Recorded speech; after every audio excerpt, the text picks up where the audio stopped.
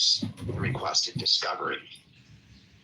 Each side will have 1 hour and 30 minutes to present evidence, after which the court will take the issue under advisement and issue a ruling at a future date. This is the order of the court. And that concludes the first ruling by this court. Turning to the second testimony and sealed preliminary hearing exhibits. Defendant Tyler, the motion has been fully briefed and oral arguments were heard on May 19th, 2026. On oral arguments, the parties agreed that neither the public nor the media should be permitted to inspect or copy exhibits presented at the preliminary hearing, except as published in court as part of the hearing. With the issue of the exhibits resolved, the court turns to the closure of the preliminary hearing itself. The public and the media enjoy a presumptive right to access court proceedings, including preliminary hearings. A party seeking to close a preliminary hearing must show that adverse publicity traceable to the open hearing poses a realistic likelihood of prejudice to a fair trial. To overcome this presumption, the party seeking closure must also show there are no less restrictive alternative means to ensure the integrity and impartiality of the jury. Public access to judicial proceedings also serve in an important role in maintaining confidence in the fairness and transparency of the judicial process. This court finds these showings have not been made here. First, the motion does not identify with sufficient specificity that the evidence, if presented in a public proceeding, would create a realistic likelihood of prejudice to defendant's right to a fair trial. Despite receiving notice of the state's witnesses and exhibits for the preliminary hearing, the motion raises generalized concerns regarding hearsay and the expert reports without identifying particular evidence warranting closure. Furthermore, much of the evidence the state indicated it intends to offer during the preliminary hearing is already in the public arena and was identified in the information and probable cause statement. The possibility that evidence introduced at the preliminary hearing may later be ruled inadmissible at trial does not stand alone by the public from the courtroom. The court, however, acknowledges defendant's pending motion in limine to preclude 1102 evidence and reserve ruling on that issue until the matter has been fully briefed and heard. Even assuming specific evidence has been identified that could present a risk to defendant's constitutional right to a fair trial, if publicly disclosed, the motion does not establish that a no less restrictive alternative remains available. Several methods remain available to protect the defendant's right to a fair trial, including enlarging the veneer of potential jurors, utilizing detailed juror questionnaires, and conducting thorough voir dire, all methods routinely used to safeguard a defendant's constitutional rights. For these reasons, the court respectfully denies defendant's motion. This is the order of the court. Counsel, I will go ahead and sign these orders and it will be uploaded to the docket today. And with that, I believe we have our next hearing on June 12th, starting at 9 a.m. And that is in person. I'm anticipating Mr. Robinson being present, and we will adjourn until that date. Your Honor, may I just ask the court one scheduling question? Absolutely, Mr. Neva. So we have these two matters on June 12th. One is argument on the motion that the court just referenced, and one is the order to show cause hearing. Did the court have a preference for which of those two matters it does first and which it does second? Let's go ahead and do the order to show cause first and the evidentiary hearing, and then we'll turn to the second matter. Thank you for that question, Mr. That's fine. All right, anything further from the parties? Nothing from the state, Your Honor. All right. Thank you to all parties. I wish you a good rest of your day. Court is in recess.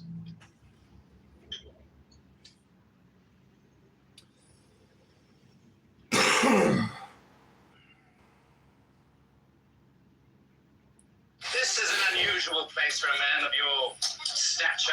Come on, lads. We're in the presence of a mighty warlord of the sea.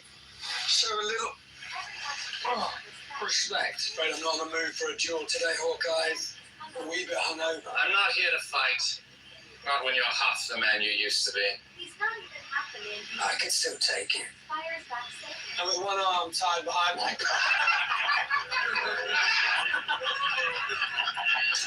I recently ran into someone who might be of interest to you. Drops the real thing. You really did it? No way. It's Luffy. He's a pirate. He's a captain. Bring up the reserve booze, boys! Thought you were hungover. Oh, lighten up, you somber old son of a gun. Drink with us. I suppose a drink wouldn't hurt. This is an unusual place for a man of your stature. Go and let the most dangerous person.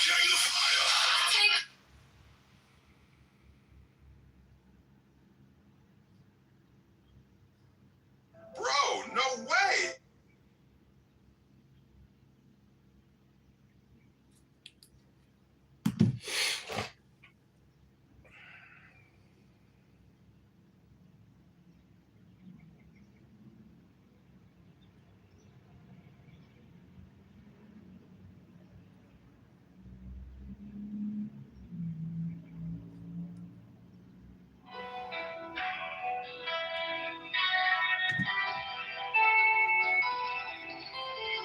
I am the charioteer of the east, lord of the past and of the future.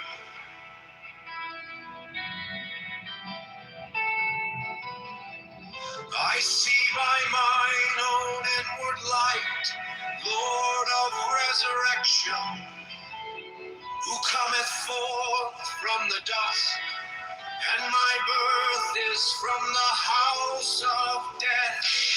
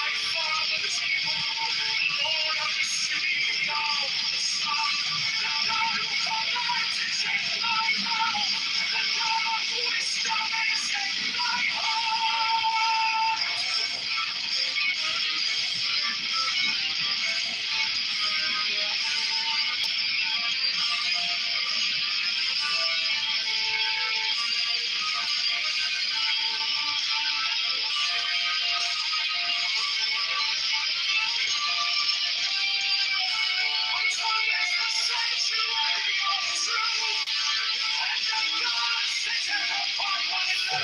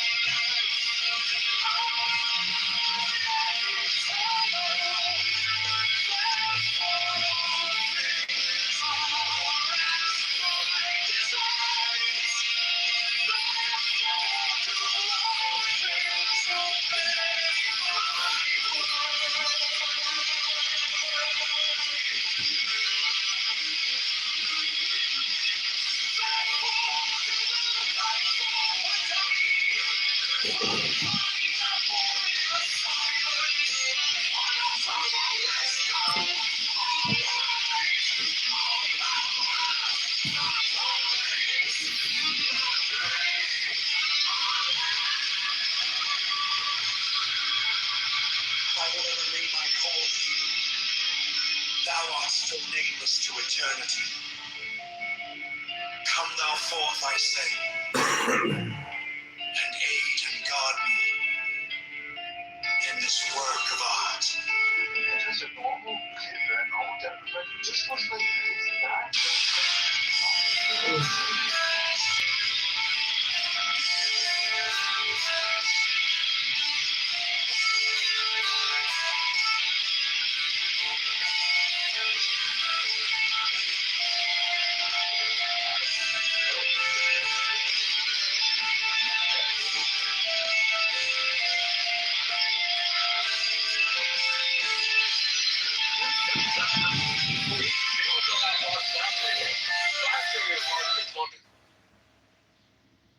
Oh, I'm about to kick Nathaniel out of the room.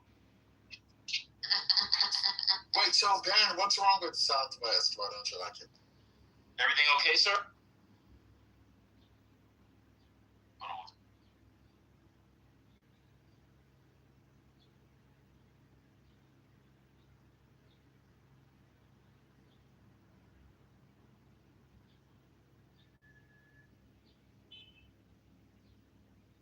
Did you hear the part where I said plastering is harder than plumbing?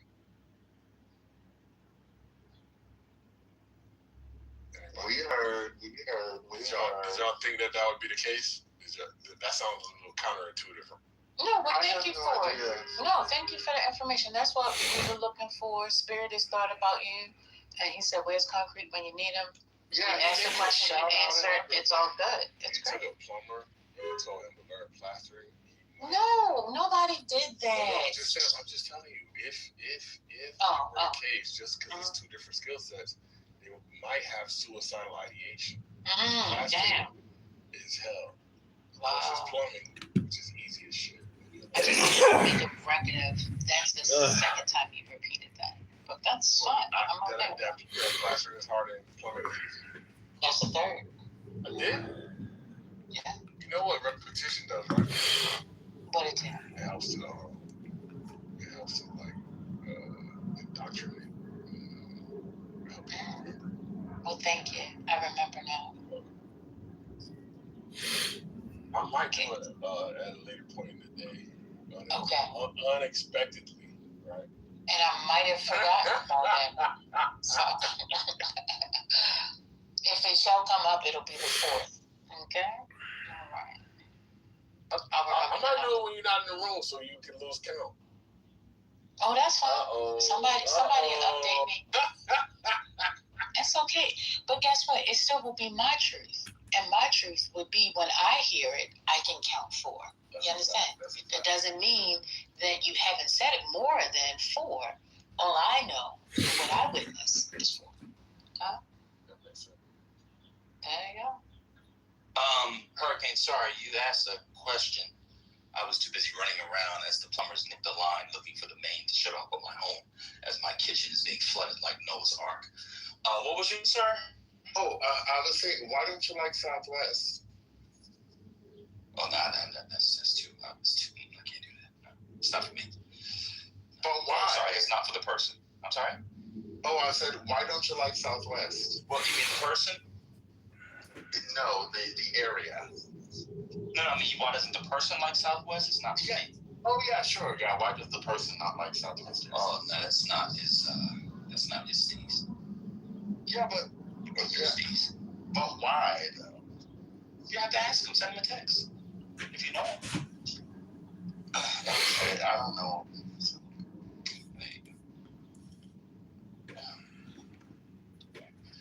He said he's not interested. That's not his thing. There's no action. No action. Is that meaning like it's not a lot of bars and stuff there? Oh no, there is. Not a lot of hip It stuff? is. Oh, okay. There's no young hipsters. Okay.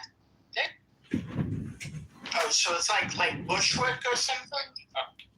That's not that. That would be better. It's up and coming, and Warp is down there. I don't get that shit. I don't want to go to your poetry reading / book signing / pottery spin class / yoga lattes with a white man in the back singing Nina Simone's Four Girls.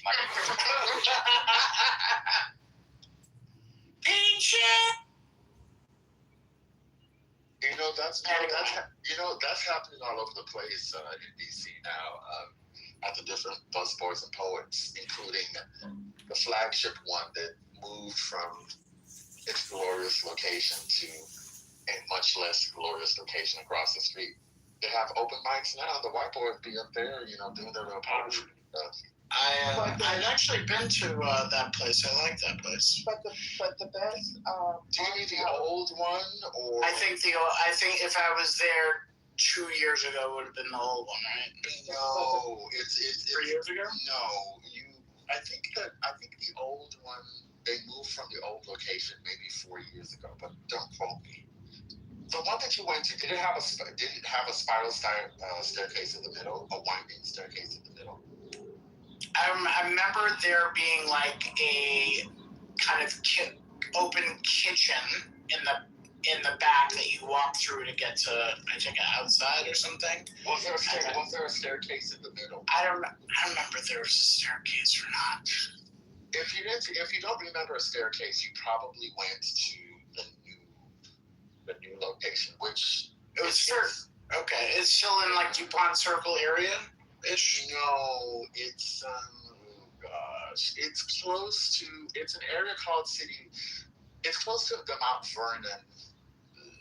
Vernon area. Is what it's close. Oh, that's the Carnegie community. Carnegie, where the Apple Store is. No, Yeah, it's not far from there. It's not far from Or there. It's not quite Mount Vernon. No, Connie, we're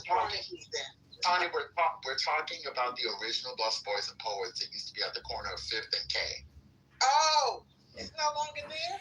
No. I went across the street. Well, what I wanted to tell you all is the best art galleries are in DuPont Circle, and most of them are gay owners. We know. They're the best. But the gays. And nationwide too. Nationwide. If you really want I don't know to about get better. nationwide. They're pretty the tops. They're the tops though. In DC and throughout the Are you world. sure they're the tops? You might want to think that through. Well, they're good enough to be the tops. Everybody's not going to agree on everything, but You might. I think they pretty much. Connie, are you sure the gay owners of galleries are tops? She said They're nationwide. oh God, Nationwide. Jesus! Let me go off the mic. I'm here being proud of our city and community and what the people, the owners do for us and the work that you.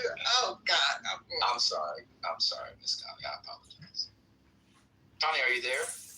I'm there. I'm blushing right now because Do you know what? totally thinking about art and you went somewhere else. We're just joking with you. This is my last question. I gotta take a phone call real quick. Do you know a lady named Connie who was invested in the reparations movement? No, because this is actually part of my middle name. So no, I don't. But I like to hear about it. Connie, how old are you? How you gonna take Victor down, London? Remember that stuff in Africa? 61. Yeah, Africa, goodbye. So clearly, this is the secret. Zero said something about it, right? Does that mean anything to you? Millie Dukes knows. It's AI, but it's relative. The only difference is the hair. Y'all got coping mechanisms. Whatever you do, don't mention his weight. Come on, friend. You want to get shit out of his bed?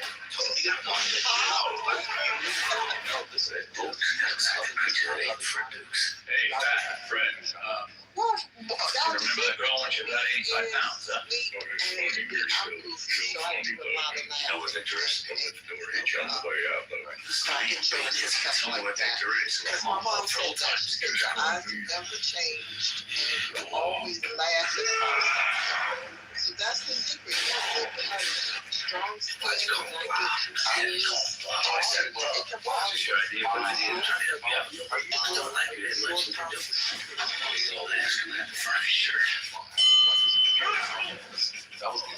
gonna tell you, I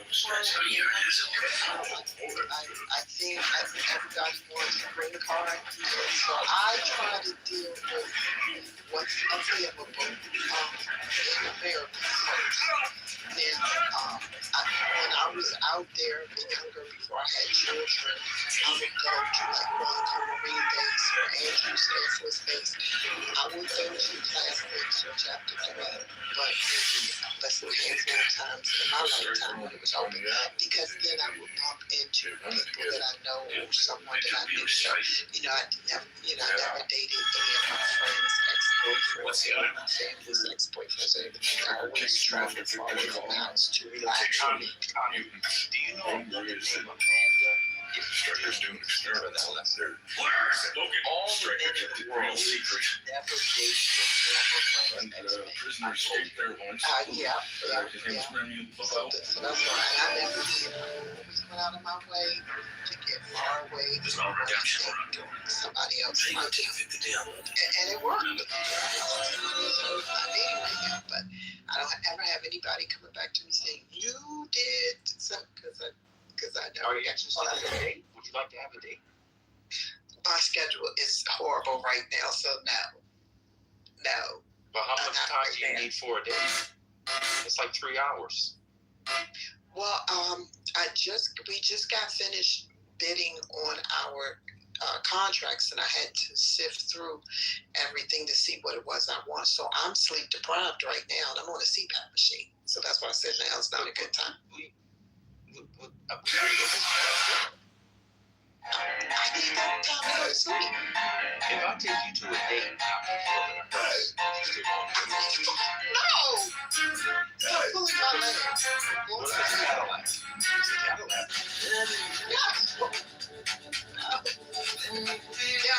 A lot of family members are into mounds. I'm into mounds. That's why I want to date. I like mounds. How would you go to a sweatshop with you? You just turn that into the story. Let me ask you a question. So you would not have a date in order to stay on your CPAP machine? What I'm saying is, once I catch up on my sleep and I record that sleep, I would say I can come out and play in a couple of weeks, but I'm just trying me time. Like, I come in, I have 4 hours to lay down, deal with my eczema, clean my machine, and go back to work. It was crazy these last few weeks. So that's what I'm saying. Right now, I would not, by August, July, I think I would be able to have a lot of more free time for me, because I'm a thinker. People around me, they take more energy off of me, so it generally leaves me depleted. So I like to, really be present when I'm people like right now. I'm getting ready to step out the house. So Hurricane, are you there? Hurricane? Yes, what's up? Yeah, so I tried to get you a date with Connie because you turned straight. And Connie said as soon as she catches up on her sleep in her CPAP machine, she'll be available in a couple weeks. She's out in Montgomery County. Take her to the Roof Chris in Silver Spring. Does that work? No, because the fact that I said that middle-aged black women like me doesn't necessarily mean that I like them. I might be looking for something different, you know? That's a good point.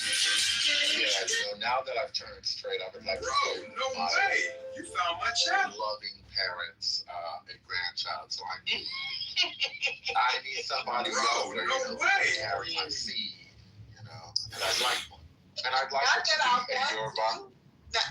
Hurricane, not that I want to. I'm a man and I'm still speaking, please. Oh, sorry. Thank you. Anyway, like I was saying before this woman interrupted me while I was speaking as the king that I am, I would like my wife to be Yoruba, so that way I can increase the likelihood of having twins. You know, I'd like twins. I'd like to name my twins Kainde and Taiwan. I'd like. Well, I'll say this. Not that I want to. I have 2 children of my own, but you know, you can. You know, as long as you like, I take tests every so often just to see how many eggs I have left for perimenopause. So it can still happen, but I wouldn't. I know that's right, Connie. Right. No, that's right. What? Don't say Connie, I am so sorry. I don't want rotten eggs. I want eggs that are Come on, that was unnecessary. Here is cursed or rotten. But the thing I'm saying is, Hurricane, that would never work because, for one, I don't want to share my green card with a foreigner, and 2, I am so yeah, we will never work. So Connie, I don't want their friends trying to hit up on Connie, me. your assumptions are incorrect. You know, despite what Donald Trump might believe, I'm a birthright citizen. You lost that. You heard what she But said. no, you're not. But I'm the original. Thank They you, can still Connie. move Yeah. their ass up out of here. But we Okay, both- I'm but we the both- actual lord of custodian of this area that you live in. I So understand. but we you both- can be removed. I can never be removed. Oh my And you God. can move faster from it with that Yoruba. I'm just fucking with you. I'm just fucking with you. I love you, Hurricane. And then let's just get quiet because I got to step back to the doctor. Y'all messing my work up now. Now it's too funny. Oh, Lord, that was hilarious. Oh, God. That was good. All right, see, we gave y'all some content. Oh, y'all go. Oh, okay. I like Connie. Miss Connie is good, man. Miss Connie is, boy, I'm telling you, something about the feed women. If you know, you know. Oh, I just keep trying to get me with that diaspora. It was good. You're Yoruba. You're Yoruba. Darkwing Duck, are you here?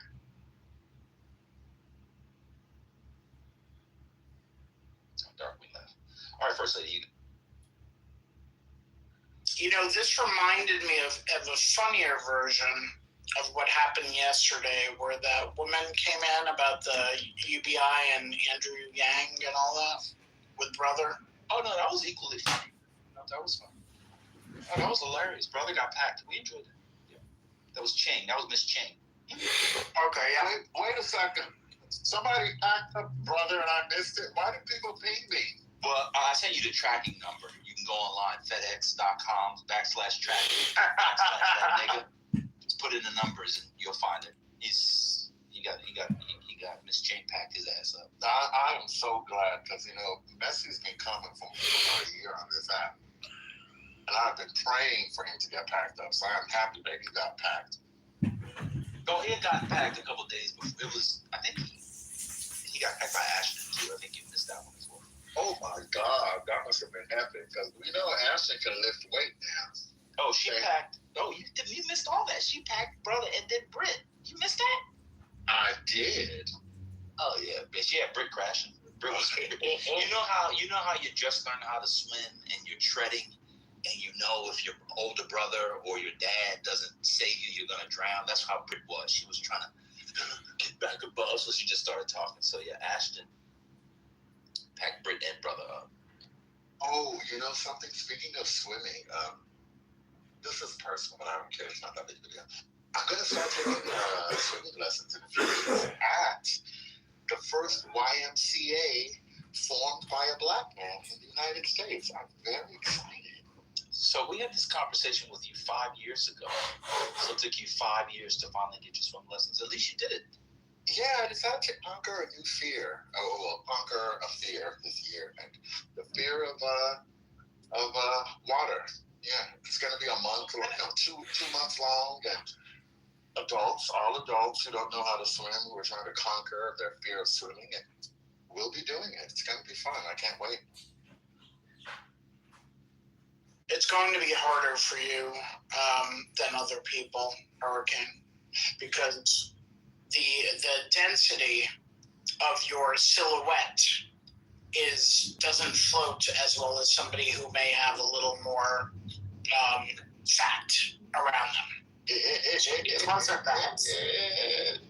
that, you are going to sink, and it's going to be very hard to stay up. So just be aware of that. It just takes time. So here's a question. I've heard that, but I've also heard the opposite. So I don't know which is true and which is pseudo. Well, do you know if this is a pseudo? What I said is true. Okay. I mean, But can you tread water? That's the question. Can you tread water? I can't do nothing. I do not know how to swim. Once you tread, like, and you know what I mean when I say tread water. I'm not sure. Okay, so when I go in water, I sink to the bottom. And Exactly. Start flailing my arms and all of that stuff. Yeah, you gotta calmly tread the water, circular motions of the hands, circular motions of the feet, and keep your hands in the water. The fastest way to sink is to take your hands out of the water. So hopefully you hear my voice when you get in the deep end. And know that it's a bit easier to swim on a calm beach in the salt water than in a pool. There's a little more buoyancy there. So once you're good in the pool, you're gonna kill it at the beach. Good luck. Yeah, I've been scared for so long of swimming, and it's good cardio. I think it'll make my workouts more efficient because I'll be getting more cardio. I'm just excited about it. And once I learn how to swim, I'll probably be swimming several days a week because I am looking for a new form of exercise. I've been swimming. I mean, definitely a good workout. Like, anytime I go to the beach, I'm done when I get out the water. Like, I'm like a baby. It's nap time. So it is the best workout because you're working every muscle in your body when you're swimming. That's and without water defying you, baby. Come on now. And then you'll be into water sports too, Hurricane. You'll be jumping on the jet ski. He's already into water sports. Pause. I'm not into water sports. That sounds more like Spiritus's domain. Nope. You ain't lived till you rode a jet ski. Nope, that's your generation thing.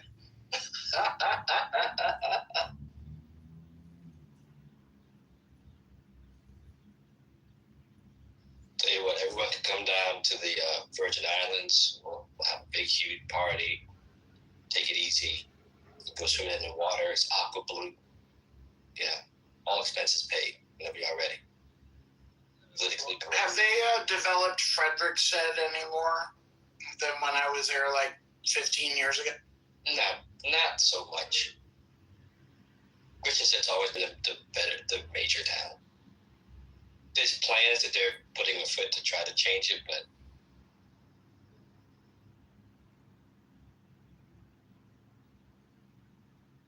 hi, I hope you all have a fantastic day. Thank you. So I'm actually from Iran. I'm living in Iran now. I see the topic it's about Iran. So I want to know actually Not really. Not really. Okay, but I want to ask you guys, what's your thought about Trump? Do you like Trump or not?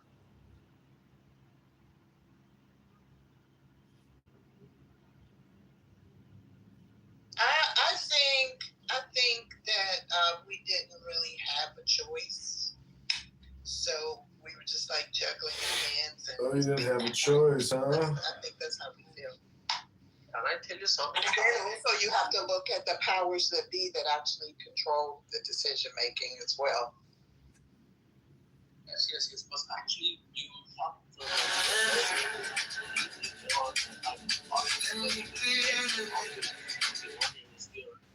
you guys not believing me that I'm Iranian because in these days there are so many people fake that they are saying I'm from Iran. So actually, I don't have any problem with Islam, Muslims, Christians, or anybody.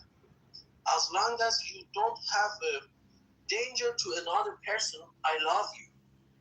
But now in Iran, the government actually killing our people like we are, I don't know what to say, like we are NPCs in GTA game. And this is actually the truth. Are you Iranian? No, but I play GTA. No, bro, they actually kill us like that. How many people have they killed? How many? Well, I'm sure more than 40,000 people. I cannot tell you a specific number, but I can give you an address, Instagram page, or I can send you myself videos from people, and you, when you have a little bit of brain, you see that these videos are not AIs. Okay, and it's not about Islam or religion. It's only about that our country. That if you're a Muslim, welcome. But I, as an Iranian, I just my country like Turkey. I want my country like an Islamic country that my mother can freely go out however she wants. And no one killing her. And it's not possible now with IRGC. Because Iran is now the center of the Islamic Republic in the whole world. And you have to be Muslim in Iran.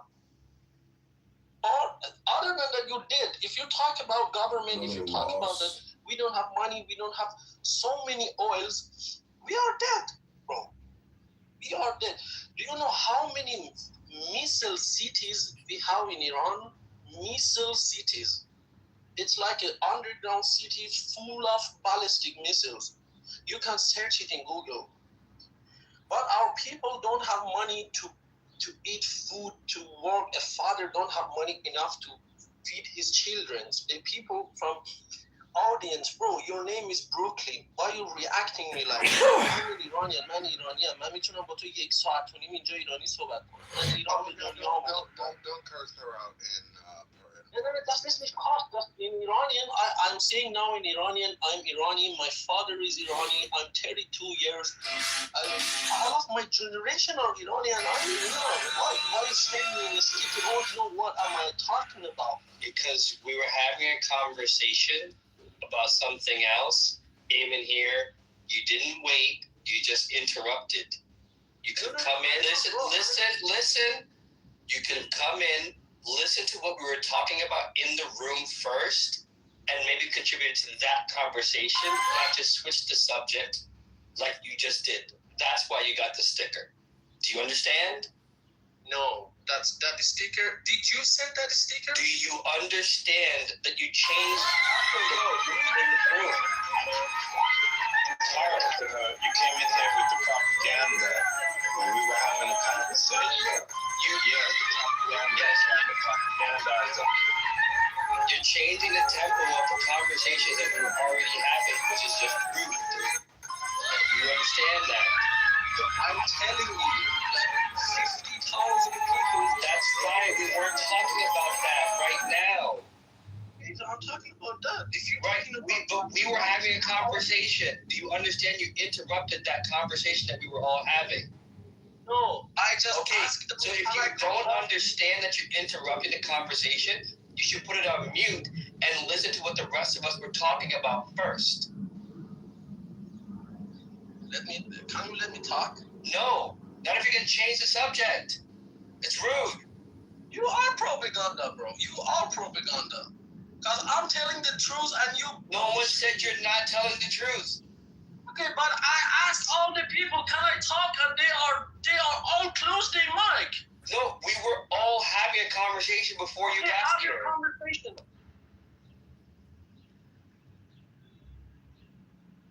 You see, you are the propagandas. As when I mute my mic, you are turned off your mute. Why don't you just wait and be patient? I was 20 minutes down in audience. You didn't see me. You didn't. It was not quiet for 20 minutes. What are you talking about? Bro, are you for real? No. Are you saying the stage was quiet for 20 minutes? That's where you're going to go with this? Did I say the stage was for 20 minutes silence? Anyone here, I'm saying that? Okay. Point is, we were having a topic and a conversation. We were talking about that. Listen to what's going on, and then contribute to the conversation that's happening. But continue what you were saying. Continue. I will mute myself. Continue what you were.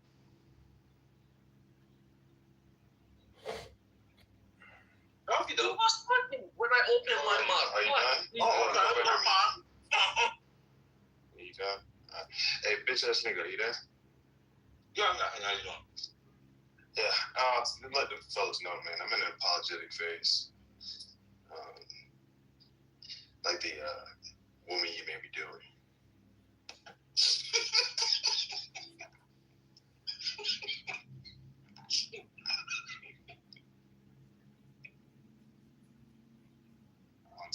Don't add. Like person, do you know that 500,000? Nobody cares. You don't care about 500,000 black people dead by Muslim? They're not black. Don't lose. Mute me, bro. It's okay, mute me. I don't care about you. You are all dumb. When you mute my mic, I say 5. Well, shut the fuck up then. Thank you. Thank you. حسن همتون مادر زنده It's حسن مادره شیرم تو اول و آخر ننه مقدس دوباره What's happening? English. صحبت نکن مادر زنده English fuck your mother English Wavicha. Go to one of y'all rooms with that bullshit. Happy Monday. Good morning, everybody.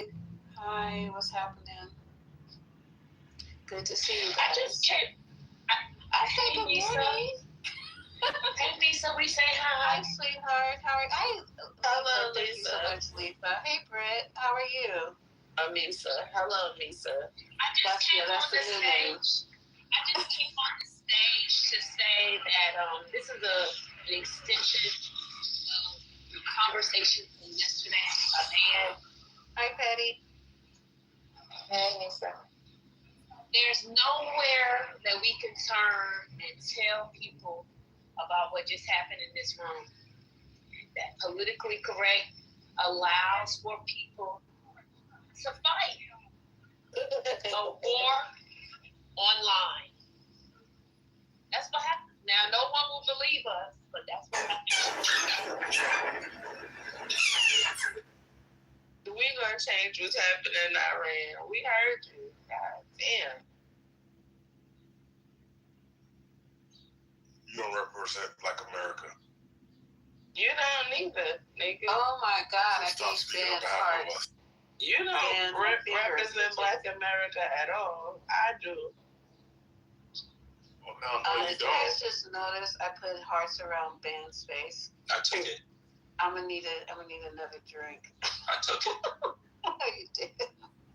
Wait, you guys homie off. What was going I'm tired of hearing It's called that xenophobia. 47 shit. It's called No, but I was tired of hearing the 47-year shit. Y'all was having a decent conversation, and he came and changed the whole mood. Now we fucking about to fight. Because if you say something else to me concrete, I'm going to fucking curse you out. I'm sick of you. Oh, you guys are still going on. My God. Because he always want to take up for the person that I'm against. This is the married couple all here. This is the married couple. I left and they were doing this before I was looking at that Saturday. I come back and it's still going on. Love. Minding my good, clean, black business. I keep Concrete, getting you would make a accosted good by older negresses. brother. Oh, it's Ed here. It's Ed here. Oh, decent. Always got. Thank you for saying that, Austin. The older brother. Oh. He's a younger brother. Stupid brother. Not me, but just I'm you know, minding we my always got good, shit clean, stirred. black business. The toddler brother that's And I always keep in the getting mess. accosted by random negresses. Right? It's okay. It's okay. I forgot what I was saying before I got a phone call, but I'm glad I came back to silence. Is Divine here? No, he left. Oh, shit. I need Ed or Divine. He right there. Or maybe Arthur. But what about Duck Duck Goose? The long right there next to you, Stop man. talking. The Darkwing Duck came up because I was see what he said. Oh, Divine, are you there? I said he might be there, but he's not there. No, He it's can't gone. talk. Arthur, are you there?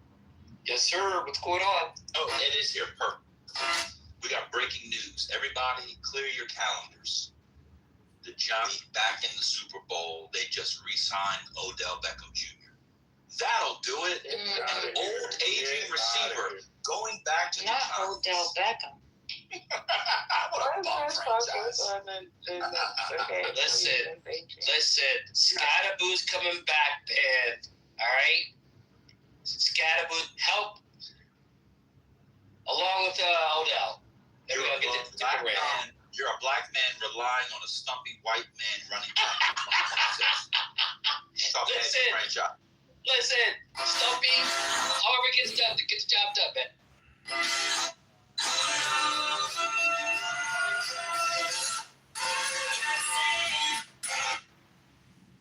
Fuck the New Jersey Giants.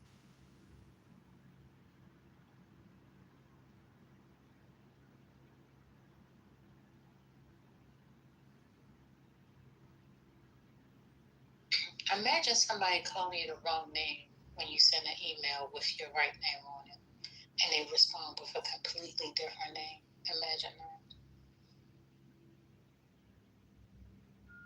Someone put second lady in the email? What they put? They didn't even put second or lady in it. It was just crazy. My name starts with a C. The name started with an A.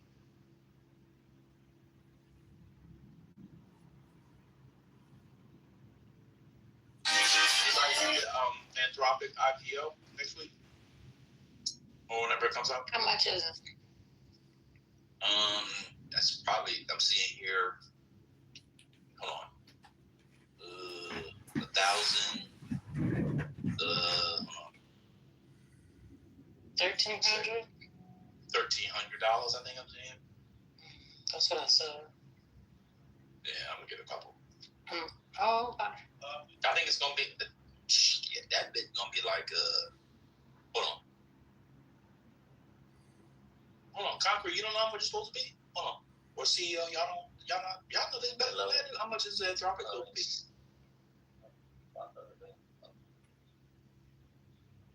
I'm gonna get like 3 shares and hold on to it. And in like 10 years, it's in like 5 years, it's gonna be worth like $25,000. Damn, you think so? Yeah, it's gonna be like a piece? Yeah. No, combined. I think it's gonna be like, it's gonna be like, it's gonna be crazy. Oh, mail. Delaware. Yeah, what would Delroy do?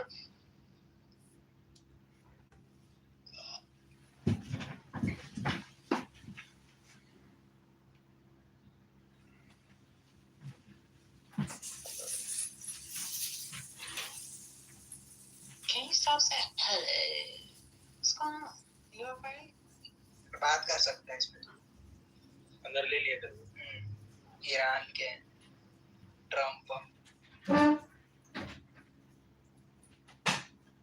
Oh, the other news is up on the Hill. Trump met with Johnson about the fund for the January 6ers. I told y'all that wasn't gonna go through. That was an insane play. I feel like he shouldn't be giving reparations to them if he's not going to give reparations to other people that were impacted by the government, and all the other ethnic and nationalities have pretty much received some or all of the reparations they make available. So that's the only problem I got. But from what I'm understanding, the supposedly leaders of communities go in and flip it over. That's why it hasn't gotten anywhere. 40 acres of land hasn't gotten.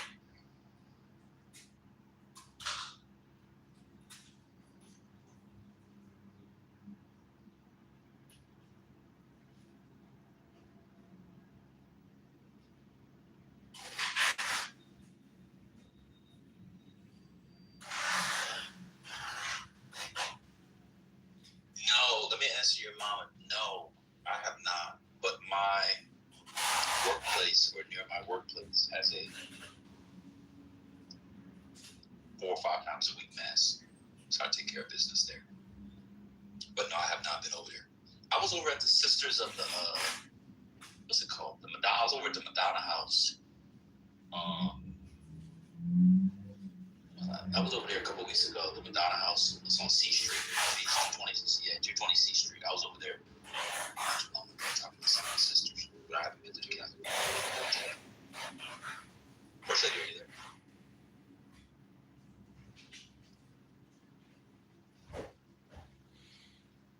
First lady, are you there? Okay.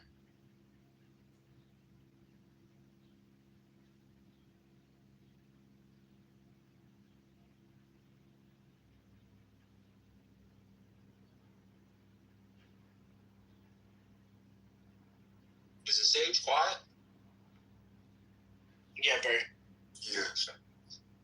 I can tell by this room that I'm the only person in here who's taking communion in 2026. You people are full of the devil and evil, and you should go talk to your local alligator to learn right from wrong. What? I just came back. What happened? These people are evil. We should go around the room. Who on stage has taken communion in 2026? I bet you I'm the only one. I'm taking it. Your mama. I might have given it. What's going on? But that doesn't count. You're not allowed to give communion. Me, your mama, and Connie, the 3 old Negroes. Who in the audience is taking communion in 2026? Well, I had to think about it because I did go visit my mother's church. Did you do communion that week? Sure. That's what I'm saying. I know we did, but I'm not sure if that was in the end of 25 or the beginning of 26. So that's why I was sitting there trying to think. So go to your local Catholic church mass this weekend. Well, you just take it for the communion. Just go take communion. I can't take communion. But like, what? You read the Bible? It's beautiful. Ask why you have to take communion. Did you just ask that? Yeah. It's a beautiful part of the service, First Lady. It's like one of the most, it's I think I Catholic communion. No, I'm talking about any Eucharist. I'm talking about any. I mean, especially, any. I'm talking about any, not just the Catholic one. It's just the beautiful. It's the time. It is the most. Let me see. I think at communion in general, the Eucharist service in general is one of the most emotional parts, silent emotion, part of any Christian church service. I think my biggest problem. Excuse me, ma'am. I was going to respond, Miss Connie, 1 second. Thank you. I think I've been to plenty of them in different denominations, but the remembrance of our Lord and Savior Jesus Christ is definitely something important. I break bread daily. I give thanks. But I take your point, and some people enjoy that. For me, it's a little traumatizing because our communion service used to be about 10 hours long. Lisa felt that way. Oh, okay. That's when they say go to If you've ever been to one of the ones when I was growing up, oh, they would take the white sheets and they would put it up as they were preparing the whole thing right there in front of you. Then they would go to each row, pass down the cracker. People take the cracker. Then they'll pass down the juice, and you have to sit there. We sung every last hymn in the daggone book. You hear me? And then after everybody got served, the parishioners would take theirs first, and then they would turn to the no, they would do the washing of the hands. That was not that. Everybody got their thing. Then the pastor gets up, and it's like we go to preaching all over again. And then it's like then we read the last words, and it was a lot for me. So I get it. I understand. I appreciate those that appreciate it. Thank you for sharing. I'm sorry, Miss Connie, I cut you off. So I was just saying, I get, just by the architecture, I get Episcopalian mixed up with Methodist, like that. And so, I've only met one Methodist church that really sings gospel, good, get you moving music. But I know in all the religions and empires, they used slaves of different nations and continents, but Methodists definitely used them more than anything. And their architecture is amazing throughout the DMV. So now that I really have set my eyes on that, I don't like going to, Methodist churches. Now, what I do is if I don't have time to go to church, I buy those Jewish wafer crackers and some grape juice. Now, if I go to Torah study, they actually give you wine and bread. That's not communion, Miss Connie. That's not communion. That's Judeo-Christian. It's Judas. It's picking up. It's a mixture. It's like picking up from the original way. You're talking about Jews for Jesus? No, because if you do Messianic, when they break down their philosophy, it's not stronger than Islam. But as an evangelist, I'm stronger than that, and I can stand on why Christ fulfilled the Nicene Bible. There's a lot of too much to even hold in any home or library. But that is what I'm trying to explain to you. But that's what I do. So it doesn't matter. That's what. I know. I'm not talking about you. I'm saying, but isn't Messianic Jews for Jesus? You got to watch the philosophy. It's weak. Philosophy.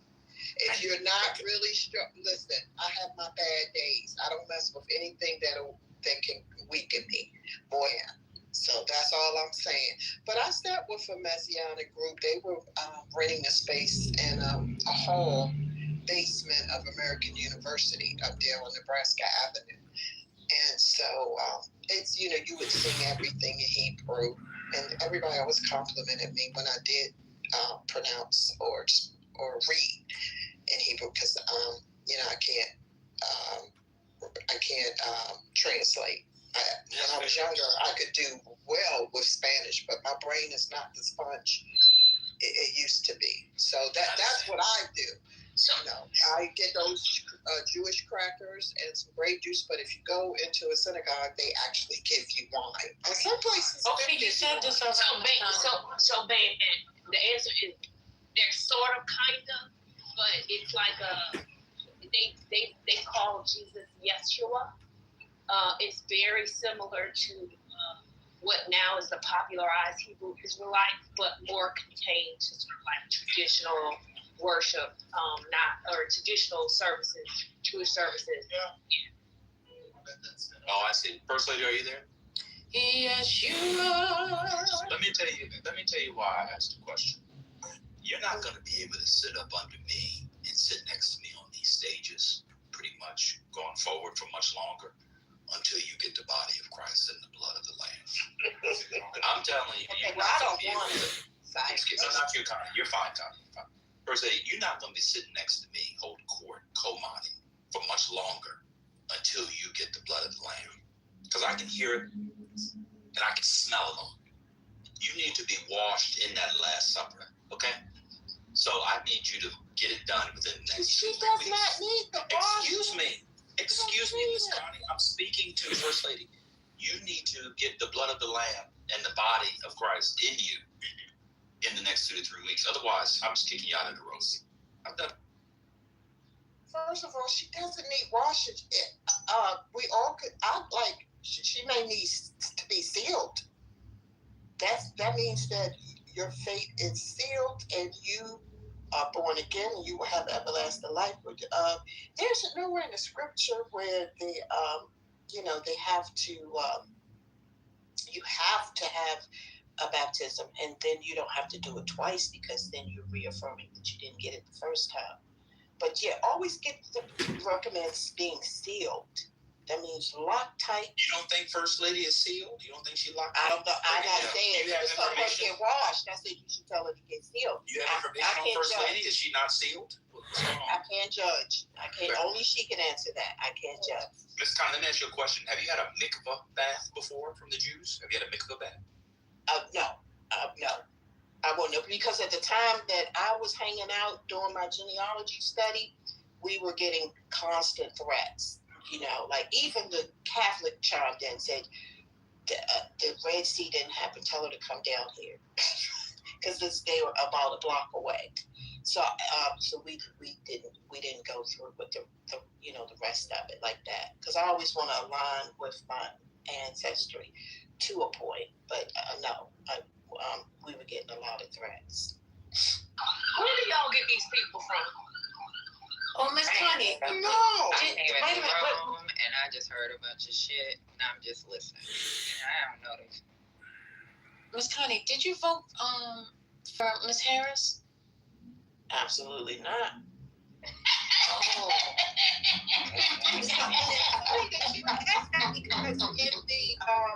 In the what's that? The chillism room.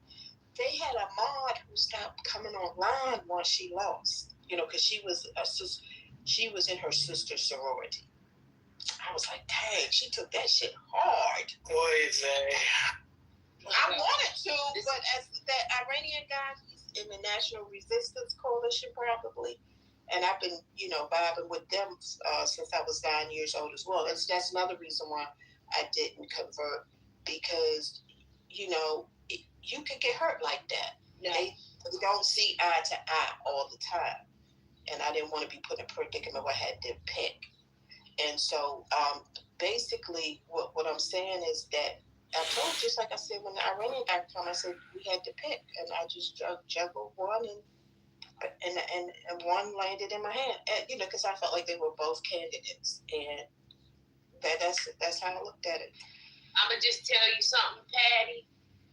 This room is amazing. Yeah. Thank you, Mama. Appreciate it. Hey, Ty, how you doing? This shit sound like the waiting room when I came in. The waiting room to the psych ward. So First Lady, you didn't respond, but I'm not joking. You got I'm gonna give you until the end of the spring. That's June 20. And when that comes, you need the blood of the Lamb. Go to the Catholic church, like he said. It's only. Why do I have to advise with this man and say what's going on? See, that's why you need the blood. Do anything. That's why you need the blood. That's exactly why you need it. No, I'm not. That's why I need it. Well, first of all, I spoke to an alligator earlier today, and he told me, as a Catholic alligator, he took communion. You need to take communion. You haven't taken communion all year. Listen, sir, I'm going through my notes. I'm not sure. I may have attended communion this year. Ask your mom. She tried to get me to come down yesterday, and I didn't. No, but ask her if it was this year, because we need the answer. Because I feel something's off in your spirit. I can tell.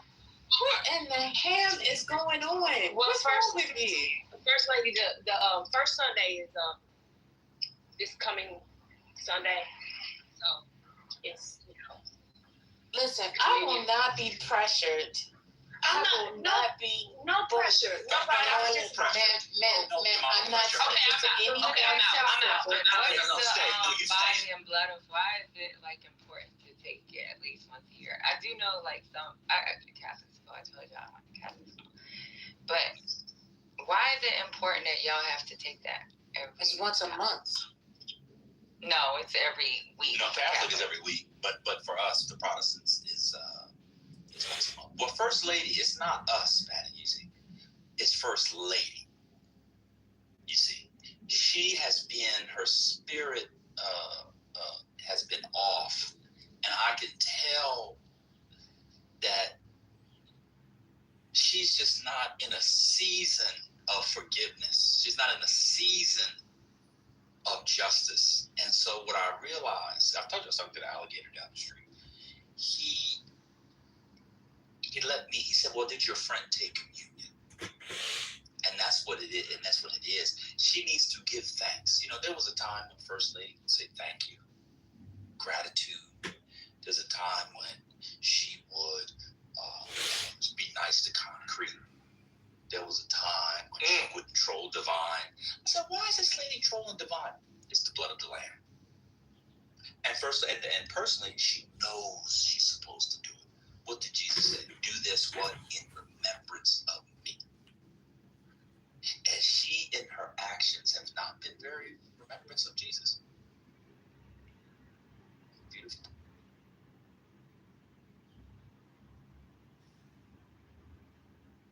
First Lady been trolling them like Ali trolled my book back in the day.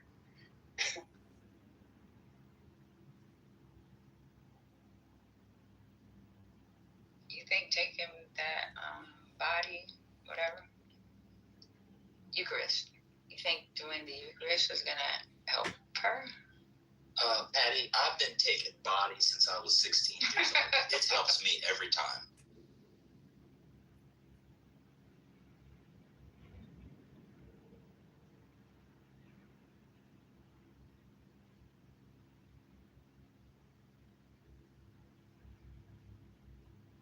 Oh, lady left. She's mad. Give me a second. She ain't mad. She had to go to the bathroom.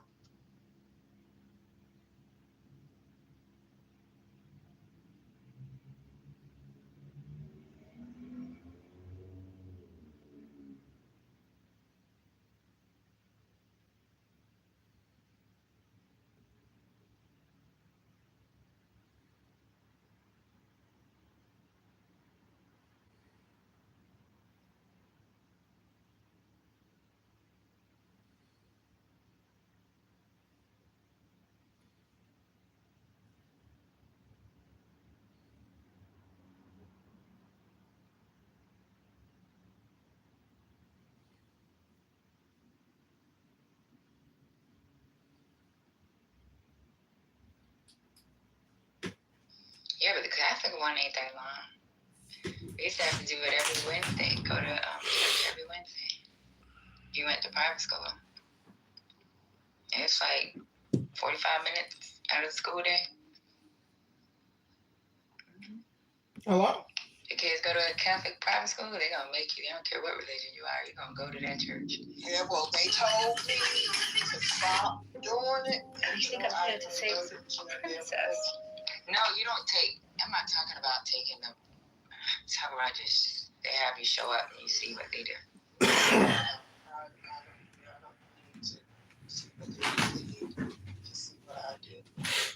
You're right, Patty. One day a week you go to Jesus class with the priest. I don't know what they do in there because I never went in. They just do a basic mass for a bunch of kids. Yeah, the whole school has to do it, regardless of what your faith is, actually.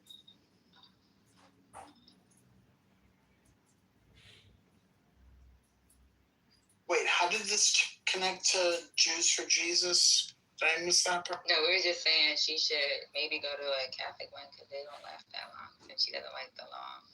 She said they'd be in there for hours. Oh, Spiritist, can you tell me why Mandami didn't want to march in the parade? Because I just see clips and I haven't bothered to actually dig into it. Just briefly. It's a big nothing. It's just a big nothing burger, in my opinion. because there's so much conflict anyway between him But what and. did he give as a reason, Spiritus? I just haven't I opened don't the know. article. The reason he said is he's going to do a 27 million guaranteed fundraiser. So I guess that, but then he started acting weird and I guess maybe hanging around people that were saying bad things about Jewish people. So now Jewish people are thinking that's on the table now. Would that really happen? Let me break the news. This is big sports news. Myles Garrett just got traded to the Rams. Let me give the compensation. Sorry, Miss Connie, you mind if we talk football for a second? You're fine because that's all I had to say is 27 million. All right, I think that's all good. Let me just, you can finish it up. You all good. Cleveland, Myles Garrett, best defensive player in football. I think we all agree, probably. If not number one, number two. Is going to the Rams for a first round pick, other draft compensation. The Browns also get Jared Verse, who can play. I mean, Jared Verse had 7.5 sacks last year. Jared Verse is pretty good. Is good himself. I think this is good for everybody. The Rams will probably could win the Super Bowl next year. They doing what they got to do. Yeah, that's the news. This is very big news. All you Ravens fans, Steelers fans, Cincinnati fans, early Merry Christmas. You got an early Christmas morning for y'all. But this is a good trade. I think this is a good trade for everybody except Jared Verse. Jared Verse got kind of fucked. Anyway, that's the news. But the Browns just keep doing this shit, though. It's like they're consistently rebuilding.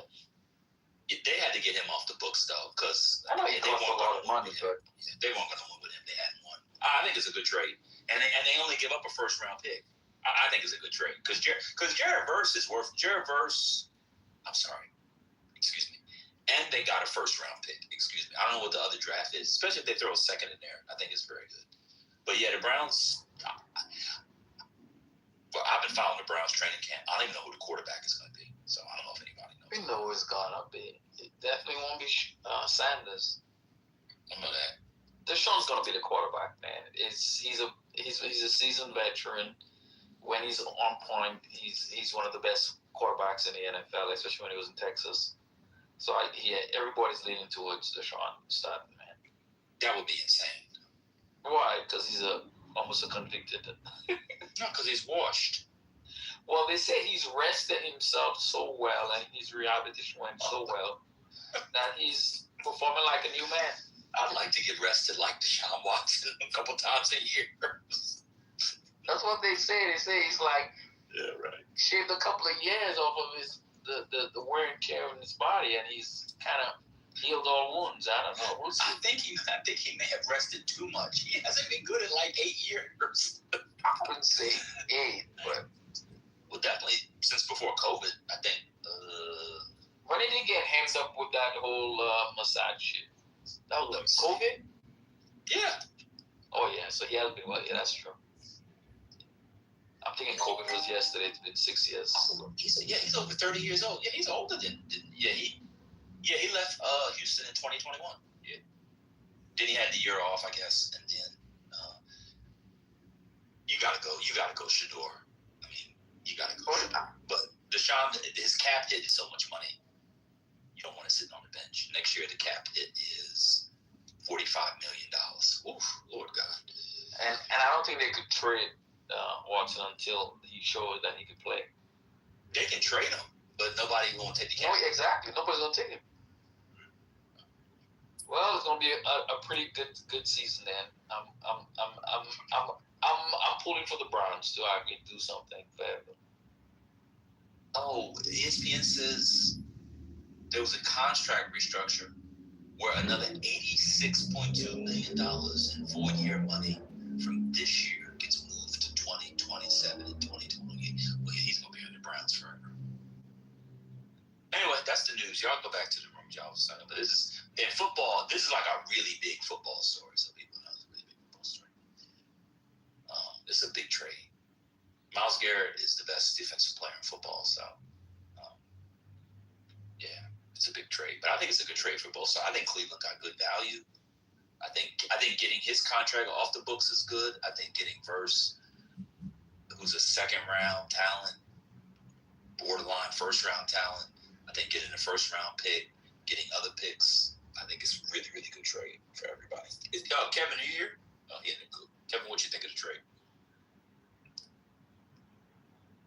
Here you go, Kevin. Yeah, Kevin knows sports better than me. Let's Kevin talk. Hey, what's going on, man? What's up, Hey, what's up, brother? Congratulations on the finals. Yeah, let's finish the job, though. But that Gabbard trade is huge. I think it's good for both teams as well because he didn't want to be in Cleveland, and obviously he's getting older, so it's an opportunity for him to win a Super Bowl versus a solid player. He's younger, bring him into a younger group, and they get the first round pick. Even though the Rams' first round pick will be in the high 20s or 30s, it's still a first round pick next year, and they got other compensation that they got to finalize. So, you're stacking picks. The Browns already have 2-1, so this is the third one for 2027. So they're lining themselves up pretty well, even though they've constantly done this. They have a new GM, new head coach. I mean, not new GM, same GM, but new head coach. So let's see how it plays out. So they'll pick. I mean, to be fair, they'll probably win 5 games, 6 games max. They'll pick in the top 5, and then the Rams will probably pick somewhere between 28 and 32, and then they pick again. So let's say the Rams lose in the Super Bowl, so they'll pick at 5. Let's give the Browns 4. The Browns pick at 4. The Rams pick it. They'll get the Rams pick at 31, and then they'll pick again at 36. Right, and they have another first round pick from from the Travis trade. Remember they moved down last year? They moved back to 5, and they took the kid from Michigan. That's so right. 3 1s. They got 3 1s. This is good stuff for Cleveland. And to your point, you see what you got in Shador this year. If it flames out the new system, right? You at least know what you got. Yeah. So if Shador has a decent year, hey, you know what? We got a bargain basement quarterback. Now we can go take those 3 1s and go fill other areas. But if you don't have it, then all right, Shador experiment's over. I go draft.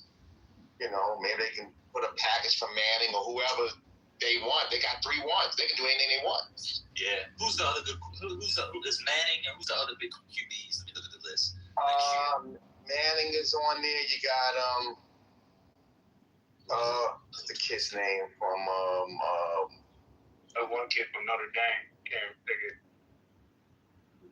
Yeah, he's Dante Moore. Dante Moore's the other big one. Moore from Oregon. Right. Ohio State. Julian Saying. CJ Carr is the Notre Dame guy you're talking about.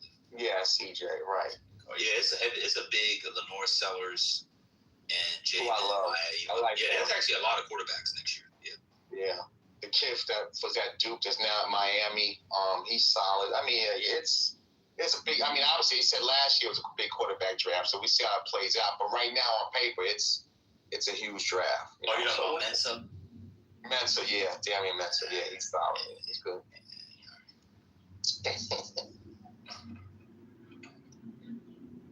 But the Rams, listen, they push things to the table. They got a 38-year-old quarterback that just re-signed for 2 years, so they push their chips to the middle of the table. They're going for it.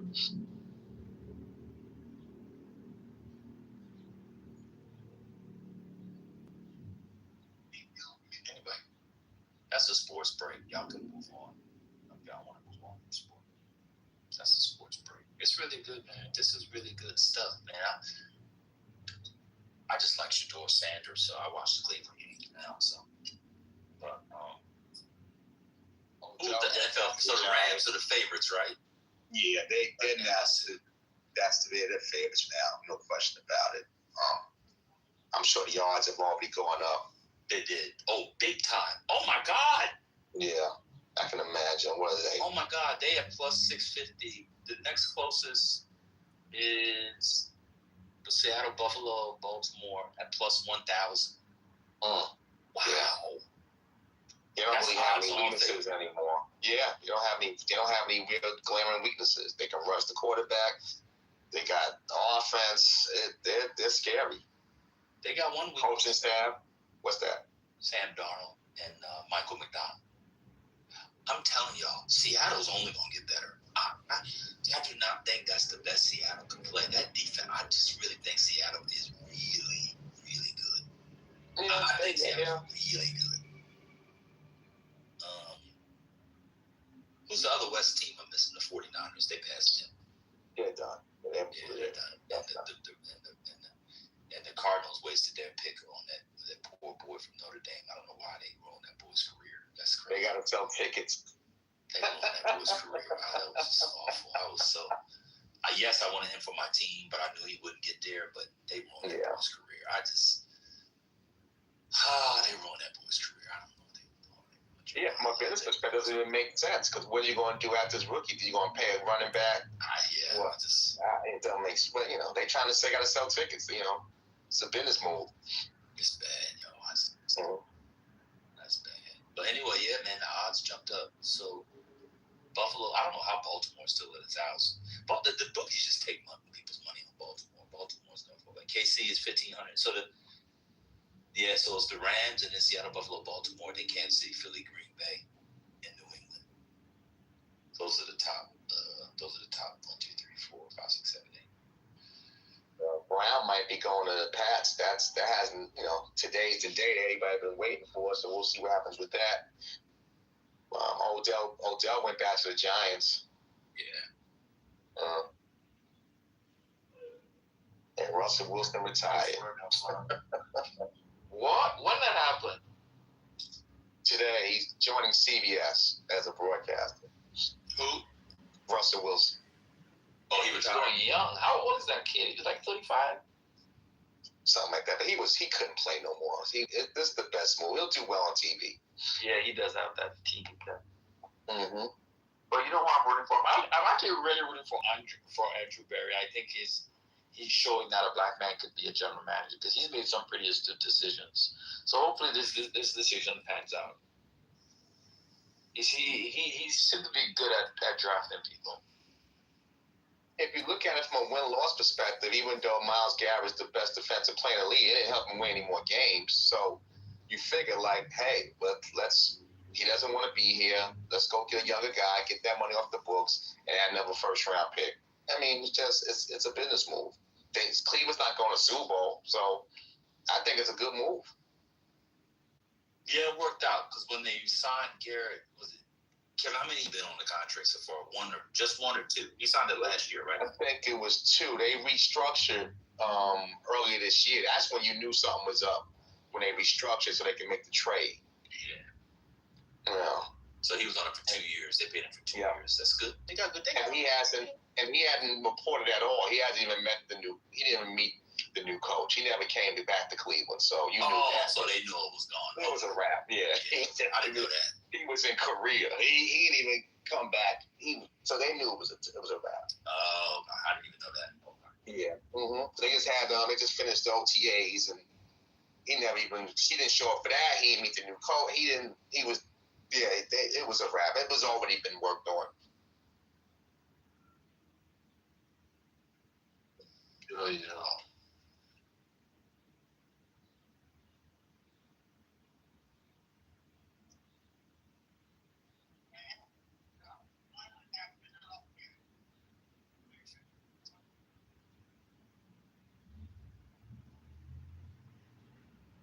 All right, sports corner's over. Y'all got it.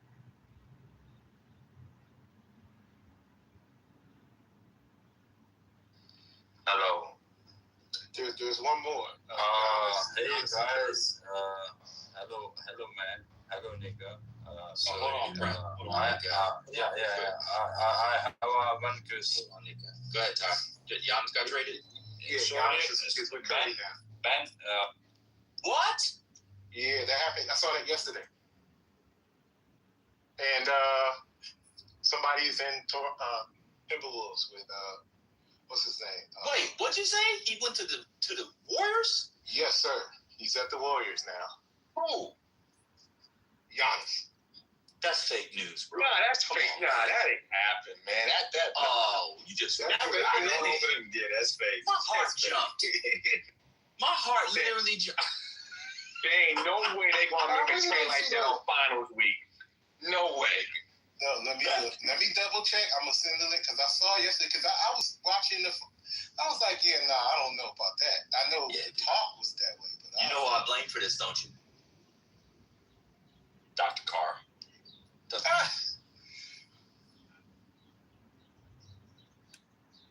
me see. So that might have been because I don't think the trade is done yet. So it may have been early fake news. You know how they do. You click on something. The NBA would never make a move like that this week. No, I'm sorry, man. I said the NBA would never have a trade go through this week with the finals. That would overshadow the finals for a couple of days. They would never do that. Yeah. Well, we saw on Saturday. Okay, so right now there's talks about the trades. No, we saw on Saturday where he needs to go, and it's obviously OKC. OKC needs to package Williams, Chet, several first-round picks, and a partridge in a pear tree to get Giannis. That's what they did. They've been moving off Chet after that. And I can see Giannis going there because they got the capital and the players to make the trade. Yeah, because you got to give them Williams. They actually play better without Williams. I'm convinced of that. They actually don't need Williams. So you give them Chet, you give them Williams. Yeah, they did play better without him. Yeah. Chet Williams, and then I don't know, somebody else, and then but they got a ton of draft capital. They can get Giannis. And Giannis and Shea, you know, it gives me dynasty vibes. Because I thought they had dynasty vibes before they lost on Saturday. So with Giannis, they should be my favorite. Because they got to do something because Wemby ain't going nowhere. So you're going to have to add something like a Giannis, have that 1-2 punch. That'd be phenomenal for them. That'd be great. Yeah. What's his name looks spent? I think they overplayed him. Did you think that, Kevin? Shea looks spent. Yeah, he had to do everything. He was exhausted. Yeah, he had to do everything. I've also never seen, I know this is going to sound very cliche, I've never seen less impactful 31 points a game. I was looking for him in the game. He had 31 points. I was like, Shea had 31 points? Like, what? Yeah. That was nasty. Wemby needs to hit the weight room, though. Because I said, damn, he get pushed around. He's so goddamn skinny. He need to hit the weight room so he can use his height and stay down low. See, I always worry about when people bulk up. You know, it's not being like Superman, but, you know, just get a little more stronger so that way when he's trying to set picks or trying to go low, they just pushing him like he's a featherweight. But at the height, I don't know. My concern is, like, you know, what does that do to your stroke? Big pause. Yeah, there's a balance. So I don't need him to get, like, ripped up and muscle bound, but just a little bit stronger than what he is because he's really easy to push around. That way, he can do, like, that couple of face plants he did from outside the paint. He just dunked on motherfucker. That would happen all the time if he get a little stronger. Like they would never be able to stop that. Let me answer, Mr. Resist. I have to find it. There's a crazy stat about their winning percentage and efficiency without Williams, and with him, it was pretty compelling. I have to find the data. I can't. I'm cleaning up something right now, but I'll try to find it. But they actually won way more games without him. And I have to find it. But Williams is not the answer. Was not the answer to this series. I don't think they had Williams. They won the series. It's hard to tell, but I have to find it. Them young boys just grew up in front of our eyes. I mean, Spurs got a really young, but that team just came out of nowhere, you know? They shot the lights out. It was insane. That's why I think the Knicks are going to win. I just can't imagine these boys playing. Yeah, I can't imagine them playing this good. I mean, they they played this well and they still needed 7, I just can't imagine they can continue this against the well-rested Knicks team.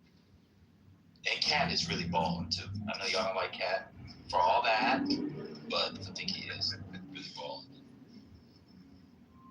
The Knicks, if they shoot well, they'll be fine. I mean, I will say outside, well, Cat's kind of strong though. But so if Cat's on the bench, who else is in the center when he's on the bench? Got Mitch Robinson, and obviously they'll play by committee. They'll probably throw a little bit of. That's what I'm saying. Wendy got to get in the weight room because those two brothers gonna push him around. So. And the Knicks are a deeper team from 1 to 10. The Knicks anybody can hurt you. Deuce can get hot. Shammy can get hot. Again, it's been by committee. Ever since they changed that offense, it's been a different look. But listen, it's going to be a good series. I just think that obviously when 1 or 2 in San Antonio, I find it hard for San Antonio to win in the Garden. That place is just going to be a house of horrors for them. Just that intimidation in the Garden. Yeah, the lack of who outside of Cat? Shannon. I got it. Hold on real quick, Ty, real quick. Then I'll meet up real quick. So with J-Dub this year, this is including the playoffs, they were 28-10. Without J-Dub, they were 47-11. Wow. Yeah, like this year, it was crazy. I think it was like this last year, the last year too. I have to find it. But I hate to say it. Nick Wright put me onto this. This has been one of his things for a long time. And I'll tell you why. I'm gonna tell you why he started really pushing it. This was the key to the Giannis trade. He was saying people that think we have to keep Jay Will. He was like, this is why you get rid of Jay Will because you can and get Giannis. So because they're not gonna get Giannis without Jay Will. Oh, you got to give to get, but that's a great move. Listen, after this playoff run, they need Giannis, in my opinion. Yeah, that's what I felt too. That's what I felt. Although, I don't know. This is gonna sound kind of weird. I feel like if they had a center who you didn't expect anything from except 6 hard fouls and some boards, and you didn't feel like you had to run the offense through him, they would have been better. I thought Chet was terrible. Yeah, I thought he was terrible this season. This series, I thought he was awful. Yeah, he didn't shoot 4 shots on Saturday. He didn't even shoot the ball. He got afraid to shoot. Yeah, it was. It wasn't his finest hour. It was rough, y'all. It was rough. But I like the team. I like J-Dub, though. I like all those brothers. That's a nice team. Yeah. I don't know how I feel about the coach.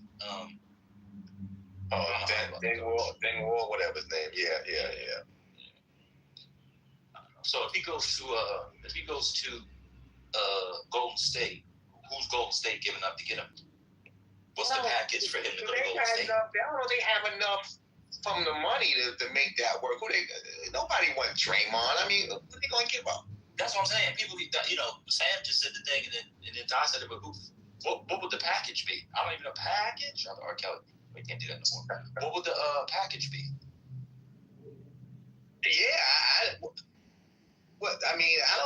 Outside of what we know about stuff, the money don't match. I don't know how they would do that. If they got a third team involved, that's what they would have to do. Have to get a 3-way deal.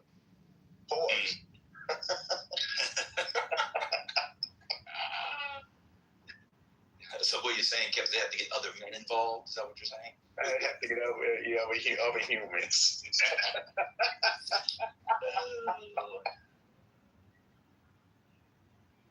Who's the other landing spots that they had? For Giannis? Yeah, what's the other spots?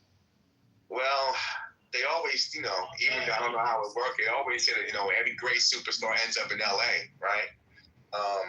So the Lakers are, on the table, but I don't know how they would make that move either.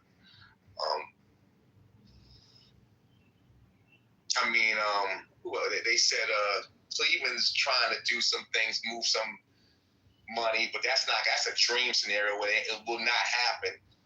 But who would be in the package for Cleveland? Who would be Mitchell? They would get rid of Donovan Mitchell or Harden? Well, Harden has a player option, so they would obviously sign and trade him, and they would have to do something else. I think Jared Allen would have to go because he's making good money, and so is Mobley. So they would have to do something with one of those two or three, and they probably can make it work. I don't think Milwaukee would want Harden. They probably would want Mobley and Allen, because Allen's a solid player. He's an all-star, and Mobley's still young talent. But again, they would have to do some more maneuvering. But I don't know. Like I said, the situation with Giannis is not as easy as it sounds. Because in the NBA, you gotta match that. You gotta match that dollar. So I think the best fit would be OKC because you got the pieces that Milwaukee would want. And after Saturday, I think it looks like it's a situation where he would be the shot in the arm they can use to help fight in that West. Because that West is not getting any easier. So.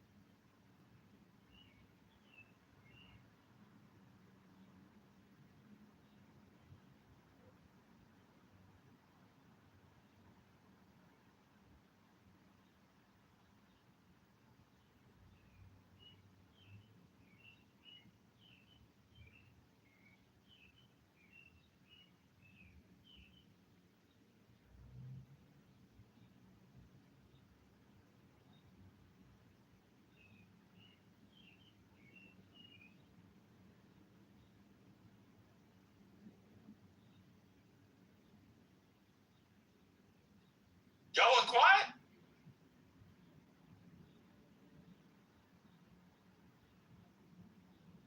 First lady, are you there? Yeah, I'm here. Okay, everybody was, they were ready to beat my ass. They thought me messing around with you, he was going to beat me up and stuff. So I'm glad you came back because they said they was going to dump me in the communion. They chose you over me, just so you know. Thank you, girl. But I'm sure they'll rather have you than me. I don't think so, actually. I don't think so. I'm pretty sure. I'm pretty sure not. I don't know if there's anybody who has the combination of calming skills, charm, and absolute carnage crash out. When you talk about you are the tiramisu of Clubhouse. What I mean by that is you have a bigger range than anybody. Also, you got lady fingers. That's What is lady fingers? Oh, those are the cookies. Oh, so they soak the cookies in tiramisu? And those cookies, they call those cookies lady fingers. I was just doing a joke on the tiramisu because you're a lady finger. Oh, yeah, tiramisu is like the soaked cookies. They soak it in espresso. Right. Yeah, those But I are didn't know it lady was a cookie. I thought that was a cake. No, They're cookies. they're very light, and you just layer them across. Yeah. And then soak them in espresso. My tiramisu doesn't seem to be mascarpone. I don't know about that. Tiramisu is very tasty. First lady. What are you saying? Good. I love tiramisu. I'm just What are you saying. saying? Huh? What are you saying? You don't know about it. That's the recipe. Yeah, no. I'm saying I did not know that it was cookies. That's all I'm saying. I've had it plenty of times, but I didn't know it was cookies. So you're saying you've had lady fingers in you. You just didn't know it was lady fingers. Correct. Okay.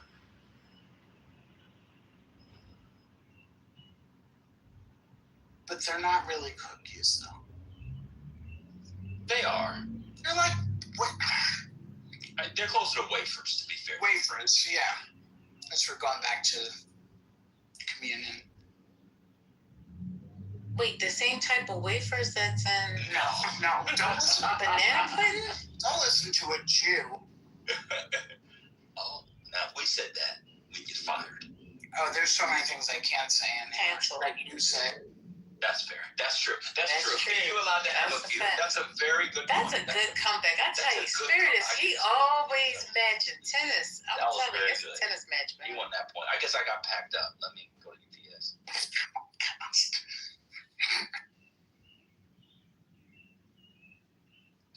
There's something in the back of my mind about this weekend that I can't get a hold of, but it keeps nagging at me. I just don't know what it was. That's called gas. So let me help you out. Go to your living room. Let me go. No, go to the living room and lay flat on your back, and then curve, like bring your legs up, and then curve at the neck, so that you then are holding your legs to your chest. Like you're holding it, like a fetal position, but on your back, so you can rock, and then rock from side to side, and the pressure on your stomach and your intestines will release that gas. It will release that gas that has been trapped and built up in your system for the past several. I do it all the time. And it just comes right out. And you roll from the spine back and forth, but also on the spine. You go side to side, side to side. It's sort of like the Cupid shuffle, but on your back, right?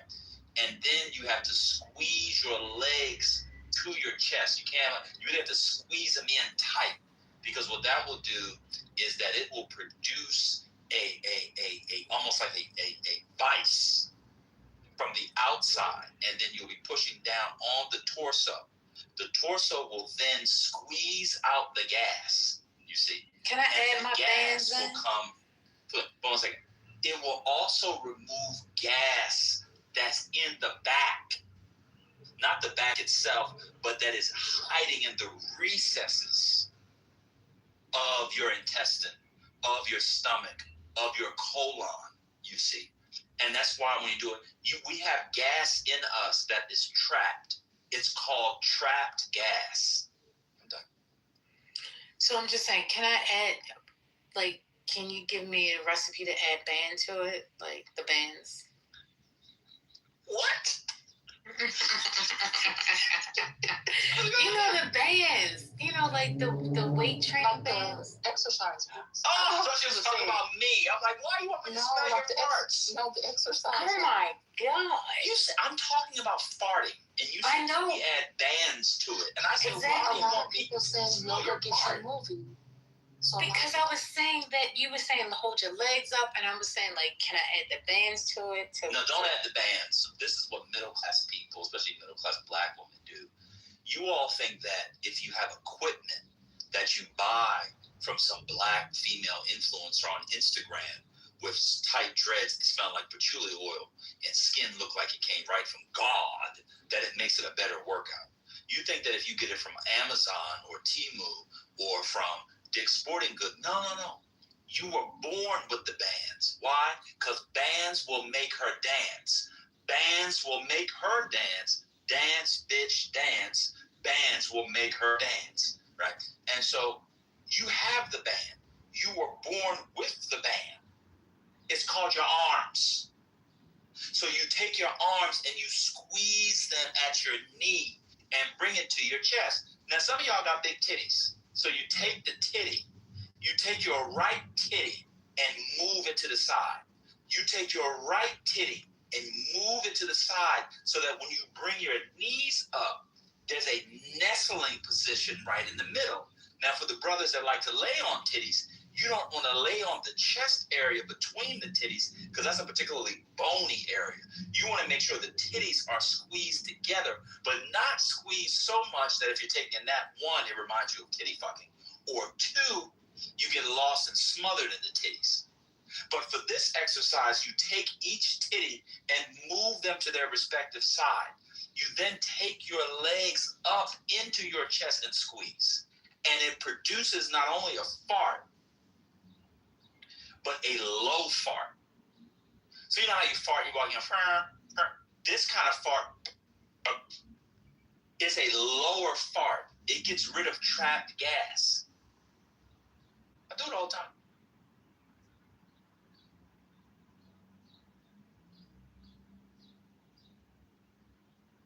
Well, thank you for Johnny's. minute. Go ahead, Johnny. Yeah, thank you. For a minute, I was like, okay, Ban is on his yoga Pilates tip, but then when you moved into the fart realm and started talking about the titties and stuff, then I was like, well, no, he's not talking about Pilates or whatever, but for a minute, you were talking about Pilates moves, you know. He almost made me drop the fucking drywall. Oh my God. You better drop your drywall, brother. Don't try to go. So see, this is the thing that Janice likes to do. First, let me back up. 2 days ago, Janice was using the N-word. Yesterday, she was using the P word. Anyone notice something? It was the weekend. Now that she's at work hours, she has to act demure. She has to act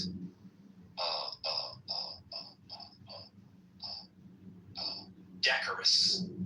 She has to do her politics of respectability.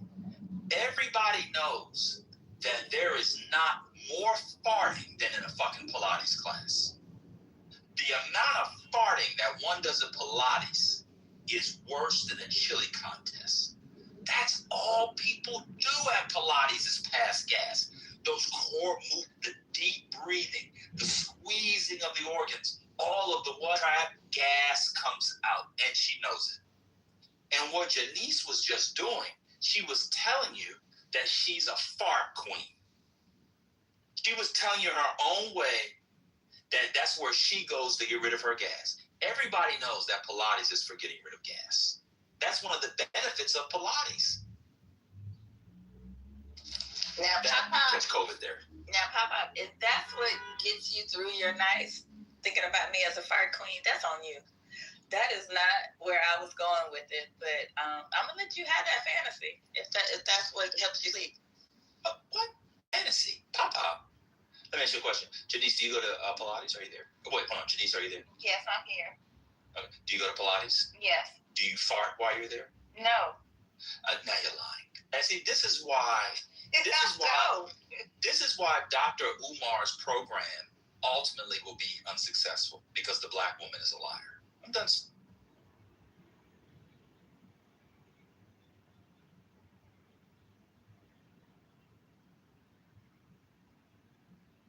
First Lady, I think you can incorporate the bands in the moves that Ben was discussing. Thank you, Chinese. I appreciate that. Yeah. If we don't use the bands for nothing else but to tie his ass up, I think it'll be worth the bands. But Well, bands will make her dance. Bust, bust, bust. Bands will make her dance. Bands will make her not dance. those kind of bands. Bands will make her dance. Those bands come with money in between them.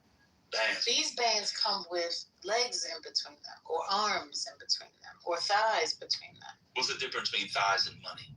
They both get you where you need to go. Oh.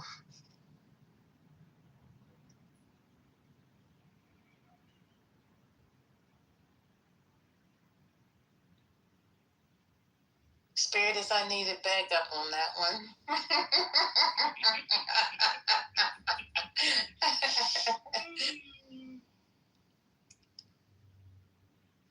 First Lady, I have a question. Have you come up with your love number yet? No, ma'am. I did not take a screenshot because I don't think it was provided with the chart.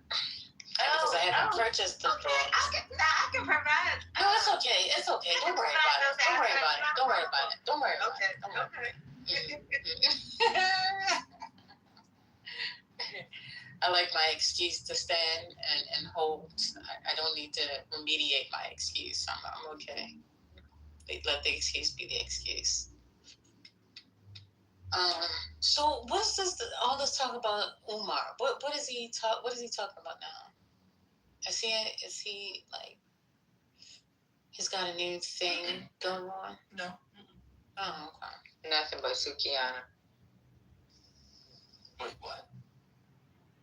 He's dating Sukiana? He's been raising her on live. He want her. He be on live. I know you're lying. I know you're lying. Pants is on fire. No, he be digging Sukiana. That's his thing. Wow. He's not the father of the baby, but he has been big up in her and saying that she is the chosen queen of Pan-Africanism. You can do a lot worse. But isn't Sukiana from Delaware originally? Yeah, and she looked like it too.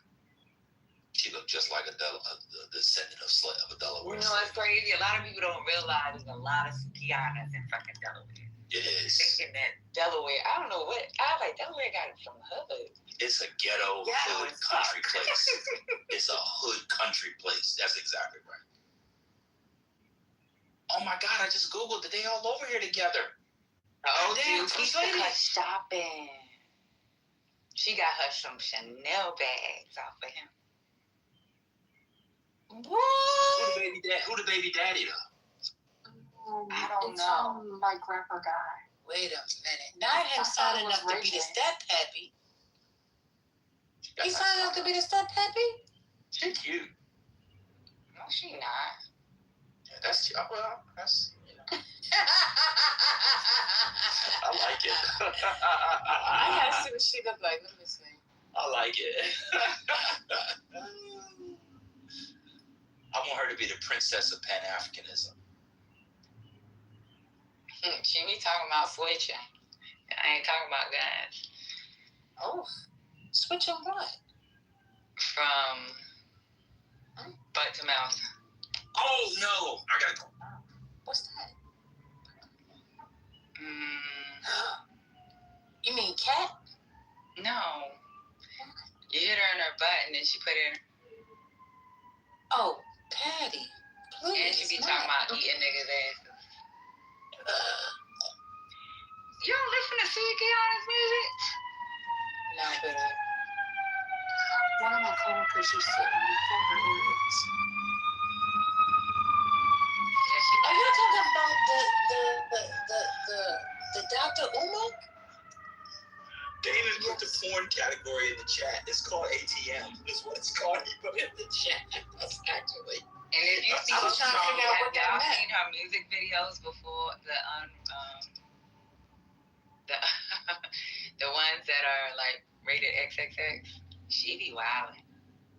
Wow. You know, one thing about Sukiyama, she's a very free woman. It's too bad what she uses that freedom for. But if more of us who are more justice-minded and freedom-minded and liberty-minded were free, she's a real model for people. Just use that freedom for other things. She doesn't give a fuck. And she definitely don't.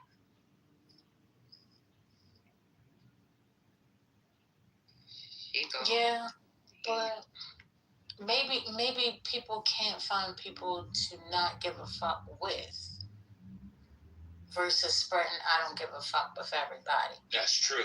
That's a good point. Yeah, but you know what? Everybody that she don't give a fuck, if you ever watch her lives or other some of these other rapper lives, they be begging her to stay. And she like, yeah, I'm done. She did that to Chaotic. Chaotic was fucking crying on live. She was like taping herself leaving the house. She said, I gotta take myself. She was on live. I gotta leave the house because he acting crazy. He was like, why you trying to leave me? She be putting it on these niggas. I don't know, yo. I mean, well, Rodney said,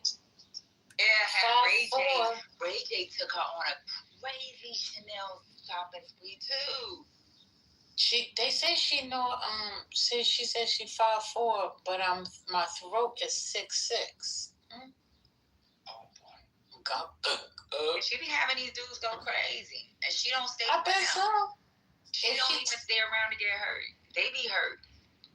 If she is goat-throating it, I'm sure they are Chanel-ing it. No, but they doing more than Chanel. They be crying on live behind Suki. She's snatching whole bodies out here. He's snatching hearts too, because She is the comedian. Well, she snatched the heart through the gulk. Oh God, that's too much. No, it's something. See.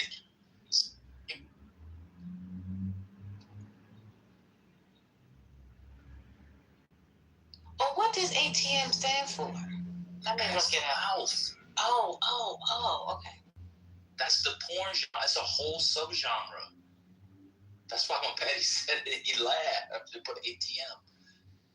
It's not popular. It used to be really popular maybe 10 years ago. There was a guy, old black guy now. He's like out of shape, so he always wears a t-shirt. I can't remember his name. That was one of his specialties. It's an old guy. He always wear a t-shirt. So put it there and then put it in my mouth. Directly. That's insane. Directly. Yeah. Directly. You're gonna get in trouble like that. Well, she ain't got in trouble yet. Yeah, just a couple of bumps. Once you get it one time, you gotta feel like so. After the first time, it's fine.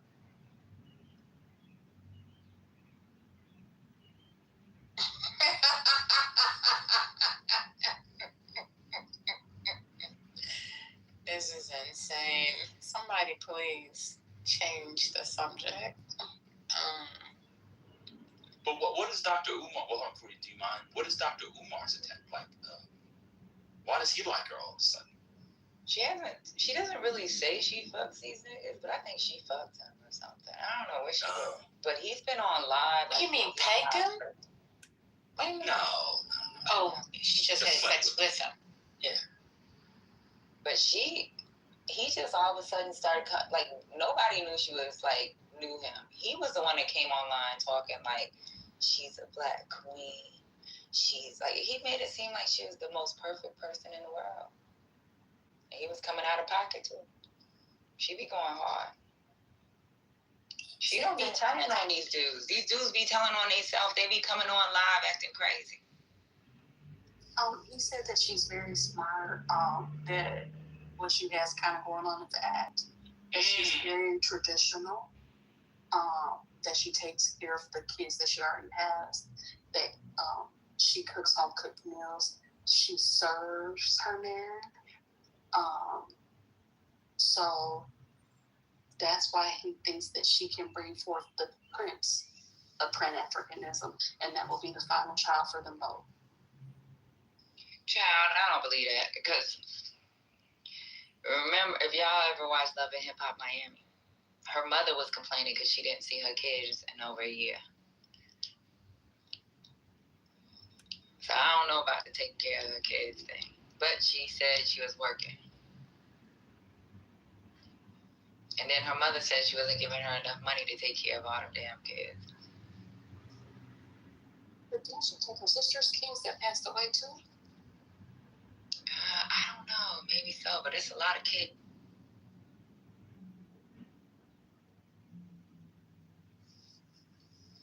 You said I don't know, but it's a lot of kids. How many kids are you talking about? Yeah, there's a whole bunch. Shit.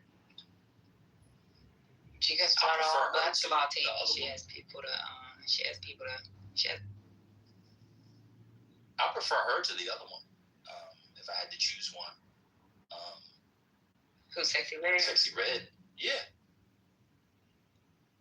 I prefer Sukiyama to Sexy Red. Yeah, but even with Sukiyama, you know, like, for him, I don't know why he would say that when she actually has videos where people was busting on her face and all kinds of stuff, and that was her rap videos. Her rap videos, they were actually having sex in the rap videos by the pool. She had videos where she's giving head at the pool. At randoms. She's just, wow. I think I'll put it in chat. I think Sukiyama is real. I think what's the name is kind of fake. Sexy. I think Sexy kind of fake. I think Sukiyama is real. I don't know. This is pseudo. I don't have any evidence. It's just a feeling I get. Whose music is better, Patty? That I can't tell you. I think they about on the same level. But Sexy Red got one kid. And then with Sexy Red, she don't really have any videos out there with her doing whatever on her rap videos. And I've seen their Breakfast Club interviews. And with Sexy Red, you say something negative about her, she confronted them she went off on Jess. Because Jess was talking to her, and she just, like, turned her face and kept talking. And she's like, why are you ignoring me? And she was like, why is she talking to me? And she brought up everything that she said about her. She real, too. She can be real nasty if you play in her face.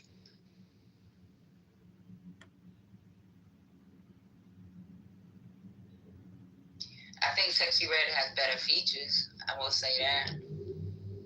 She got Drake. She got Cardi. She got she had a lot of features. You don't really see Suki with too many features. I don't even think she has features. I need to look it up.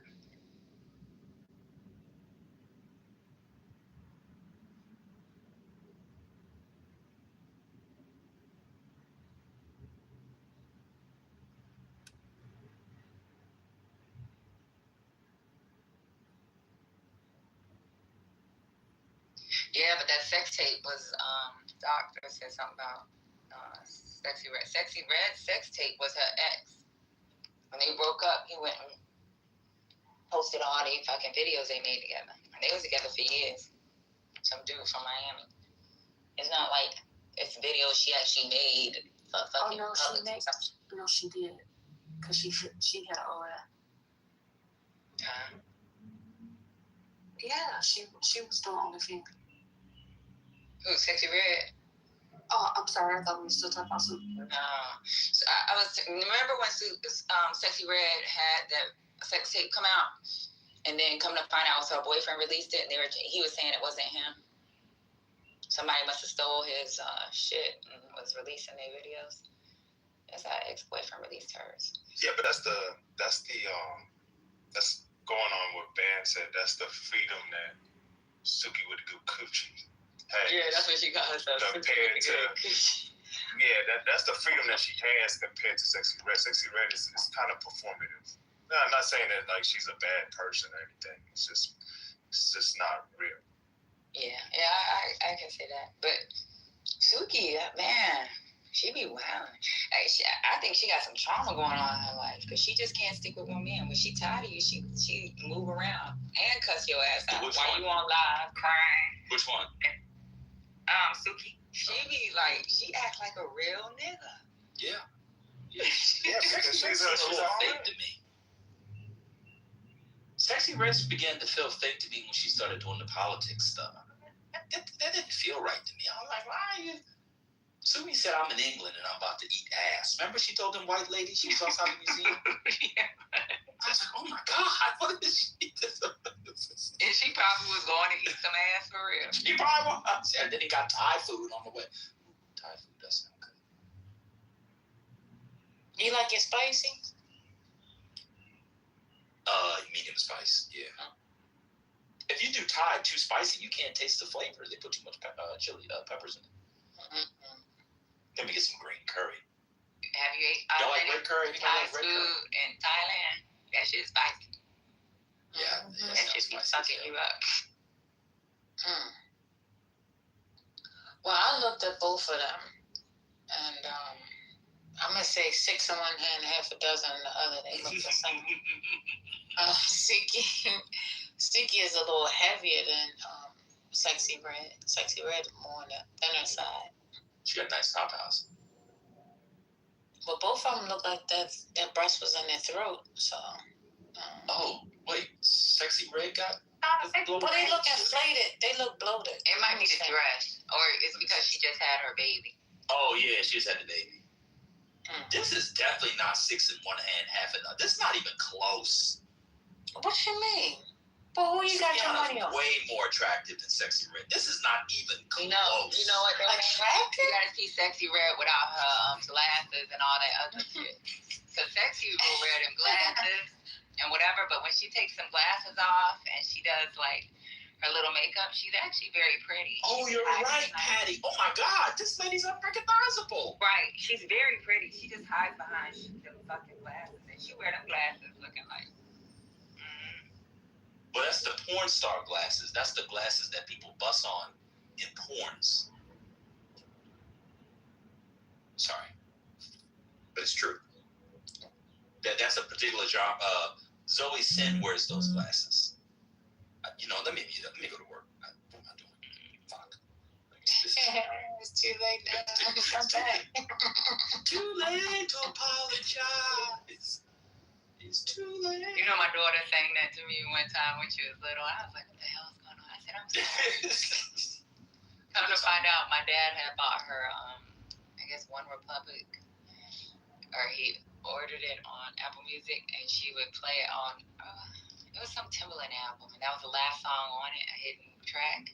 And she just started singing that song. I was like, what the fuck? She was like 4 years old, 3 years old.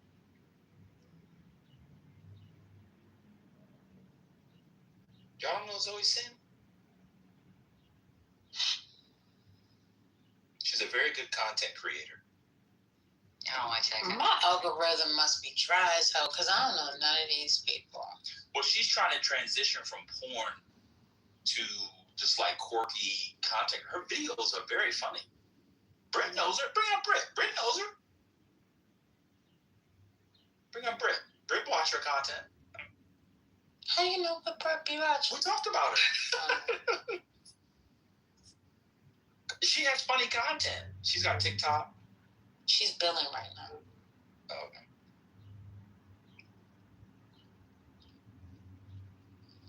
Did you get your Diet Coke today? This week? I'll have one today. I need one because I just paid the plumbers, and there goes my retirement. What'd you say? I was going to ask if you was able to get it on your stamps because they renewed. I thought they renewed. Oh, shit. Let me go check my account. Hold on one second. Oh, yeah. Oh, wow. Yes. My food stamps hit. I thought they was cutting carbonated drinks out of food. They were cutting sugary drinks. I got Diet Coke. Oh, okay. There's no sugar in Diet Coke. Aha. Hey, y'all think they're gonna well, 2 questions. One, do you think this is the beginning of the end, or are we halfway through the of 60 Minutes? And 2, Why would people come in and ruin a good product that they need after Donald Trump? The 60 minutes, I don't know if y'all follow the 60 Minute saga, but they let this lady come in and she's ruining 60 Minutes.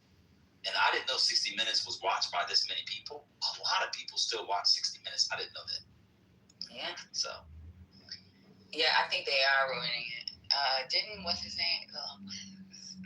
Scott Pelley? You talking about the Scott Pelley one? He yelled at the new executive producer. Yeah. He said, quote, "You'll never be welcomed here." That's what he said to his boss. That's more freedom. But didn't a bunch of people just left, including some of I heard they got fired. Anderson left. Yeah, they got some quit, but a lot of them got fired last week. Yeah. But who's a new guy? Because I know Barry Weiss hired a new person. What's a new person? Nick Bilton is his. Nick Bilton is his. Is he MAGA? No, I don't think so. I think he should. I mean, maybe he is. He wasn't openly MAGA, but he was from. Hold on. He was from.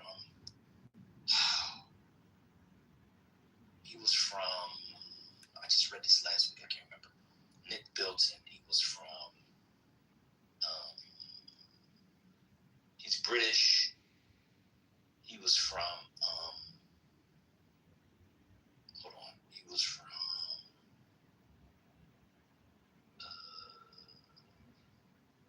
Vanity Fair for a long time. Oh, he was in print media. And he's a British guy who was in print media, but also is a screenwriter.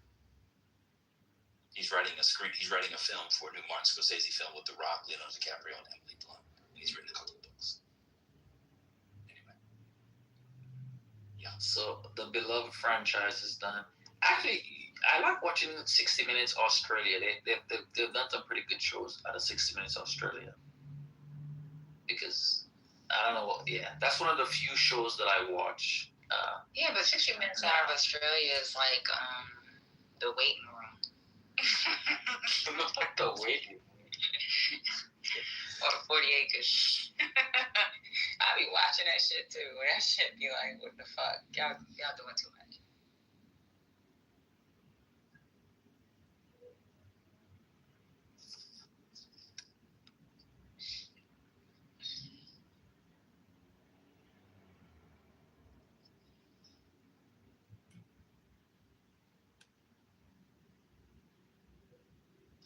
It's too late to apologize. You said your father bought her what? She bought her the CD to that song? Patty? You said something.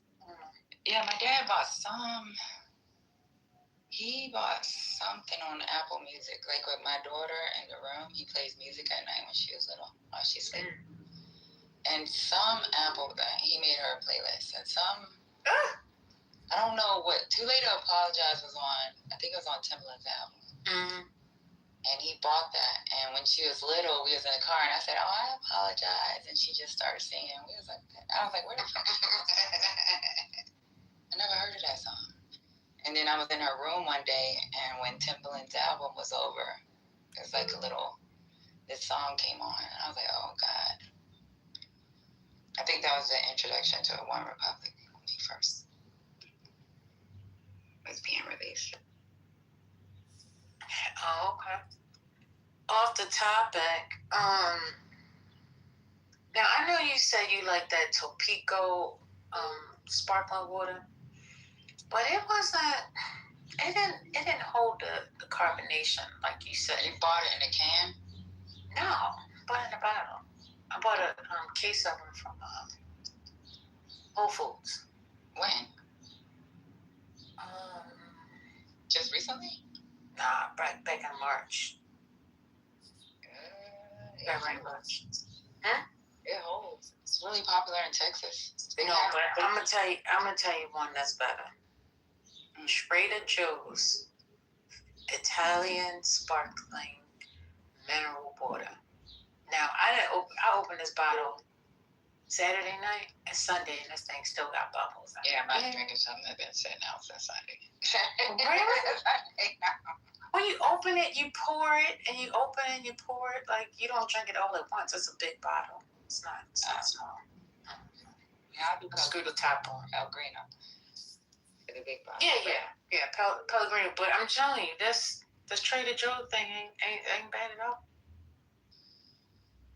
I'll try it. But I'm so used to Topo for the single bottles. Now, let me see what's the water I've been buying. Because they don't have it. Oh, Saratoga. Oh, that's my favorite. Now, that's my favorite. That's my Yes, they favorite. had a whole bunch. I ordered them from Amazon. I like them.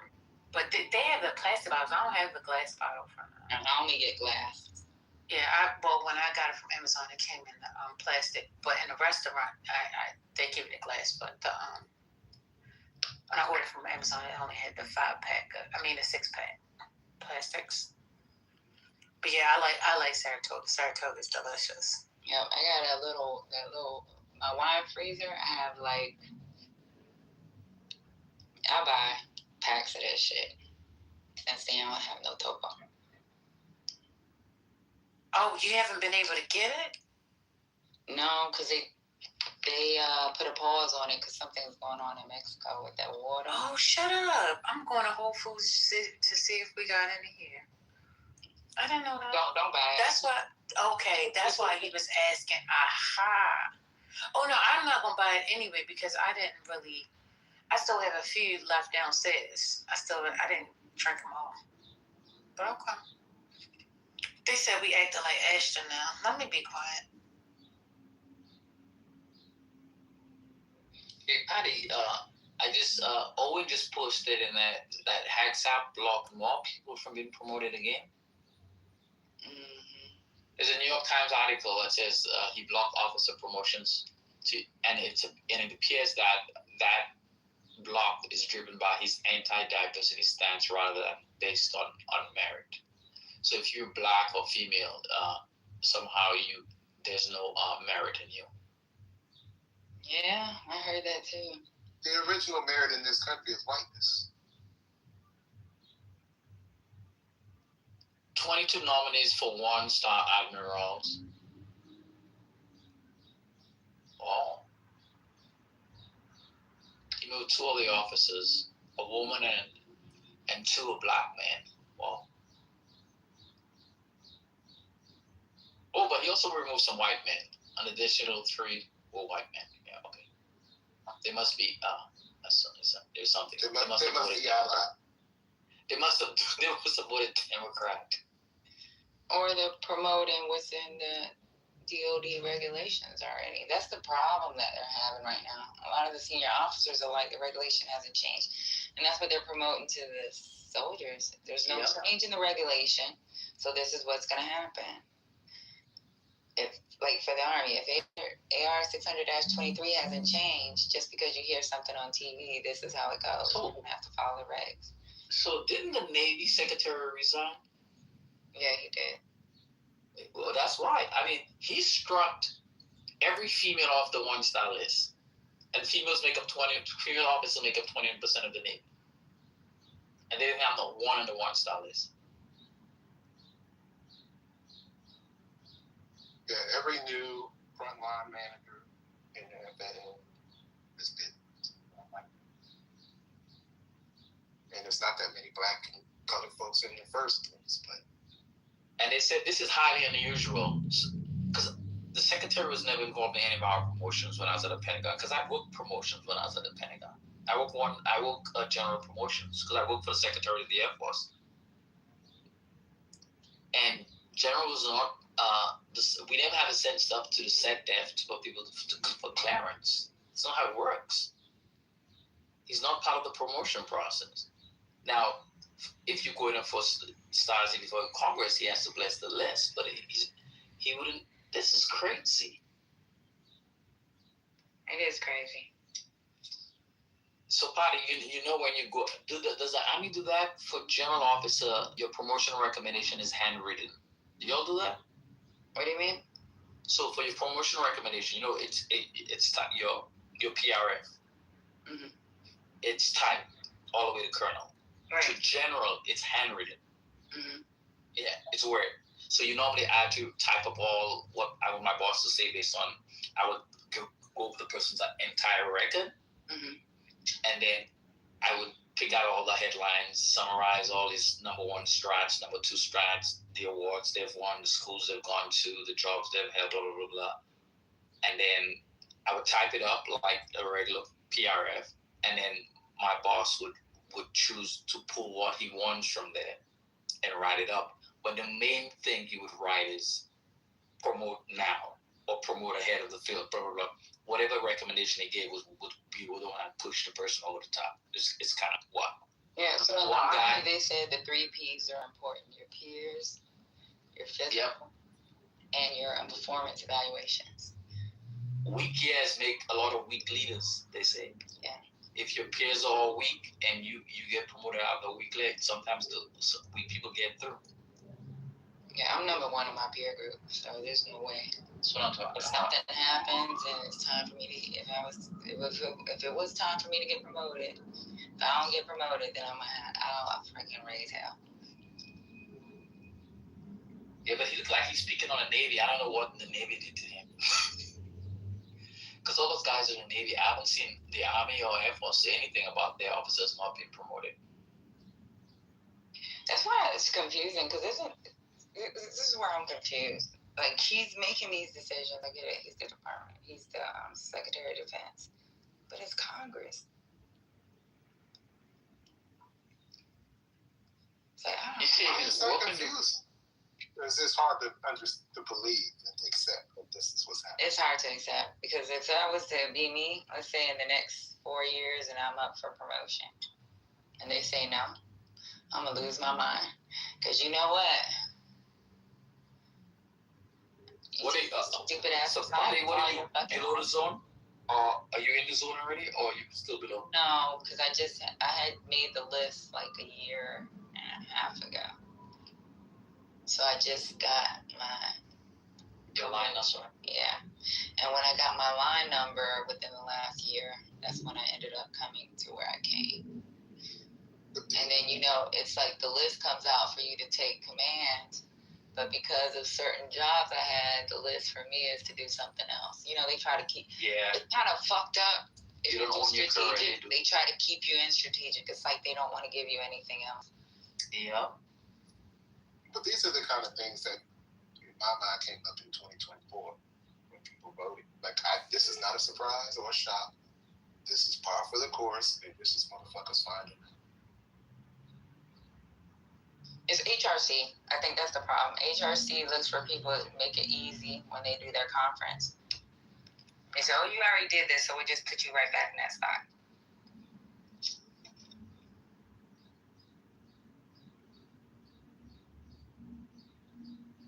Like, for instance, the chairman of the Joint Chiefs of Staff, he retired as a 3-star. The Air Force did not promote him to 4-star. And there's ample reason why the Air Force choose not to promote him to 4-star. But now he's the chairman of the Joint Chiefs of Staff. You can't make this shit up. But they talk about a merit system. Make this shit up. So it is supposed to be about a merit system. So, like, even with my last promotion, you know how you look for your line number? I think in your days, it was pretty much, we got promoted in August, you get promoted in August. And that'll be your forever day. Last time I got promoted that January because they do a merit system now. So if you're number 1, that's how I found out. I knew I was number 1 because at the top they tell you how many people have all ACOMs. I had all ACOMs. Yeah, we get school. You can tell who's at the top. Everybody gets in residence. Right. Now. So with it said only 2 people in my career peer group had all ACOMs. I knew I had all the ACOMs. And there's another girl named Asha who has all, and she's a Blasian too. It's kind of weird. She had all ACOMs. And then how I found out I was number 1 is your promotion number. So then that's how I was like, oh, I'm number 1. Me and her was fighting about that too. Who's number 1 in our peer group? Oh, that's pretty cool. They do like that. So for the Air Force, like, we would know who, depends on what school people get selected to. We could tell. Well, you started that merit system. So before, like, say you graduated from OBC or you graduated from Officer Basic Course and you got commissioned. Let's just say you got commissioned that January. That means forever you will always be promoted in January. If you fell under that, if you fell after September, I feel bad for them people. People that fell after that September date because of the new fiscal year, they were always a year behind their peers. Yeah. So this is what the Air Force do. The Air Force doesn't rank. So basically, they promote people coming out of the academy first. That's the bias they have. So they make sure they don't. The other promotion sources we have. So for instance, if you come out of ROTC, you have like a delayed time for your, like say you graduate from the Air Force Academy, your graduation date is your entry into Fall State. Yeah. That's If you're ROTC, you have a delayed entry into Fall State. Yeah. So therefore, Air Force Academy gets promoted first. But the only thing that messes that up is that you have officer trade OTS graduates and OTSs throughout the year. So what they try to do now is they do it by they have a fiscal calendar yet. Bullshit. So basically, if you're in a particular fiscal year, you would be the end. So for instance, you'd be the end of the promotion, even though you like say May, June, you'd be the end of that fiscal year. Whereas so therefore the Air Force Academy would be whenever they graduated in the summer would be the beginning of it. Yeah, I tell you, man, the white people was doing some crazy shit back in the day that nobody talks about that now. That the stuff they would do, especially for promotions, is wild. And now you have this guy upending the system they're somewhat perfected, because people don't realize that a lot of the promotion is I mean, when you get up to general, it's not blind, because the general people kind of know who you are. Even up to full bird, everybody knows who you are, because full bird is what is very much depend. If you're at the Pentagon, it's very much functional, because at the Pentagon you get promoted among your peers at the Pentagon. You get ranked and stratted. So whoever gets ranked and stratted within, and then everybody who sits on the promotion board at the Pentagon for FM finance, they're all FM people, including obviously senior executive civilians, and they know those people. They know their whole record, because you have the entirety of the record in front of them, and it's very much a functional thing. But that's why some guys, if they tell you if you're weak enough, you don't go to the Pentagon and try to compete to get promoted. Now, if you know you try to go out and get promoted out of the general, not people wherever you at, you get racked and stacked with officers from all career fields. But if you're at the Pentagon, you're gonna be racked and stacked among your career field, and it's harder to get promoted then. So I used to counsel officers and tell them, because when people knew the job that I had at the Pentagon, people would always call and ask me, and I was like, man, send me your record, man, I'll review it and let you know where I feel you're gonna fall. Yeah. So I've been part of the ROC since I became an officer, and it's this thing that's African American officers, where they get together and they try to help you map your career. And they have a lot of black generals that's over it. And they try to help you map your career, tell you to take the stupidest fucking assignments, the toughest assignments. To be honest with you, you know how I be on Clubhouse and I just was like beginning, I just make these rooms and just freaking, I used to do that. I used to, I don't do it as often, but I used to teach SAP on Facebook. I had a closed group for all the logistic enlisted soldiers, and I'd go through SAP. So it kind of made my name like really popular amongst a lot of the other officers. So I taught SAP. I do train the trainer when it comes to GCSS Army, GCSS for the Marines and the Navy. And then it was this officer, this older white lady getting ready to retire that was at HRC. And she was pretty cool. And she used to be in my Facebook Live in that private group. And she actually recommended me to go to Patriot, which was one of the best decisions I made in my life. Every fucking officer told me don't take it because they're racist. It's a bunch of white people, and they only promote their, or they only give their ACOMs to their, ACOMs above center mass, and you only can give that 29%, right? And some people, they only have 1 or 2 people to rate, and they can't give ACOM. You gotta have 3, yeah. You gotta have, who you got? I can't remember, 5? Mm-hmm. Yeah. So sending me to Patriot was guaranteeing me of not maybe getting an ACOM, but she was like, if you can make it, you have to find a yes. And she said, I think you can make it. I was like, there's no way I'm not going there. And I had talked to one of my friends at the schoolhouse, and she was like, don't take the assignment. But because everybody kept telling me don't take it, I just took it. And you know what ended up happening, right? My boss didn't have the room to give me the above center mass. The general at the time, he redhead, got freckles, white as everything. That motherfucker said, I want her profile, and I'm gonna be the one to rate her, so that he can give me that 1 slot. And it was funny. He's an asshole though. What he did was he brought all the officers in that he does rate. And we were all sitting on the couch, and he brought us all in to talk to us about our counseling before he gave us our ratings. And I got number 1, and I think one of the guys was up for promotion. And then after he told us, and he told me, don't tell them I gave you number 1.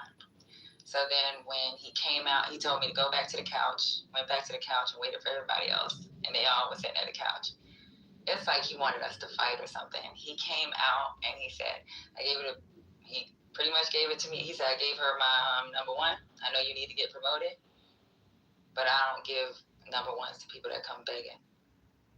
And he just laughed. I mean, come begging, but it should be based on just your merit and you. And that's what I don't get. He don't like people kissing his ass. Yeah, I agree. It's just always, I've always told people, like, one time when I was at the Pentagon the first time, I was a major, and I just come back from command, and I want Air Force control of the air. PACAF control of the air. My squadron was squadron of the air. My finance office was finance. My budget office was, we swept the walls. And so everybody knew. And then from that assignment, I got the number 1 major and number 1 squadron commander for my wing commander. So I was coming to the Pentagon just ready. So when I got there, when my first year, I worked for a civilian, and SES 3-star equivalent, and I was a career field manager. I managed acquisition, finance, whatnot. I was a career field manager, and I had to reestablish the PhD program. So I had to do all of that. And after that, when I went up for my strat, for my performance appraisal, the exec for the Secretary of the Air Force for finance, the Air Force CFO, civilian, he told him, he's like, why is, ML getting the number 1 strat? And he's 1 major and there are 6 lieutenant colonels. Right, that's what happened to me. Yeah. I was so, 1 she stratted me number 1. Under 6 majors that were, and one of them was getting looked at for lieutenant colonel. Yep. So he was trying to explain. So he called my boss, and he was a lieutenant colonel guy. He was the exec officer. He asked my boss, why is ML number 1? Because he's not going for promotion. And he's going to, and his record is pretty exemplary. He just won Air Force Comptroller of the Year, blah, blah, blah. So he's good. She looked at him and she says, and she was an Air Force officer. She was Air Force Academy grad. She did like 6 years in the military. Then she got out and she's been a civilian ever since. She said, listen, and she told me that because she told me what happened, because I was like her trustee. She said, how dare you ask me why I decided to strat? She goes, never it. And the way he did it as a joke, he goes, no, man, I was just, she goes, well, don't joke. That's not a joke, and that's not a question you've earned to ask me. Because I get to strike offices, and she's been in the government for like 30 years now, because she was an older lady. I think sometimes they be trying to pit them against you, and you know. No, because when you're black, you don't realize how much is harder against you. I've never worked for a black supervisor in the Air Force. I've never had a black boss. I've always had white bosses. Me too. And people don't understand that. It's like, as a black officer, I've always had to win awards, like free work. So therefore, she says, you know, Emerald's here at 6 in the day. If I ask him for something to do, a report, drop something at 6 p.m., when I get up in the morning here at 7:30, it's done. I don't get that from my other lieutenant colonels. I'm like that too, man. Leaf, I tell you, when he was stationed in Fort Lewis, I used to be up at 2 o'clock in the morning talking to Yurcom. And I was the only person. Even during COVID, I would be at work while everybody would go home. Because we only can have 10 people in the building. And I'd be like, everybody knew I was at work. I'd be at work. I was like coordinating access agreements with countries we didn't have access agreements with. I was like using templates because they was like, how'd you come up with the wording? I was like, yo, this has been done before. Like, y'all just need to find the template. Find the template. Like, I was using templates from fucking SharePoint, from our share drive, and freaking, like, creating access agreements, talking to people I need to talk to because he's in Special Forces. Because Lifa is in Special Forces, I knew Special Forces had access to, like, shipping for countries that we knew was taking forever to get shit shipped to. So it's like I contacted Lifa, he gave me some names, and it made me seem like a superstar when it's just shit that people should know to do. And they got better contacts than I did at the time. My contacts was just being on Facebook Live, talking to other young logistic officers and enlisted soldiers. But I just used my network to fucking move shit. But I don't know. You know, one thing I have learned in the military, and y'all can call me anti-black, y'all can go fuck yourself. I could care less. But this is my reality. When it comes to black men in the military, a lot of the Caribbeans, the Africans, if you're from another country and you're black, they'll be up at 2 o'clock in the morning with me. If it's black females, they be up at 2 o'clock in the morning. Just if I tell my homegirl, hey, there's a meeting with Yurcom, let's see if we can get in that meeting. Let's contact Yurcom commander and see if he can give us the link. The females that show up, it was always a problem with our black American officer males. It'll be the black American females. It'll be the black foreign soldiers. They're down to take the stupidest fucking assignments. They're down to fucking work extra hours or work hours that's not even, and they're the ones that always do PT outside of, like, PT's at 6 o'clock. I was up at 4 o'clock, fucking running on my own. Guess who would run with me? Another dude that was Jamaican. Another female that was another black female that wanted to do better on her run. So in my experience, part of what I found out, especially when it comes to black officers, if they're Air Force Academy grads, they're a little bit different in that they're very coonish. Oh, they're so all basically, coonish. The ones that so you know what's funny, Patty? So my first assignment, I was stationed at Andrews Air Force Base, second lieutenant, and you know I saw this black colonel. I was like, man, you know, because you know sometimes seeing a black colonel on a base on an Air Force base is like a unicorn. You just saw a unicorn, so you get all excited, you know. So I went up to him, you know, and my boss had told me. My boss at that time was an Italian dude, lieutenant colonel. He was telling me that, hey, you know, have you found a mentor, blah, blah, blah. I said, no. He said, well, you find a mentor, and if you don't find one, and he goes, I have no problem being your mentor. And I was like, okay, cool. So me, I was looking for a black guy, you know. I was like, I thought a colonel. I was like, man, let me go talk to him. I'm like, he's a colonel. So I'm like, man, pilot, let me go talk to him, you know, blah, blah, blah. Man, you know what homeboy told me? His advice to me, don't mess up and make him look bad. literally, that's what he told me. I scheduled a meeting with his office, and that was the first thing he told me. He goes, "That one of the advice I have you, don't mess up, because it's gonna make me look bad, and all the other black officers on his base look bad." And the guy didn't really have time for me. This is one of the most disappointing moments of my career. And from then on, my first boss, first commander, was my mentor for the rest of my career. He went all the way to general, and he was my mentor for my rest of my career.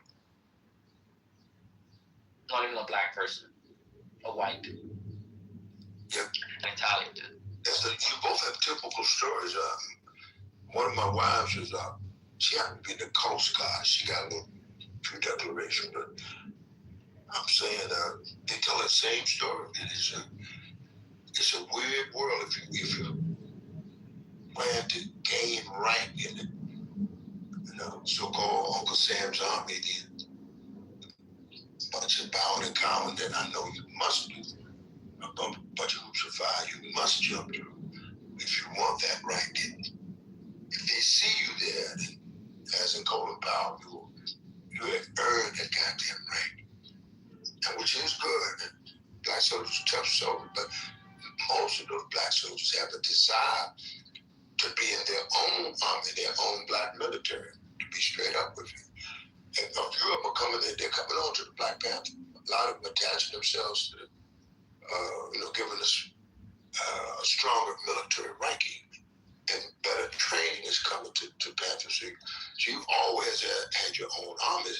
It's just not on the 6 o'clock news, we're not on billboards, but there's no use of raising. We are a political organization, but there's no use of having a political organization if you don't have a military to protect your own investments, your own vested interests, and your own special interests.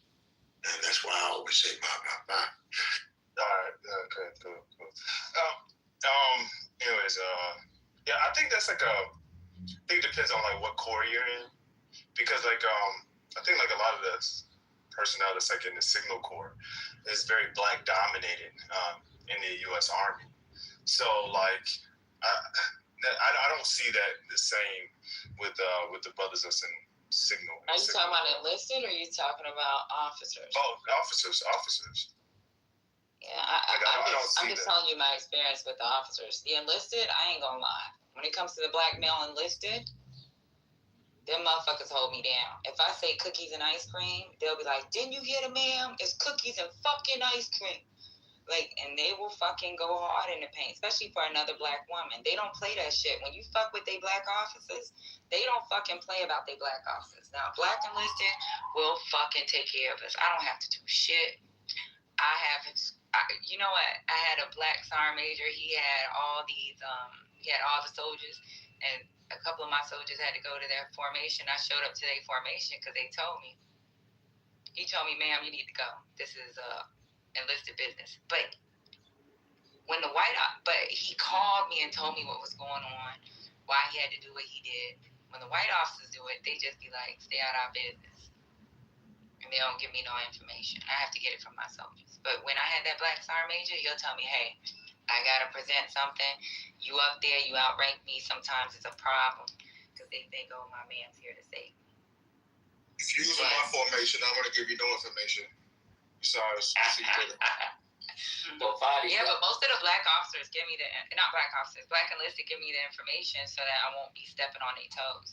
It be because I got shit that I need. I got real shit to do, right? When I'm in Hawaii, when I was in Hawaii, you taking combatant command soldiers away from us for a fucking 2-hour speech about cookies. I don't got time for your fucking 2-hour speech. I don't give a fuck about your 2-hour speech when we got planning going on. But one thing that I will say about the black enlisted side, they'll be like, "Hey, I get it. I know you need them. They're considered mission essential.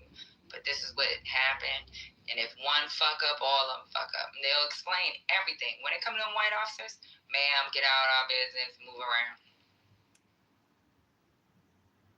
Yeah, Patty, I had the same. I was fortunate that my 2 times I commanded, my senior enlisted, my first sergeant.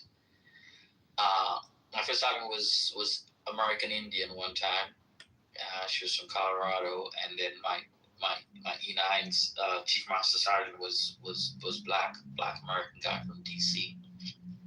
And the thing about it, the only surprise I find in command as a black officer is that the white enlisted troops expect you to be lenient, and then the black troops want you to succeed. Yeah. It's like they would work their ass off for you to succeed. Because the fact is that, you know what one of them told me? Sir, every day I come to work, one thing I don't have to worry about, how my boss is going to treat me. That's what one of them told me. He's like, sir, it makes me happy going to work because I know I'm going to get a fair shake from you that sometimes we don't get. From the white. Yeah. Yeah. That's what. So that's why I said black enlisted always took care of me. They never let me fail. It was actually a black sergeant major that told me, yo, you know this shit. Why don't you get on Facebook? You know they be having these Facebook Live classes. Like black enlisted always took care of me. It's the black American male officers that we've always had problems with. I can bring a black female on here and she'd be like, yo, I'll talk to the Jamaican guy and ask him to help me before. Because a lot of times they just don't show up. I don't know what's going on with our black population when it comes to our officer corps. They are always having yacht parties. They don't show up to formation. I beat them in the run, and I'm a girl. They just barely passed the PT test. But they're always fucking trying to be built and solid. But they don't want to do their cardio. It's just be a whole bunch of other shit going on. Unless they come from West Point, or because you're in joint, they're coming from the Air Force Academy.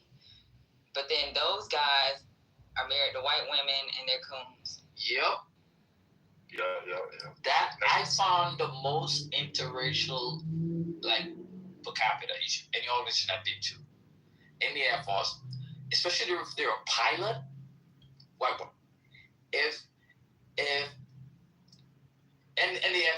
I remember when my son was young, my son was like 2, and we were stationed in Hawaii, and literally every kid in daycare was a mixed kid, you know.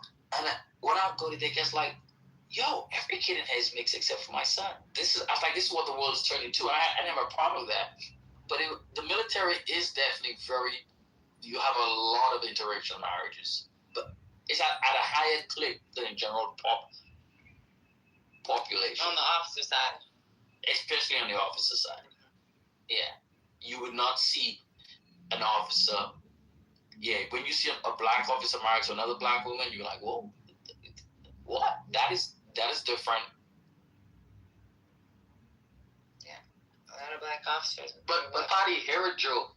So one time we had a recall, and I was already on base. I was playing golf with the wing commander, and so when the recall, obviously I'm there with the boss, so I just get to go on base and go back to my locker room and change it, and I'm at work. So one of my troops who's brand new to the squadron, black kid, so he calls my house, and he was like talking to my wife, and he was like, hey, can I speak to, and she was like, yeah. So as he didn't even wait for her to speak, he just hung up the phone. So when I came in, he was like, hey, sir, I called your recall number, and you have the wrong number. They have the wrong number for your recall. I said, no, that's my number. He goes, well, I called and a white lady answered. Because he had seen my wife before, but he never knew she sound, how she sound. I was like, yeah, I know that's my wife. Because she's not black. I mean, she's not white, she's black. And he goes, oh, sorry. But he assumed that, yeah, boom, all of a sudden she couldn't sound a certain way, so he just hang up. You didn't even talk to her. Like, you didn't even talk to the person. You just hang up. And I called my wife. I was like, "Is somebody's calling to hang up with you?" She goes, "Yeah, somebody did." So we always made fun of that. So I always told my wife, "Yep, I told you, people always say you sound like a white lady." So I put my PTR up, right? Those women that's in there, those are all black female officers. The girl in the middle, smart as fuck. She's the one that brought me to my first combatant command position. And she said when she met me as a young baby officer, she said, like, because I say no, and I would always pull the regs on her ass, she was like, "I want that girl to come here." And she just pulled me one day. But that girl in the middle, she is the smartest motherfucker I've ever met in my life. When it comes to, she's the one that taught me about weapon system. She knows weapons. She knows infantry tactics. She knows every fucking thing. Like, she is the smartest fucking woman I've ever met in my life. Like, she sits in the meetings, and the generals even, like, they'll be, like, looking at her, and she'll be like, "No." And everybody will be like, "Okay." And then she'll go talk to the general and say why she said no. And a lot of senior officers didn't like her because of her facial. She would look at them and stare at them in their face. She don't smile. She's smiling in this picture because she wanted to put together, she put together a bunch of black females and had us all take our pictures together with her. And she's in the middle. She is the smartest woman I've met in the military. But you like prove a point with that picture about it, because we always said when we talk about which branch of service has the best looking female officers, and the Army wins all the time. The Marines come in second, and Navy's last, and Air Force is third. But yeah, Air Force doesn't. There's not a. I think that's a myth. Plus, there's not a lot of black women I think there's this myth that Air Force has the best looking women. But there's some smart females in the Army. Because they put their ass through some shit. Them girls have to, like, the females in the military, they have to, like, where the Air Force to blow up a tent, them females have to hold up large ass wooden poles just to put up a goddamn medium. They have to go out with infantry guys as a medic and fucking drag them niggas behind a fucking vehicle just to get them patched up.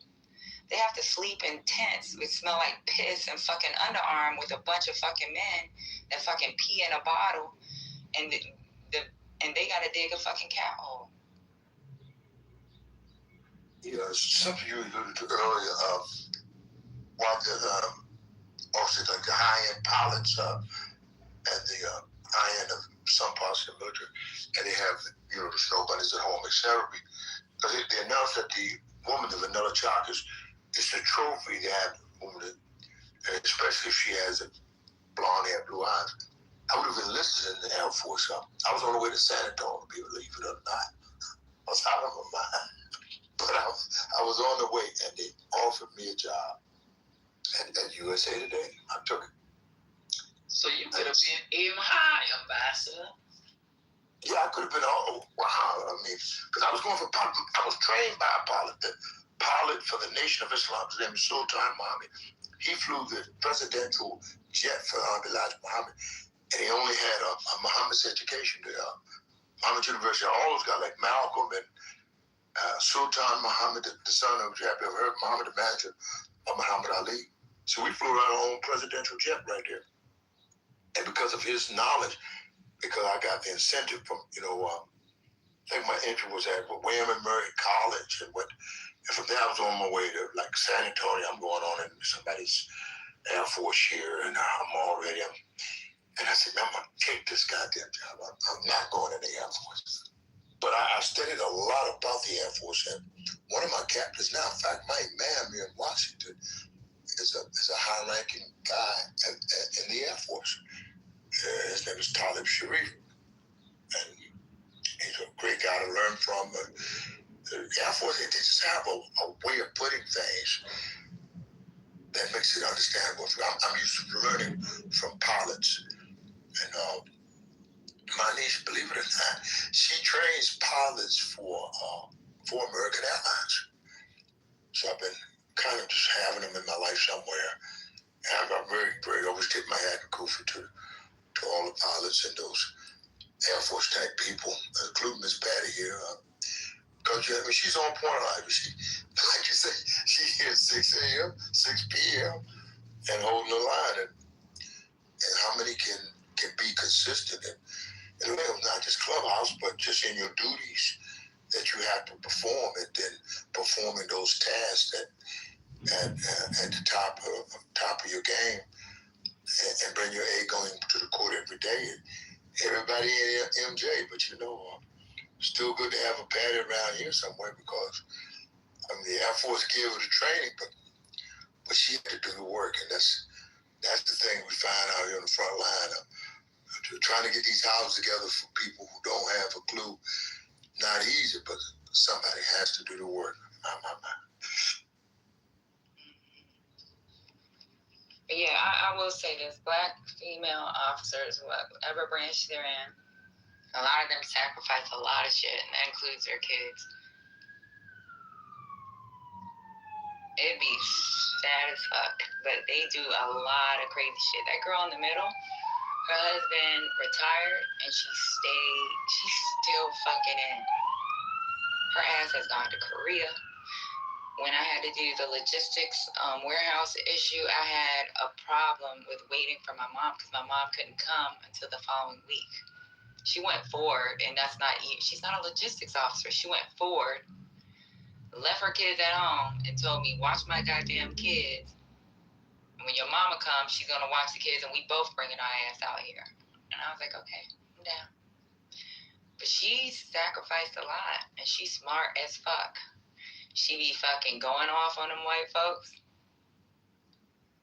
And she does it like so smooth. She just smiles and looks at them, and then that smile will go away, and just tell them, this is not how we're going to do business. Like, she don't fucking play. And I've known her since I was fucking 21 years old. That's the part that's crazy, Patty, how we get old. And it's, like years later. She still called me a baby. She was like, come here. She was like, I'm like her baby project. Me, and there's another girl in that picture. It's the Pinoy girl, the Filipino girl.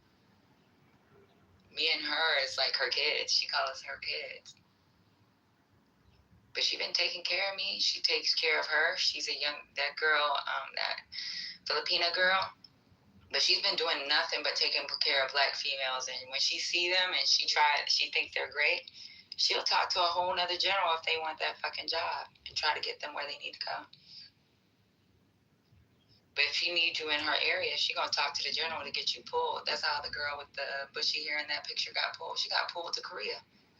She's like, I need you in Korea, and this is where the fuck you gonna be. It'll help you with your promotion. She don't play. And she used to tell me about smiling, because I used to smile.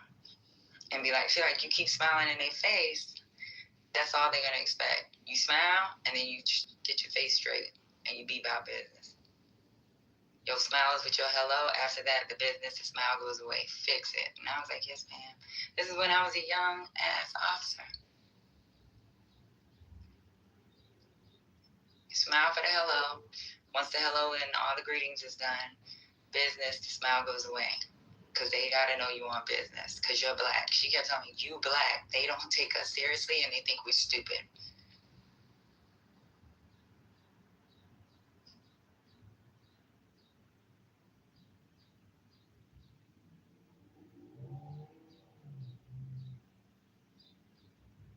And I've been with her from Hunter Army Airfield, Fort Stewart, Georgia.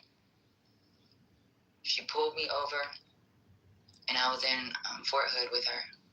And when she was in Hawaii and she wanted a logistics officer, at first I was like, I don't know. That's too far. I go see my mom and dad when I need to. And then daycare. And she was like, you'll figure it out. And that was it. She just got off the phone with me and just called HRC and got her general involved. She don't play. She's the best fucking leader I've ever had in my life. Patty, which one is in the picture that you're talking about? The one in the center, she had organized for all of us to take a picture together. All of you guys are beautiful. That's amazing.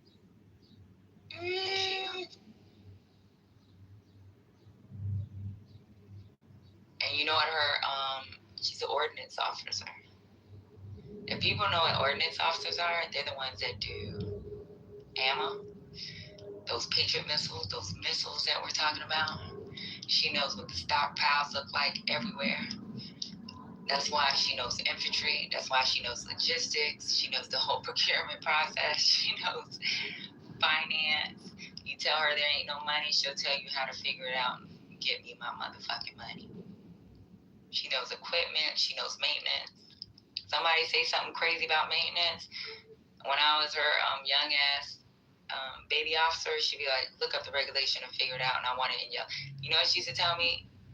Email it to her, yellow highlight the PDF, find out the information, and come brief me on what it means so I can articulate it to the boss.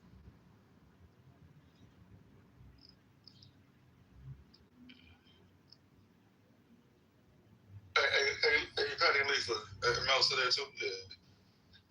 Yeah, I don't know how the conversation started, but did you see the video of the dude who's in active duty, who's basically talking about how he failed the PT test, E7? No. Yeah, it's crazy, man. Which branch? Army. Yeah, this dude is one of the influencers, and he basically talking about how he failed his run, and he knows he needs to be accountable and do what he needs to do. And it's just some of the messages were like, oh, he's taking accountability. How the fuck are you taking accountability? Why did you fail your shit, period? You're an E7. Yeah. Oh, man, that's crazy, bro.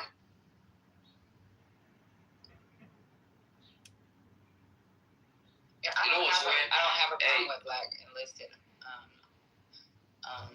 Black enlisted. I have had problems with black enlisted male officers. And I ain't talking, like I said before, it's not people from the islands or the Africans. It's always the black American male officers. We have problems with them with their PT test. And it's embarrassing because I'd be like, yo, come on, you can run with me. Okay, I'm going to go with y'all. What days you guys did the run? Okay, well, I couldn't do it this week. Well, you can come meet us on Saturday. We're going to do a quick run. Okay, they don't even meet. Like, it's just, I don't know what's going on. When Bambi's saying, like, we've done something to these black males, he says that shit be hitting home for me. Because I'll be like, what the fuck have we done to them? We did something. And that's just from my fucking, like, we did something that took away, like, a lot of their, I don't know. It's called hate, Patty. You have hated us for so long, so potently, so exquisitely that, it is what it is. You don't count. Thank you. Exactly. Laugh right there, so I don't know. She said I do not count as a black male, which says it all. As a Haitian, you don't count. That's what she said. Damn. Could somebody cash at me a Smoothie King? I got you. I'll deliver it. Thank you. I want the double espresso protein shake. Appreciate it. I used to drink the Hulks, not a Smoothie King. I said Hulks and 2,000 calorie shakes. Any of y'all, well, I know you do smoke for you, Patty, but the rest of the individuals, any of y'all drinking THC drinks? The hell, Mark? That's why I said I know you know.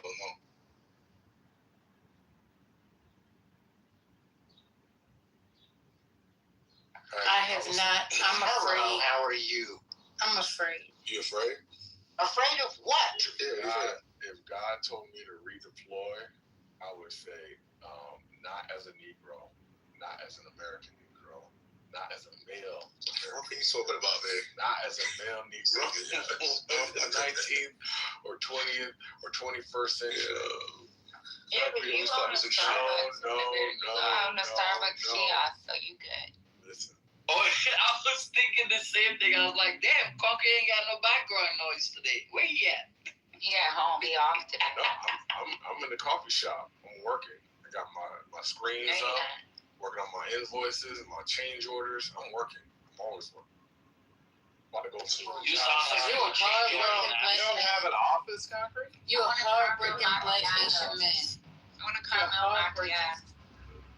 No Caramel sugar. macchiato? Yeah, no sugar. 2 pumps of caramel. Caramel And lime. you ask, what did you do to the black man? And this is it. Right? See, I just said you a Only way- hard-working. I just said you were a hard-working Haitian black man. I'm not Haitian. The only Don't way put that on Haiti.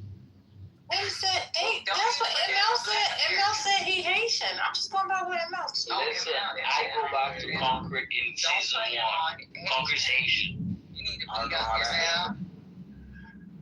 I thought that was man feeling he got in the cut by being Asian. So, Not our man, Phoenix man Concrete. with no criminal record, gainfully employed, Well, most Haitians don't have a educated. criminal record like that.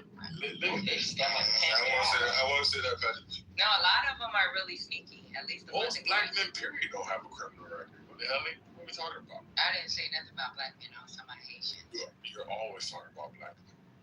No, I have a Haitian baby daddy, so I always have a problem. I had an ex-Haitian. I had an ex-Haitian that I was with forever since I was a little girl, and they problematic. Do you know how to make grill? Yes or no? You see? I told you all he's Haitian. You think I'm saying? I'm saying you talking about grill. I know. Et boy, tout umade or ikadi oui, mais à présent ikadi non, il pas Haitian. No, Creole better than I ever will. Bonnie trying to speak. She doing the old school clubhouse with the taps. Go ahead, Bonnie. Might have been a nervous twitch. She might not even know she up there. She's doing the Harlem shake. She heard some grill. What was You like grill, Concrete? point about the ladies in the picture? What do you say? Oh, those are all black officers with the exception of one Filipino. No, what did He you say? said, she said when it came in and somebody said, these are all beautiful black women. I think something might have said that. And he said came he off off the head. like, forget it. My bad. Go ahead, what you were saying? Don't let her huff and puff. Shut up! He said, he don't want me to get it out. He said, You caught that first and lady? that was it. That was it. That's all he said. Nah, So I think only a few people caught it. It was more. Oh yeah, it was more. No, you know the black female in the middle. Guess what her degree is in? However, it's fun. I think it's in literature or English, something like that. Fine. Marriage material. Baby moms. I don't give a fuck what a degree. You talking about in the dildo? Yeah, the one in the middle. I said the one that's the smartest of everybody. Yeah. Her degree's in being fine. Yes. She has a master's. Yes, she has a master's. Let me go through them from a bracket, Patty. Patty, if you could back channel me the phone numbers of. Take Patty out. I'll take the other 4. I have a few. One, my friend Hurricane is now straight, so he's looking for a girlfriend, and I'll take care of the other 3. I'm done. Now the girl in the middle, is crazy because I never knew her degree until maybe when I got a forehead. And I was like, what did you major in? Because I thought it was like something like information, some kind of science. Because it's like she always has the information when it comes to traditions. Like, I think it was like English or literature or something. I was like, what the fuck? She was the one that told me take some fucking philosophy classes. That's what the generals do, so you can work on your critical thinking. I was like, oh, okay, whatever. And that's when I learned that. Like, she gave me that book, The 4th Star, and I read it. Every one of them fucking 4 stars take fucking philosophy. They're in the SOSH, they call them the SOSH department. Social science. History majors, English majors, fucking, them motherfuckers are fucking smart as fuck. And they take a whole bunch of philosophy classes. I don't know why the philosopher bros think they're so smart. Well, they didn't take the classes. They just watch YouTube. That's the funny part. A lot of the philosophy bros actually spurn formal instruction, and they think, oh, well, if I just listen to Sam Harris, I'm gonna be like Sam Harris. But yeah, they kind of suck. That's one of the most disappointing things about coming on the internet for me personally, because I didn't know this existed like this until COVID. That's how I got on this app and others. And I thought the philosophy bros would be better, but they kind of suck. Although I think the philosophy bros were religious / atheist bros. They usually overlap between. Yeah. The next 3 days. It's a show. What are you listening to, Ben? A sermon. I saw a sermon of this guy who was talking about, I hate to say it, but God's existence and the cosmological origins, because we were just talking about that yesterday. Oh, this is a preacher. He's not a philosopher. He was actually preaching it. This is a church service. I watch church services throughout the week just to see how good communion-taking Christians live. You know, we've had that conversation already. But did I hear you say you don't believe in none of this? No, I just said that as a gesture so I could keep the conversation moving. Oh, okay. Sometimes you have to lie because people get hung up on the silliest things. Like when she was losing the argument yesterday, she was like, "Well, you're a gay African." That has nothing to do with that. What? Who cares? He believes in it so much. He told me that I needed to go and get communion. And that See, I haven't thought about that. I don't know when was the last time I took communion. Wait a minute. Well, excuse me, I'm not finished talking. I don't understand why is it because my voice is soft? And see, and then what? Excuse me, sir. Oh, sorry. Then when I get, befuddled, and when I get, this strike of rage, then I hear, oh, this is not the first lady I know. Well, you will contribute to the first lady that you don't know because you keep knocking on the door that you don't know a first lady. Okay? So I don't understand why everybody talks over me. That's number one. But yes, Mr. Concrete, you probably won't be seeing me, let's say, as of like the middle of June, because I have a deadline that if I don't go and partake in the renewing of my spirit by taking communion, then I can no longer sit on the stages of Clubhouse and Politically Correct. So, Concrete, if you don't see me anymore, I just want to let you know it's been real. I appreciate you, and I extend my love to you, even though you do not receive it. I'm still sending it. Thank you. Goodbye. First lady, don't leave us first. No, that's not quite true. You can still be on Clubhouse. You just can't be up under my ministry. I'm no longer going to pastor and shepherd a bunch of non-communion. After finding out yesterday that an alligator knows to go get communion, you niggas need to go get communion. Yeah, that's what we found out yesterday. Alligators have moral consciousness and get communion. If the alligator can get communion, you can get communion. Let me go to Concrete. Now I find out Concrete hasn't had communion in years and he didn't vote for Concrete. Strike two. And by the way, the first one is worse than the second. Well, what world are you people not going to do the rituals that Jesus laid out? Are you insane? It takes 5 minutes. I agree, University. Thank you. And I know you're going to get it at lunch this week. End of the week. All the man did was come and lay out the blueprint for perfection. And all he said, just do this in remembrance of me. You go, put your little hand out, get your little cup. It takes 5 minutes. But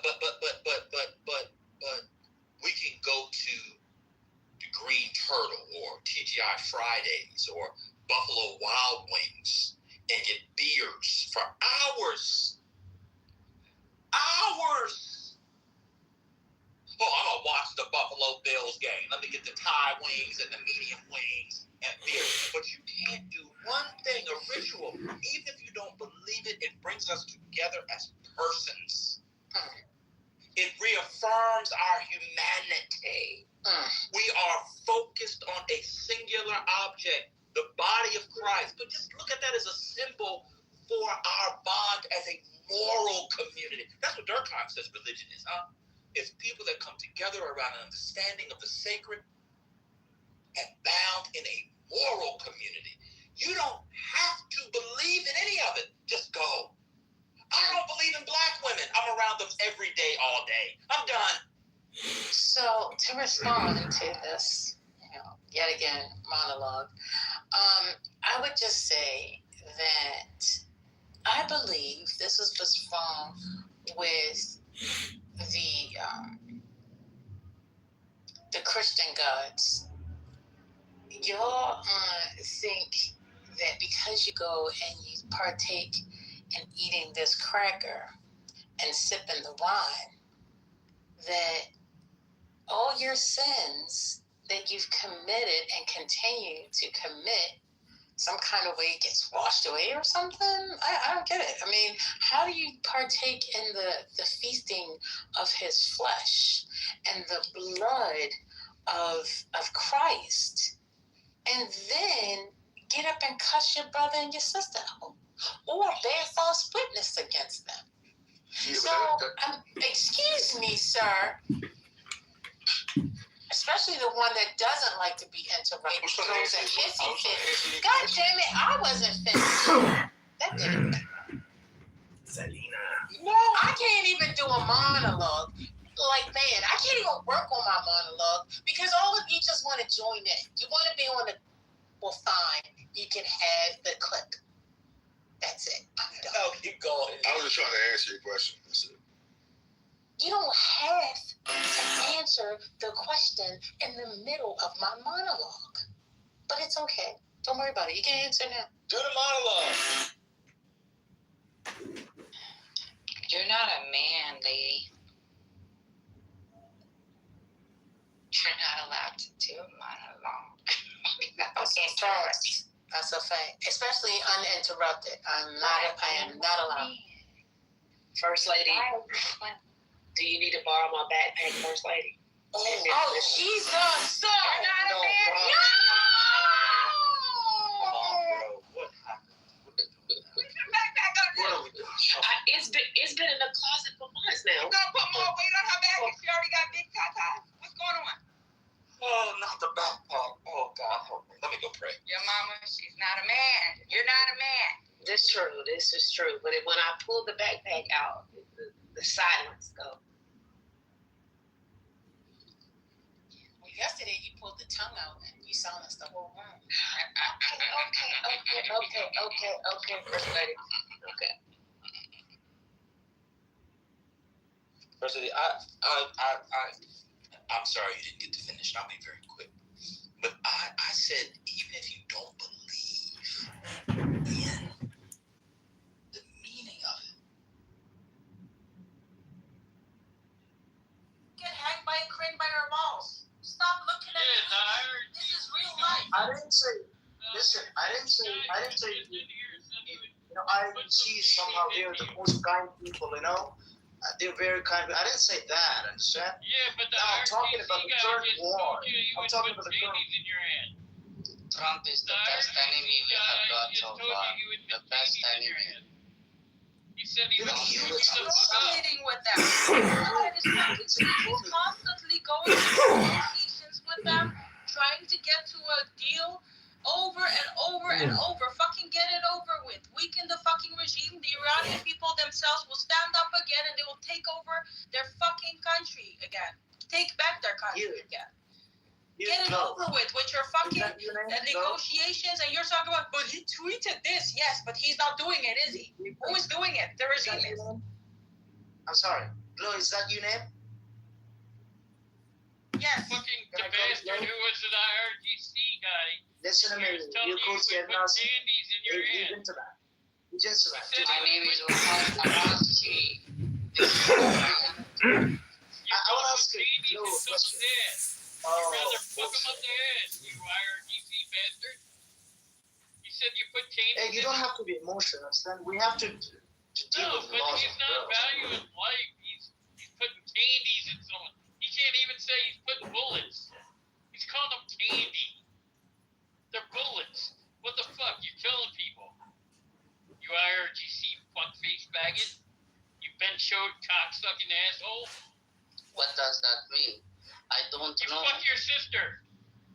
You Ben-showed. You fuck your sister. He's basically saying what you said is bullshit. What kind of You're a sand nigger. You proved that you're a sand nigger by killing other people in your own country. You're a true sand nigger. A dirty bastard. Yeah, no. Glow. A cunt. A faggot. I drink blood. You're a faggot. Give me a minute. People in the head. Gucci, give me a minute. Give me a minute. You fuck goats, you disgusting bastard. Thinking candy is call candy bullets or bullets candy by shooting your own people. 40,000 people you don't give a fuck about. You fucking disgusting bastard. You're a pitiful for human life. Wow, I'm so happy to see an American having some. You're pitiful for life. Are you a Republican, Kosi? Yes. I knew it. See, it's always the Republicans that have common sense and actually care about human life. It's always the fascist Democrat, and not all of them. I'm sorry, not all of them. No, it is. Yeah, it usually is a lot of them. Here's something I can tell you. If someone came out, no matter if it's a Republican or a Democrat president, and someone shot him and killed the president, guess what? The first person we would get rid of would be the fascists, the purple hair freaks, the gay, like regular gays, like the true gays who got their freedom, like the marriage and they're all against the LGBT, the Q plus community. Okay. Yeah, they're okay. It's the Q plus community that are like they're trying to switch the agenda on us Americans, and those are the first people you would take out with a gun. If the president ever got killed, a civil war, I know who I'm killing. The libertards. Literally. I want a country that really cares about each other. The libertards don't care. So, you killed the supreme leader Ayatollah Khamenei, and you expect me not to tell you anything? They come out and, like, if your Ayatollah came over here and killed the president, no matter what. You killed our supreme leader. He was more of a prophet to us. Your supreme leader was a in cold blood. He was a supreme leader. Your supreme leader was a foolish as shit, killing people. Telling us he was euthanizing, he was genociding his own people. He was actually doing what you guys call the spirit of our supreme leader. Listen to me. Listen to me. The spirit of our supreme leader, Ayatollah Khamenei, comes. Hey, Kosi. Is a genocidal club. That's okay. It's okay. We got you. Your supreme leader is a dead one. That's what it is. But he's becoming a nightmare for us. He's coming in my dream every now and then. What have you done for me? Have you avenged me? And I couldn't. So he's fucking you in the ass in your dream every night?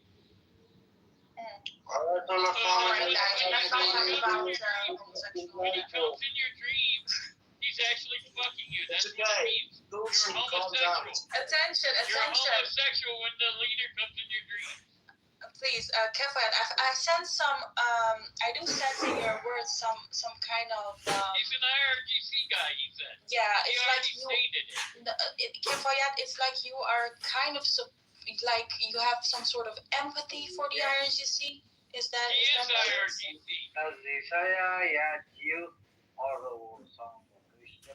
who is the owner of the No, man? listen.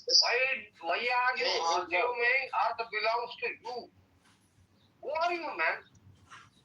You are also a cockroach. Hey, guys, the planet. Guys, it's different. Just Who are different you, man? than the topic is different. Anyone. Topic is very simple. Truth means truth. If you are a Muslim, if you are a Jainist, if you are a Christian, if you are a Hindu, it doesn't matter, man. You are a human being, that's it. Just like an elephant, just like a rhinoceros, just like a hippopotamus.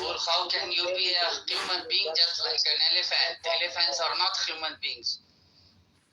Sir, it means my statement was elephant also have equal rights as far as humans have, because the planet Earth doesn't belong to humans, especially your so-called gods. According to your knowledge, your god will be someone, another guy's god will be someone, and he thinks my god is the owner of the planet Earth. And another one will think my God is also the owner of the planet. What the hell are you talking about? What the hell is he talking about? Think big, man. Think big. Think broad, man. Think out of the box, We man. think broad, but here it's different topic, bro. Don't Bro, think like it's a different. cockroach, man. You're more from a topic, but that's okay. But that's different, you know. Here we're dealing with something else. Okay, I will listen. Yeah. Okay. Nate, no, I've got to put. First of all, I don't have empathy for anyone. Understand? I've got empathy for innocent civilian. You know, that's what matters to me. Understand? People living there. I don't care about. Okay, let me ask you this one. Hold on. You said you have empathy for innocent civilians. You were celebrating Khamenei's death. Hold on. Quiet. Both of you quiet. You said you have sympathy for innocent civilians. What's up, JG? Welcome. Hold on. So you said you have empathy for innocent civilians. Who has killed more innocent Iranian civilians, the IRGC or the Americans?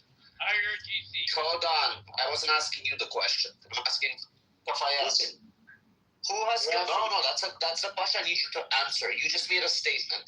And I have a question. Who has killed more innocent civilians? Correct. So who's the bad guy here? The Americans are trying to help us. It's a very broad thing, bro. It's a very broad thing. Do you get me? It doesn't mean, for example, if they kill, many people, RGC kill many people, I don't care. Understand? Like, I mean, the innocent people, that's what matters to me. So they killed more people, I know that. But it doesn't mean, for example, if the US is attacking them, that's okay. And the Iran is going to turn into the Iraq, and that's okay. That's a bad thing, and that's a bullshit, bro. Understand? Here it's a different thing. Now, Miss Glow, I'm asking you a question. As a civilian, right? As an Iranian civilian, who do you support in this current war? The U.S. or the regime? I support the people of Iran. I support the innocent people of Iran. And what have they been saying? They have been chanting just one name. They've been chanting. What did they say? Look at the videos on X. Look at what they're chanting at the protest. Javid Shah, in akharin nabard Pahlavi barmigarde. Do you know what that means? That means this is the final battle. Pahlavi will return. That's what they're chanting. Long live the king. And not for him to come back and be a king at all, for fair elections and the return of democracy to this country after 47 years of brutality and death.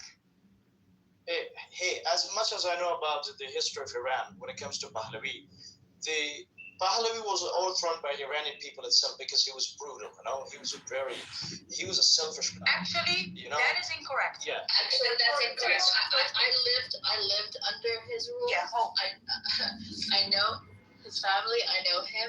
I know what it's like. It was not true. He was not brutal. The whole reason that the revolution in fucking 1979 was successful is he left because he didn't want bloodshed. If you listen to his final speech before he left, he said, "I don't want the streets of Iran to be filled with blood." He left because let me finish. Shut up and let me finish. He left because he cared about his country. He cared about his people. He thought he'd be back much sooner. He thought he would be back in 6 months. It was not going to be permanent. He made that mistake, but he left because he didn't want bloodshed. Unlike this fucking regime who's killing people over and over and over again. Okay. Every single day. So do not tell me from what you've heard. No, let me finish. Do not tell me from what you've heard, because what you've heard is different than lived experience. Okay. Your emotions are valid, but listen to me. It's not my emotion. That took over the country. The regime that took over the country is of course going to tell you a story in which Pahlavi was the bad guy, which he was not. He left the country because he didn't want to spill his own people's blood. And this regime, doesn't matter how many people come out to the streets and get killed, they will not, like it's nothing. They will not give in. The elections didn't work. They tried voting differently. They tried protesting. They tried literally everything, not voting anything in the book. This regime will not listen to the people. It will kill you. I know that. No. Don't you dare talk about that. No, I dare because what I'm saying is true. Understand? That's why I dare. Listen, Pahlavi, it's clear, crystal clear. I think there is evidence. There were well-documented facts. That Pahlavi was overthrown because he was selfish and narcissistic guy. He would throw party, and he would not give a shit about the poor people. I think you know that. There were many poor people by the time, during that time. I'm sorry. Do you know?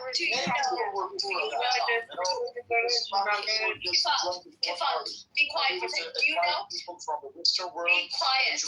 Be quiet and listen. Do you know that the majority of people that were in the streets? Let me finish. No, let me fucking finish. No, When a woman speaks, you shut the fuck up here, especially if she's a mod. Okay. Yeah, they weren't Muslim. The ones in the streets who were students who were looking for him to leave were actually the fucking students that Pahlavi sent overseas and paid for their fucking education. So shut the fuck up. Hey, you don't have to disrespect. I'm just telling the truth, understand? I'm not saying anything bullshit. What is the truth? How do you know the truth? Who are you? Who are you? The truth. Who are you to know the truth? Did you live there? Are you Iranian? I am told. Ask me any question you prefer. Guys, I'm not. I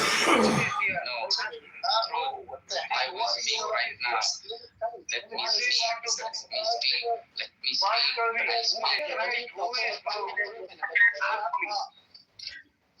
Thank you so much. His opportunity myself. I am Govind Singh Rawat.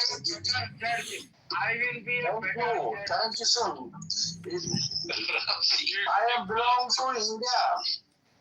You guys talking about philosophy. We're talking Everybody, all of us, all people to him. Are we all retarded? Do we not know how to speak one at a time, everything at the fucking same time? Like, is this like something like after reading, I don't know what the fuck is wrong with you? Everybody, all persons, all of us, thank you so much. Shut the fuck up before I put you back in the audience. Okay? One fucking mic at a time. I think it should be the supporter of IRGC.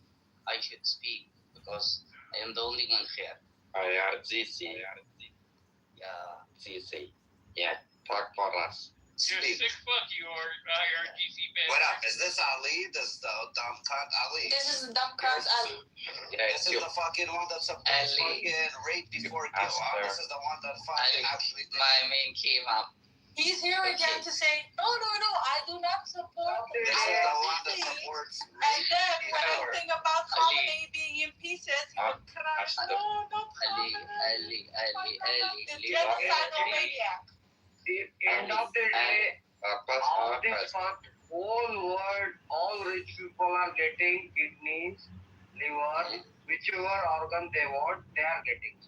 भाई तू कौन है वो क्या बात कर रहे philosophy क्या End of the day, the result of the war which is going on is The IRGC guy. liver, each and every necessary parts are being extracted from the surrender or a ceasefire of someone. The people are looting. If the listen, as you have your life matter. If the IRGC stays, no, yes, I know they're crazy. Listen, if the IRGC stays in Iran, there will be no more India in 20 years. I promise you. So they have to go. You sure about it? Ali, I'm pretty sure. You must have the balls to clarify that you love IRGC. See, I am seeing it. I am a big supporter of IRGC. Iran.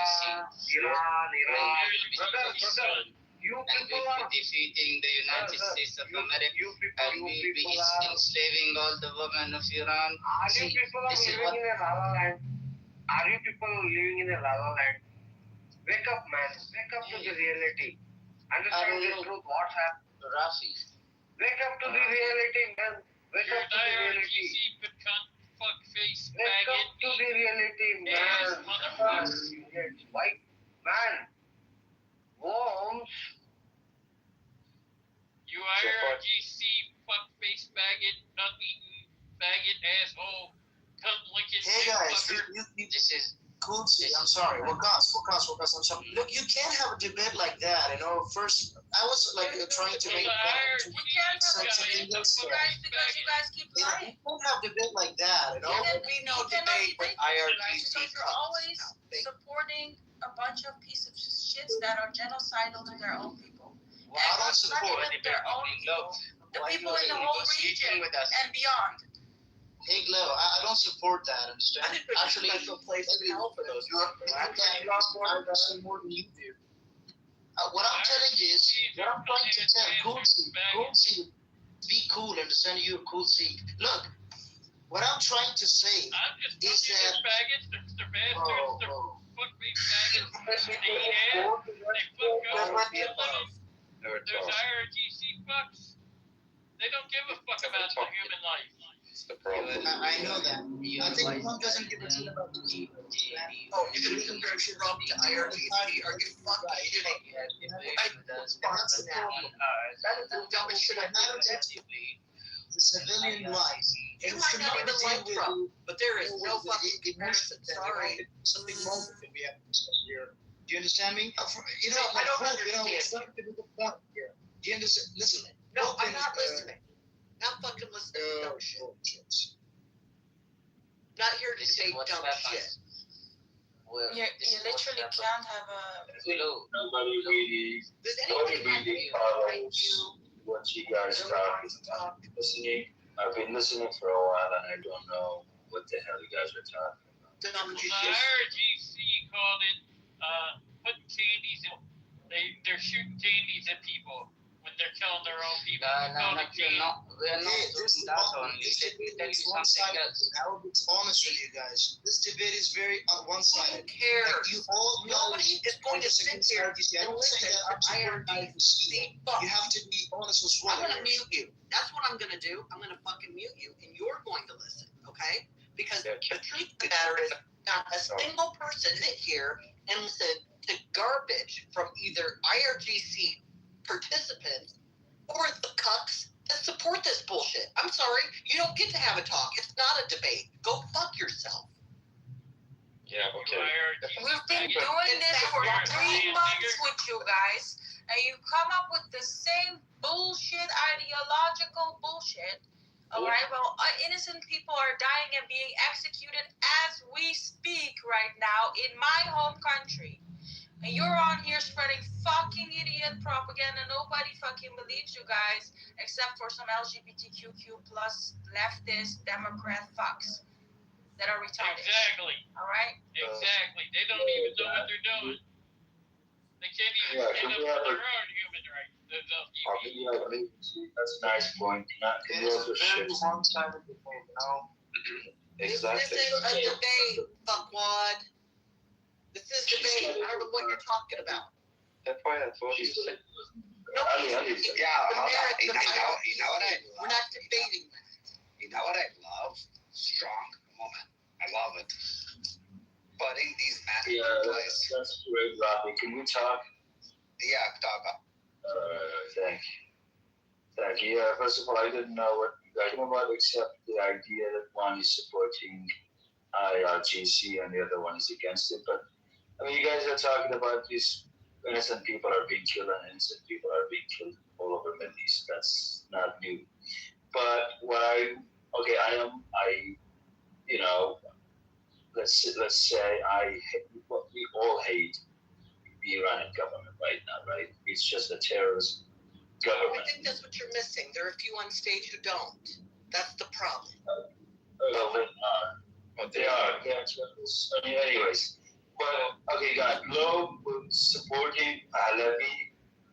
You know, I don't understand this idea. Like, you had one shot that could give you a chance to overcome the regime. What the fuck They don't care. They really will Listen, fuck each other in the listen, head. why are you so focused on Pahlavi? The thing, the most important thing here is that the people of Iran will get to elect their next leader and system of governance. That is the thing. Now, if someone wants to support him, they can. If someone doesn't, they can support someone else. It doesn't matter. Right now, there's a humanitarian crisis. Can we address that fucking shit? You guys are talking about sit down the road. Being hung. No.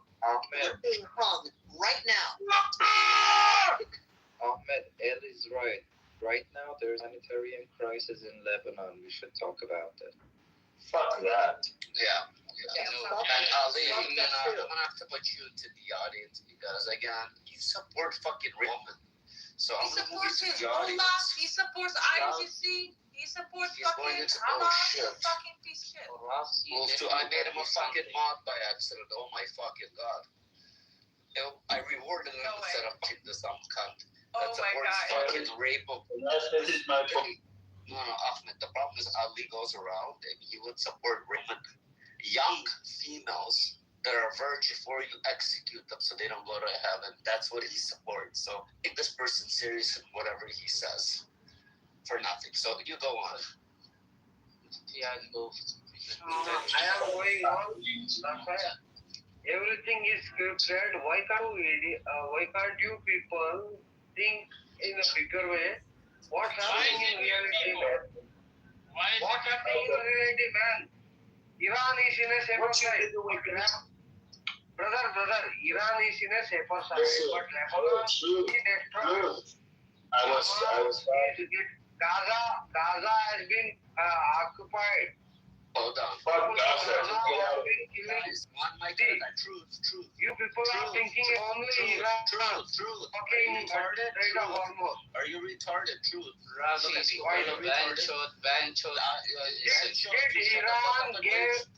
Shut the fuck up and wait your fucking turn to be spoken to. You fucking dumb cunt. Ahmed, continue. I'm sorry.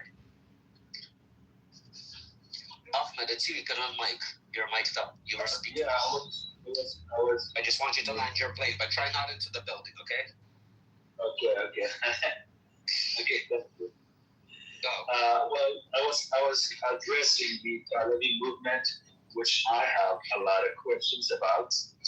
We all know this government is expired and should be gone one way or another. Rafi, you might say.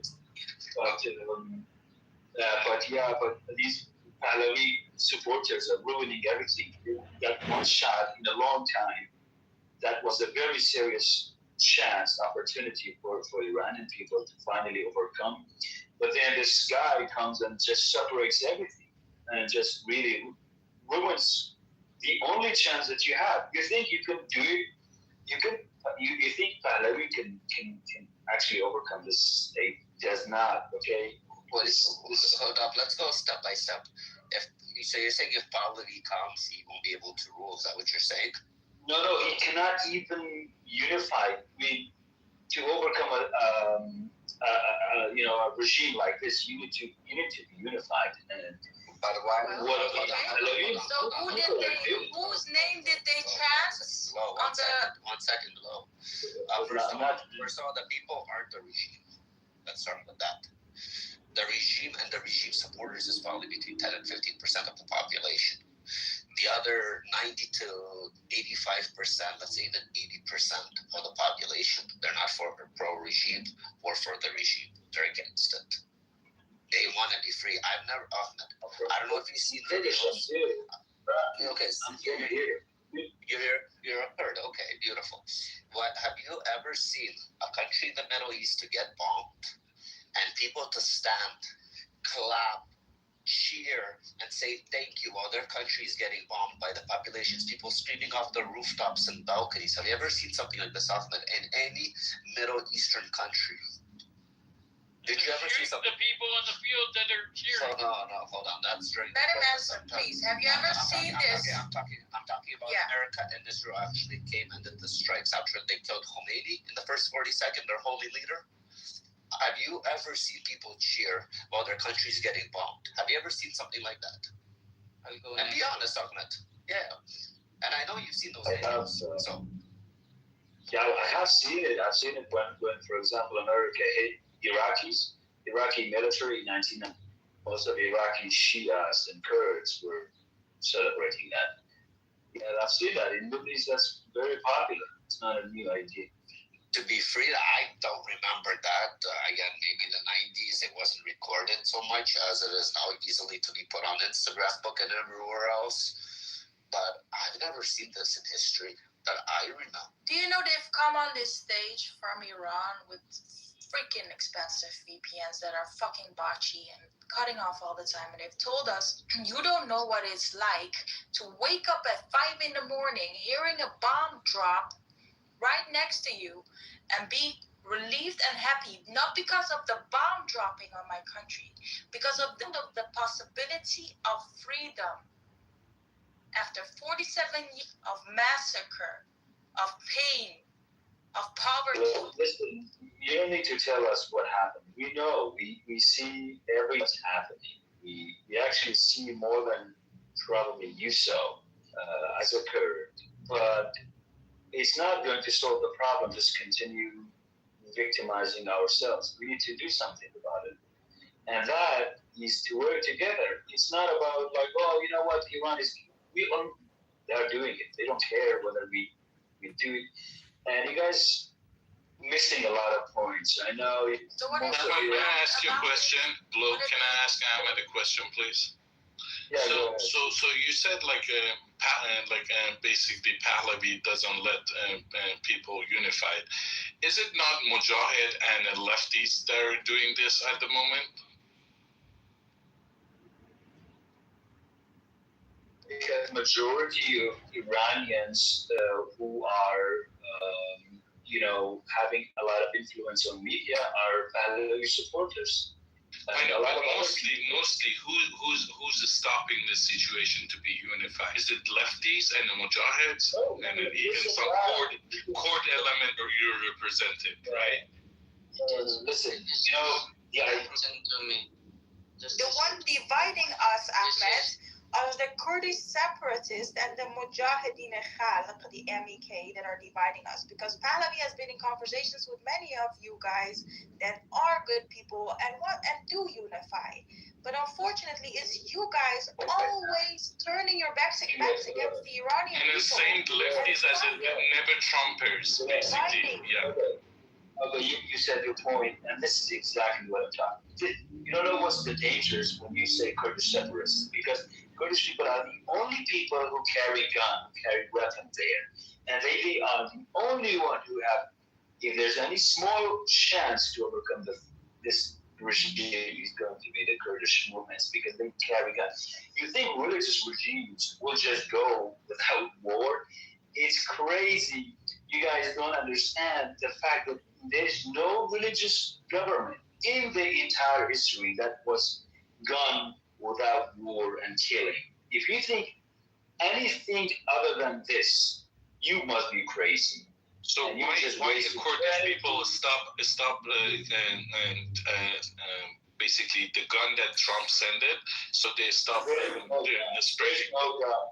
There is no gun. The Kurdish people were supposed to spread around the guns amongst the Iranian resistance revolutionary people, and they decided to keep the Starlink and the weapons to themselves. If someone has been dividing and treasures to their people, I think we know who those people are. The Kurds. Yeah. Fuckers. Okay. Not the Iranian Kurds. Not the Iranian Kurds. Not the Iranian Kurds. The Iranian Kurds. The Iranian Kurds. There is no Iranian Kurds. There are. They say they're not Iranian. So when you said there are just one, you are a separatist. They're not Persian. They're not Persian Kurds, but they're Iranian. They call themselves Iranian. They don't call themselves Iraqi Kurds, okay? They're Iranian. So be quiet, you separatists. What are you talking about? There's no Iraqi Kurds. What are you talking about? You know she does know what she's talking about? This is hilarious. No, there's no Iraqi Kurds. Really? How can you people here, six Iranians, as you call yourself a Kurd, there's no country as Kurdistan. It's a region in Iran and Iraq and Turkey. You call yourself a Kurd. We're telling you, we have Iranian Kurds. We love them. We're very proud of them people. And they call themselves Iranian Kurds, and they're on our side. They're behind me. But you separatists, I don't know if you're Iraqi Kurd or what the hell, but you not monk in a free Iran. You will not support us. That's fine, but keep your business out, your nose out of our business as well. Can you stop dividing us even more? Thank you. Oh my God! You guys think that? I mean, this is what I really worry about. This, I really worry about. Take your worry as a shove it in your butt. Let's find some other way to get weapons to Iran. Ahmed, we've listened to you about long enough right now. Get weapons, rescue the Iranians, fuck the Iraqi Kurds, go around them, circumvent this shit. You can find a way to get to Khomeini, kill him. We can get weapons who need them. I firmly believe that has to happen. The Iranian people have to have. Who's interrupting me right now? Who's interrupting me right now? Honestly, if we want the Iranian people to succeed, they absolutely have to have weapons. 100%. We got pagers to people who blew the fuck up. I think we can get guns to Iran. Along for the pagers. We love Moti. And I gotta kind of disagree with Al on this one. I know you don't agree, but I just don't see how. I just see what happens. These people can't face of this weaponless. Yes, I agree with you, and this is one of the only ways of getting that country back. But I see there's going to be a lot more deaths because there is going to be a lot more. Hold on, walk us 1 second. I'm speaking. I believe there's going to be a lot more deaths, sadly, and I believe that after they will accomplish what they're looking to overthrow the government, that the weapons aren't going to be handed back over. And then you're going to have a population of 70, 60 million people with guns. Like you mean like Americans? We have guns. It's okay. I understand, but like we have more guns than people, Rafi. I understand, but I'm looking at how Russia ended up in the 90s when the Soviet Union broke apart. Not everything's Russia.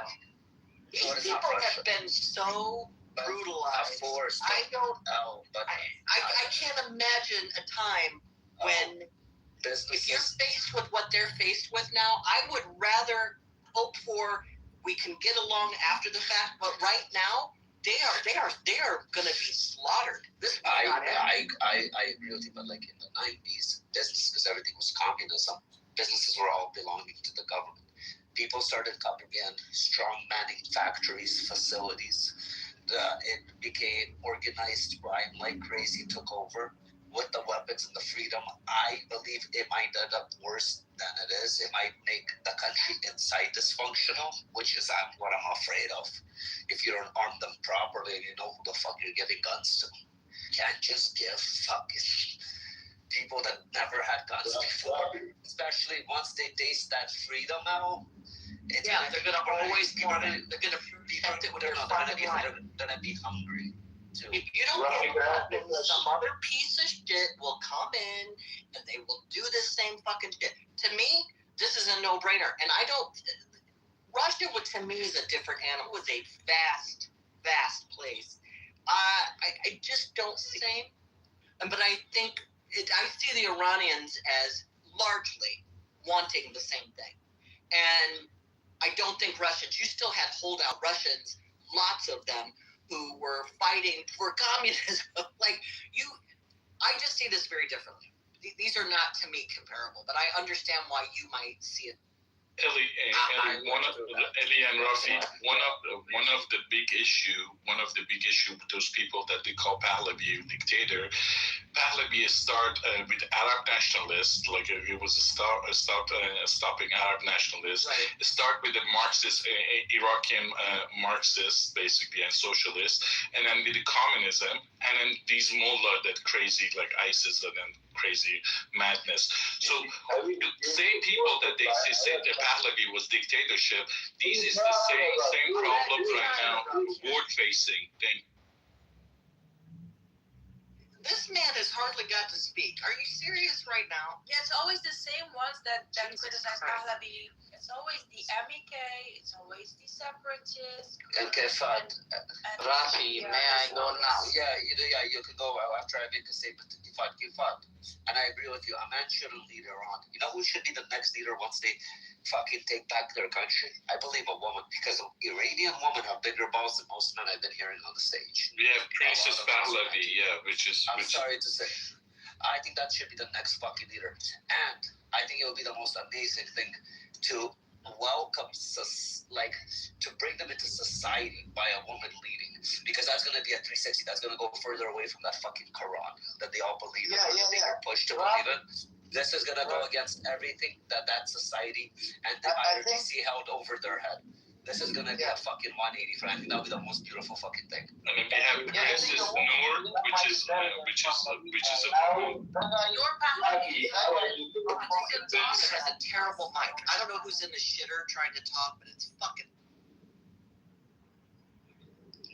This is what happens, Rafi, when you are a leader. Let me explain my side of leadership. See, all the Iranians sitting here must support the IRGC because we are the true defenders of the country, Iran. All the rest of the people are infidels. They are enemies of the Iran. And let me tell you what will happen in our leadership. You're an IRGC fucker, you cunt-ass bastard. Let me explain something. Okay. You're an IRGC fucker. In our leadership, women cannot speak like that. This is what happens.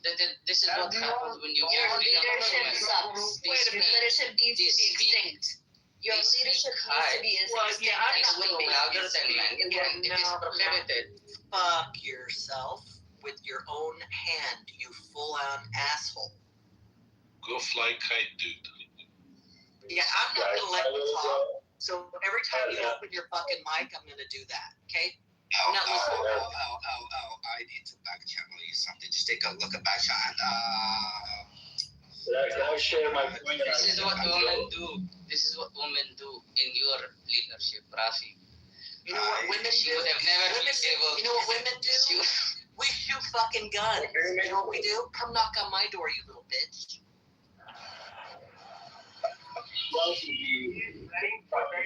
Topic about men and women. Wrong with you. You know what is wrong with me? We teach fucking Islamic pigs. Well, we teach manners to our women. We teach manners to our women. Backward ass. They respect us. They do not speak down in front of us. Can you guys have a reformation already? I'm not translate long languages. Yeah, Shut the fuck up. Hey, listen, why don't you get out of this dinner dipshit or get a better phone? No, I need you to read your back channel. Hello.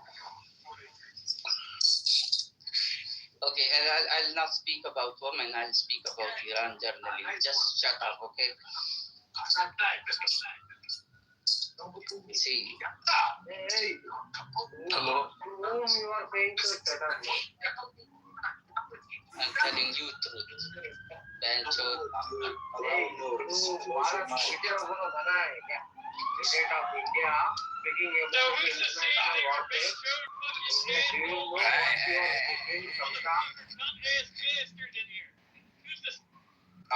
Okay. First of all, there will be none of those slurs. A, leave the stage. B, one mic at a fucking time. Go. Who's first to speak? What is the topic? I wanted to say a lot of things, but unfortunately, I have to go now. But I think this is not how you can run a country. Both sides are just. You don't even have a country. You want to give comments on how to run a country? Okay, you think? Okay, I'm speaking. It was my time to speak. It was my time to speak. Yeah, blah blah blah blah. Okay, first of all, Ahmed, first of all, there is no time for you. You see, every woman here on stage here that is modded, whenever they on mic, your time ends and they start. Sure, but I was going to say one. I understand, but don't tell a mod that it was your time to speak and try to speak over her. Yeah, but I was speaking. I don't. Again, a mod can interrupt at any fucking time. That's the privileges of being a mod. Okay. Thank you. All right. So listen, she thinks it's really nice to roast someone or to insult someone by saying you don't have a country. But you guys understand. You cannot rule a country like this. So yes, you're Oh my God! Oh my goodness! I will speak when I want to, or you will go down. Simple. You can, Rafi, that's a point which you can't defend. Goodbye. End of the day, the conclusion is very similar to what happening. Bigger fish will eat smaller. End of the day, go speak it. All right, Waqas, just shut your mouth up, man. Nobody's gonna listen to your bullshit about Islam. Okay. We've had enough of your bullshit, and now we're gonna have deal with. Okay, now deal with you. Now deal with. Everybody shut the fuck up. Rafi, let me deal with him. Shut the fuck up. I wanted to send a message to Hope, and I've accidentally moved her to the audience. I'm so sorry, Hope. Please come out back. My bad. Rafi's fat finger in it. I'm so fucking Hope, come back up. Thank you, Hope. Sorry about that here. Let me re-mod you up. That is so my fault. I wanted to send you a back channel. Oopsie. It's all good. What I don't understand about these guys is like in the early 20th century they brought back guy. Hey, Close your mic. That's getting really annoying. Okay. Yeah. So you guys you're the kind of fucktard who doesn't stand in the camp of IRGC nor against them. So you do not have any authenticity of all. Okay, Glow was thinking. Like, who are you, Ahmed? Who are you? What do you stand for? No, really. He's Ahmed. And what do you stand for? I stand for humanity, democracy, equality. Not like you racist. You stand for nothing. You fucking moron. You're the racist. Yes, you are. You are the one that was trying to divide the Iranian Kurds, trying to divide us. Since when dividing Israel? They are Iranians. They've always been. What do you think? We're going to give the Baluchis from Baluchistan a country now? Of course we're not. Why not? What do you think? They're Baluchis. They're Iranian Baluchis. We're not going to give everyone their own country. Oh my God.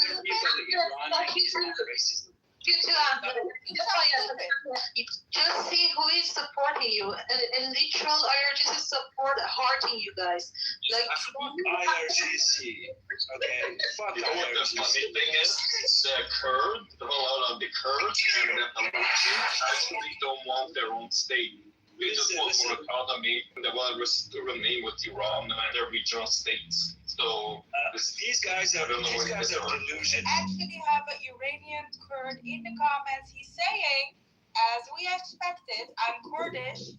Beji Shah, Beji Iran, Beji Fuck him. Yes, we have a word for him. I love you, love them. We don't like we have a word for them. You instead of I'm sure they have a word for you too. We have a word for these Kurdish. We have a word for you. Yeah, well, they have words for you too. You're a traitor. You sold out the Iranian people by keeping the weapons to yourself. Iranian racist That's what kind of disgusting people you are. You're traitors. Iranian racist people. Fuck Kurdish people. Like, you're supporting democracy. Like, Ali in the comment, he's a real, like, IRGC supporter and a sleeper cell. He's hurting you guys. So you fucked up so bad. So it's just like you're standing with IRGC and the literal IRGC fucker is like the bad Ali. Bad Ali is bad. Hello, he's in the I don't even know what an IRGC supporter is. Anyone that's different political view than yours, you just automatically assume IRGC. You don't know their narrative. Iran has some official shut the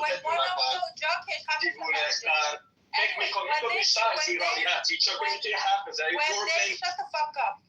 When they are cheering you on, Ahmed, that's when you know whose camp you are on. Ahmed, I'm going to ask you a question. This is how we know you're IRGC or not.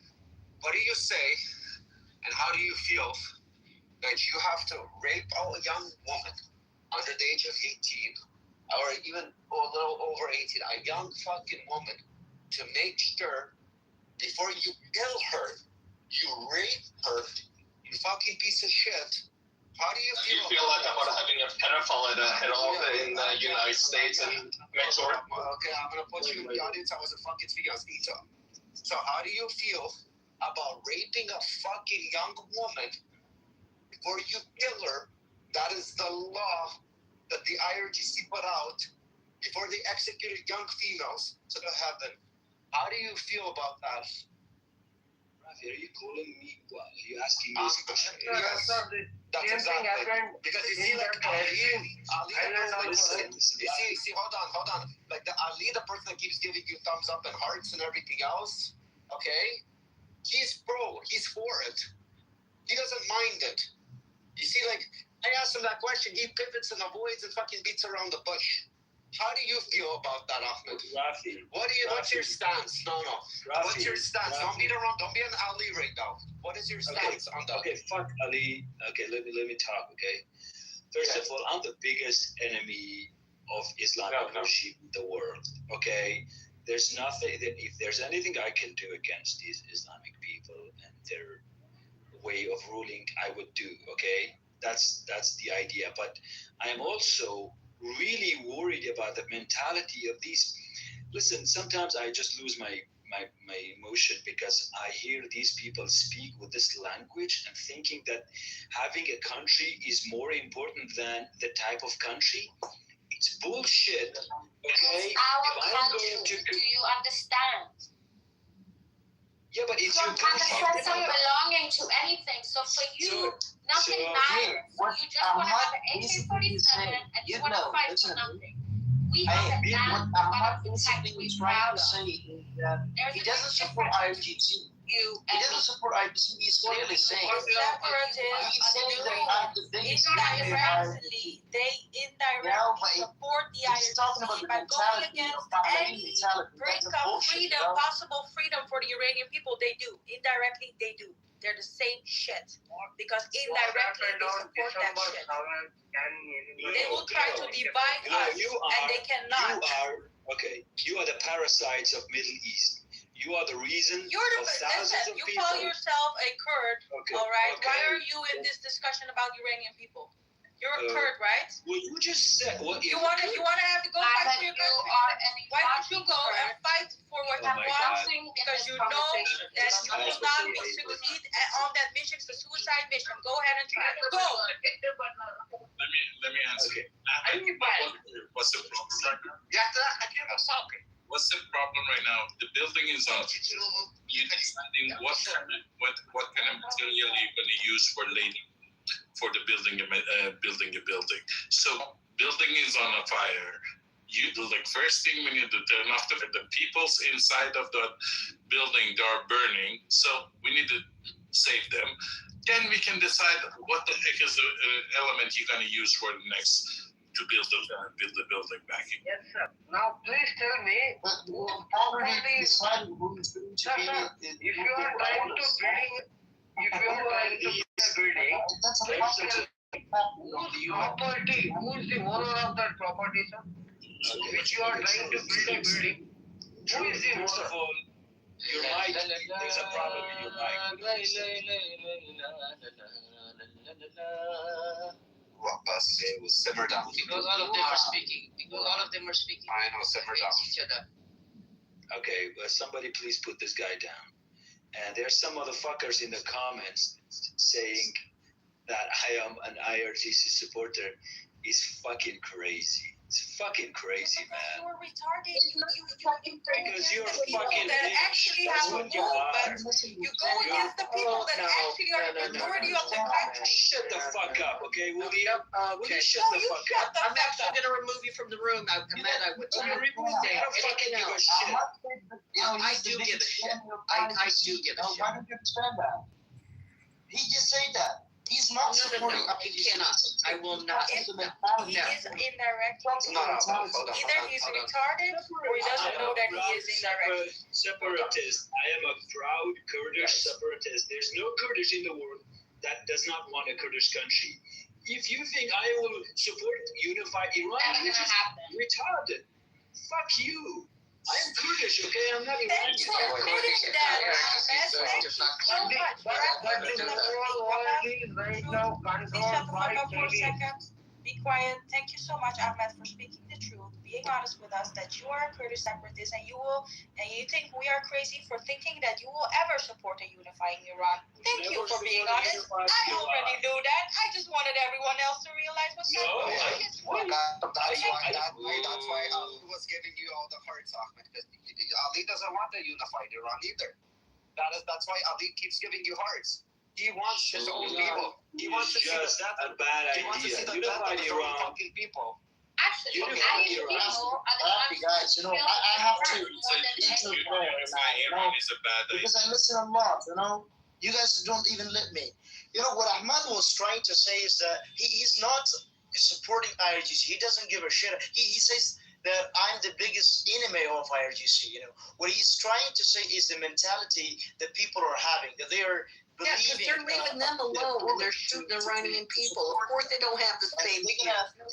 That guy's going to exploit, the Iranian people. It's not going to give a shit about the Iranian, understand? I don't know why you guys are calling this rescue operation. It's going to turn into Iraq. Do you understand? You do not get to decide for us who is the one rescuing us and who is the one killing us when you can see it's the IRGC that has been killing us for the past 47 years. If he knows, hold on. If he knows the difference between, if he's from that region, he knows the difference between Iranian people and the IRGC. Because those two people are two different types of people. Okay, so the IRGC did something to him, and now he is butthurt, I'm going to say it, and he doesn't see a unified Iran, or he doesn't want to see a unified Iran. That just shows who he is. Robbie, can I please? That's what I'm saying, and people don't believe us when we say this. And they're the same cup. They pour into the same cup. The ideology is the same, and not unified, weak Iran that is separate. Okay, listen. Okay. So don't accuse Ahmad of being supportive of IRGC. He's not supporting that, and you have to understand that. I don't know, and I gotta give it to what's his name, Kitover. I don't believe he's an IRGC sympathizer. He might be, he just might hate the whole structure of Iran because. Respectfully, that isn't what Gloat said. Oh, okay. Yes. Yeah. The end result is the same. But he should know the difference. You should know. Yeah. Of course, there's a difference, but the end result is the same. The future of Iran will be like Gaza. That's what he's trying to say. It won't. Not even Listen, Are you being serious? Gaza? Listen, the Gazans never had a government. The Gazans never had an actual good government or country running. One second, sorry on the truck. Sorry, Sorry, I'm interrupting you. Go on 1 second. That's what we're supporting him. That's what you're supporting them. Let me ask you a different question. Let it be like Gaza. Let's say, for example, it is like Gaza. For shits and giggles, let's say it is going to become Gaza. Do you think the Iranian people can't rebuild?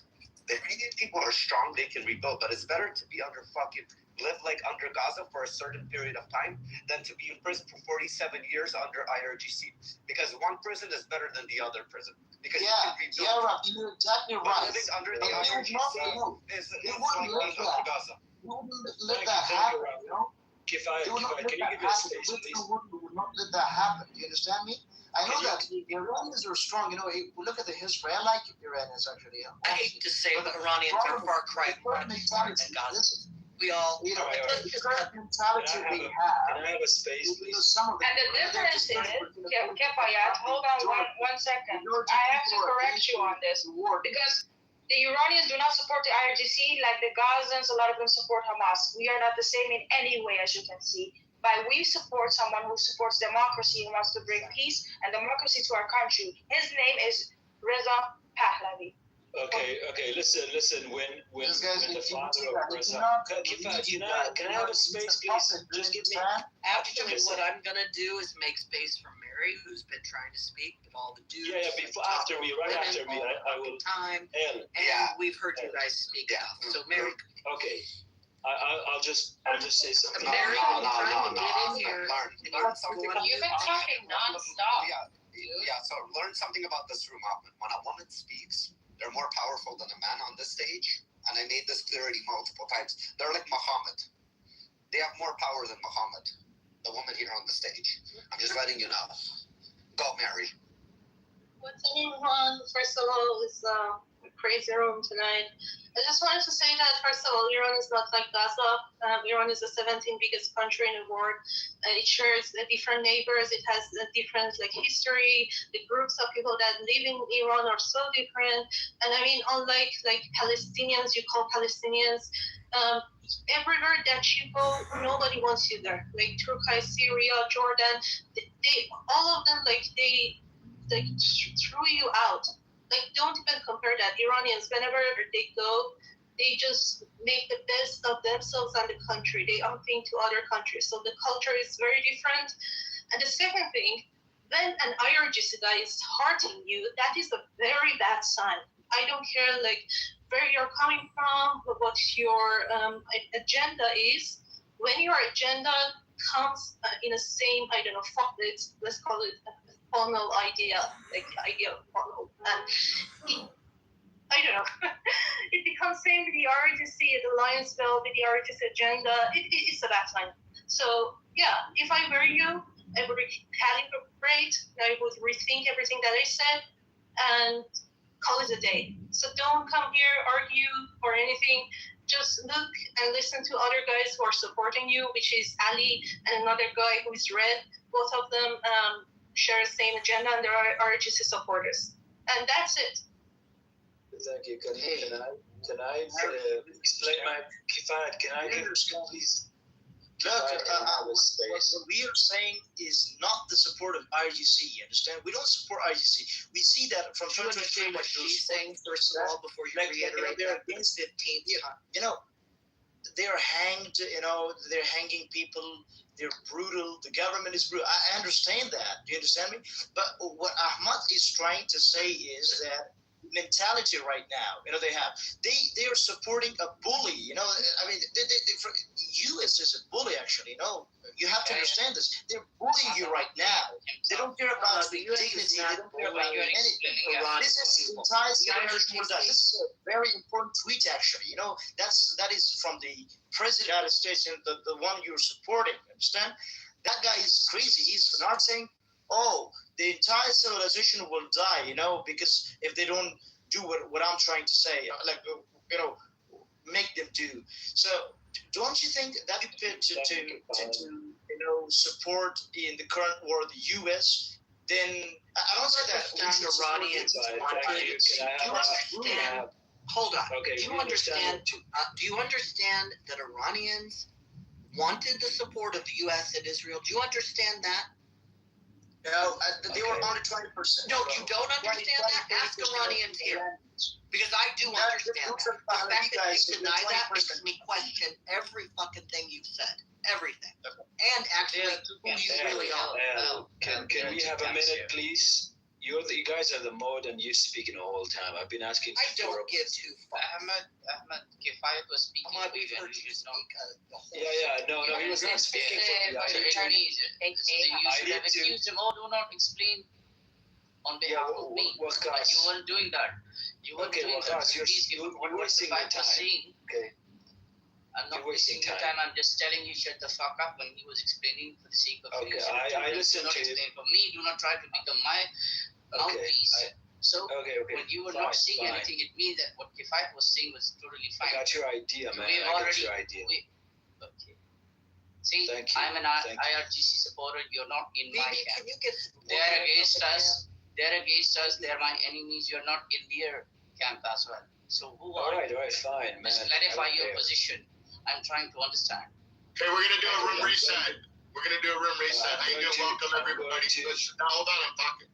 So we're going to do a room reset. Welcome, everybody, to the room. Right now, the title of the room is Iran Threatens America. What's next? This is the way the room's going to run. Everybody gets a minute to a minute and a half of uninterrupted speech. If you're not going to answer the question, don't take the mic. If you're going to answer a question, take the mic. Have fun. Be respectful to the ladies first and foremost. The room today is sponsored by Tylenol. You probably will get a headache if you say some fucked up shit. You do say some fucked up shit, you get thrown to the bottom of the stage. There's a sex swing. You can get fucked. Enjoy your time here. Wait, I might want to go down there. Wait, did I say that out loud? Well, no, I got a private room for me and you. Great. But there is a minute and a half of uninterrupted speech. It doesn't matter what people's opinions are. People might get triggered. Like, people might get triggered what Ahmed says. That's okay. Let them speak. Try not to take longer than a minute to a minute and a half, because it's hard for people to respond, guys. Now let's have fun. For these guys is they're missing something. Okay, every single Kurd, like I'm talking about the real Kurd, is a separatist. You cannot find any Kurd that is not a separatist. Okay, that's just the idea. As much as you like Iran as your country, I like Kurdistan as my country. As much as any Turk likes their country as Turkey, Iraqis. That is a big fat lie. That is a big fat lie. You think we don't? Whoa! Don't interrupt. Shut the fuck up, this bitch. You just violated. You gotta get dropped, bro. You can't do that. But please, I'm gonna ask Glow. You can't do that. I just went over the rules. And then, Ahmed, I need you to apologize to her. You can't be calling her a fucking bitch. All right. Sorry. Fuck, bro. Yeah, sorry. Okay, listen, I'm usually a chill person, but really, when I hear these guys say these illogical things, I just lose my shit, okay? I'm sorry. I usually don't say these things anyways, but listen. So I'm explaining my idea. Every Kurd wants Kurdistan. It's just really, it's something that I don't understand why you guys don't understand. But, however, there's a but here, okay? If you're going to come to me and tell me I will create a country for Pahlavi, who was a dictator and killed thousands of people, what democracy are you guys talking about? What, are you a joke? Okay, is it done? Yeah, it allows somebody to respond. I think it's either Glow. Did you want to respond? No, Hope is going to respond. Who the hell is he to tell us that Pahlavi killed millions of people? Who the hell are you? Were you alive during that time? It is the biggest lie ever. Point of order. Over and over again. Can I be quiet. Be quiet. No, I'm not finished talking. Don't ask for BB. Hope is speaking. Shut the fuck up. I'm a moderator, so shut up. Okay? You are just talking about bullshit you've heard. It is not true. He did not kill his people. Okay? Look at what happened here just in October with the bloody IRGC. Are you a Kurd? Yes, you're a Kurd. I know many Kurds who are Iranian Kurds who don't want to separate, who say they're Iranian. I've said this to you over and over again. Thank you. You guys don't. I understand you have low IQ. You don't read Just go read You fucking shit, dude. I lived it. You don't read. I lived it. I was in Iran prior to 79. Come on. Like, listen, I'm speaking. Where's the rule? The law was too You just told her he doesn't read. She lived it. Yeah, but you have to listen to me. You were a zit on your dad's ass. What are you even talking? Come on, fuck the mods. I'm speaking. It's my one. Fuck you. Are you fucking brave that? Like, I don't get it. Oh my fucking goodness.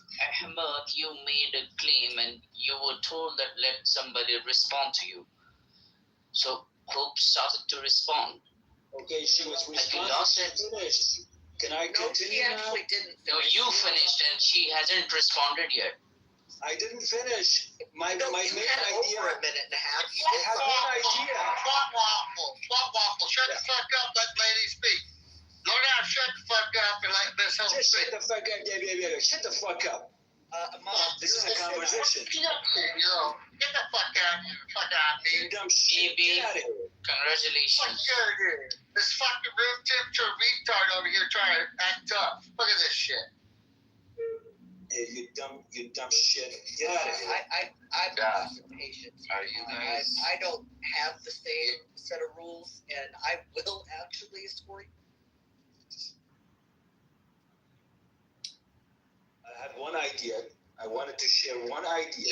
We're not listening to your idea. Shut the fuck up. We're probably moving on. Shut the fuck up. My idea's not for you. Now, you used your minute and a half. This is how it's going. It's actually Mary's. No, I didn't. No, you did. You actually. Nobody removed them. I could see the history. Nobody removed them. He's telling you that. I just wanted to say, how are you, baby? I haven't seen you for a while. How are you? Been hiding in your bushes, Elf. I felt you near. I mean. But guys, let's get back on the topic. What do you guys feel about this topic that Iran threatened America, that they're gonna block the Strait of Hormuz? Israel's threatening to. Hold on, Israel's actually threatening to strike back. What do you guys feel about that? But before we go back on the topic, I'll say one thing. I feel so sorry for this guy. What is his name? Kifayat. He wanted to speak on behalf of the guy Ahmed. He himself knocked him out. Kifayat, that's what happened. Yeah. You were trying your level best to become his mouthpiece, but he actually gave. I don't want to go below the belt, but I hope you learned your lesson. No, I was telling the truth. I don't know why they don't get me, and they don't understand me. Because you didn't get Ahmed in the first place, and you were trying to explain that okay, you got him, and now you will explain. That's thinking for you in the comment section. He's saying we never heard what Kefaya thinks, and he was hurting you earlier. So I think you would be best friends with Ali, since your agendas align at the moment. Can I talk now? Listen to me. Look. And actually, it's Mary's turn. I don't even know. You're all going out of turn. I'm not saying this. Oh, you don't listen to me. You always interrupt me. I don't know I'm why. about to knock you the fuck out, is what I'm about to do. And I know you heard the rules, and it isn't even your goddamn turn. So wait your fucking turn. And it actually should be Walkus, or whatever his name is, Mary. They have the opportunity to go before you. Then it's Bibi, and then it's you. I don't know if you can't see the stage properly, but you are not next. Can I go to BB? Can I get a little bit more privilege over this cunt? Yes. Ladies should be. Are you gonna use your minute and a half? Or not? Okay, then it's Mary's turn. Basically, I said what I wanted to say, but I just wanted to say that people in Kurdistan don't say Kurdistan, they say Kurdistan. In Kurdistan, like in Iran, they said Javishan, they had one of the highest amount of people that were killed by RGC on the streets, and they were calling for Shah. And if these fuckers, I don't know if it was Iraqi Kurd or it was a Syrian Kurd, I don't know. But if it comes to the Iranian side, they will literally fuck him over. these people will not survive in like Iranian side of Kurdistan. So yeah, whatever he was saying was like Tahia. I don't know if he's a communist, like their father Russia, because he was doing a Tahia, and it's not going to work. And I also think that instead of talking in the comment section, like Ali, can you come to the stage? Like you can, I don't know, send an invite. Like you can come on the stage and be friends with Kefaya. And I also wanted to say that my friends really love the rooms that you attended. Like you're becoming very popular, Ali. Like the work that you said and everything, it's just people are getting to know you more. So come on the stage. He's becoming more and more counter-effective, to be honest. Which one? Ali is not welcome on the stage. I don't allow people that fucking support the rape of young women before murder.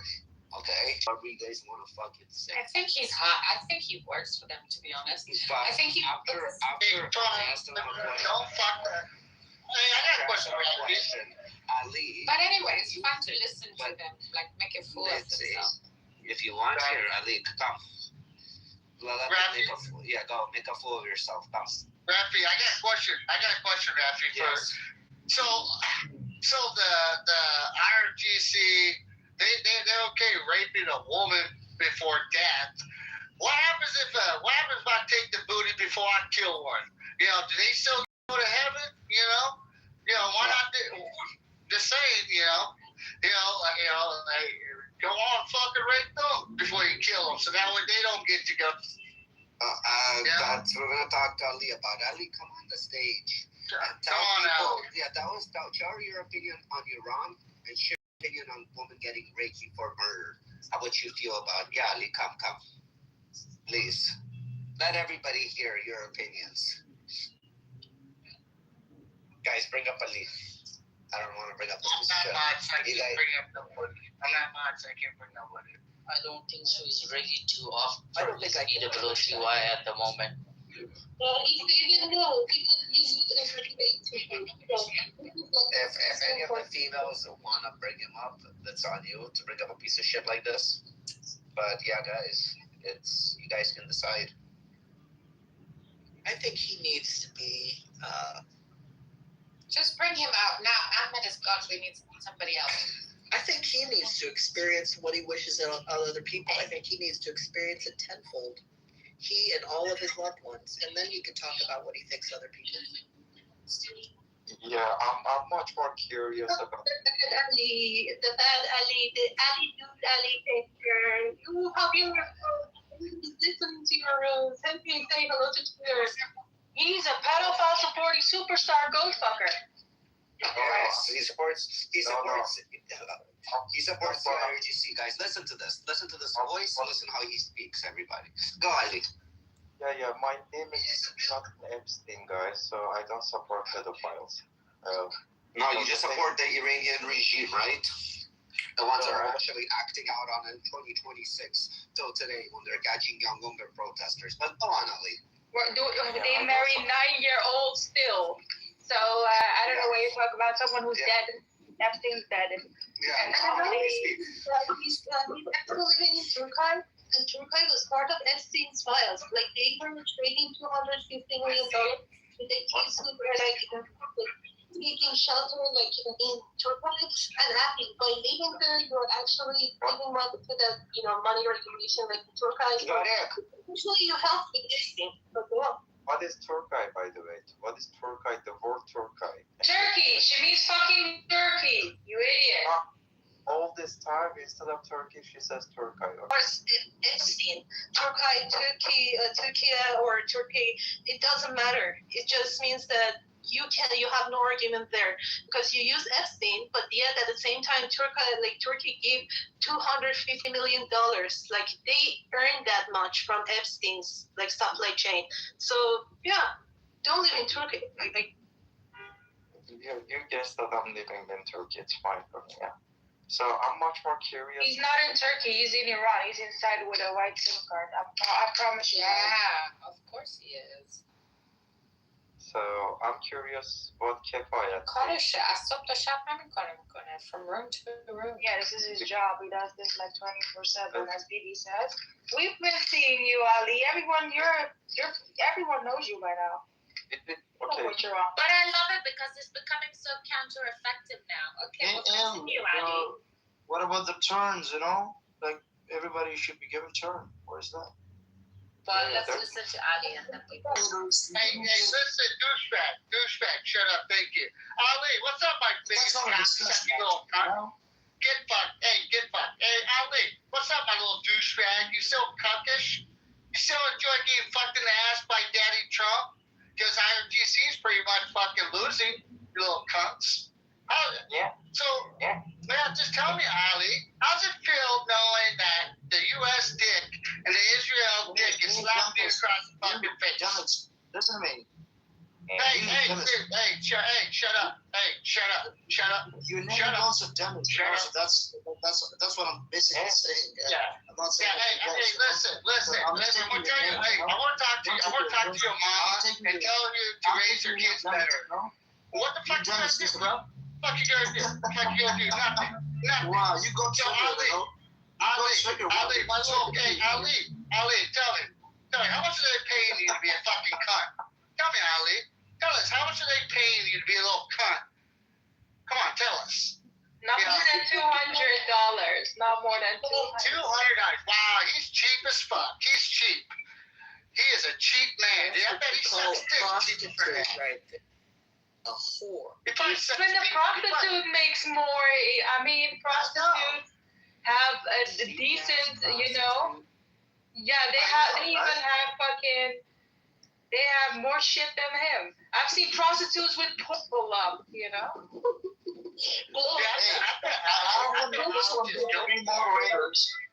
He sells his ass.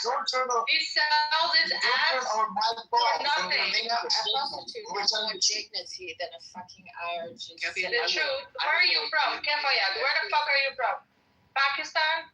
You sound like a Pakistani. So I suppose. Hey, I don't give a shit where I'm from. You don't have to care about that, understand? Yeah, I know. I can hear you're from Pakistan.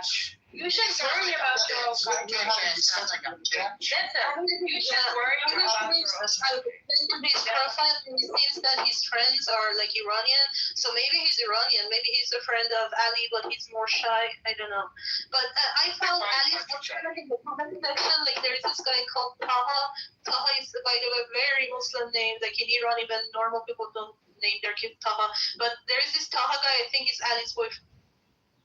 Dude, Mary, I bet K-Fast and Ali probably make gay sex together and probably say, Ali. That's probably what those two do. They probably make gay goat sex together, probably. You know, tell me, Ali or K-Fast, which one of you guys go, while you guys fuck? Oh my god, this dumpster's voice is so shitty, you know. I know. Your mom loved it last night. She loved it so much that she was screaming my name. Come on, guys. Actually, Let me just continue with the I conversation. don't care, BB. I'm tired of these two cunts. Listen, Yeah. Ali, BB, I know, BB, I know you think Ali's fucking dreamy, but K-Fest and Ali, they're little bitches. You know, that's why they're losing. That's why the IRG's losing.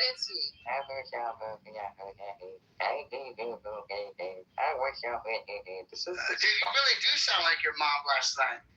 No, I sound like your mom actually. The pillow. Okay, but Yeah, they're fucking, you know, she's like, she goes, hold my hand down with her You job. don't care about your own people being. This guy's name is stupid name. You don't This guy doesn't know. Before they get hanged by this regime. For what? For protesting, for not wanting to wear hijab in the street. You don't mind this. All you do all day long is go from room to room and just protest against what America is doing to your country. What is your own government doing to its people? I don't know why you don't get this. Oh, the thing is, you guys don't earn that bombing Iran is no way to democracy. So we wouldn't be here. We would not be here if we had a government that was legit, that didn't treat its own people like fucking animals. Why don't you understand this first before you start talking about what Israel or America is doing to us? Okay. Because as the Iranian people, we're not stupid. If we had a good government like we deserve to have, we would not be here. We would also hate being bombed. But we are in a situation where we actually protect or like we're defending being bombed than being killed by our own fucking government, our kids being killed, like 16-year-olds. Now they're going after our like sports people, our small celebrities, just to like shut people up and scare people. Why do you not say anything about this? I don't get it.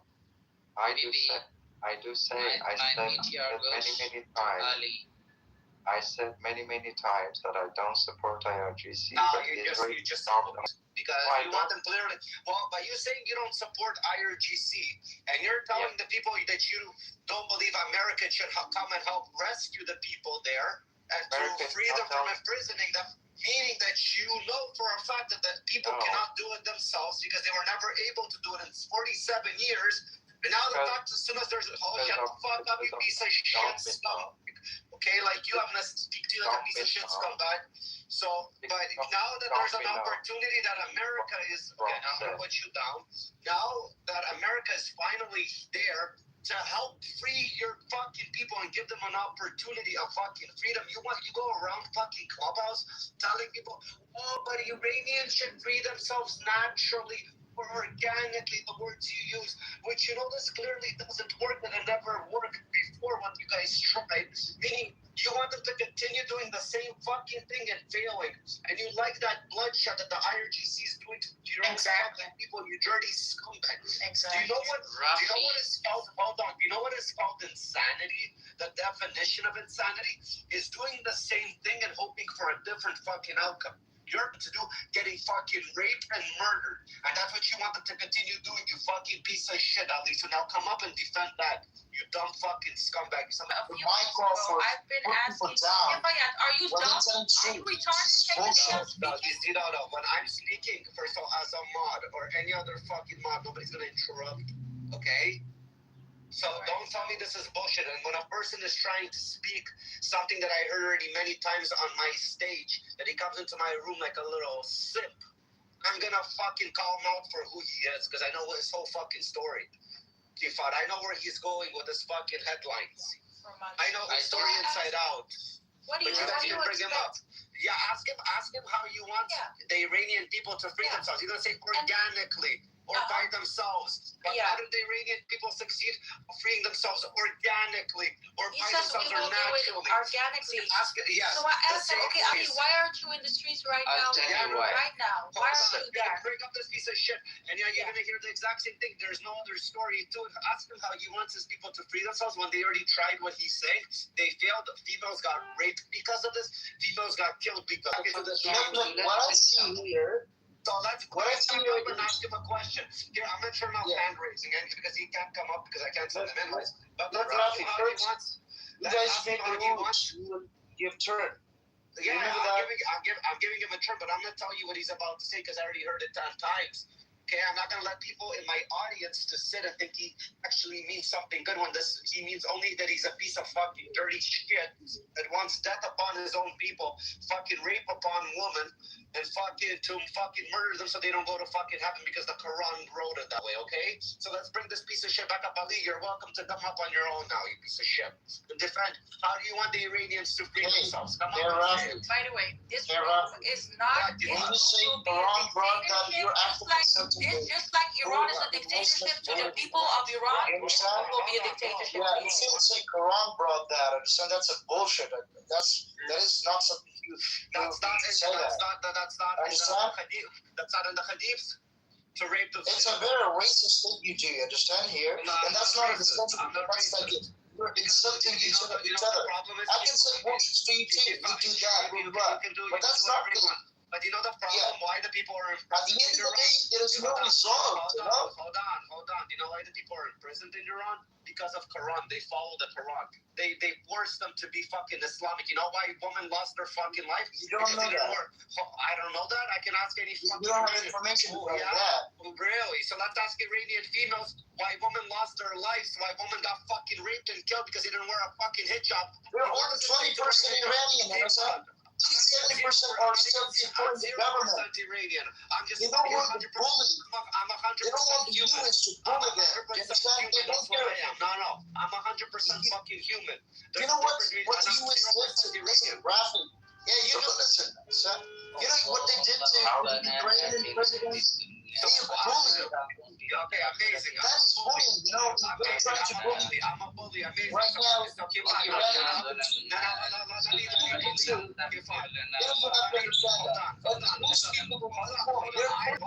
have you for a second. What does the Quran say about women? Quran says that they're about their IQ, intelligence, what? Wakas is going to speak right now. What does the Quran? I'm asking Wakas because I know he's honest. He is a Quran scholar. He studied the Quran. He still studies, even though he knows what it is. What does it say about the Quran about women and their brain? Let's start with their brain. Oh, so the Quran doesn't speak directly about woman's brain or its intelligence. It is written in hadith. Okay, what does the hadith say? Sorry about that. See, he knows his stuff. There is a Sahih hadith in Sahih al-Bukhari which says that women are deficient in intelligence, in religion, and there is a reason behind it. Because there's a context to it, Rafi. You know, there's a context to it, understand? No, yeah, you're not saying let me explain the context. Wakas is explaining the context. Wakas is explaining the deficient in brain context, okay? Wakas is going to explain it to us. Thank you, Wakas. So the reason why they are deficient in brain is because two women are required in order to witness as compared to one man. So two women equate with one. When it comes to witnessing, portion goes to the man. I mean, 50% goes to the woman and 100% to the man. So two sisters can have equal property as compared to one brother. So this is how it goes. And the hadith in particular speaks.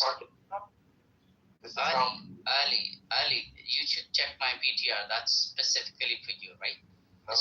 Just stick that cactus in your ass.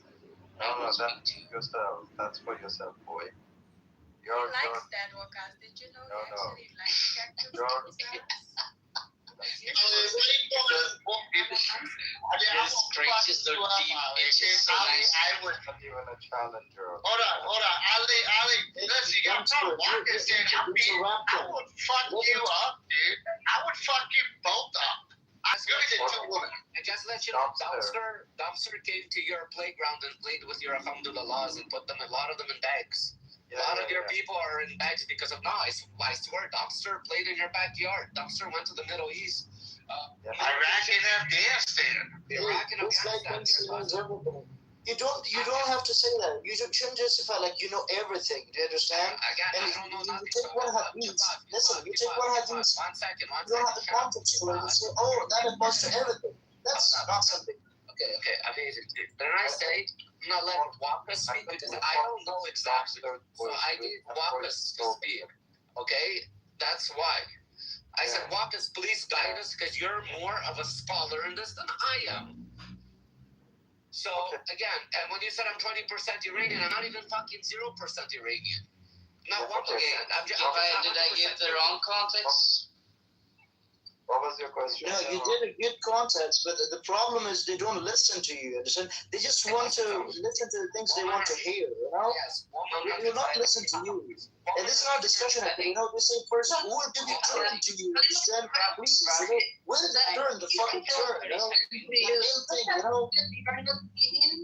So if you don't listen to you, we are not obedient. Then you have to advise us, and if we persist, you have to separate this, and then strike us gently. Of course, some people put in the context you mentioned. And I'm sure an average Arab man, like over centuries ago, they understood context when they heard Ozrabu Hunna, which basically doesn't understand it. Like they needed a sheikh or imam to explain things for him. But I'm sure that some Arabs who lived in a land far away, they had access to imam, and I'm sure they understood what Ozrabu Hunna means.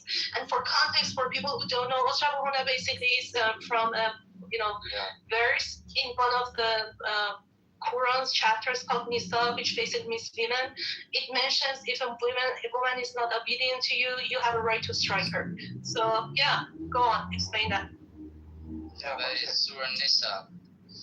The thing is, when are you going to give mic to Kifayat? Because we never heard what his opinion. I'm so worried about Kifayat.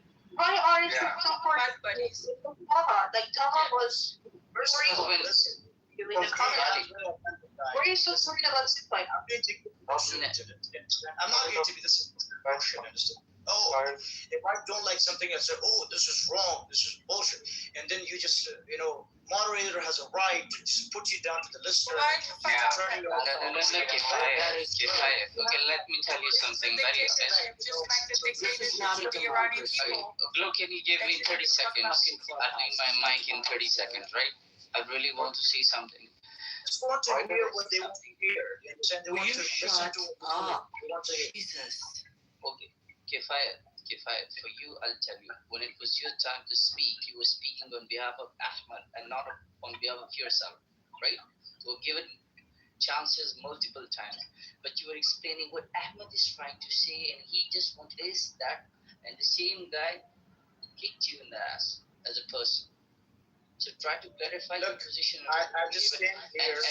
And I was acting like a moron. Even Dilara is cursing me in the comments. I didn't know. I was acting like a moron because that's how we play here. I just came here with there was. I thought this is a political, discussion they have, and they have, for example, there are rules. Understand? There is an ethical discussion. The moment you talk about Pahlavi, they would say, "Oh, what the hell?" Like they would say, it's like because we're not going to debate that. This isn't actually. They don't want to hear. For example, I was like, first we were talking about politics. Now we can get to the religion. So, you understand? So they don't want to hear. It's not a political discussion. There's no political discussion. Hold on. You understand? Now they would say, hold on. They don't want to. Because Iranian politics are based on religion. Okay, that's why you had a supreme holy leader. Okay, what does supreme holy leader mean? Listen, what I'm saying. Holy leader of the fucking Islam. That the fucking shit. Rafi. So don't fucking tell me your politics are to do with religion that are imprisoning people. Because people want to live in 2026, not in the fucking barbaric times where Muhammad was fucking a 9-year-old and fucking man at 6. Okay? There's a big fucking difference. People don't want to live like that in fucking 2026 under Islamic law. You just want to hear what you want to hear. Listen, you don't want to hear the truth. To hear the truth. You don't want to hear the truth. That's fucking Pahlavi was thrown by the Iranians. Supporting a regime and talking against democracy for the people of Iran. Shame on you for defending a bunch of pedophile code fuckers. Shame on you because our women get raped in prison and people like you want to defend it and you will not be successful. Listen, like you, I have always loved in your life. You will lose again. And the people of Iran will just fight. Pahlavi was overthrown by the Iranian people. Millions of people protesting against him. We're already talking about that. We're talking about the Iranians. They want to bring it back to him. That guy. I don't know why, but we were talking Iran. Do you understand? You asked about Islam, but now you want to talk about Pahlavi. Hold on. One at a time. Mary was talking, and then you go. You don't say, Mary, listen to me. Mary, listen to me. Stop it. Okay. I will not take your names down. It's okay. I like when Elle plays daddy.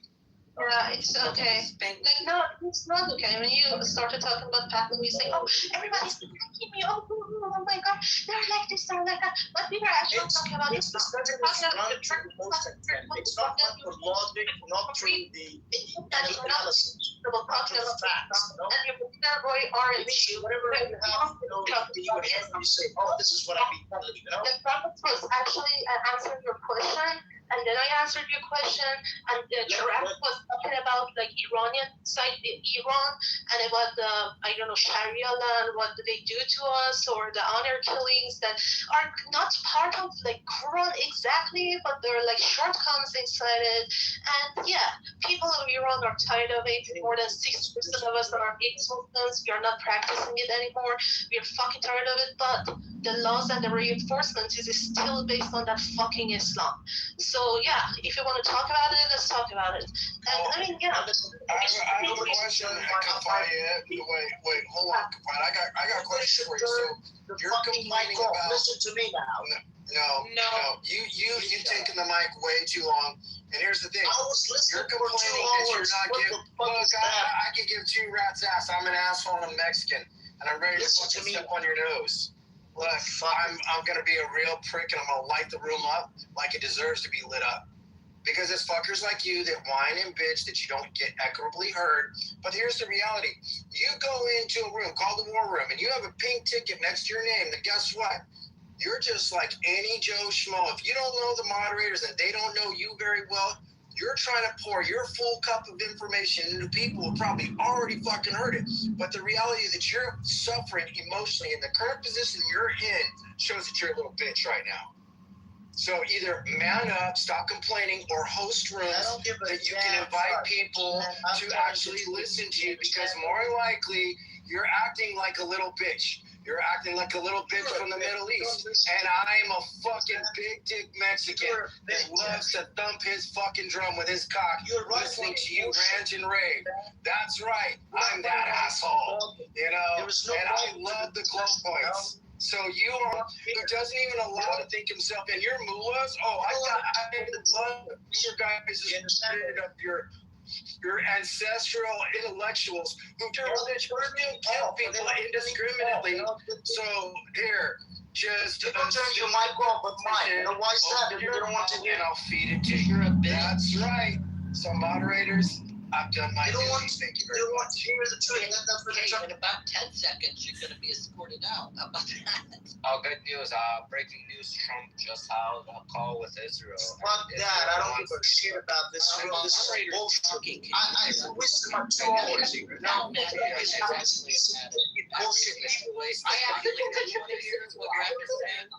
We'll wait from you.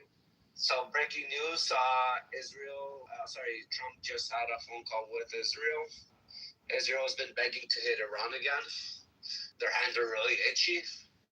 And the talks broke today with Iran on the ceasefire, so I think they might have a green light, guys. Hopefully, fingers crossed, there will be more action in Iran, and hopefully this is going to give the freedom to the Iranian people that they've been asking for.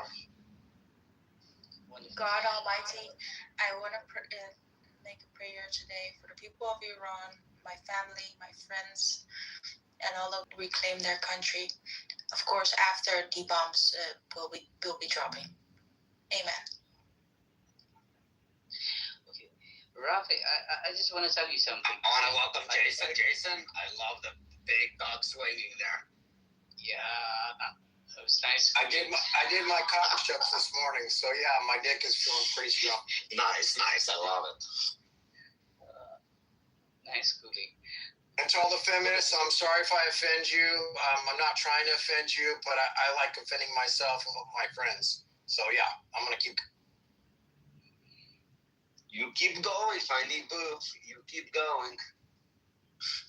Rafi, so yeah. Today I tried to act as a moron, as a person of IRGC, and honestly, I couldn't bear it for 30 minutes. I mean, I tried to put myself in Ali's shoes. I know. I was trying to understand the back message of them what you're trying to do. Yeah. So what? Let me tell you. It was great. It was. I couldn't bear it, but yeah, it was. I wasn't able to bear it for 30 minutes. I don't know how Ali is taking it for this long. He must have some. He gets paid by the hour. He doesn't give a fuck if work is hard or easy. He's getting paid by the hour. They're paying him by the fucking hour to fucking spread propaganda on Clubhouse, and whoever falls for it, God bless you. You're very weak-minded, but it works. How do you say it, Glo? He must be extremely begarat in order to take it for this long. Begarat. Just so fun. Begarat, Bisharaf, Bihaya.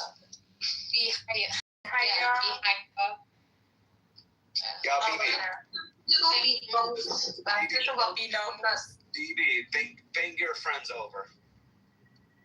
Who? Which ones? Last time, before I fucking boomed the room, all the crazies that came in. I don't even know what language you were speaking. That was either. When was this? This was a while back. One second. Praying for their strength and wellness, and we have been in contact with them, and they're very hopeful because this is the closest they've been to freedom for over 47 years now, and it's a very tough time. We are scared. Listen, we are scared. Okay, it's not like we're not scared, but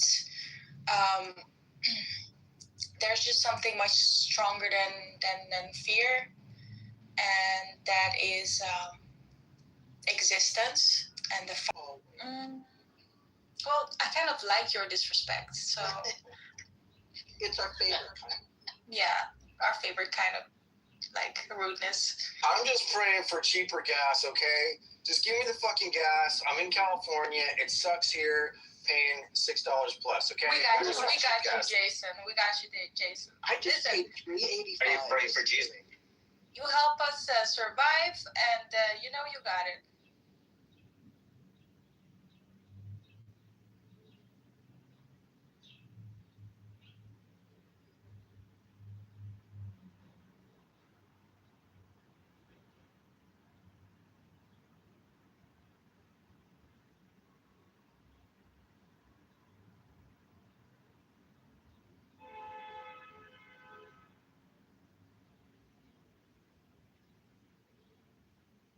Entry for the rooms is silent. Okay, I thought I had bad signal. I was just pouring myself some Persian black tea, and I was reading the news while listening to Was it made by real Persian?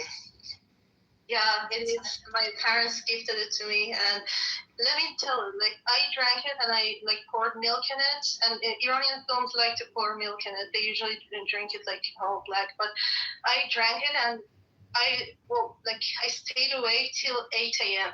It's stronger than coffee, so it's authentic. It's really cool. Yeah. And I have to say that I was on Israeli timeline on Twitter, and they're even more angrier than Iranians. They're very angry at Trump and very angry at their government. They're saying that why Trump stopped it, and I was just reading their comments, translating them. They are way angrier than Iranians.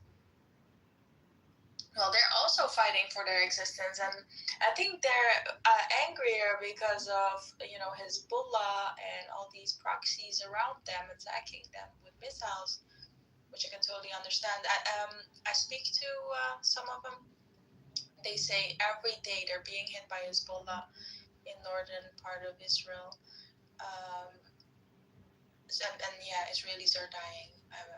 So that's, I get that they're pissed off, of course. Iranians, that there's a ceasefire and there are some executions going on by the regime, but the amount of Israelis dying, unfortunately, we have to pray for their safety, and I hope that they'll be all right. And I'm very sorry for this regime. We do not.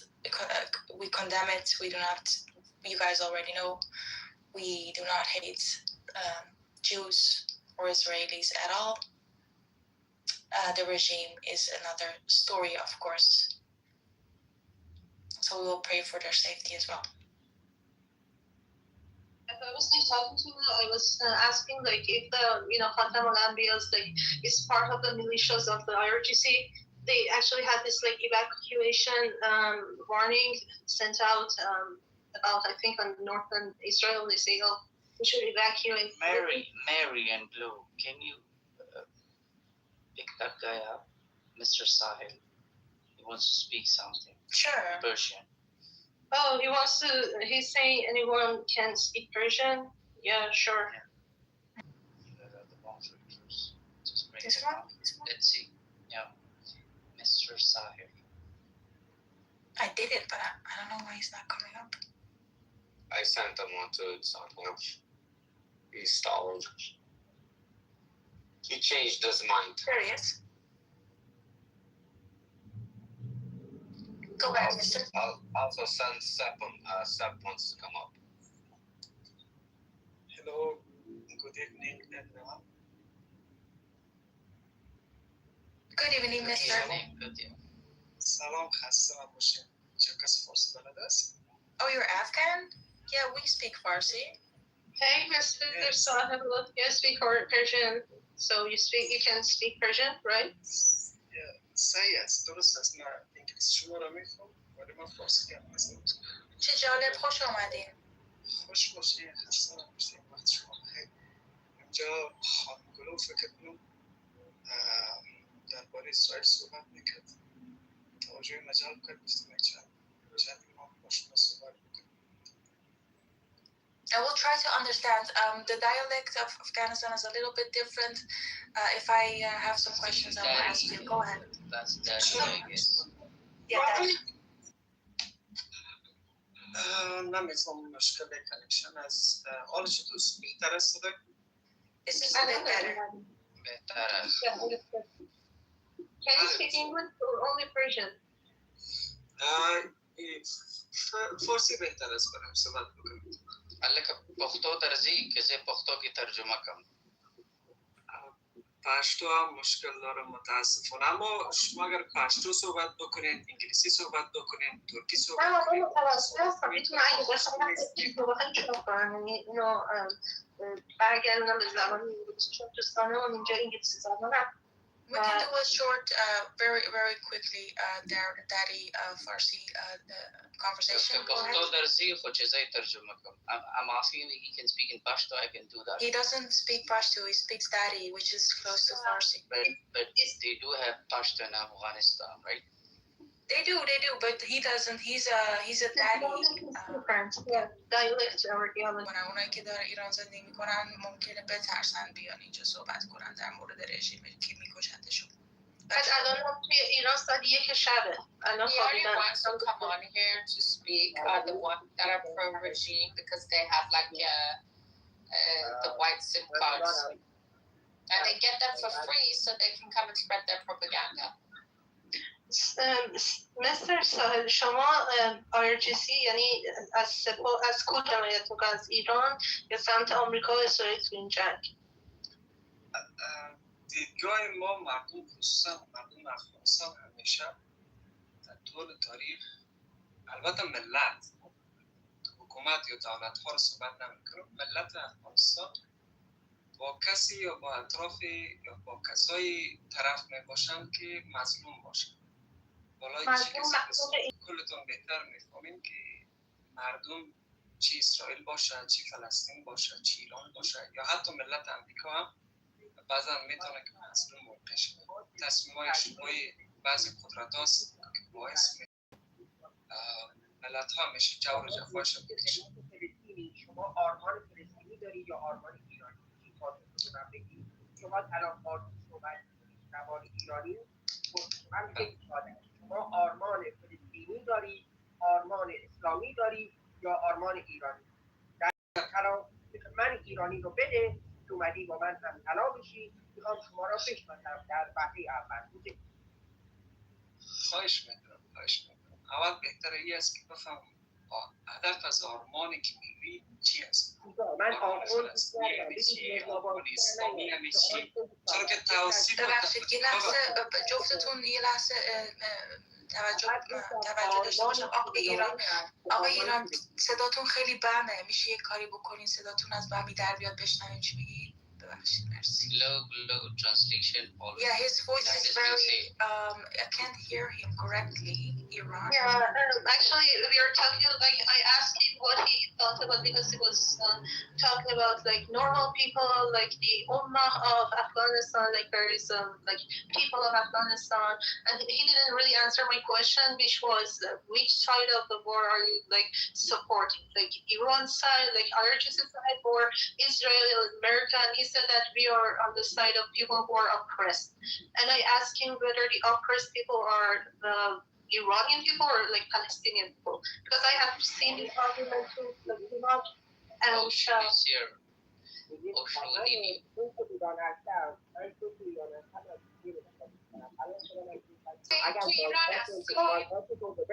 مایکاتو رو ببندی. این دوست افغانی که ما اومده، ما مردم افغانستان، مردم پنشیر، مردم شریف افغانستان که وطن دوست هستن، اونا رو دوست داریم.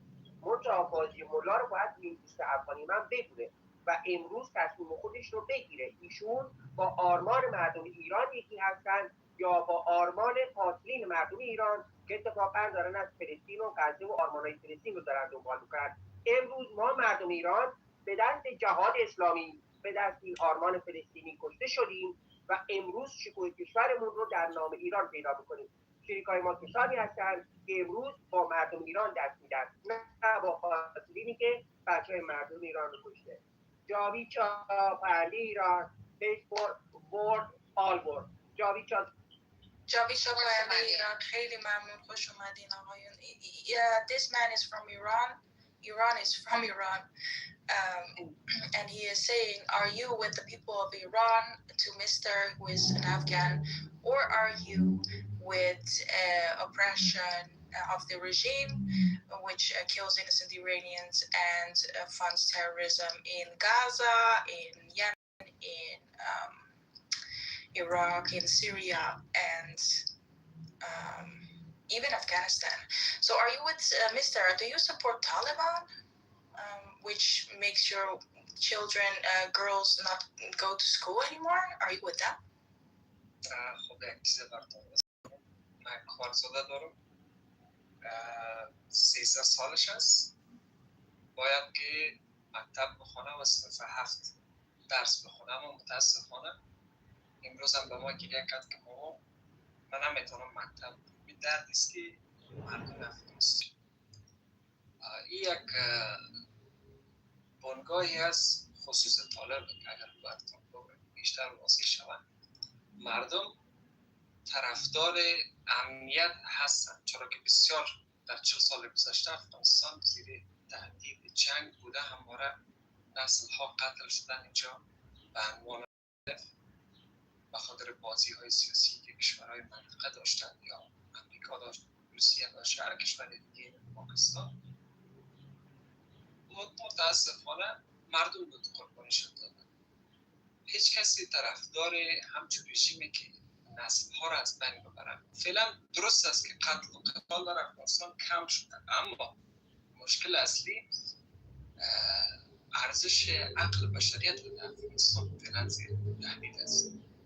شاید 10 سال بعد نسل بعدی که در افغانستان میآید در میدان اصلا از سواد کافی قرن 20 برخوردار نباشد.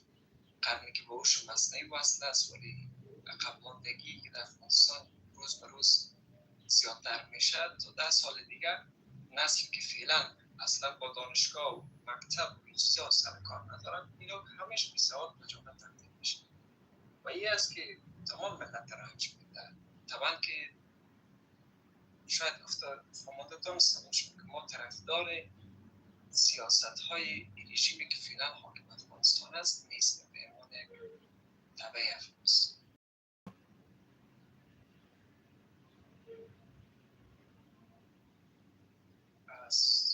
ترجمه میکنیم به کسایی که انگلیسی زبان است.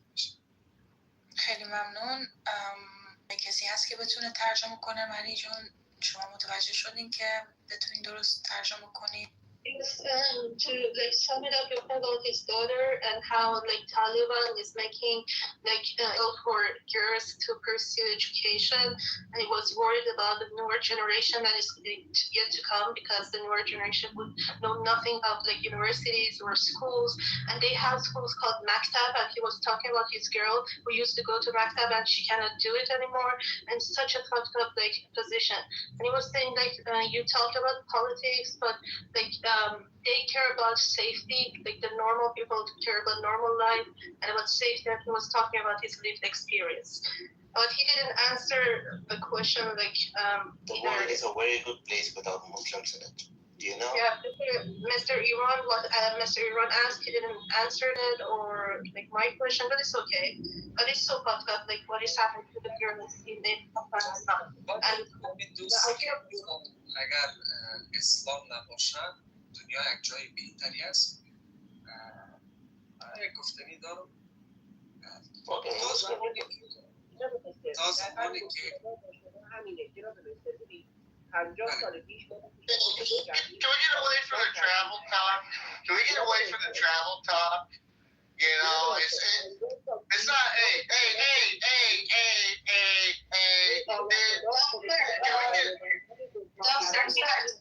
Please give us 1 second. He's from Iran.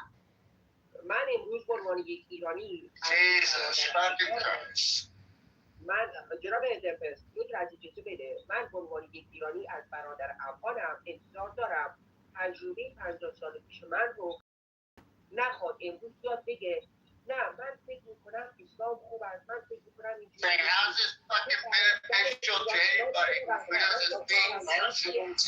How's this beneficial? جواب برای تانوس نداریم.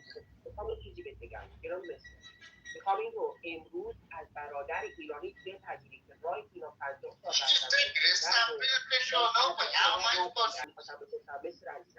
امروز چه دلیلی، من میدونم دلیلش خودم میدونم، میخوام خودت پاسخ بدی چه دلیلی داره که امروز مستر و داریم میگذرونیم، چه درسهایی امروز بر مستر غالبه؟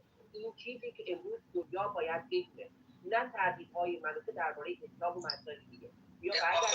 آقای را ما از امریکا با تو صحبت نمیکنم. بشنم، من از امریکا با تو صحبت نمیکنم، از کشوری صحبت نمیکنم که دموکراسی هست.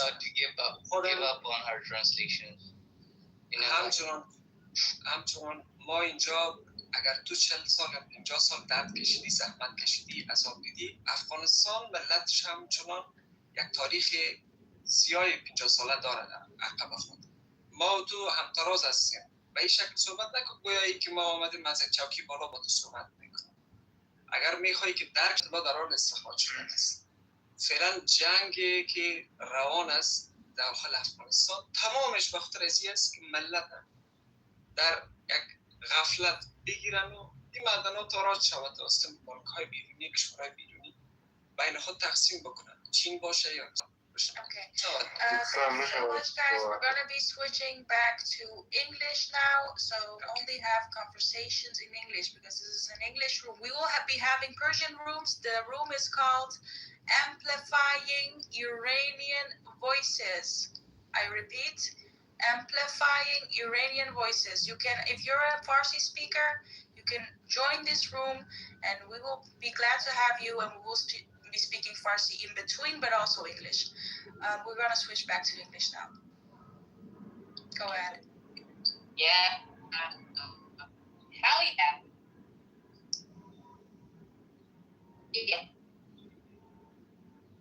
JB, welcome on stage. Nothing special, just they were speaking to each other, our Afghan brother and our Iranian brother were having a conversation about the situation with Afghanistan. Unfortunately, we didn't get our questions answered as to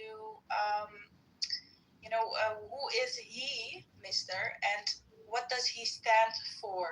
Does he stand for freedom, democracy, secularity, humanism? Yeah, basically said that he stands for people, and like Mr. Iran here asked him, like he mentioned Islam, and I think Mr. Salva got a bit maybe offended. If I was just listening in the background, and they were talking about, like, Mr. Salva was talking about how Afghanistan's resources were being taken over by the big games that the big countries played, either China or Russia, and they were like Iranians, they had a very because of like war and the big powers who are playing the game.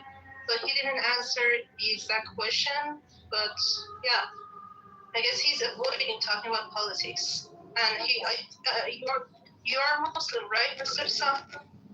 Yes. And you what? Yes, can you please speak in English? Thank you. Yeah, yes, Kurosh.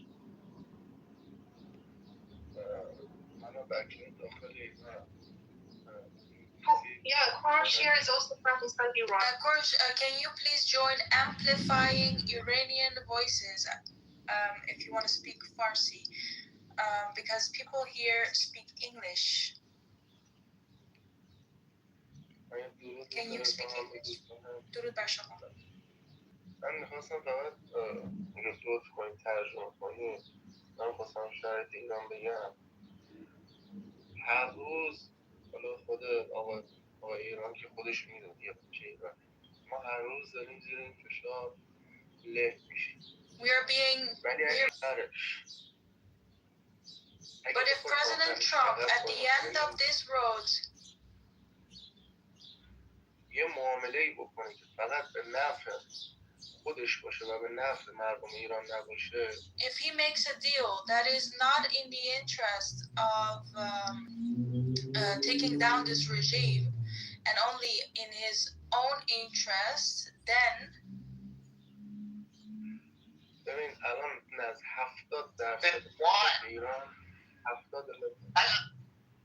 Let him speak. We have time. I barely talk. You don't know how to shut the fuck up. Can you please slow him down? Let him finish. 70% من یه ذره ویدیو نزدیم. 70% مردم ایران الان هم پشت اسرائیل هم پشت آمریکا. He says 70% of the people inside of Iran are behind America, the United States, and Israel. More sakes, baby. Fuck. Dude, so he brought up the fact that Trump's agenda based on his plan. I hope he understands we're not all, America is not getting involved with Iran strictly for the Iranian people. It's not in America's interest. It's going to be like a bonus. That's what I really hope he understands. Like, I understand. Listen, we're aware. Trump is aware of the happening in Iran. It's tragic. It's concerning, and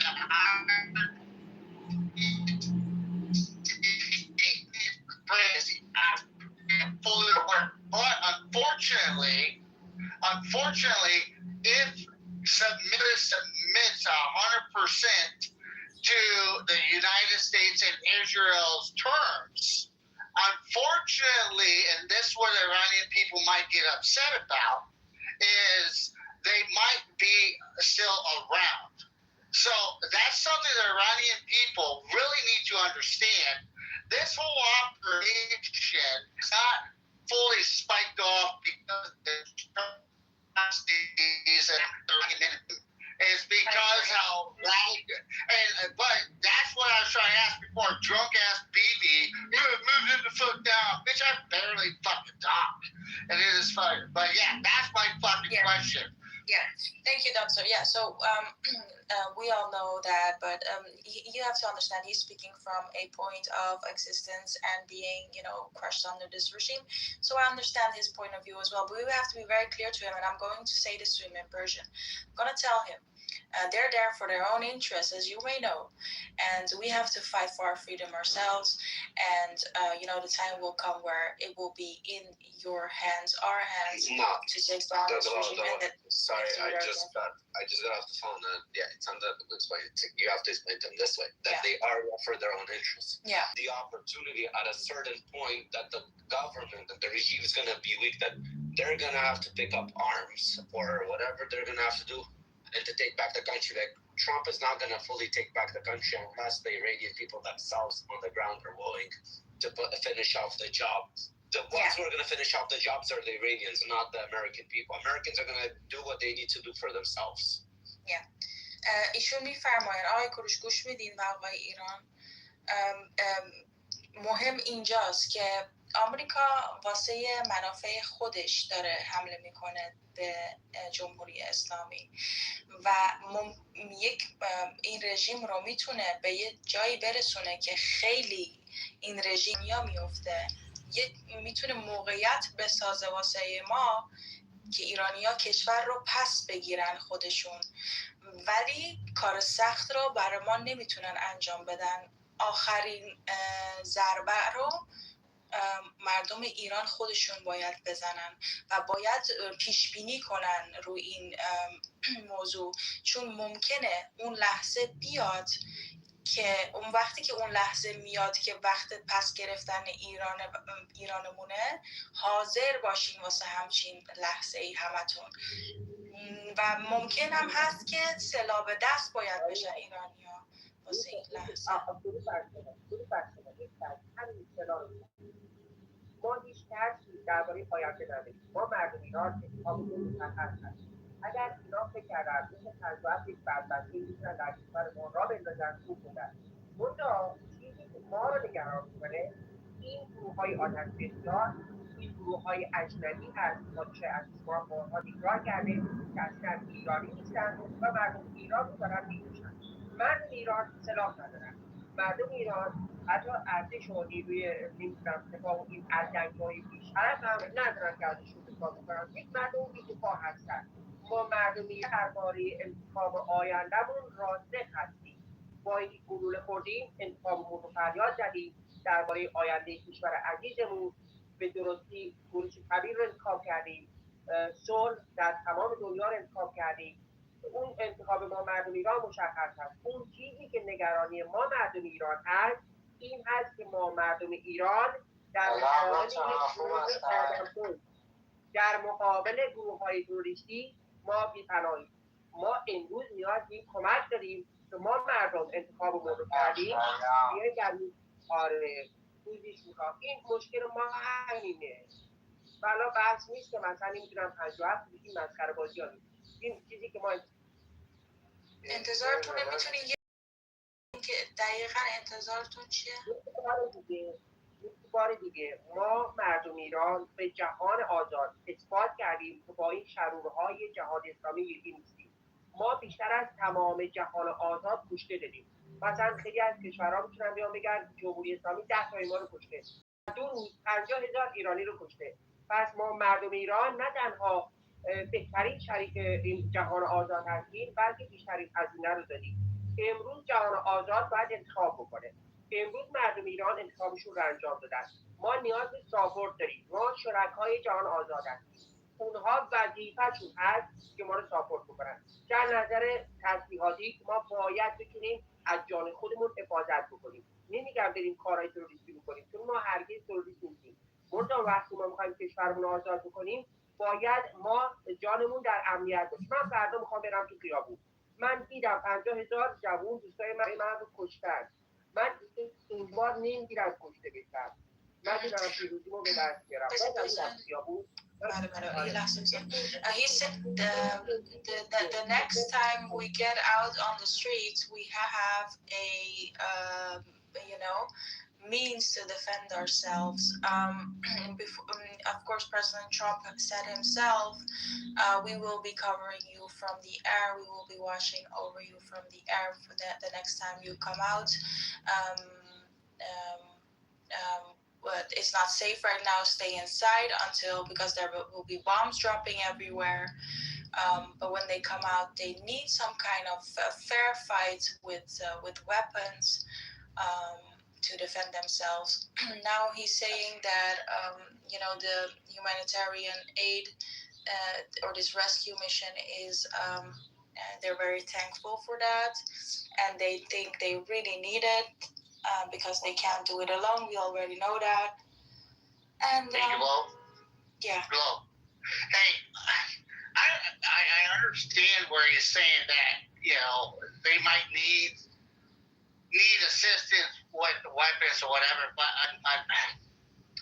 my opinion is I don't think they're going to get that type of assistance, because you got to look at as frustrating as it is for Iranian or Persian in that situation. I understand the risk and the reasoning to saying that they're outgunned or outnumbered. I understand that, but unfortunately, through the risk program, it would be very hard to sell that pitch to our own congressmen, women, to our Senate, and to our elected political members on giving civilians firearms to assist in overturning their own government. And it would be so hard and besides that, the vetting program, I mean, we saw this in Afghanistan.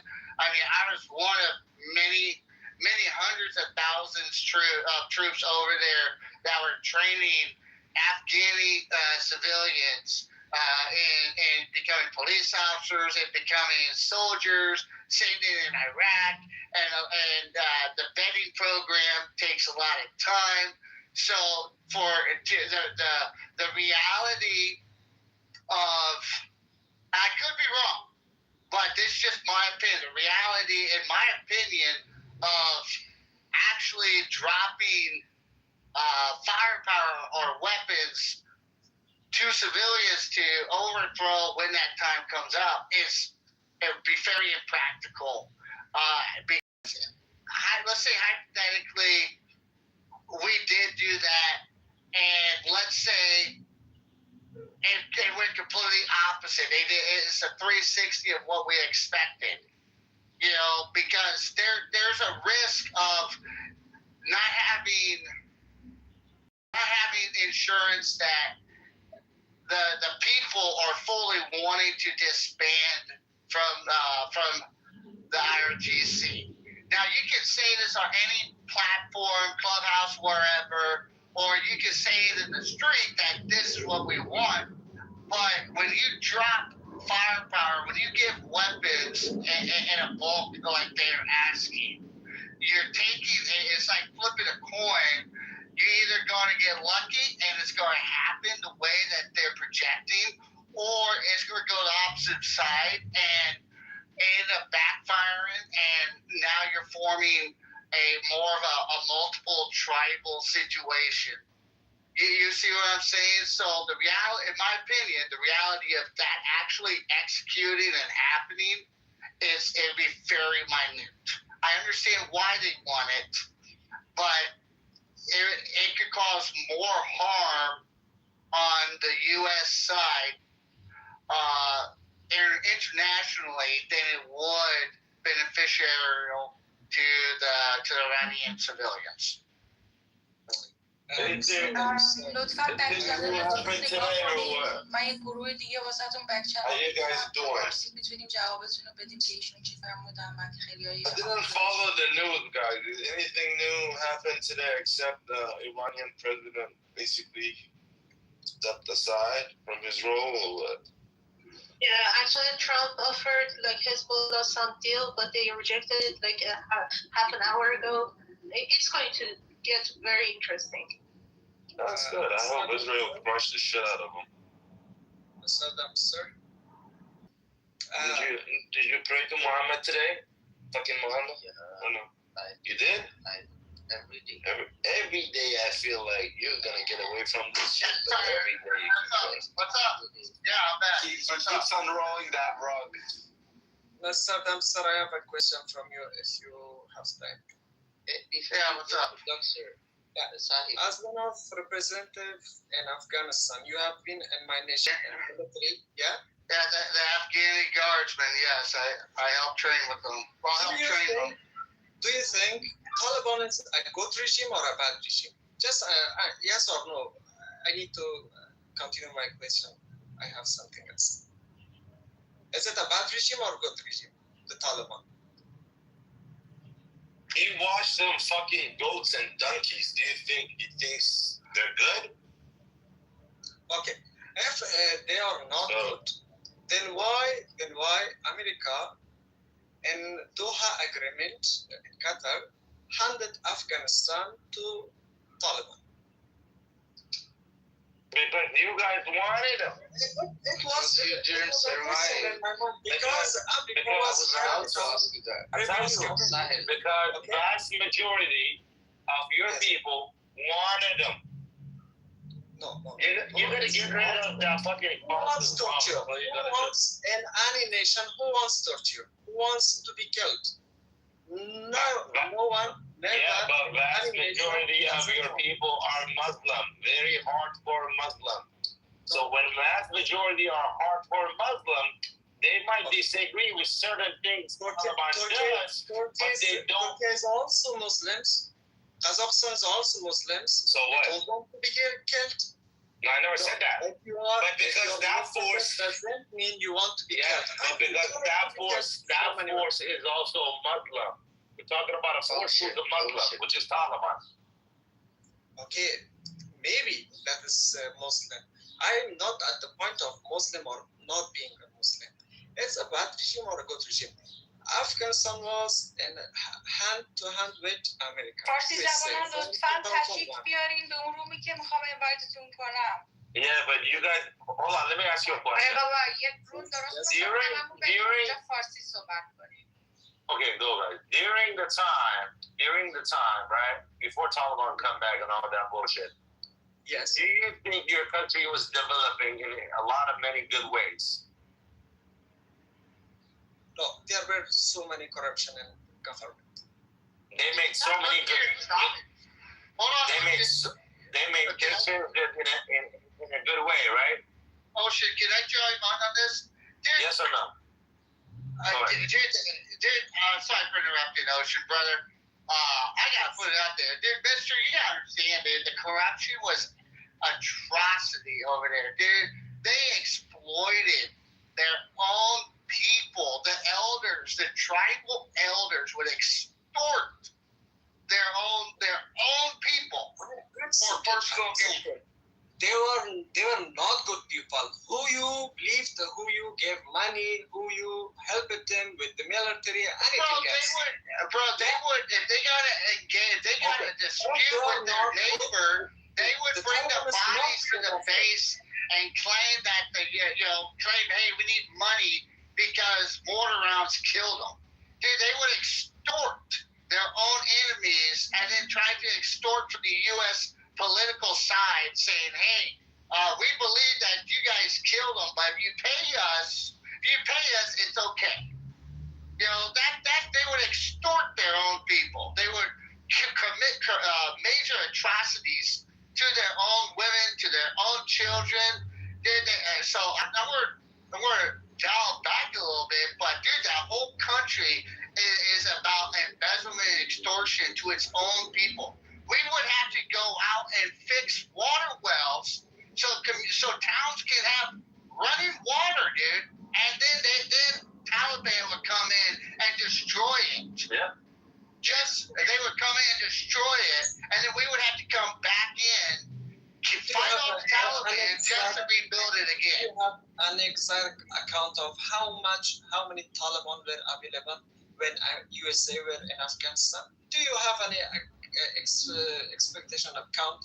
Maybe 50,000 Taliban, 20,000 Taliban. Any amount do you have? It doesn't matter about. It does not matter. People were were supporting them and joining the dumbass fucking Muslim. 40 million nation, okay? We are 40 million. 100,000. You lied. They lied to you guys. They lied to you. They would say, come fight with us. We give you women. We'll give you money.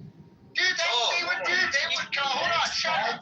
Let me step in for a while. Okay, we are from the same region, so let's have a conversation, right? Okay. This is the war between Turkey and Afghanistan. Good. Yeah. Dilan baray dostum Mr. Sahil Misuza. Let me tell you why. See, that's what Steffi was talking about when he was making this analogy of the Afghan case and the Iranian case. Why it cannot be done in Iran? Iranians are different people. They're not like Afghans. I'm not calling you cowards, but America invested for 20 years in order to develop that Mili Urdu, right? Yes. Do you agree that America? Oh, let me tell you. Do you agree that American invested for 20 years in this Mili Urdu, this Lashkar? And what did they do? When Americans left, they were unable even to survive or stay for. They went back to fucking Islam. That's what happened. Exactly. So it was their primary responsibility. It was their primary. See, that's not true. It's not. What do you mean? I know what happened here. You can see from above. You can see from above. Below the different line. I belong to the Lar Pakhtunkhwa and you belong to the Bar Pakhtunkhwa. You understand the Lar and Bar, right? Yeah, but the only division between us is of that different line, and I witnessed everything. And the only resistance the Taliban received. Okay, well, the only resistance received was from Panjshir. You know that. The Taliban's fight quite long, and they simply surrendered. And the people, the civilians, they were trying their level best to run away when Americans were leaving the lane. Was that thing that we have made in Qatar? Why would you let Taliban rule you? You could have resisted. Why? The only true answer is because Muslims don't want to fight Muslims. Yeah, and he also mentioned 40 million. So what percentage? Before 20 years, when there were no USA in Afghanistan, let's be some. There were Taliban. There were Taliban again. Okay. Again, you were under the rule of Taliban before USA. Yes. Didn't our nation were fighting with Taliban? Didn't Ahmad Shah Massoud fight with Taliban for so many long years? So it is a lie if you say that the nation is supporting the Taliban. Maybe some. The nation is not supporting. The nation failed to defend its nation against Taliban. That's what I'm trying to say. Go mute for a second. No one is saying the entire motherfucking nation, the entire people of Afghanistan are supporting Taliban. But there is a good chunk, good enough people that they're supporting these lunatic Muslims because they're also Muslims. Because vast majority of people in Afghanistan are Muslim and they do practice Islam. They're not like Iranians who are just Muslim on paper. They practice this fucking shit. That's the difference and that's the problem. So maybe 20,000, maybe 30,000, maybe 50,000, maybe 100,000, I don't know, maybe 2 million people supported these fucking lunatics. And you have what you have right now. The truth. Oh shit! You have what you have right now. Right. I mean, look. The Taliban are centers. Hold on. But also, the locals. Hold on, bro. Also, I'm not saying all, but they just learn how to abuse and extort, investments. They learned it. Yeah, because it's fucking new road built.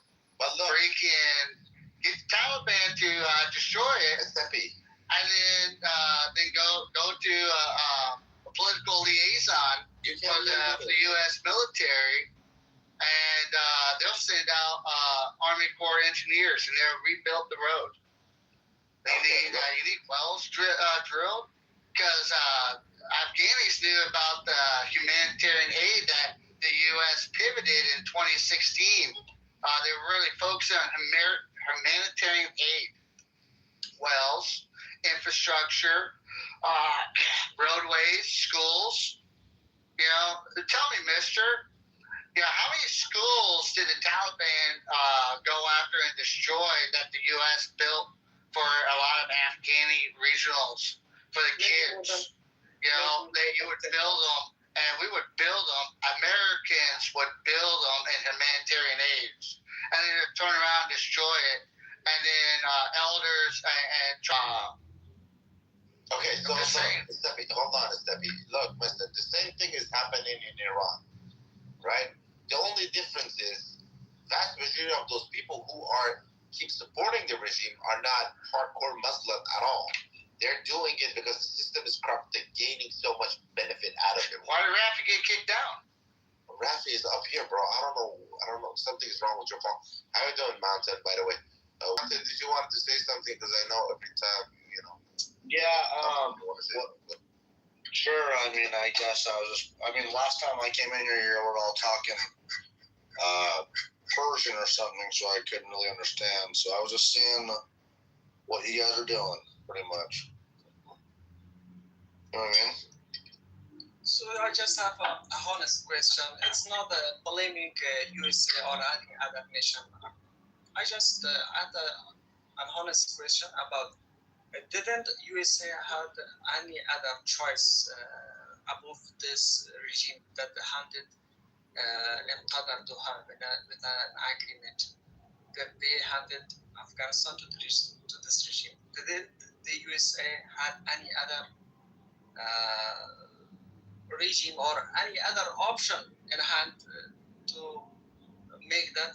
Because what we have today is the decision that made in Qatar to have by USA. The regime came after that. That's the main problem that we are issuing with nowadays in Afghanistan. And what happened before this was signed in Padua? Do you remember that? What happened in that month between Taliban and the military of Afghanistan and the civilians of Afghanistan? Why US was compelled to go for the decision and agree to the terms in Doha? There were would you answer those questions? Something between the two regimes. Maybe they hold on, mister. Why was the Taliban when America left Afghanistan? Why were they targeting women and men who worked for U.S. Military bases or worked for U.S. or foreign contractors outside of Afghani nationals? Why were they hunting them down like dogs? Where they were fleeing. They would rather jump on an airplane and fly to 20,000 feet up. Tell me, why would the Taliban? For our nation, that was very horrible thing. I'm asking this as well for you.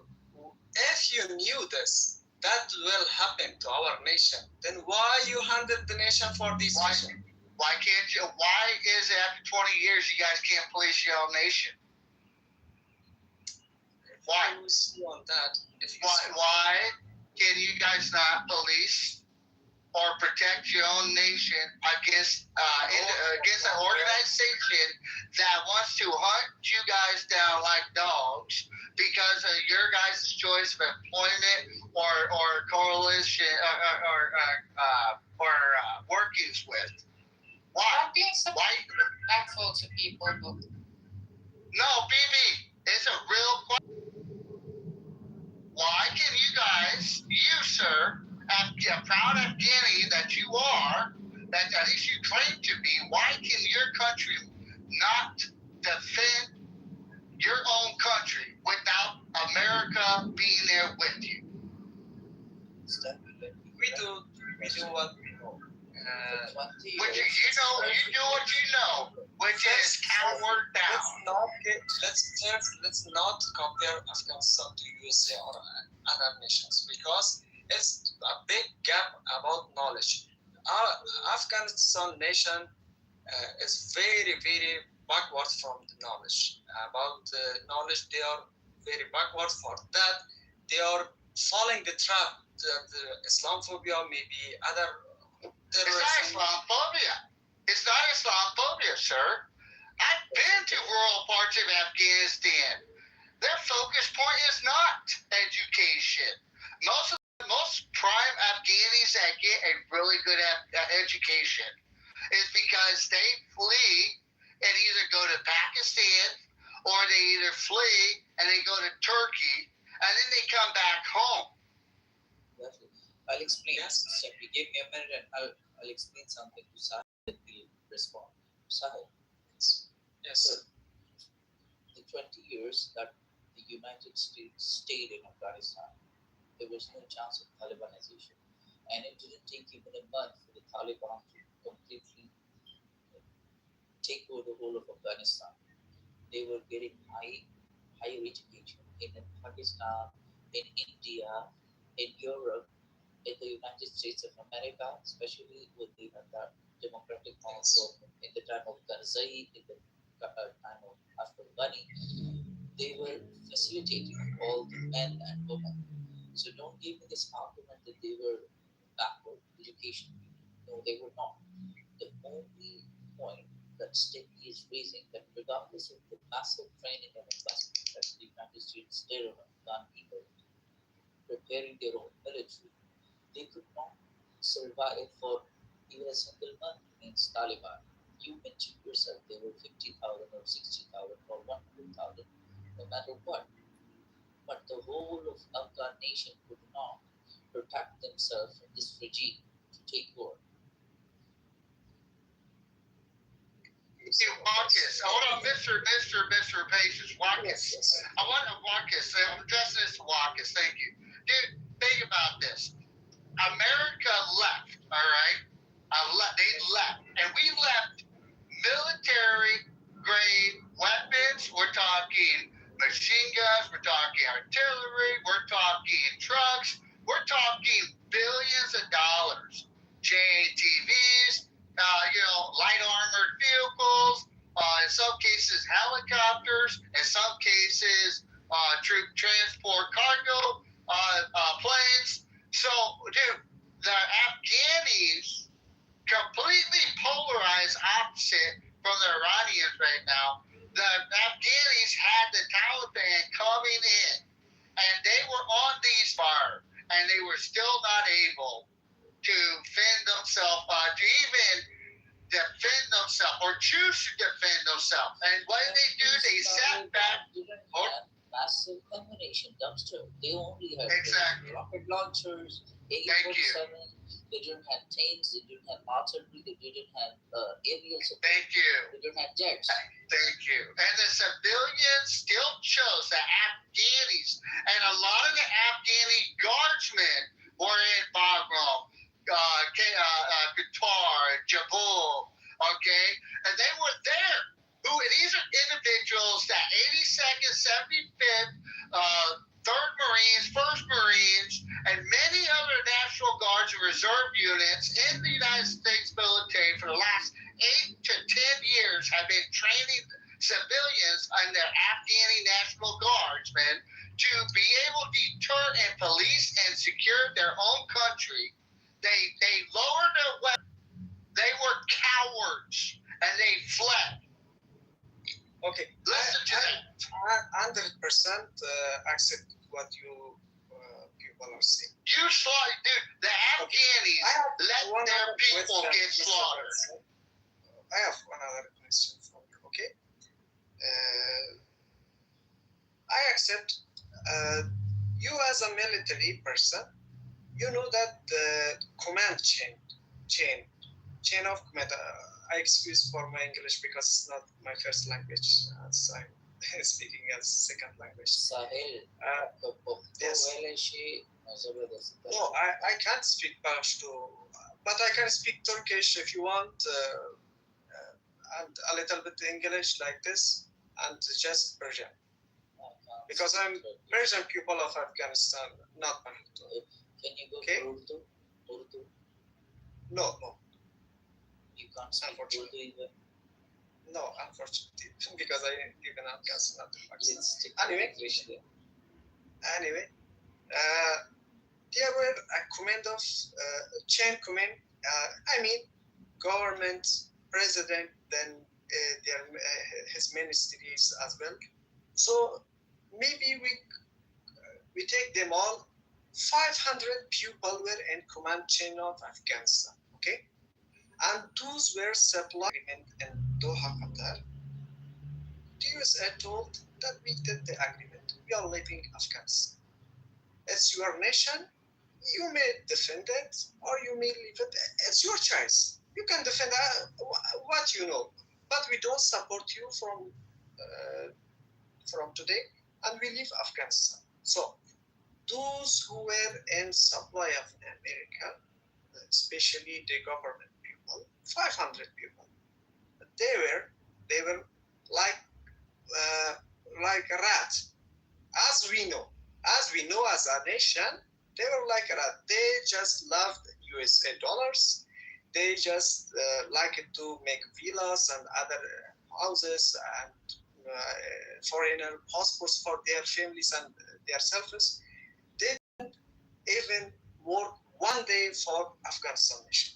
All those who were in command chain of 500 people in Afghanistan.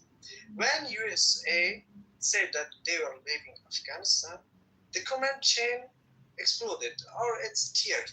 So the soldiers that didn't have their commander, that they didn't have the command change, that you can shoot the Taliban, you can stand here or there.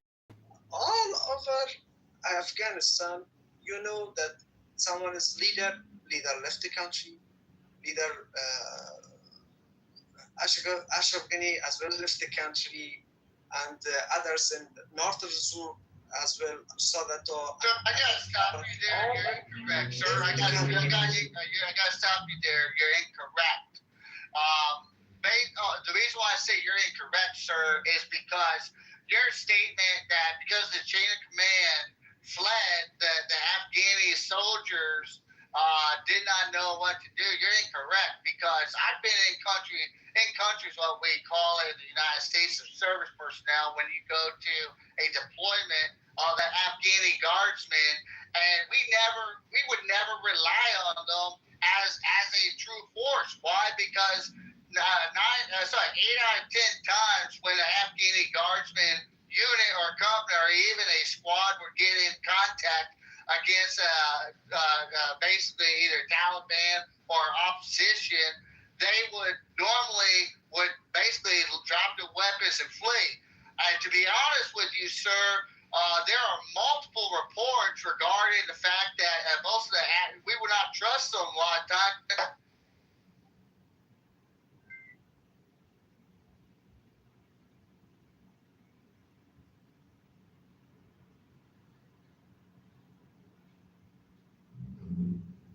Yeah, son, I think you stepped your call. So it was nice to talk with you guys. Yes. The problem is, America doesn't give a shit about countries.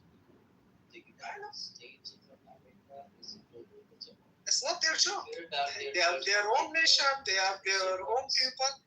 Exactly. So once they're interested, once they're done with their personal interest, with their state's interest in Afghanistan, they have to flee. They have to leave.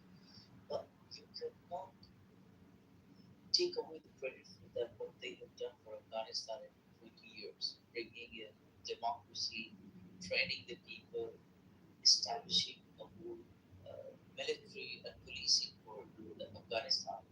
So it was their primary responsibility to at least maintain that part. I mean, the transition happened in 1946 for Pakistan, for India, when the colonizers, the Britishers left India and Pakistan. So the regime stayed, whatever the government system were, somehow they survived because they fought for their, what should I call it, for their goals. But the Afghans couldn't do We that. also think that we will survive. we are not choosing to fight with the Taliban. Why? If you ask why, because if you choose to fight, then the killing issue will be continuous at the end of the world. Maybe 100 years we will continue, but it will be better if we work side by side to do one thing better from the asset. We know that the government has issues as well. It's not our choice.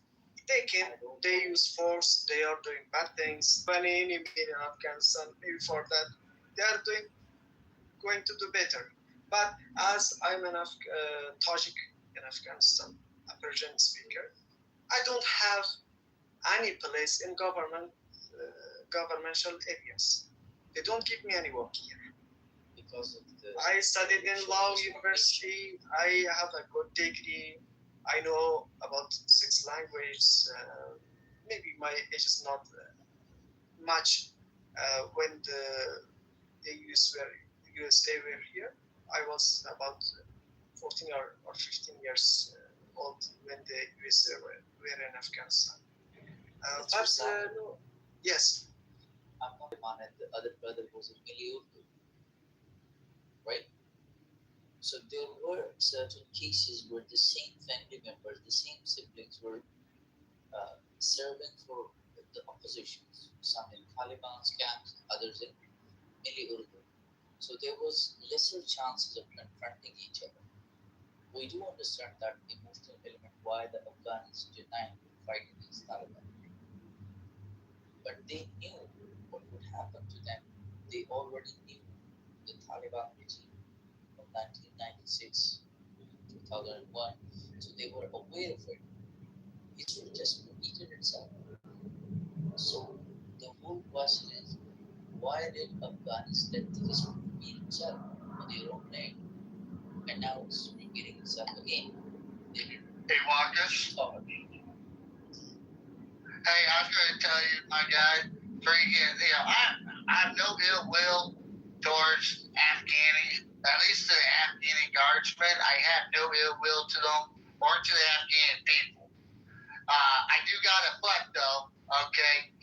Like, as a soldier, if I had to choose to fight with either with the Kurdish, because the Iraqi Kurds, oh dude, I love them. Dude, they are war fighters, and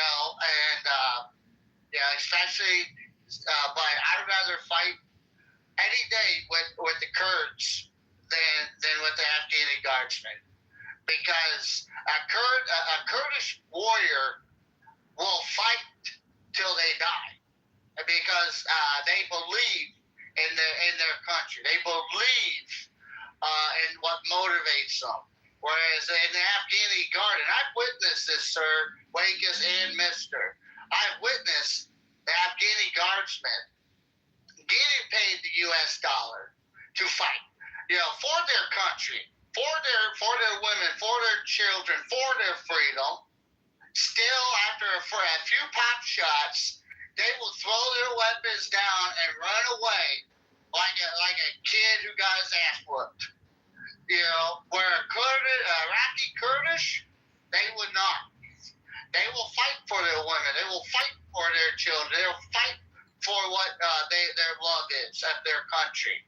And I'm not saying all Afghani guardsmen were like that, but I would say a good majority. And when people, so I'm going to monologue a little bit, and then I'm going to just listen.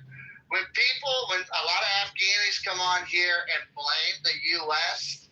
for where they're at right now, remember, we had 20 years with you. We pushed the Taliban out. We went from crazy, the first 8 to 10 years of crazy hostility, and we dialed it down to maybe one service personnel might kill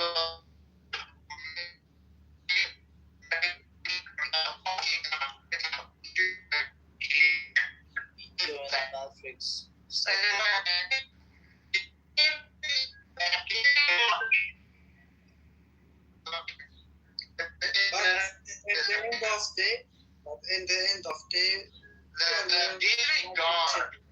What were in 2001, it became in 2022. It's same. It's the same thing.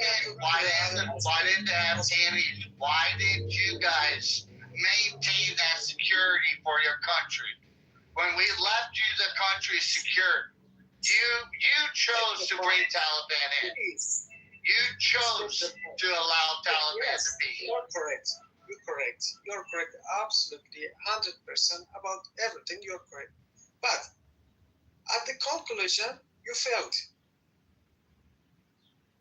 I don't want to blame you, but you wasted your money, you wasted your men, you wasted your government supplies over again. Look, sir, listen to me. You have a brother. If you have a brother who's fucking a drug addict, you're gonna do everything you can to help that. At the end of the day, he fucking choose again to be a drug addict. So now it's your fault, or now it's you made a mistake. But you did your best. So US did its best for you guys. You guys fucking fucked it up. So it is not US who lost shit. It is you, because that was your only motherfucking opportunity. That one nation in the entire fucking world was willing to give it to you, and you fucked it up. Does that make you happy? Or the fact that you say, oh, you was lost this and that? Which one makes you happy? The one that you fucked up? No, I'm unhappy for this. I'm unhappy. Military service member, Steppy, and say, oh, you lost your resources, you did that, you did that, you did that. You are not worthy enough for their fucking help. You are not fucking enough in any fucking way. They did their best. Like the brother who want to help his brother to fucking get rid of drugs. They helped you to get rid of heroin from your system. They helped you to fucking get rid of the cancer. And they did get rid of it. They gave you all the freedom. They gave you everything. And you fucked it up as Afghani. Let me give you another perspective. So all those Afghan officials, maybe more than 120 nations they will play. So they understood the whole system. They were bureaucrats, there were politicians, there were ministers, and there were so many people. They had a system. They already have a system which was running. Their currency was going up, and they were. The whole problem is there are times when individuals leave the nations. For example, they left India, Australia, America received independence from the Britishers. It happens. So when the United States were leaving the country, they had given you a system, a ready-made system, and all the Afghans were happy with that system. One will tell you, oh, we enjoyed that time.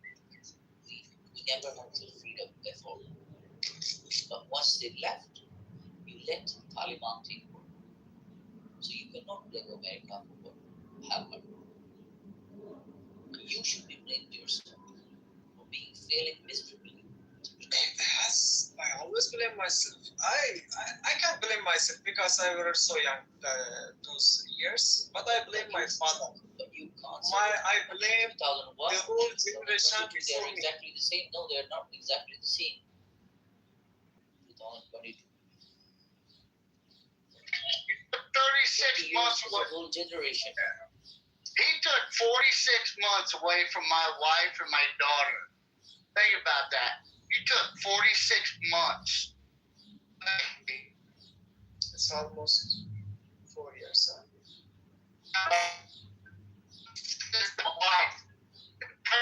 To my wife and my children, to my girls, bring in for the hope. That's what we was told, the hope. So that way, and you know what burns me, mister, is, you know what hurts me is I saw the joy in Afghans, the children, the women, the men. I had an old man cry with joy. Have you ever had someone have so much joy in their heart and gratitude that they start shaking and all they can do is cry? That's a lifetime experience. It killed me watching the withdrawal. Hold on. Ocean, it killed me in the withdrawal. It killed me watching that. Seeing the withdrawal, seeing that the Afghani people would rather die on a plane, fall into their deaths. It killed me, mister. All the memories I have there with the children, with the men, with the women, the elders, the roads I built, the humanitarian, the schools, it hurt me. And then to watch the nation just give it up. Just give it up and put them back to square one. So it pains you, mister, but it hurts me more. Because the mission that I went there for was to give freedom.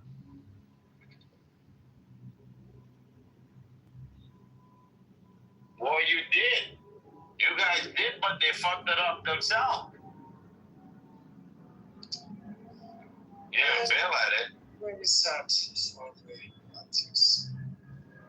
Sahil, do you agree that once Osama bin Laden was executed, America could have left the country by then? Do you know why they stayed? And do not come up with this argument that they were here for the minerals and the resources. Do you know the exact reason why America stayed longer, even after the assassination of Osama? About resources or other things. Exactly. As Saddam Hussein told, it's 100% correct. They came to give us freedom. They came to build us schools. They came to give us 21st century knowledge. But we horribly couldn't use this chance. We didn't have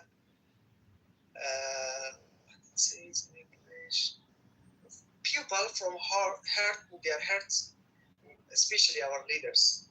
They didn't thought about our nation. They just did selfishness. For that, we felt everything in chaos. Did you mean corruption?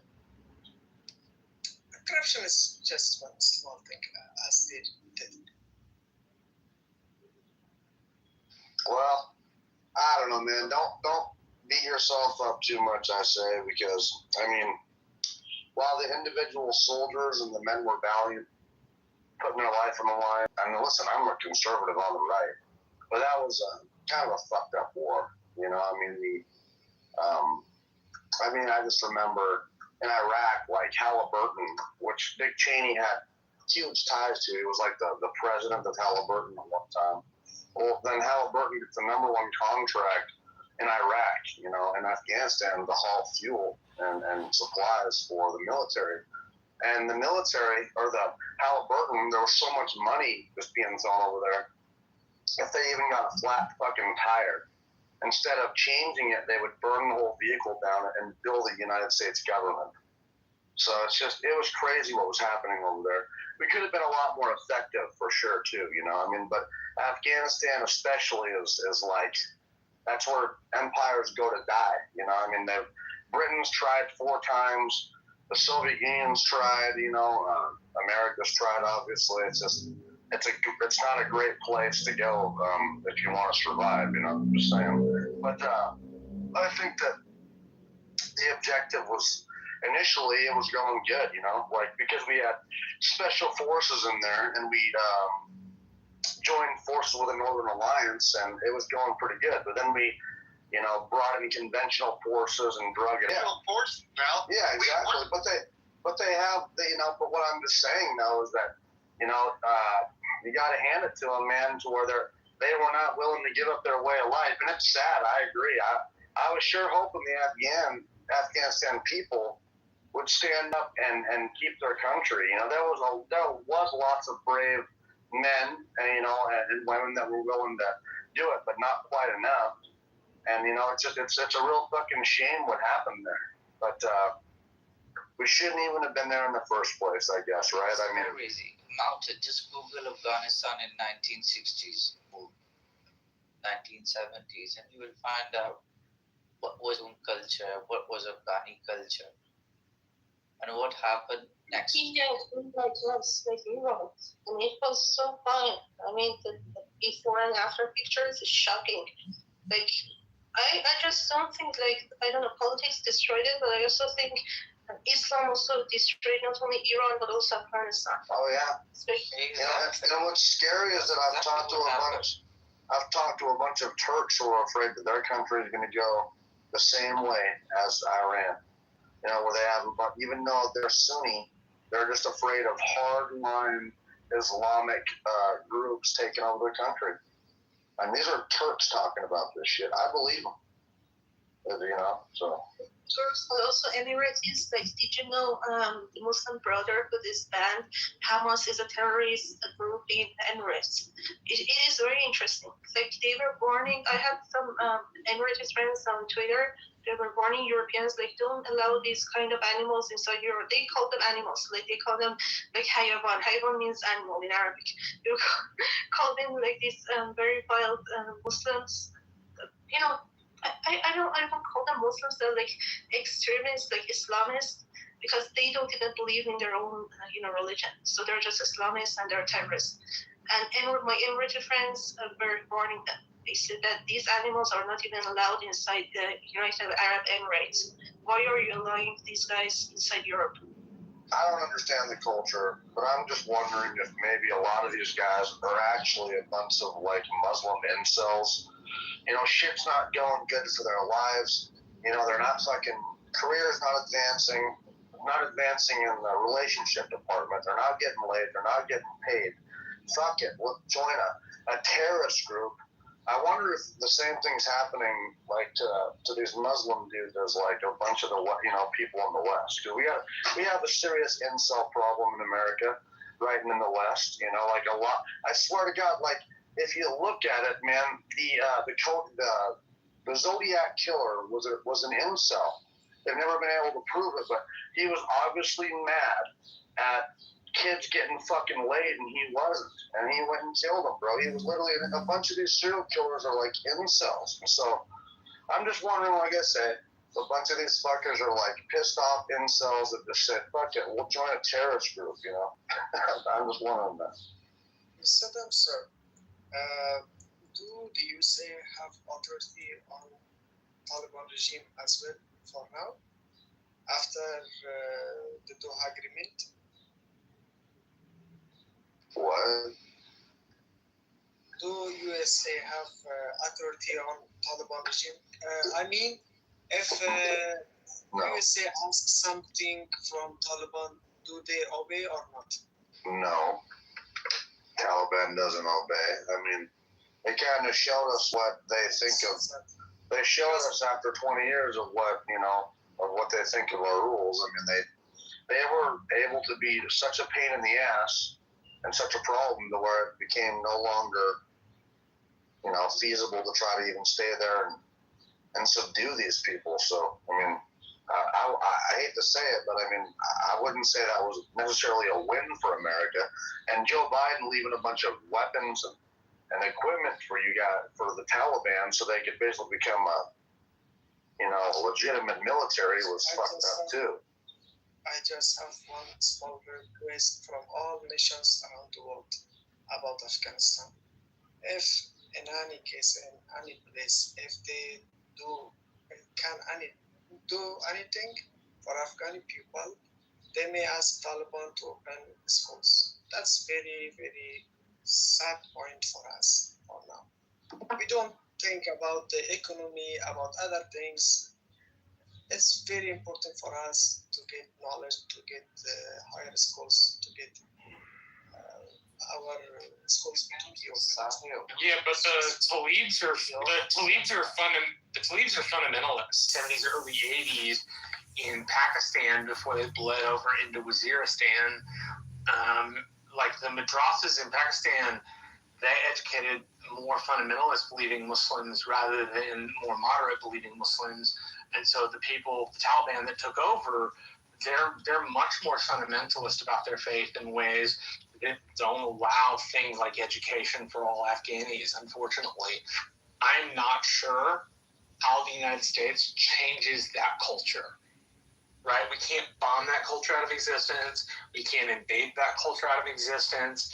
We can't persuade that culture out of existence. So I'm, to be frank, I'm unsure what we could do that would guarantee or at least greatly promote the idea of education for everyone in Afghanistan. I think it was over 30 years. It doesn't seem like education is really important to the government.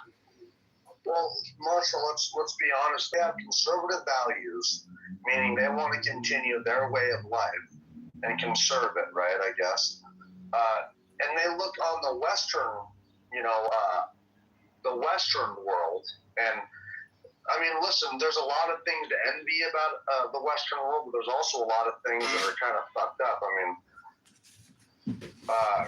pharmaceuticals, we are so fucking doped up. And then they don't want us having marijuana. They don't want us, like, taking natural things, but we're like a doped up society. Yeah, dude, I'm not eating a bunch of junk food that's fucking, so far away from nature that, I mean, there's a lot of things I don't think they would actually want that. I don't disagree with you. I was merely trying to answer his question about something the U.S. could do. I don't think there's very much we can do, right? Maybe I'm wrong, but you must take this burden of responsibility. I mean, things could have been done differently. I mean, when it was required, the way these regions were Islamized, especially in the era of Zia-ul-Haq, President Zia. Yeah, I know who you're talking about. Pakistan in 70s and 80s, and also in Afghanistan. So during this whole war, when you made these freedom fighters or Mujahideen fight against the USSR, this whole Islamization took place from the United States of America. It was funded. Yeah, no. I'm not denying our place in that, man. I'm saying. But once the goals were achieved, once the purpose was served, once the interests were fulfilled, one thing was missing, and that was re-Islamizing the Islamized mindset. I mean, that was a fake timeline when it was required, the jihad and everything. But for the civilians, for the people, you should have done that. I mean, I don't know how can I put it in words. I'm not denying our responsibility. Under the domain of Islam, it could have been reversed. That okay, it was just for that specific timeline, the Islamic jihad or the American jihad or the Soviet jihad, whatever you may call it. Now go back to your values. But unfortunately, it didn't happen. They were lapped upon us. They led us, be it the Taliban, be it the military or whoever you may call it, the same mindset stayed there. They worked on the curriculum. They taught whatever they want to teach. And America stayed, I don't know whether unaware of it or it didn't matter to them. Now they are seeing the consequences. What are the consequences on the generations to come? Dude, like I said, I don't disagree with you that like we cause the Islamization, like the fundamental Islamization of Afghanistan. I don't disagree with that. I'm saying without a commission of U.S. troops, without a commission of U.S. air power, without a commission of U.S. cultural power, there's not a way to change what the Taliban does. Right? America can be opposed to the Taliban every day of the week and twice on Sunday, but unless we're in the country, there's not much we can do. I mean, I don't know the reason. One thing that was very shocking for me was that we stay out of there. The American troops, like not the troops themselves, but they left behind weapons for Taliban. That was like, I think you should have taken it with you. Let's leave it to Taliban. Well, yeah, or at least destroyed it, right? I mean, yeah, we should have taken the military equipment, absolutely. You could have nuked them, you could have fucked them, you could have buried them. Well, here's the thing, Marshall. You do know that it's usually more. Hold on. You know, usually it's. Hold on, wait a minute. It's usually more expensive to send all that equipment back because it's all worn the fuck out, you know, and tired and at the end of life, full of dust. But we should have at least destroyed it. We should have taken the time to destroy it. You know, it's ridiculous and bullshit. Dude, I can't tell you how many times we buried Connexes. Dude, we get Connexes over. That's shipping containers for you guys. And dude, as soon as we unload it, dude, we'll just grab a combat engineer with a dozer and then just dig a trench. You'll roll it in. You'll bury the motherfucker. You know. Can't tell you how many times I've seen that shit. Well, they probably would have, you know, maybe unburied that. I mean, we have so many explosives. We love blowing shit up. Why the fuck wouldn't, you know, Biden at least do that? I just feel like that was, you know, I don't know if it's purposeful or maybe that really is their liberal logic where they just fucking thought that was acceptable to leave all that shit for the Taliban to make them a legitimate military.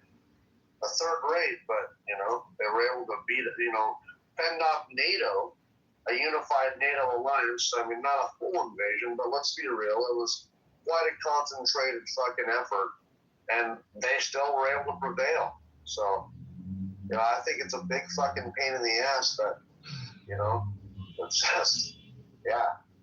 Yeah, I mean, people from the region, they were talking about, like, there were many conspiracy theories. They were talking about, like, maybe there is a new understanding between Taliban and, like, USA government, and that, like, they left it behind on purpose because they can control Taliban, and Taliban on the surface, they do their own thing, but, like, behind the scene, they're, like, they were saying they were, like, American puppets. But I don't think that's the case because it seems that, like, Taliban is doing its own thing and is, like, actively, I don't know, contributing to child slavery at the moment. And not only, like, USA people, we're talking about European countries, specifically, like, UK. I don't know if you guys watched that documentary, like, in BBC. They were trying to, like, you know, like blood washing. They were trying to normalize, like, child slavery, the fathers who were selling their daughters. They were trying to paint the fathers as the victims and totally ignore the child in this scenario. And one of the reasons they're not allowing women to be educated is because they are easier slaves. Like, if you educate women, they will, like, resist. But also, educated mothers will have educated children, and they don't want that. So there are lots of conspiracy theories, and some people are saying that, like, USA didn't want its troops to be there, so they took them out, but the cost was very heavy, and they wonder why they left the weapons behind. If you think about it, what it guarantees is that we might have to go back. And so that's kind of what happened in the first place. We kind of armed the Mujahideen originally when they were fighting the Soviets, the CIA did. You know, we sent them Stinger missile systems. We sent them. It's pretty cool. I have a bunch of pictures of the Soviet soldiers. So it was called the CIA plan was called, like, Operation Warp something or something. Not Warp Speed. It was some Operation like Cyclone. And the Soviets, they had their own operation to stop it. And there's a bunch of pictures of the Soviet soldiers with M16s and shit, and a bunch of German rifles and stuff, and Stinger missile systems that they were intercepting, you know, and getting from the Mujahideen directly from the Americans. Marshall, I think we should have kept Bagram. Marshall, because that right there is a good focus point. At least we should have just maintained that. And from what I heard, Bagram was, you know, if the projected withdrawal that they were talking about would have happened the way it was supposed to, we would have maintained KFB and BAF as well. And then those are two pivoting points for military assets and also strategic operations if called to. All I remember about the Taliban is the Taliban belly dancers. That's all I fucking remember about it. Those chicks were so fucking hot. They could dance for hours and hours and hours. Oh, absolutely loved it, man. I think the Kurdish women are kind of hot. Some Kurdish women are very hot. No, she has. You're fucking fight. You guys, have you ever did the Kurdish fight way more better than the Afghan guard did? Oh yeah, the Peshmerga are brutal. Oh yeah. I love them. I did. Dude, fucking Ramadi, dude, fucking Kurdish were savages like John Wayne. Literally no fucks to give. Yeah. Pretty awesome. Yeah, I think Bagram. Yeah, Joe Biden did a disservice by letting go of Bagram. I mean, that is prime real estate right there, and he totally fucked that up.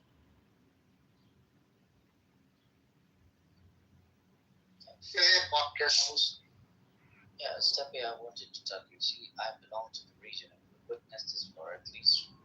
I was born in 2000 and it's 2026. So at least witnessed this particular war, this war of terror. See, we will definitely acknowledge the efforts the United States made in order to make this place a better place, a peaceful place. When the freedom fighters, the so-called Mujahideens, they were offered with 2,500 Stinger missiles, and the USSR broke. So US launched a mission of recollecting those Stinger missiles, which were not used in the battlefield. So the whole project was run by CIA and ISI all together. They were collaborating with each other. So somehow there was a success in order to eliminate Mujahideen. But the creation of Taliban in order to counter these Mujahideen, these freedom fighters, was another headache, was another pain in the ass. And the reason why I criticize the United States is because they could not eliminate or neutralize this particular project. If they could have done that, if they would have achieved it, honestly speaking, this place, be it Afghanistan, Pakistan, or this whole region, would have been a much better place to live upon. There would have been no concept of Islamophobia because it wasn't there in the 1980s, in 70s, even in 90s. When did this concept came up?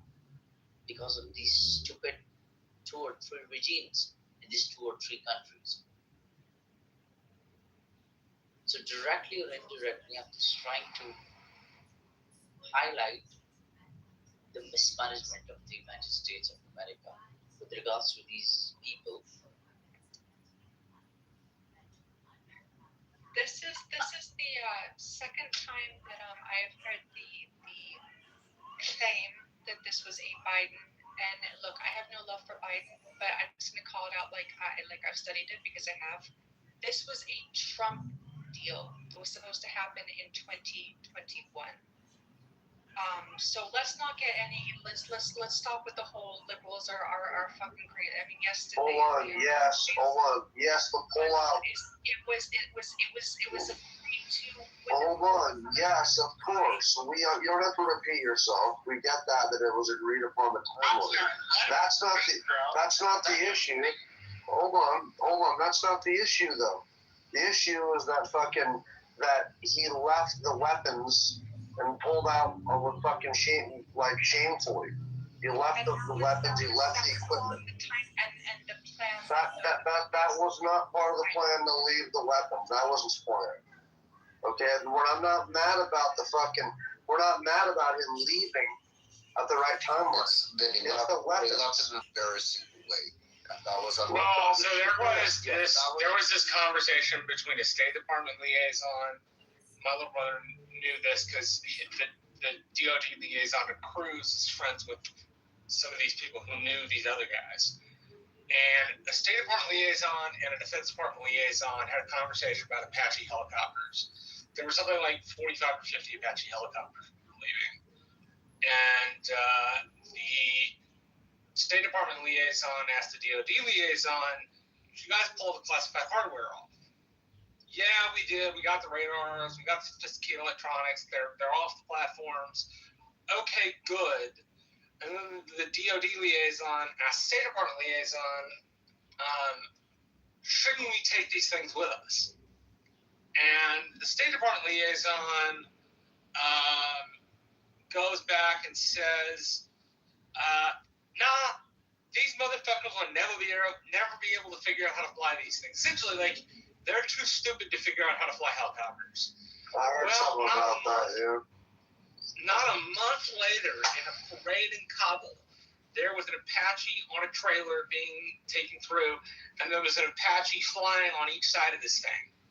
And, they may not be sophisticated with electronics, but they had 50 of those motherfuckers to try on, and you can crash 7 of those fuckers and figure out how to fly without, getting rid of the rest of the shit. You can hire engineers, yeah. You can. It's ridiculous that that was a logic. You can hire in Russian engineers. I mean, good God. Like, what the fuck? That's what I'm saying. Like, it's just crazy, man. But, some part of me thinks that maybe it was like that it's our justification to come back maybe someday, Marshall, because we armed the Mujahideen originally, and we kind of just did it again, So. Do you guys even realize what amount of ammunition have you left in Afghanistan? Yeah, a ton. I mean, any big idea? We left an absolute shit ton of ammunition. Marshall, Wakus,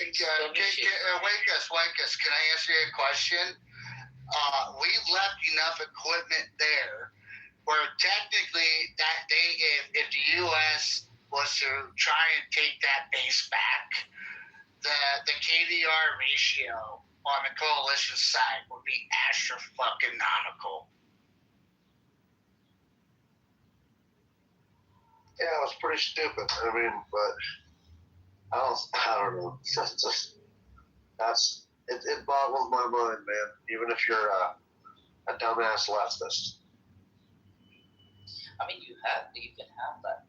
Lots of reasons for that. But in the recent skirmishes between Pakistan and Afghanistan across the different lines, you must have heard that. We were fighting it's been happening, that fucking American weaponry. They were taking us with American artillery, tanks, whatever you would call it. But that was all you people left there. They didn't have anything beyond AK-47 or rocket launchers of their own. Everything else they had is purely American. With the bulletproof vehicles, the antenna system, the radar systems, the artillery, the tanks, whatever you may call it. And we are being fucked up with the same ammunition. Vincent, the comment section he's pointing out a very scary fact. Then he's right. Like reverse engineering. Like if they sell it to USA, what do you call enemies, China or Russia or the ROTC, they can have access to their technology. And that's right. Like those weapons, I saw certain selfies. Like normal Afghanistani people didn't have access to the internet. But these fucking Taliban, they're like oligarchs, and they were taking selfies with these weapons. But they might be backward, but if they sell it to American enemies, those people can reverse engineer these weapons. That's scary. The secrets were exposed to Chinese, to Pakistanis, to Iranians, through Afghanistan. Yeah, we do agree that in the modern warfare, America has gone far away from what they used in 2000 or 90s. But even then, the technology remains the same. It's only the upgradation. And the technology was distinguished, Apache, or whatever you may call it. All those secrets were Marcus. Yeah, a lot of people don't really give credit out to the Ukrainians, so the Ukrainians, they have changed the new era of warfare, 100%. And I put it this way, guys, during I would say the first year of the campaign between Russia and Ukraine, the way that they were able to engineer a ability to basically deflect the Russians is amazing, and it's changed. Put it this way, guys. They have brought back trench warfare to the modern day front line. Think about this, guys. Like, if you guys look at World War I, okay, if you look at the campaign during World War I, everybody had machine guns in a way. They had belt fed. They had artillery, a slight version of air capability, and also the invention of the tank, which was due to the fact of trench warfare. Why did that happen? Because at that time, the nations campaigning against each other were at the same indirect and direct top tier warfare. Okay, they were able to compete militarily. Now look at the Russia-Ukraine conflict. All right, they have brought the Russian army to trench warfare. Same with the Ukrainians. So I really want you guys to process what type of ground campaigning would happen in Iraq. And this is something that I want everybody to understand. Because the Iranian military and the IRGC, they made their own drones. Okay? I mean, you can't take that away from them. They made their one-way attack drones. And pretty much everybody else is racing to get in the game, or at least in front of chariot. Now we gotta look at the fact that if a ground campaign would happen, warfare is going to be completely polarized compared to Afghanistan, to Iraq, and the full scale of it. I'm not saying America or Israel would not be able to adapt and overcome 100%, but I would say the scale of it would be drastic on a full scale level. There was also, yes, and before, I mean, I would totally have no problem talking the conversation about Ukraine. I just want to say the last bit, which was a claim before you started mentioning a different country, is that the military equipment that we left in Afghanistan, so technically that was the Afghani government's. That was actually, and I have, quote, it belonged to the collapsing Afghan National Army. That's why it was US-backed Afghan government, not the US military itself. That's why we left the weapons in Afghanistan. They belonged to the Afghan government. So, all right, we can totally move on to Ukraine. Thank you, Ben. And all those weapons went into the hands of Taliban. Yeah, I know exactly, but that's why they were left behind, because they actually did not belong to the Americans. They should not have been left behind. They should have been destroyed. However, I think that perhaps people didn't think that it would collapse as quickly as it did, and it did, and that was a mistake. And anyways, yeah. Well, Meg, you brought up a valid point. It is, but I don't know if you was here listening. I really didn't see, but that gentleman named Mr. Something. Forgive me, guys. That's why I brought up. I really brought up. I say, listen, when the military exfilled out, granted it exfilled out pretty egregiously, but it still left arms to where the Afghani guardsmen, who were trained for the last 15 to 18 years in basic SOI, basic CQF, and basic infantry fundamentals, or School of Infantry, they still let the Taliban take their country over. And I will say it that way with confidence, because they had the munitions, they had the small arms and capabilities of artillery, mortar, LAVs, HAVs, and AAPVs. to engage and deter the in-route Taliban. And so they neglected the use of it, and they basically surrendered to the Taliban. Yeah. Oh no. I mean, exactly. And that was something that I think some experts could see possibly coming, and some were in denial. But that was that was a huge. I mean, leaving Afghanistan, I think was a mistake because yes, leaving the base could be very very helpful. Definitely. But absolutely.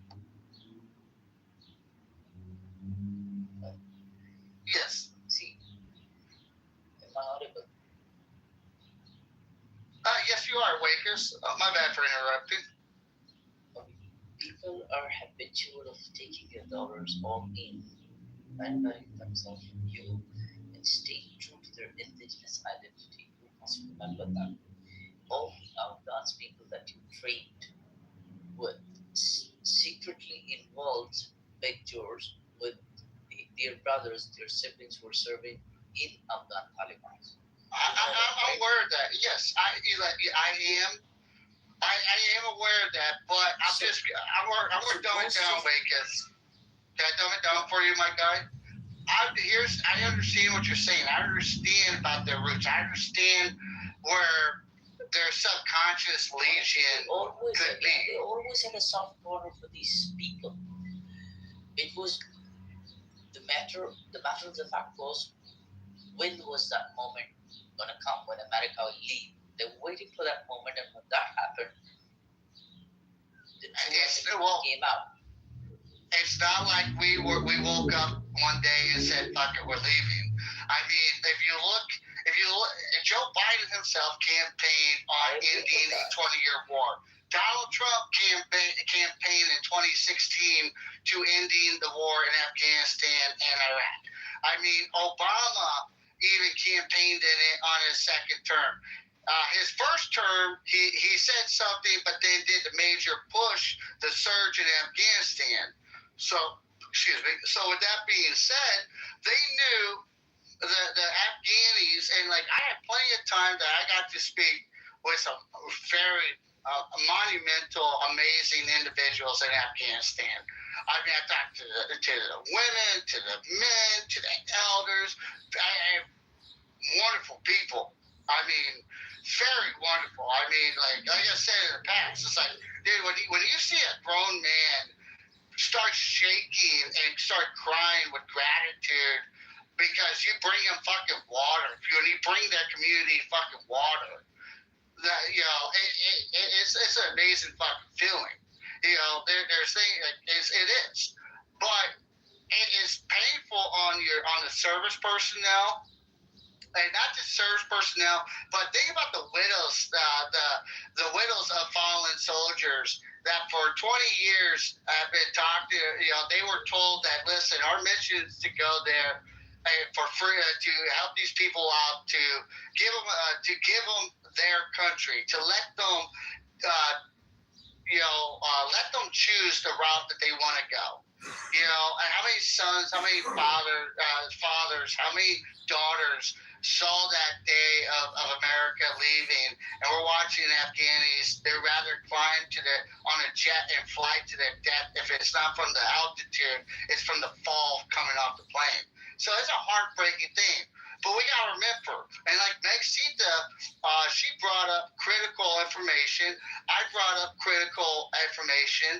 The Afghani guardsmen, like I said in the past, they failed the Afghani people. They failed their women. They failed their children, their seniors, everybody, because they had bases. And guys, you're only thinking of FOBs. That's forward operating bases. You're not thinking about outposts or COBs. That's combat CAPs, combat action bases, CAPs, okay? That are all over small valleys, all right, and provinces of Afghanistan, okay?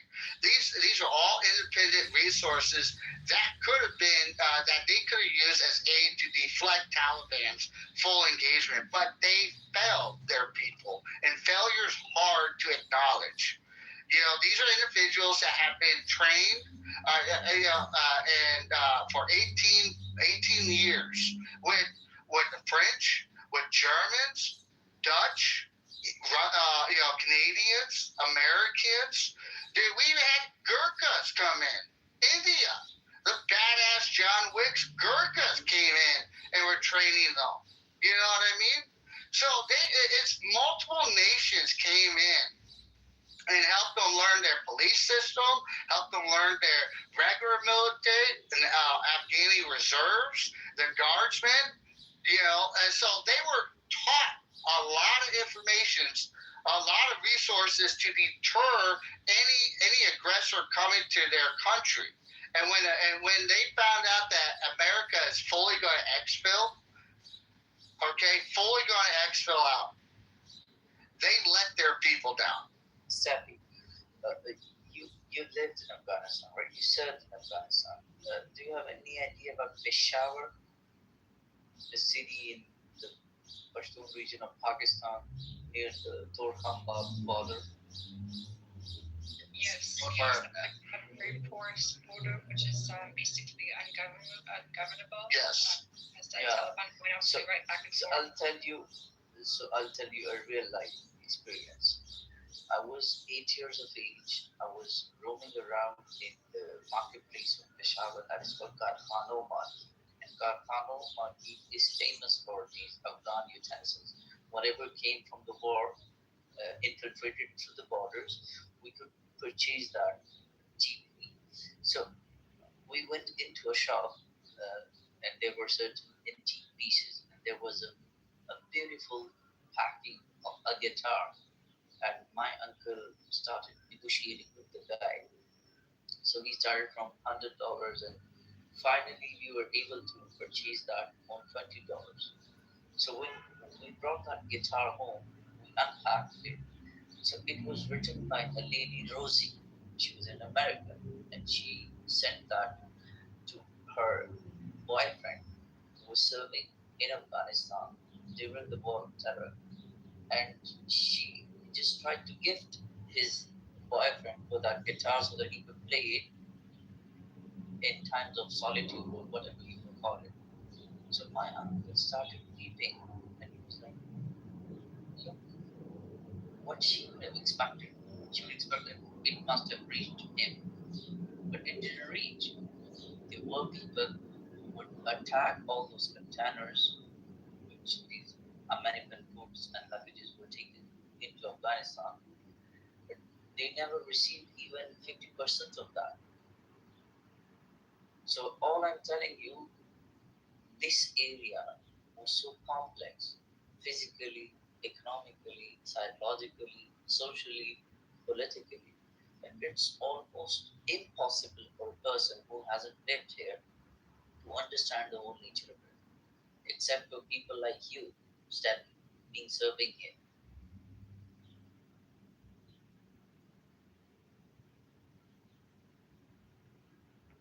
This was, I had an amazing professor at university. So he was from Tajikistan, and he would tell stories of when Afghans who were fleeing the Taliban would try to come over, would try to leave the border and across to Tajikistan. Tajikistan could absorb a few, but there were so many that kept trying to get over the border. He said literally the border guards were shooting at the Afghans trying to flee because they couldn't absorb. The people kept coming and kept getting risk getting shot. That was one of my favorite professors for when I was studying Central Asian studies, and this was a specific look at the rise and the effects of the Taliban. Pretty different perspective from someone who actually lived in that area and was teaching it. So you're from Tajikistan. Story just it's sticking with me. It just being like, this is an area that is just like, just for some reason, just sticking in my head. Just being like, I want to learn more about this area because this is. Marcus, I don't think she heard you ask that question. Oh no, I heard it. He asked if you were from the area. Oh no, not really. My father's family has ancestry from the area, kind of. But no, I'm not from the area. I've never been there. But The reason I ask it is because we're still facing the consequences. I mean, we as a Pakistani, we're hosting 4.4 million Afghan refugees even now. So that's a massive burden on us. Afghani Taliban has declared peace in the region.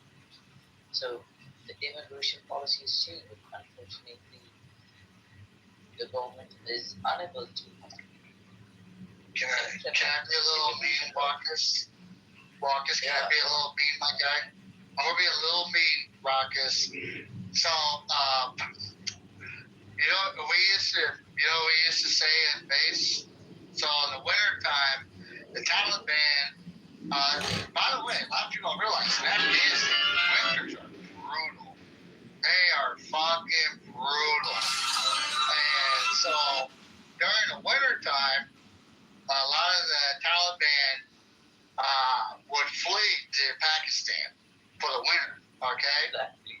Yeah. And so so this is where I'm going to be a little cruel. So we used to say, well, they're going to Pakistan to recruit the dumb ones, because that's what would happen is they would go to Pakistan, promise these young men,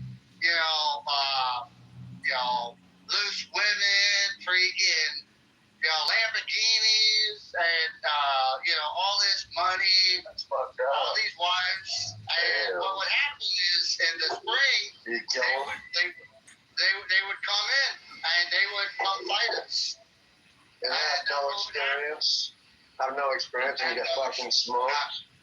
They would get smoked. Literally, they would get smoked. I see. Yeah. There had been training centers. They were provided, this whole training was provided by the Pakistani military in the 80s in the Cold War. Who's denying that fact? Nobody's denying that fact. And then the same Pakistani military established Taliban in 1988. Or the same of the United States of America. You people who are supporting us with dollars, whatever facilities. 1, 2, 3.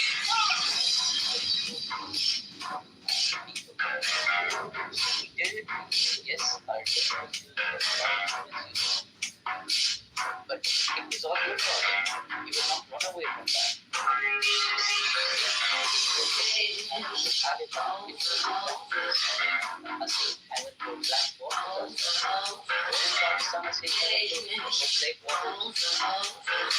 Oh yeah, absolutely. Military, not from conventional military. They would lose their fucking shit if we fucking came 50 miles to the border. Literally.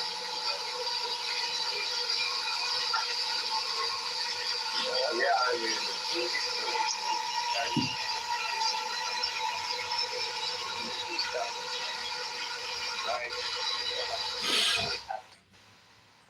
the CIA, the ISI, even the Taliban, all these people had their own interest and they enjoyed living here, getting out, getting in. But who faced who tasted the real conflict? It was us, people like us. I mean, 100,000 innocent civilians were killed. They were part of Heaven Pakhtunkhwa in this war of terror. You must know that in suicide bomb blast, in terrorist attacks on schools, on hospitals, on mosques, in the marketplaces. This is what we have witnessed. And all these things happen, whether from the territory of Afghanistan or within Pakistan.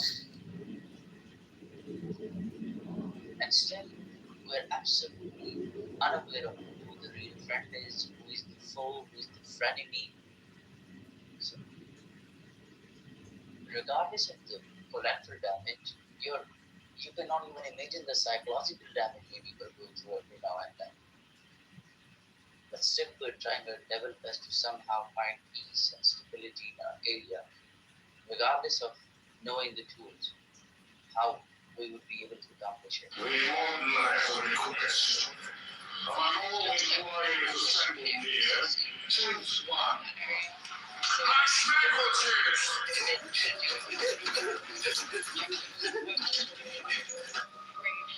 Afghanistan. And this was something that we are not trying to do to Iran. And this is something that is sort of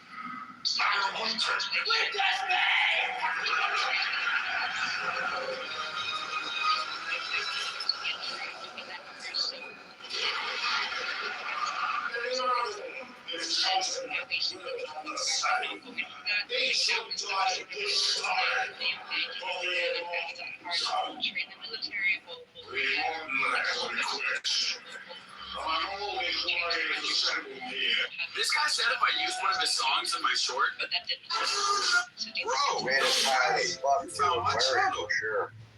Yeah, but also that's why there is no rhetoric about saving the Iranian people from their fucking psycho government, because Agreed. Yeah.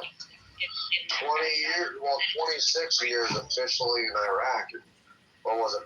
22 years in Afghanistan. It's fucking, both places are kind of a mess, you know. So, you know, we're warriors, you know.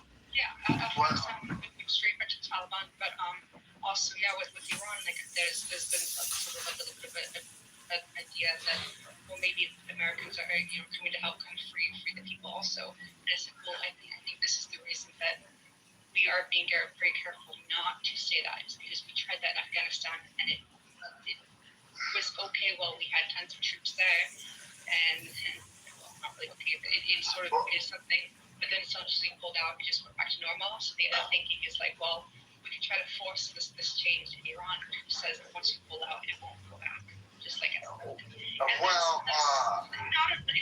It's not a fully truthful statement, because Iran is not Afghanistan. It's not tribal like that. But I could see some people being a little bit wary. Well, I'm going to answer this in my opinion. And with that being said, I would say, I don't know. How about that? I know, in my opinion, it would. There's a lot of risk. Let's just put it that way. There would be a lot of internal risk. Trying to transition into that route. There'd be a logistical nightmare indirectly, and because you got to realize, trying to understand. Now I know Iran's completely different than Afghanistan. I'm 100% aware of that, and I don't want to try and pull them into that category of Afghanistan or Iraq, because the Iranian people are so proudful, and they are independent. They want their own independence in their country. But the problem that can happen by dropping a magnitude of firearms is it could probably potentially lead into like a tribal mafia mentality. Like you got this block and this block, and so there's a lot of a lot of contradicting issues that can come out of it. So I would probably say no. There's a lot of, it could definitely turn tribal, because what do they call that, where it turns into secular violence. There's a lot of different ideologies, a lot of different religions, a lot of different, powers in the vicinity, and if there's a vacuum, definitely it could turn into secular violence. And I don't know, man. I feel like it's just weird. Like the Iranians, a lot of these people are still putting up with, there are people being shot in the streets and shit. It fucking boggles my mind, because Americans wouldn't put up with that, but we have guns. That's the only thing I can think of, is that Americans wouldn't put up with that because we have guns to defend ourselves, and they just don't have that. So, If this situation ever, we took all of the guns that were in the U.S. and sort of, that might give them definitely a chance. How is their inventory of explosives though? So that they don't. There's no more Air Force, correct? Don't believe. Listen, I'm a Trump supporter, but he says that stuff to affect the markets positively. There's no way possible that.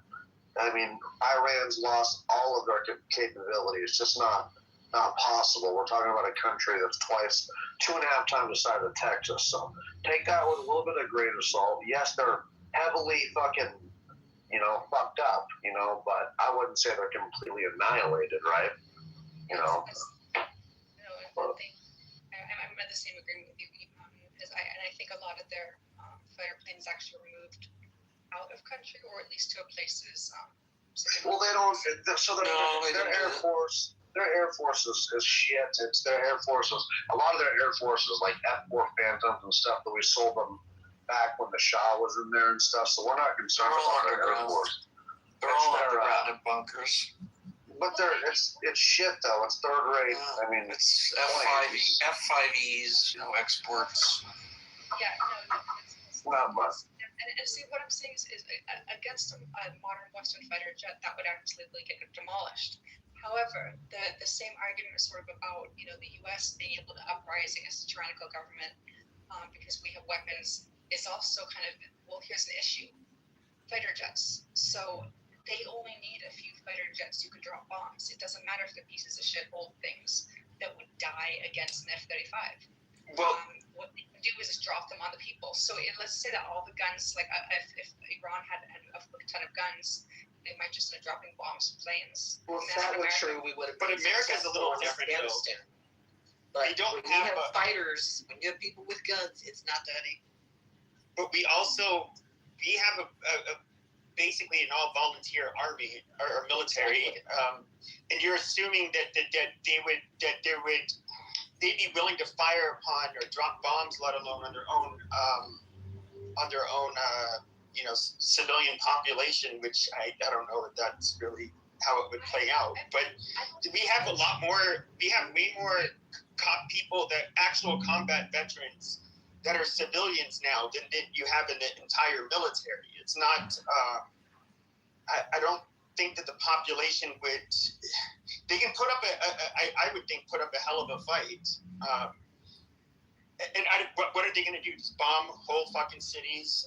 That doesn't really make sense. You're just going to ruin the country. Well, they bombed all their neighbors, Pepe. I mean, they'll do whatever they got to do to stay in power. Well, the IRGC might, but that's why the president just resigned. That's why the president of Iran just resigned, because the IRGC told him, "Fuck off! We're not giving up our nuclear weapons." So it's crazy, man. The Iranians are going to keep on stalling as much as they can. They're hoping that it's going to affect the midterms. I think they're just hoping that. I don't know if they can last that long. I'm just saying they're trying to do the waiting game. Why wouldn't they?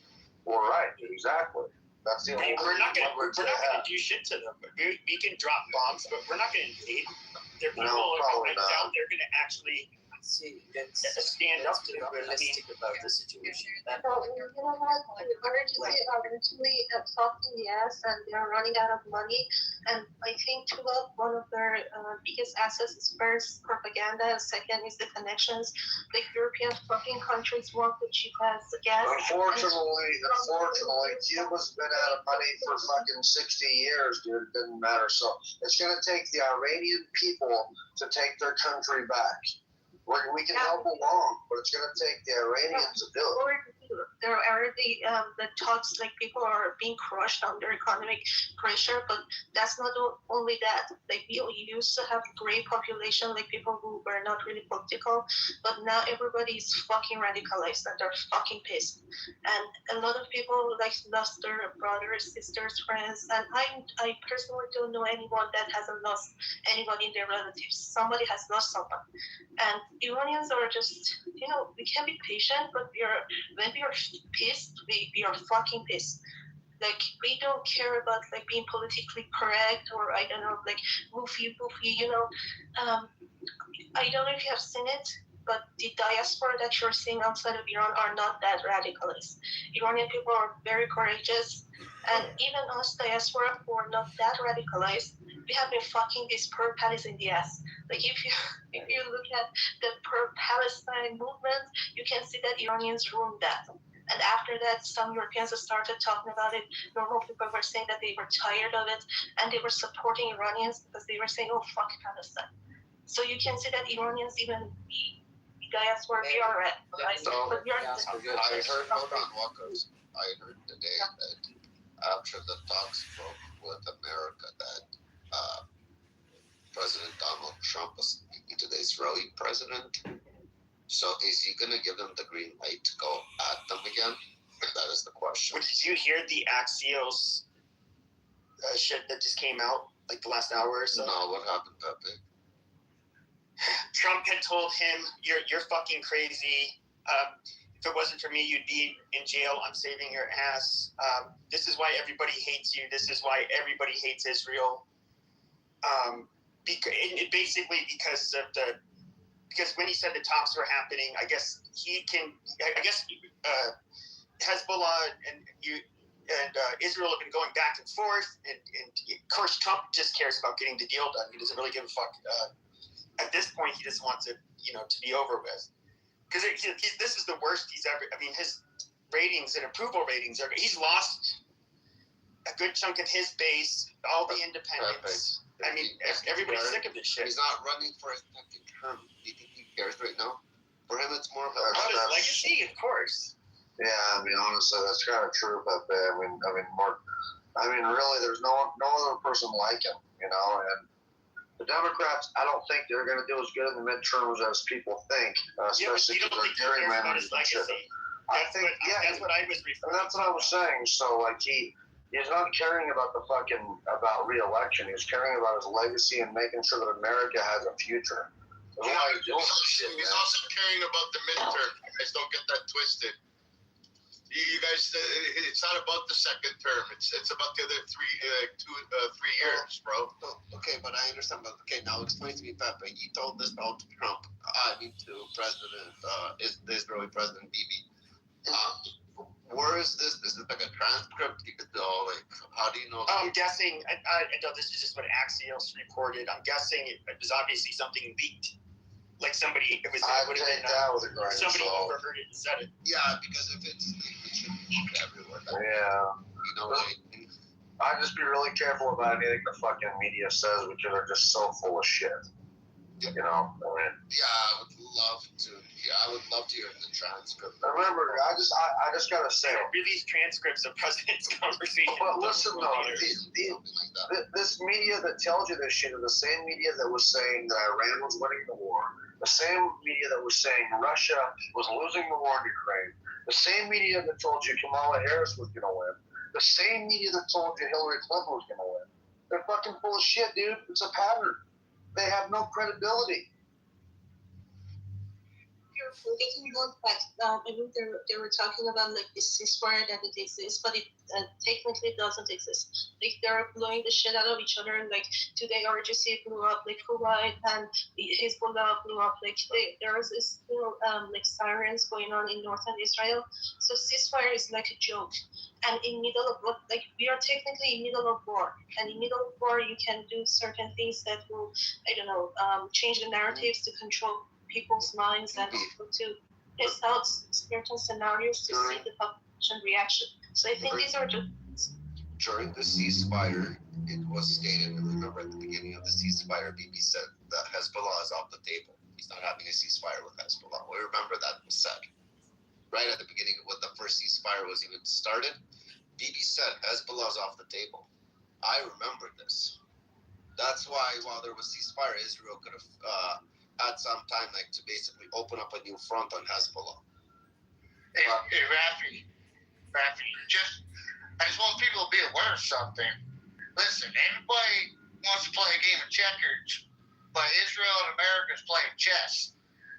When you play chess, you gotta be a little patient so you know exactly how to make your next move. I don't remember that, guys. But I completely disagree with that. I think this was a very stupid idea to attack Iran. I know, because you think it's only about Iran. That's all you think is about. Mountain, I didn't interrupt you, Mountain. Sorry, go ahead. So, when the whole premise was that, the Iranian people will stand up, and they will basically be the ones who do it. Okay, well, that hasn't happened. I don't know if it will happen. As far as and Trump knows this, even Mark Levin, he basically ceded to the fact that this is super unpopular. America doesn't want it. It's basically not going to happen. And this was last night, which was really weird to hear him say. But this is one of those things where we're not going to do it. We're not going to we're not going to really sink our teeth into Iran. Iran is going to do what they've always done. I don't see it stopping, really. We're not going to end up we're not going to invade Iran. But Pepe is 1,000% right. There's only two actions that could happen. No, but hold on. No, boots on the ground, or the Iranian people get armed and fight back. The problem is, if the Iranian people get armed to fight back, that's years down the road. You know how much training needs to be involved, getting the weapons in. This is what? No. There's people, all men in Iran, if I'm not mistaken, they have to go serve in the army. So they have to. No. We've talked to many Iranian men in here, and what they did is they served and did fuck all. I understand. They don't know how to handle munitions. They don't know artillery. This is when you're trying to. So when you hand out guns to people, that means they're going to be operating in some kind of role in the capacity of being a infantry. That is a very specific job. It's not something you just pick up a gun and shoot. First of all, they're going to have to be taught how to use those fucking weapons at different distances, everything, how to maintain their weapons. That is something that you don't just go along. You don't just, they literally spend months and months training you in the Army and the Marines to do just that job. And of course, these are all young men that are very fit and capable that end up, joining the military. And of course, you have to talk about the tactics, all of this stuff. The IRGC has intelligence units. What do they have? I mean, this is not. You do need an actual functional group of people that know how to fight. By the way,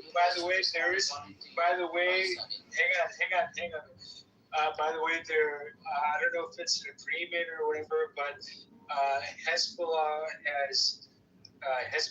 Lebanon has apparently agreed or whatever to not bomb, not throw bombs into Israel, and Israel, I guess, agreed to not do bombs in Lebanon on Hezbollah. So that I just heard that maybe out. In that past hour, they've been exchanging warfare, missiles, light arms, and rockets. So it's weird. They announce it, but they keep the war. They keep fighting each other. In this past hour, I think this is Father I'm speaking to. I saw all of the areas lit up on the all the areas lit up on the map where Hezbollah has rocketed after they said they were going to stop. So I think, as Mary suggests, the whole ceasefire idea is a joke. They're calling it a ceasefire, I think, to keep the stock market calm, and to keep oil prices down. But in fact, the war... Exactly. The war's still going, for real. Let's be honest. That fucker's still going. Not to contradict you, by the way, Father. I'm just telling you that even I'd like it to be real, but it doesn't look like it's real. Well, and that's good that you said that because my next statement was actually going to be, take all this shit with a grain of salt because from one minute to the next we really have no idea really what's going on. Father, 2 hours ago, Lebanon announced that I don't know what this is supposed to mean because it's not a full. So Lebanon announces partial ceasefire between Israel. Partial. What the fuck ever that's supposed to mean. Not a full one, but partial. Okay, maybe they'll stop using one type of rocket, continue using another rocket. They're going to cut the rockets in half, Rafi. They're only going to send half a rocket. It's going to be a partial rocket. Partial. But what's it called? Where was I going? Partial ceasefire mean whatever rockets that are unpredictable and they are not trustworthy, they press the button. If it fires, it fires. If it doesn't, Here. It fails. That's a Harrods. ceasefire. Hold on, Harrods reports. Netanyahu says IDF to continue Lebanon operations as planned after Trump call. So after the Trump call, the operations will continue, the IDF. Interesting. Rahul, you're about to ask a question. It's an important question. Let's address it. We will address it about as see. You people are talking about either boots on the ground or arming Iranian people. We spoke about previous operations that America performed. There has always been a reason when you train people, when you arm people, most people have an ideology and they believe that dying for this cause is worth dying. In case of Taliban and Mujahideen, they believe that dying for Islam against Russia is worth dying. Same was the case for American troops. They believe that patriotic spirit of being an American is worth dying for this cause. Do you believe that the current Iranian civilian, do they have certain ideological strength that they could really make, or they could really convince the people that this cause is worth dying for? While having It's a good question. I don't know the answer to that one. 30,000 people being killed in the streets doesn't seem to be enough. It's a psychological issue. It doesn't seem to be enough. You must convince the fighters that you are dying for a worthy cause. If you're unable to do that, it's useless to arm those people. Well, that's the problem with education is that, you know, you get you fucking uppity and smart. You think fucking we can talk over others. We can be smart about this and fucking. It's just like, I don't know, I think the Iranians have gotten too fucking cush or something, and just like, it boggles my mind that they're allowing this shit. And we're just got one opportunity. What happened to the Kurds? We armed the Kurds and they kept the weapons and they didn't do anything? That's what they say. I don't know if it's true, but possibly. Remember, we're dealing with a bunch of Indians. Yeah, so selling cost I think $200 or $300, and they were selling it for $1,000, like on the black market. But anyway, I just wanted to like mention one thing about like Iranian people RGC and how it can be helped like the whole situation. First of all, it's not only the nuclear power. The fucking RGC has been supporting a lot of militias that are directly connected to terrorism in the world. And if you fuck over RGC, it's going to help the situation in Afghanistan, Russia, and also all the other countries that are in the Middle East. And it's going to like actually help with the energy supply. It's going to make other people's lives better.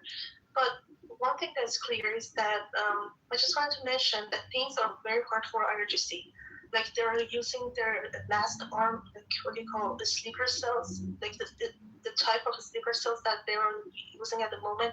It shows that they're on their plan Z. They're not even on plan A, B, and they're losing money every day. They have dismissed. We have two militaries. They have dismissed the normal military since Nowruz, which is the Persian year in April, like New Year in April, and IRGC cannot even keep up with its new personnel. And they have invested a lot in Fatemiyun from Afghanistan, Zainab from Pakistan, Hezbollah, and also the Houthis, and not to mention the Hashd-e-Shaabi from Iraq. And they were there in Iran, but they were killing Iranian people.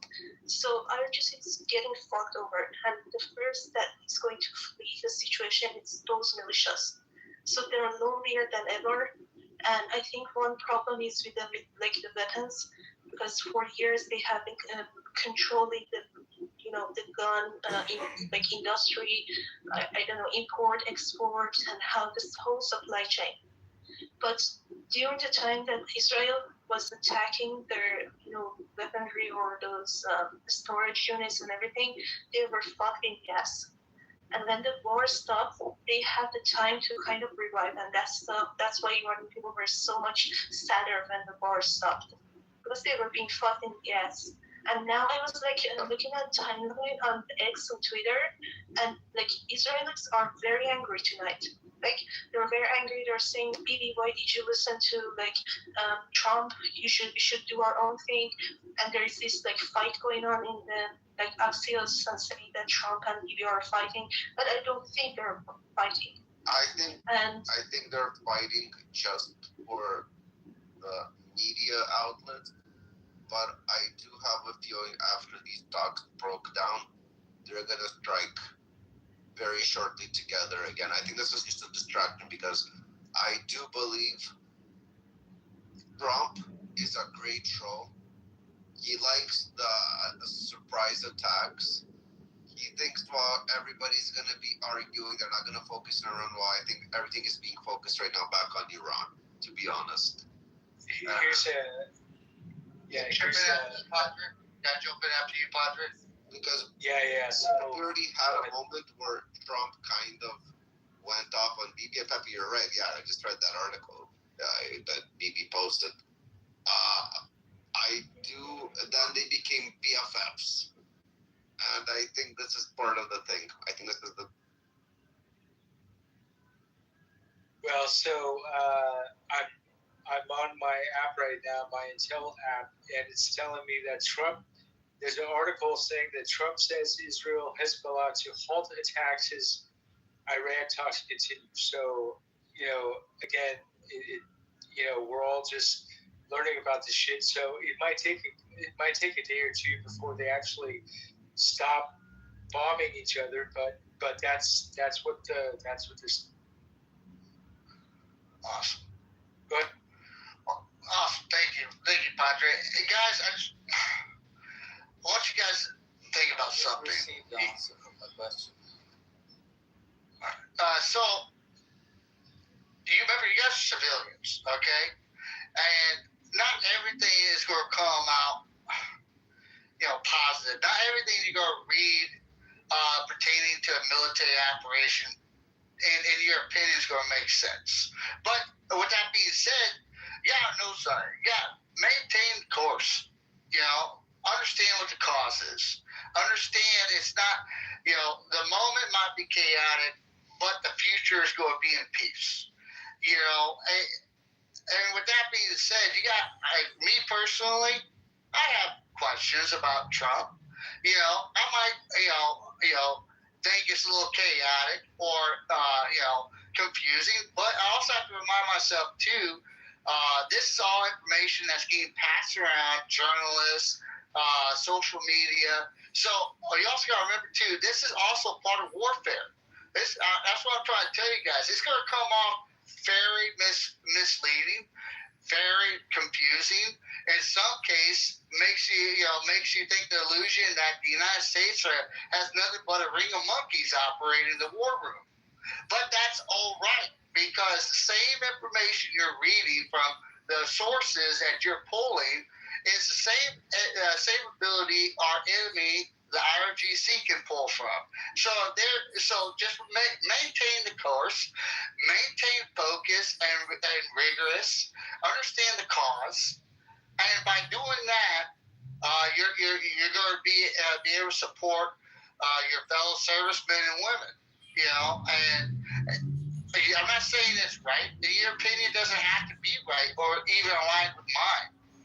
But when you feel like it's confusing or we're going 20 steps back, it's because we don't have everything in the pot.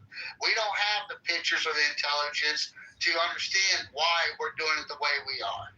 Hello? Excuse me? Hello, excuse me? Yeah, go ahead. I'm Kurdish, man, okay? Yeah, okay. I'm Kurdish, man. America legend, okay? Somebody was speaking. Why'd you interrupt him? America legend. And Iran, fucking Iran, okay? You have a little patience. Fuck you, Iran. I'm Kurdish, man. Fuck you, Iran. Fuck you, Khamenei. What is Kurd? There is no such thing. It doesn't exist. Shut up for 1 second. did that. Who modded him? Not me. There you go. They tried. I want to bring it back up. No, I want to bring it back up. Okay. Hold up. I want to bring it back up. Bring this dumbass back up. Okay. He was to speak where he was trying to say America, long live America, and Iran fuck. Talking, everybody's talking. Kurdish man. America. Yeah. Fuck Iraq. You mean fuck IRGC or fuck the Iranian people? What do you see? Yep. What? Yep. What do you see? I asked when you say fuck Europe, correct? Yeah. 1 minute. Fuck you, Iran. Fuck you, and Khamenei. You know. So what about the Iranian people? And he's saying fuck the IRGC, saying how many and the Supreme Leader. Yeah. His language is but not Iranian people. I'm living in Canada, okay? You're in Canada? Yeah, I'm living in Canada. Nice. Let me guess. Nice meet you. Live in Toronto, Wisconsin. But you see English. It's horrible. Bad. You live in Scarborough. Scarborough. Now, I'm barber in Canada, okay? You're a faculty. I'm barber in Canada, okay? He's a fagler? Faculty. Oh, Kurdish man, do you love Saddam Hussein? Your account name is Saddam Hussein. What do you think about Saddam Hussein? Do you love him? Saddam Hussein, English, but he has a cross. He's Christian, so I'm confused. The Kurdish guy who says fuck Iran and fuck Khamenei, I agree with fuck Khamenei, but for fuck Iran, no, I don't agree. But I wonder, do you love Saddam Hussein? Yep, I'm loving Saddam Hussein, okay? Does Saddam Hussein love you back? Love you, Saddam Hussein. Does anybody speak Kurdish? What kind of are you? Saddam Hussein, not danger. Saddam Hussein, not danger. Saddam Hussein, good man. Yeah, it was good under him. Yeah, Saddam Hussein, good man. Well, I mean, in comparison, it's probably a lot fucking safer. I mean, like, Christians were, he did protect a lot of the Christians that were in Iraq. Saddam Hussein legend is Halabja, Kurdistan, Halabja, Kurdistan, okay? Really, what he's saying, like, look at Saddam Hussein kills the people and Kurdistan, Halabja. Saddam, you Saddam belong Hussein to Iran, kills the people or you belong in Halabja, okay? But Saddam Hussein, good man. Great man. Does anybody speak Iraqi? Yeah, good man. No, he wasn't. No, he wasn't. Arabic? No, he wasn't. Have you ever palace? Anybody? You ever seen the inside of Saddam Hussein's palace? The inside there is barbaric. Do we have anybody in the audience that can speak Arabic? It would be fucking great. Well, he can speak in English. See, this is how you speak here. Saddam, you belong Iraq or belong Iran?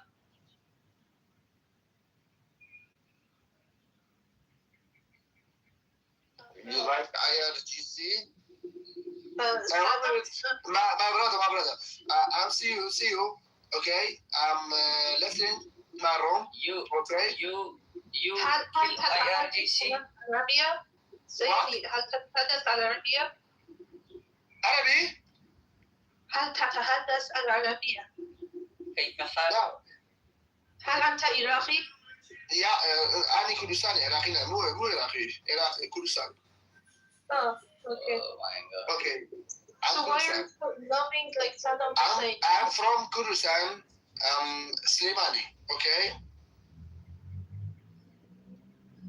But you live in Canada. Yeah, so if you are Kurdistan, why do you support Saddam Hussein? Do you know what Saddam to people? I'm 2 months living Canada, okay? 2 months living Canada. No.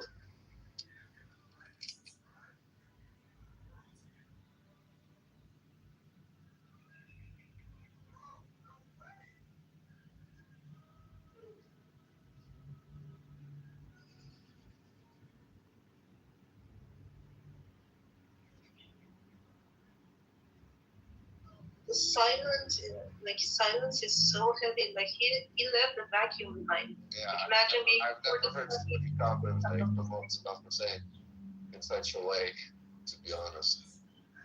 Well, think about it. I mean, Gaddafi, when he died, the place turned to a shithole. Syria's not doing so well after Bashar al-Assad being gone.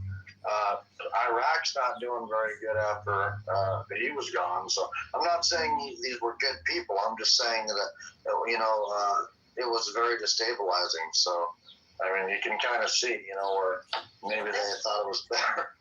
That's why I asked him whether he was Arabic, but he said no, he was from Soleimania, and he was definitely Kurdish. He was saying that I think it was a separationist, we have our own country, I'm not Arabic, I'm Kurdish, and that's why it's such a mind-baffling conversation, because as a Kurdish, the last person you need to support is Saddam Hussein. So, I mean, if it wasn't, I don't know, Arabic, Arab. Yeah, but to be honest, out of all the Kurds, the ones that are the most gentrified are the Persian Kurds, and most of them, they actually support being part of the whole Persian thing. The Iraqis are not so bad. The Turks hate. I mean, they don't get treated that well. The Iraqis are probably the most active when it comes to the separationism. But the Iranian Kurds it's rare you see Iranian Kurds come on stage. Actually, they even run pro-Pahlavi rooms on this app. You don't really see them go on about, the separation. That's the Iraqis. And it's got nothing to do with them.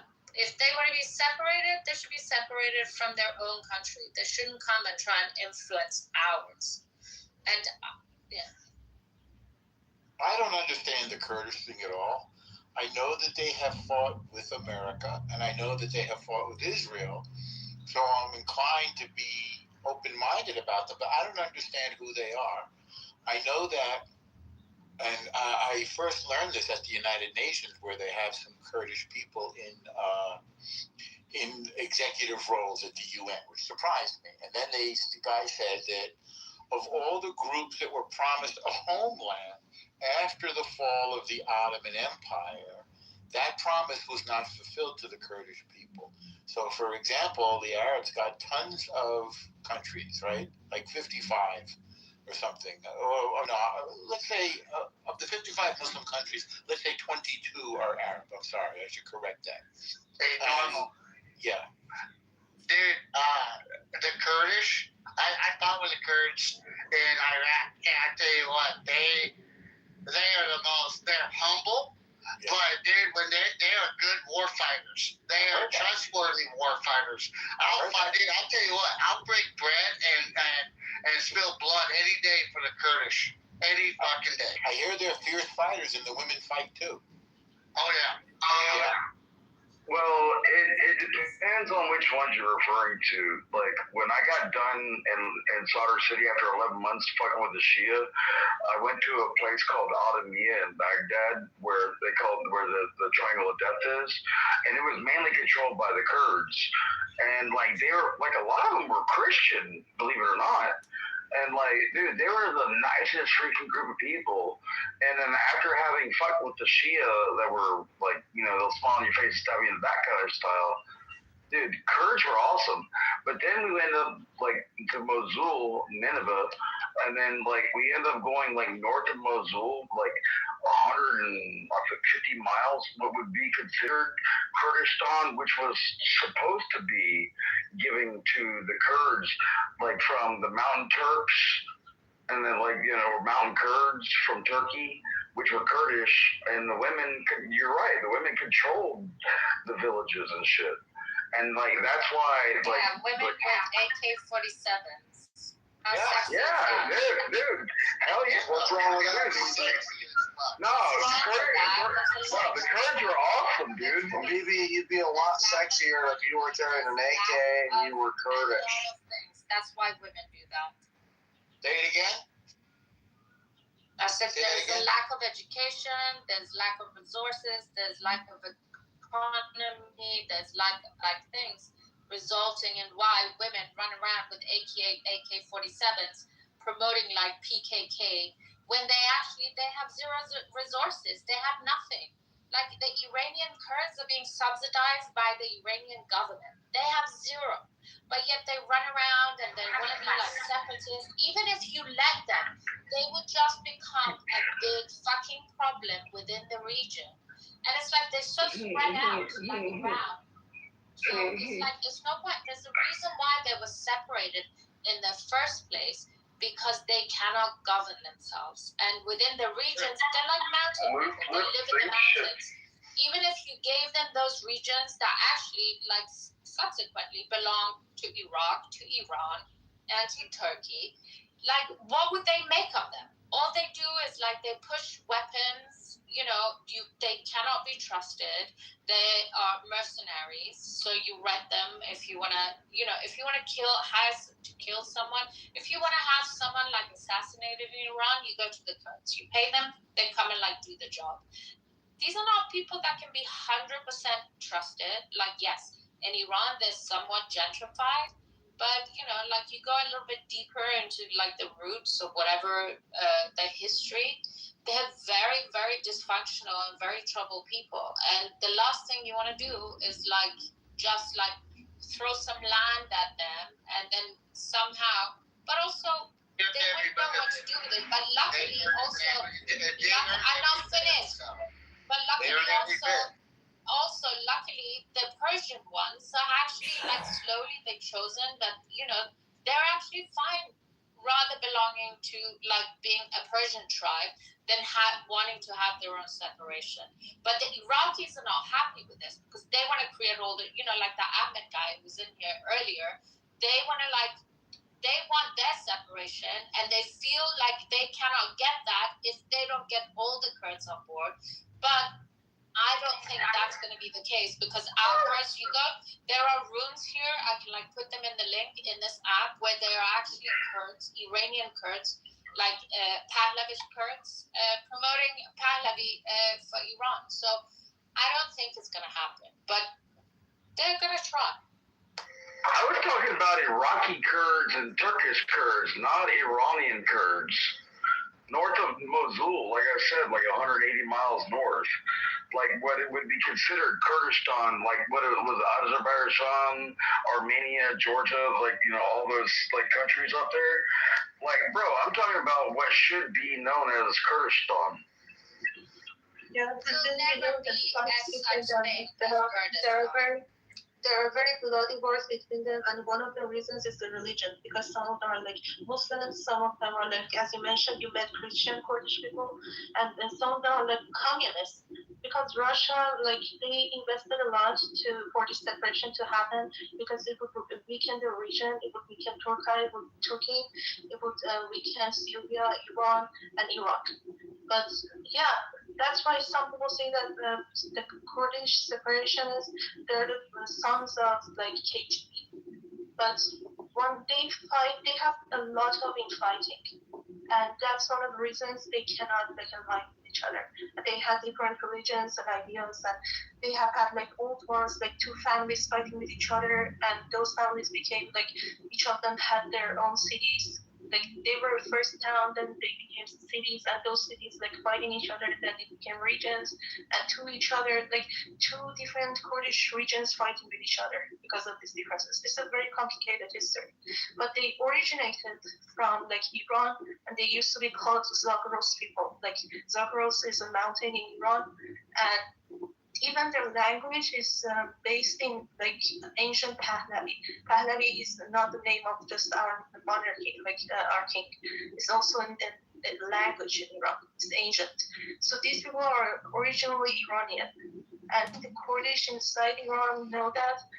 And if one of the steps come to Iran, our Kurdish people are the first ones that are going to fuck them in the ass. Oh, what about the Zoroastrians? Do they want to fuck the Arabics in the ass? Hold on a second. Let me say a quick reset and say hello to everybody. Everybody, it's the War Room. If you have a pink ticket, please cash in. Great conversations here every day with my man Rafi. Oh my God. What's up, Rafi? What's up, Mountain? How you doing? How's it going, JP? Good to hear from you, buddy. What's good? Doc, how you doing, bro? Just want to say hello to everybody. I started to cut the conversation off, but by all means, continue it. Again, Doc. No, but I'm being sincere when I'm talking about this, JV. Like, and good to see you too. I haven't seen you in a long minute. But like, you know, like when I think about the Middle East and like, you know, what I consider to be Kurdistan, which is still just Iraq, but it should have been carved out by, you know, like the UK a long time ago. And like, as a separation and a buffer between Turkey and like, you know, Azerbaijan and like Armenia from Iran through like Iraq. But like when we dethroned Saddam, like we destabilized that whole like infrastructure. And like, you know, I just want to make sure that we're trying to reinstate stability within the region and support the people that are actually trying to do the good of the, you know, the will of the people.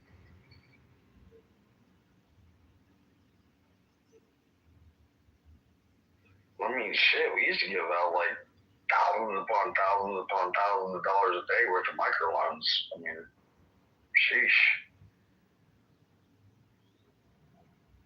Yeah, bunch of nation building, man. Do you know how this old Kurd debate started? A guy who called himself as a Canadian came out and said, fuck Iran, fuck IRGC, and good America. Those three phrases we heard, and then we went on and on with Kurds. I'm just saying, dude, right here. I'll party any day with the Kurds or the Kurdish women. They're fucking John Wicks. They're loyal. Freaking. I have Kurdish brethren that I have no problems with. None. I'm with you on that one. Out of Sunnis and Shias, I'll go with the Kurds. I agree too. I'm the same way. I'll go with, because they actually fight. They have somewhat of a, I guess, I mean, I hate to say democratic system, but, you know, and like Doc was saying, the women have got a real prominent place in society, and the women are beautiful and they fight. You know, people are brave, so it's awesome. It's almost like the old Spartan mentality. Like, if anybody understands that, you know, freaking. Dude, Leonidas may have been like, you know, that man, but his old lady, in order for her to be his old lady, she had to be like vicious as fuck. Bree, you know exactly what I'm talking about, dude. That's how most Kurdish women are, dude. Like, they, you know, it's not just the men you gotta worry about. A fucking Kurdish woman will fucking level and fucking spray. Yeah. Dude, I know, dude. When I went and moved to Ottoman, Baghdad, which is like a little like borough. Like think about like New York, you have the and like, you know, Soho and Queens, like little boroughs of New York City. And Baghdad, Ottomia is like one of the boroughs. And like it's chock full of like Kurds, but they call it the Triangle of Death because there's this like street where there's like it's like a instead of a roundabout, it's a triangle. I interrupt our regular scheduled broadcast to cheer for the Knicks. Fucking let's go. Let's fucking go. Hey, Taylor. How about you go play basketball instead of watching it? Oh, what do you mean let's go? Thanks for winning the championship. I don't need the play-by-play, please. I mean, sorry, JB. Oh, man. I was going to talk to JB. He started talking about sports. Shit. What do y'all think about, like, what's going on? Do you think that we need to pull out of, like, Iran, like, right now? If we do, what would be the fallout if we did pull out right now? Well, a lot of people believe, Doc, that it's just about the nuclear threat, but I believe that it's also about China. You know, it's also about controlling the Iranian oil to where the Chinese are buying the petrodollar. That's what was happening in Venezuela. That's what's happening in Iran, right? So yeah, with the EU one, yeah. Right. So because the Chinese with BRICS, they were soon to, they haven't done it yet, but they were going to eventually introduce a unified currency, a BRICS currency that's going to rival the American dollar, fuck up our whole system. Trump sees that, right? So I think that is definitely still underway, right? I don't think we have complete control of our oil and stuff, and so that we have to remember that that's, you know, just like the whole drug boats coming out of Venezuela and going into Trinidad. That's not exactly why we go there, like at face value. I mean, like we got Maduro for other reasons, controlling the oil, right? Making sure that also they got lots of gold, they got lots of silver, lots of, you know, but it's the Monroe Doctrine, which a lot of this is China. And so we'll see what happens there. I think we're still trying to figure out, get that all underway. But killing two birds with one stone, right? The nuclear threat is real. The North Koreans have their nuclear bomb, and people didn't want to believe it. They laughed. They didn't want to know. They said, "Oh, dude, they've been doing underground testing for like 15 years." Exactly. And what's crazy about that is that when the North Koreans got their nuclear material, not their bomb, but their material. Oh no, they got their bomb, right? First they got the nuclear material. People said, "Oh, okay, it's going to take years for it to become a bomb." Well, they got that real soon. And then they said, "Oh, well, it's going to take them at least 7 to 10 years to miniaturize it to put it on a ballistic missile." They did it in 2 to 3 years. And so the North Koreans are great friends with the Iranians, right? Dude, actually, like 91% is where you get to like really like good material for a nuclear bomb. All right, from 61, like if you have the heavy like centrifuge in order to be able to convert it, if you do 2 more cycles from 61, you'll end up to add 91 after 2 more like distillations through the heavy centrifuge. Well, Doc, what's scary about that, you don't necessarily have to get there. And I don't want to repeat this much anymore because I don't want to get arrested. I don't want the feds thinking that I'm like working with the Iranians, but I think they're privy to this. They know this is a real scenario. What if they were to give their 60% enriched uranium to their proxies, and then their proxies started basically contaminating cities around the world with nuclear radiation? Because that's what's called a dirty bomb. They've talked about this for years, where if terrorist groups get nuclear material, they can contaminate whole cities for hundreds of years. Say, you want to fucking keep going? We'll do this in Paris, France. We'll do it in, Mountain, there's a film that you need to watch, and it's a true film. Like in the 60s, or maybe it was the end of the 50s, somewhere in the 50s and 60s, right around that point. Like, they wanted to do this project, and they said, okay, let's get 3 smart guys that have nothing to do with building a bomb, a nuclear bomb. And we'll give them $250,000, and their whole thing is like they're only allowed to use public information from like a library in order to be able to build a nuclear bomb and actually build it. And like within 3 years from a public library, they built a fucking nuclear bomb. And then that was before there was ever a fucking internet. I'm just saying, man, like my scenario about releasing, enriched uranium to proxies is a real scenario that I'm scared about, but I hope it doesn't happen. We're talking about some Captain Planet shit there. Dude, you know me, I was on the NBC team, nuclear biological chemical, bro. I was more biological chemical, but I know a little bit about nuclear. I know to stay the fuck away from it. Well, yeah, and so if they release one of those vats of contaminated material at 63% in, the edge of Paris, France, what the fuck happens? We're gonna have a nuke, I'm optimistic, but I'm cautiously optimistic, man. This can has been kicked down the road too fucking long, and now it's such a problem because we've had so many presidents, and so many people, so much of our leadership that has no fucking spine. They're too busy helping the Chinese make all their fucking shit, and not watching what the Iranians are doing. Appeasement and paying them off like Obama, kicking the can down the fucking road, enriching themselves in Iraq for Dick Cheney and Halliburton.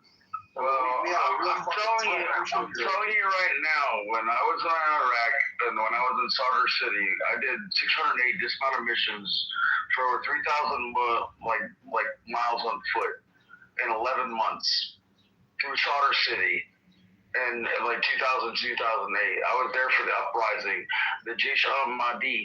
It was literally because Saddam was dead, and the Shias from the IRGC came and flooded Sadr City under the authority of Muqtada al-Sadr. And if I ever catch that bitch, I'm gonna stick in a pencil in his fucking ear. But I'm telling you right now. Bro, these are the same fucking people we're still fucking fighting. And 20 fucking years later, nothing has fucking changed. We fought the wrong enemy, yeah, for sure. I mean, we were fucking around in Afghanistan for years when we should have been, I don't know. We should have stopped the IRGC years ago. Years ago we should have stopped it. Malcolm, why do you say we? I don't remember ever hearing you put a uniform on. Hey, motherfucker, I'm talking about our government. I'm talking about our country. Dude, stop being a fucking dumbass. All right? Dude, less than 5% of anybody in America has ever served in any branch of the military. So 95% of y'all ain't done near a damn thing that I did. Yeah, dumbster. But I'm not trying to act like I'm better than you. I understand what Mountain was talking about. What I'm trying to say is that dumbster, are you the only person that has the fucking right to talk? Are you the only person that has a right to talk because you fucking went and fought? Is that what you're saying? I would say we for something I didn't do. Shut the fuck up, motherfucker. Yeah. How about that? Thank you for your service, but shut the fuck up, respectfully. Yeah. Mindless zombie. I'm gonna need some help because I'm gonna pass out right now.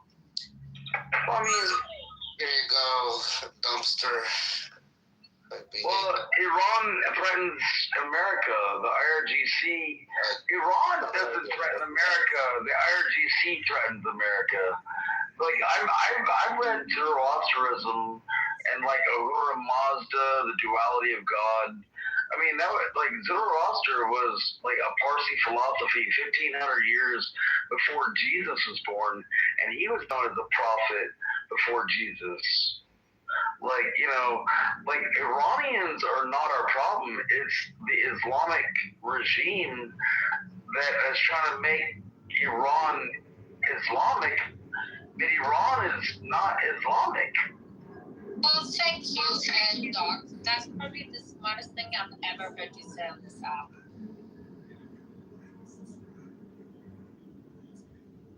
Never, BB. I've heard him say a lot of smart shit. Doc's pretty smart, actually. Well, I don't know. I don't listen to him much, but I think that was smart. Iranians, Persians are not Muslims. For sure, 100%. But you guys let it get taken over. What a shame. Well, that was America's fault under Kennedy. Well, I'm sorry. That was America. I got my hand up and I admit it's America's fault. Well, check this out. I've heard from persons themselves. It was Jimmy Carter's fault. As a form of colonialism. Well, check this out. Whether it's like Christianity or it's Islam, it's the same. It's a tool of colonializing by faith. Well, I've heard from Persians, maybe you're a Persian, I heard that a bunch of the leftists and liberals and communists, students were the ones who wanted the mullahs to take power. They were the ones who supported them.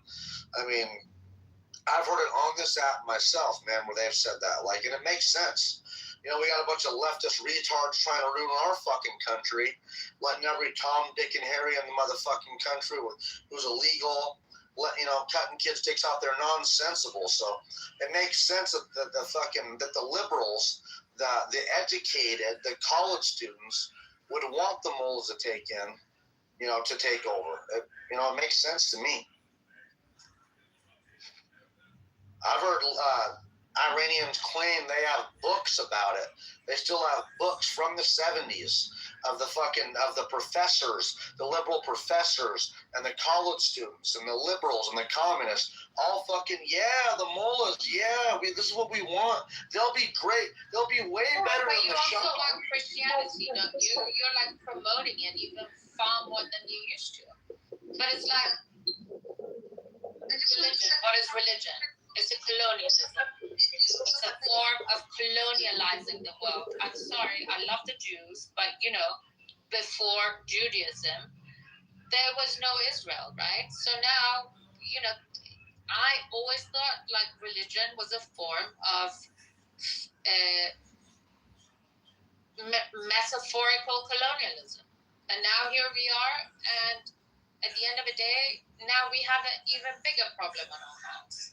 So how are we going to get rid of it? What, we're going to go down and like unravel from the beginning? There was Judea before it. Yeah, but so I think you just got to understand things in a timeline and not like sort of read too much into it.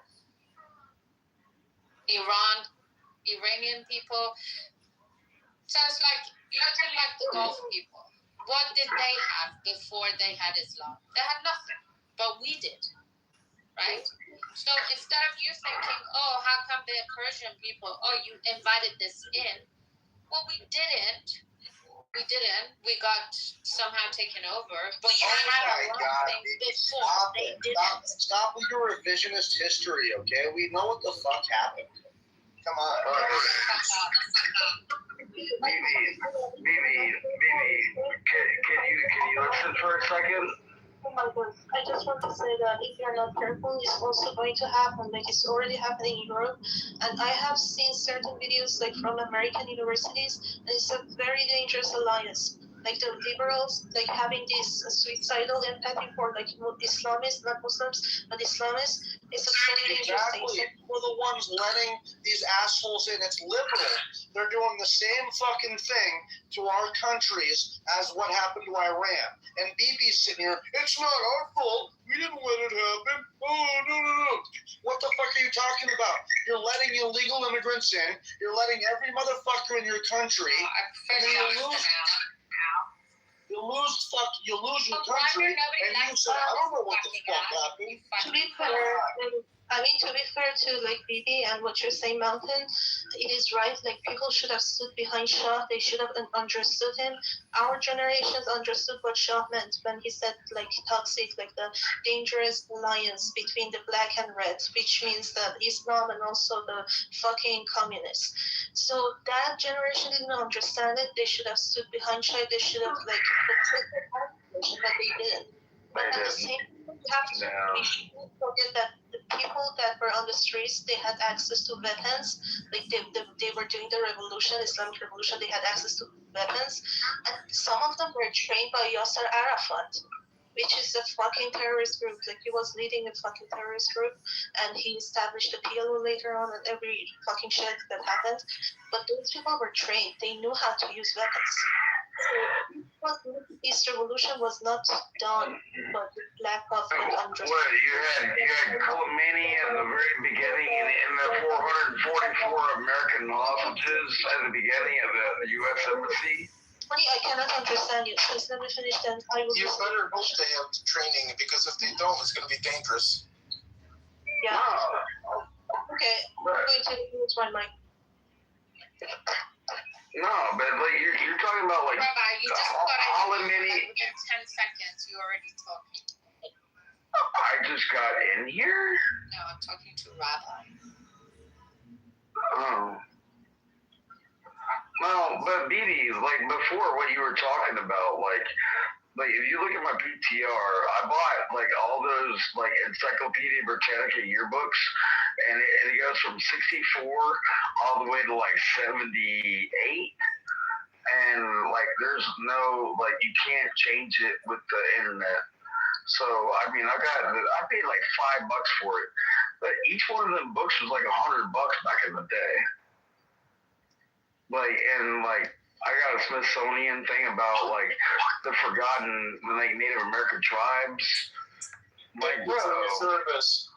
like, dude, like I love America. I just don't like people when they rewrite the fucking shit. Like, you know, I gotta be apologetic for my own existence. I'm sorry, is it a reference to what I said, or are you trying to start a new topic and I'm not getting it? You were talking about. Mary, have you not met Doc before? Never mind. This is your first time meeting Doc?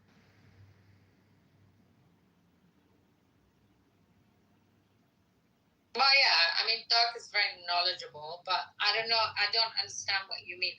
And I don't understand when people say, oh, so with the Persians, it's like, how can't you just go and fix it yourself? Why don't you just go and like go in the streets, and why? It's like, it's so condescending somehow, especially because, first of all, I love my country. There's a level of innocence about my people, which first, like 48 years ago, we didn't need this fucking shit. It was like put on us, and it was put on like in some kind of a way that the West never really understands. It just thinks, oh, you can just go in and you can just manipulate and you can just do this, but then also you have to somehow hold your own people accountable for what they do, because. But then also, Iran consists of a lot of religious people. But it's not because they're religious. It's because they somehow poor, or they have this lack of level of education. But also at the time, which is always, can you mic down, Doc? Which is always when these things happen, is when there is a level of disparity, like people are poor. People seem like wherever you go around the world, nobody's gonna like go out on the streets and like protest if they're okay, if they can pay their bills, they can put their kids to school, they can eat, and you know there is enough economy. But it's like whenever it doesn't work, then people come out in the streets, and sometimes it's a good thing and sometimes it's a bad thing. I would have said maybe 47 years ago, that was not a good thing. But it is what it is. It happened, and it happened overnight. And it cannot happen again, and it will happen again. And this time, I think we will have learned a lot from it. We're going to get there. It's not like we need charity from the Americans. The Israelis, it's like, you know, they have their own agenda. I fully support this, and we're on the same side because they're fighting what we are fighting. With the Americans, like the arrogance about, oh, we're doing you a favor. No, you don't have fucking any other options, because otherwise, what are you going to do? Like, where are you going to go? What direction are you going to take? You're going to go with Europe? You're going to go with, where are you going to go? You go to China? Whatever. What are you talking about? No, you need to get down from your high horse as Americans.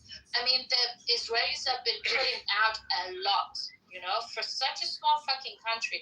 They've been putting out a lot. And sometimes, as a Persian, I can get frustrated with this. I'll be like, you know what? You fucking try and do this on my country, what you did with Syria. I think that was wrong. I think that was myopic. I think that was short-sighted. I think it was a quick solution, and I think it's going to come back and bite them in the ass. Hey, so Bibi. I don't want them to make that mistake with Iran again. But what I have to say to the Americans is like, don't think like you're doing us a fucking favor. It's in your fucking interest that there is one country in the Middle East that fucking works and is on par with you, on par with Israel. When you have fucking Russia lurking, you have China trying to like dismantle you through your own fucking youth.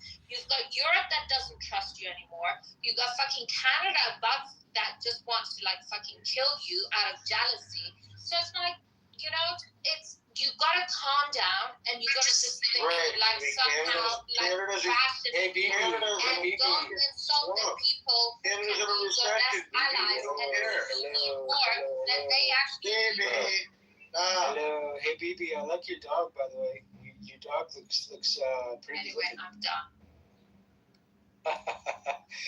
By the way, we are doing you a favor. We are doing the Persian people and the Iranian people a favor by trying to dismantle their government because obviously they want to nuke the world. You know what I mean? And nobody's ever experienced that before, and I don't want to ever experience that in my lifetime. So, you can go here, oh, blah, blah, blah, you Americans, blah, blah, blah, blah, blah. But you know what? I mean, if it weren't for the Americans, fuck, half the goddamn world wouldn't even be around. So, I don't know about... Nobody's nuking anyone. What we don't want is Islamic expansionism. Nobody's going to nuke anyone. That was never about the Islamic. Well, yes, and you know what? It's already happening.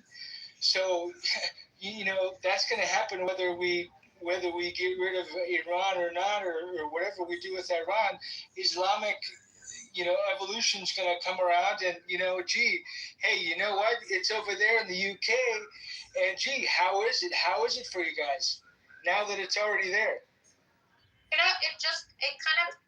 It just eggs me off. It's like, it makes me upset that with everything going on, it's like, Americans, oh, you think you're doing us a favor? You fucking started this mess in the first place.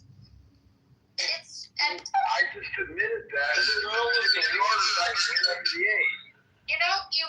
could have been in a perfectly harmonic place, which I actually believe Dude, I was 3 years old. I didn't have a choice in the matter. I'm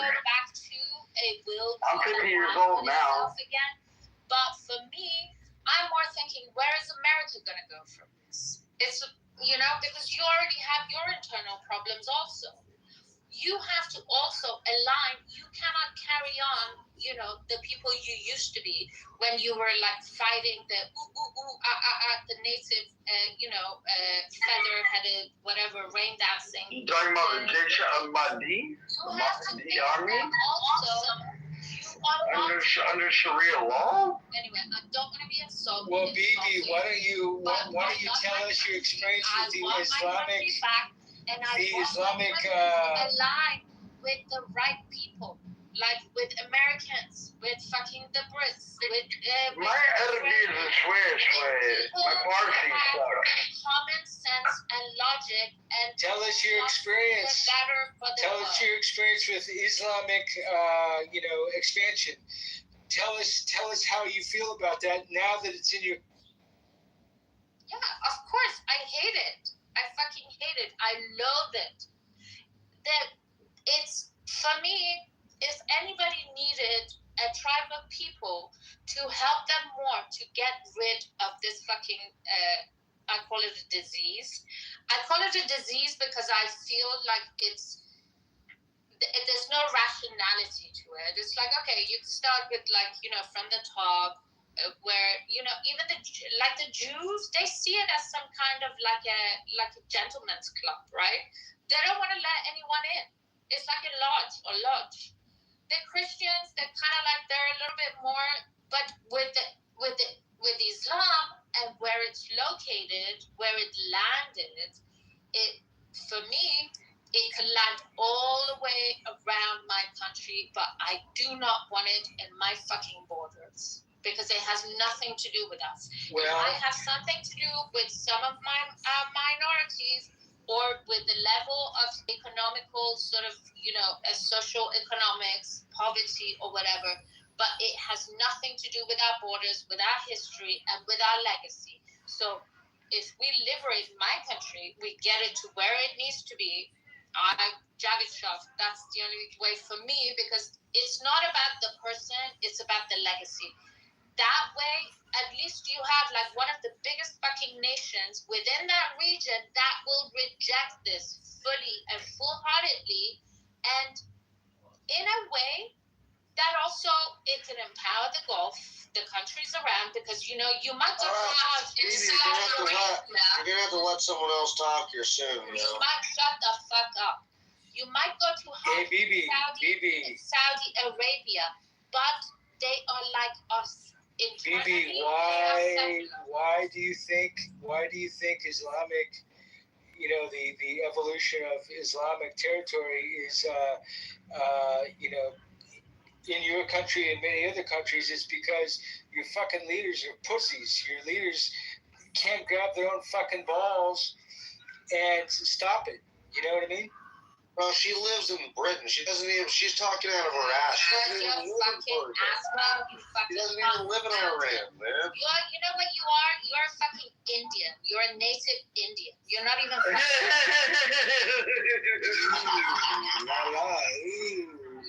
I'm gonna answer you guys. I'm in Iran. I don't know why you go around like pushing your chest out as if like you're some fucking like American white guy. You're a fucking Indian native. Yes. Gotta get some logic, yeah. Sorry, I get triggered. Holy shit. Real bad. Anyway. Just to be sure, what did you call pussy? Like, when you were talking about leaders, what kind of leader? Like, do you have a name in mind that you call them the pussy?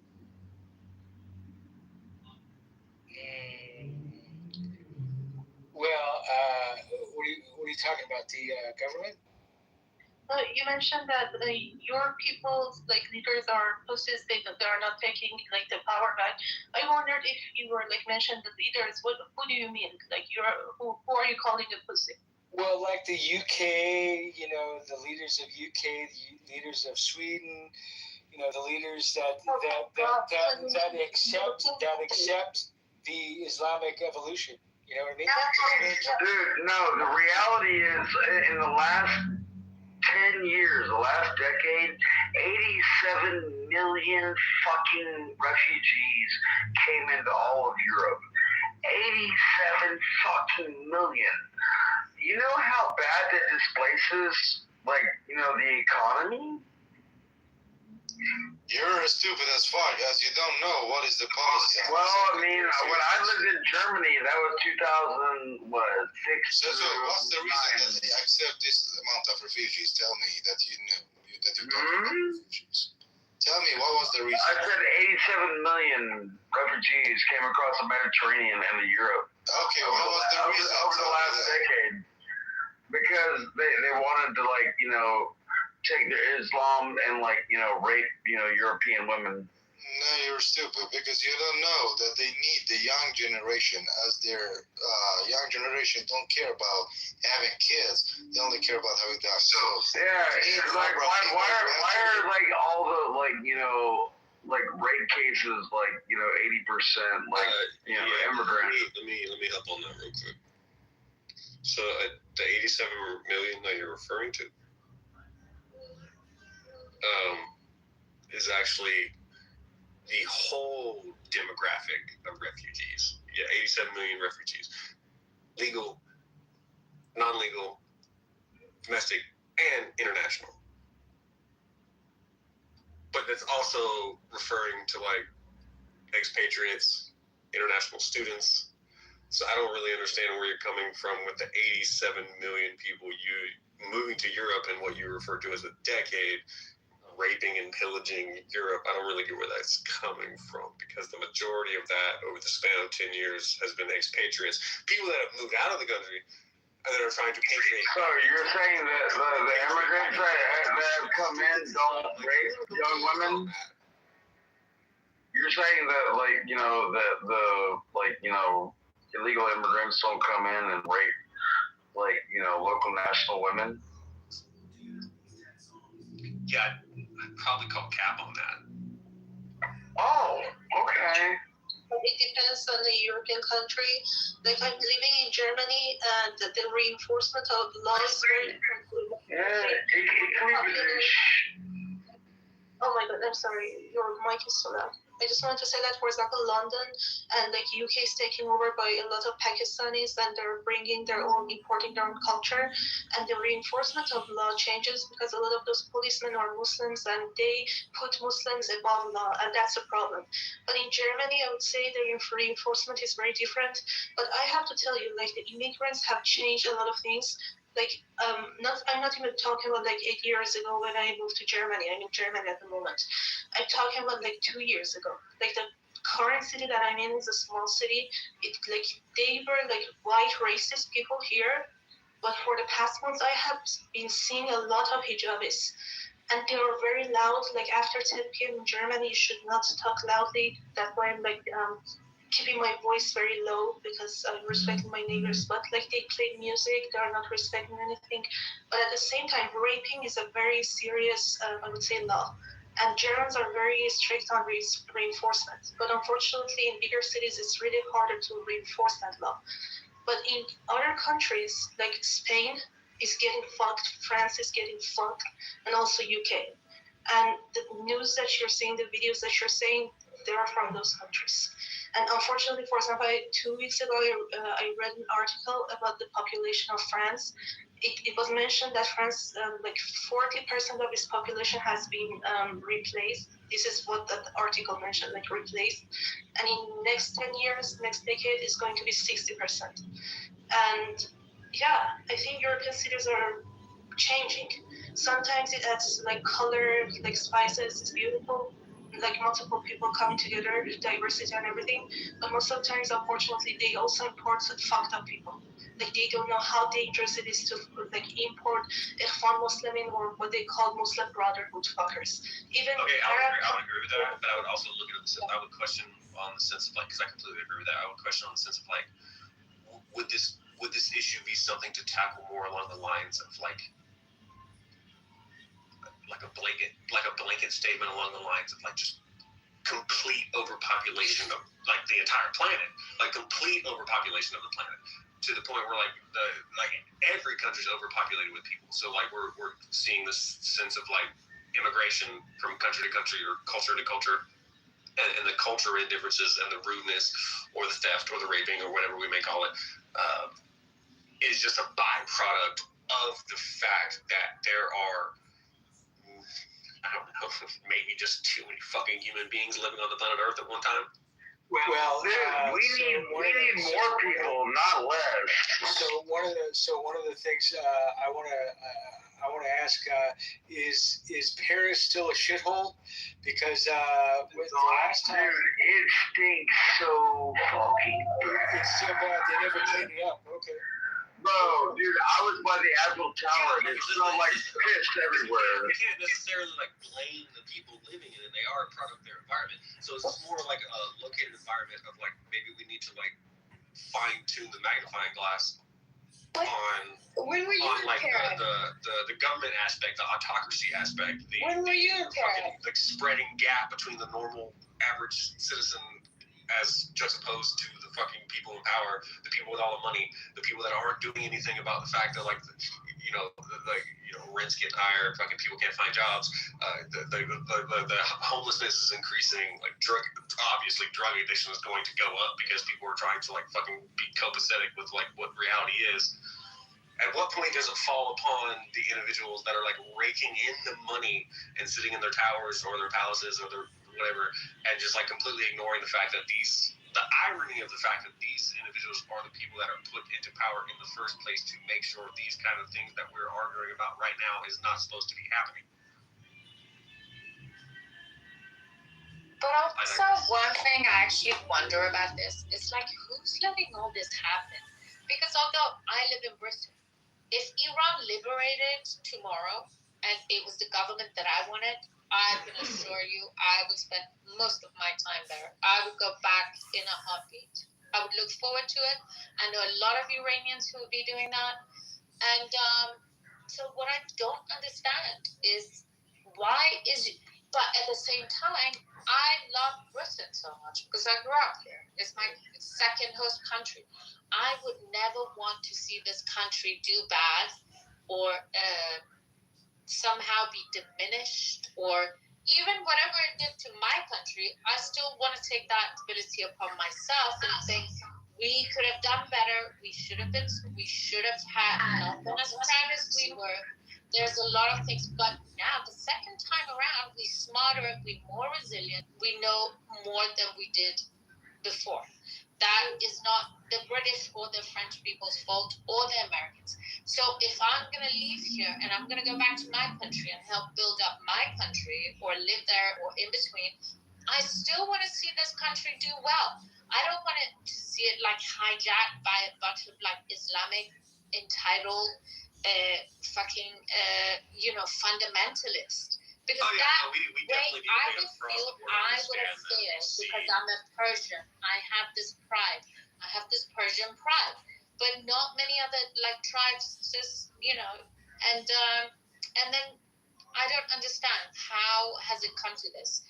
Is it because of the type of people they live in, or is it the Western politicians that are sabotaging themselves? I think it's a mixture. I think it's a mixture between Western politicism and like right-sided extremists. Like I think like extreme religion, like radicalized religion. This understanding that you have this righteousness or like this dogmatic understanding that you are better and you know the truth and like you're allowed this land or this territory or this place on earth. I think that mixed with Western culture of like capitalism and like corporate-esque like capitalism, I think that like melded together into this like religious fascist like superiority complex of like taking your religious like symbology and mixing it with money. I think that's what the fuck happened. May I respond to BB, please? You don't like capitalism? Is that what you're saying?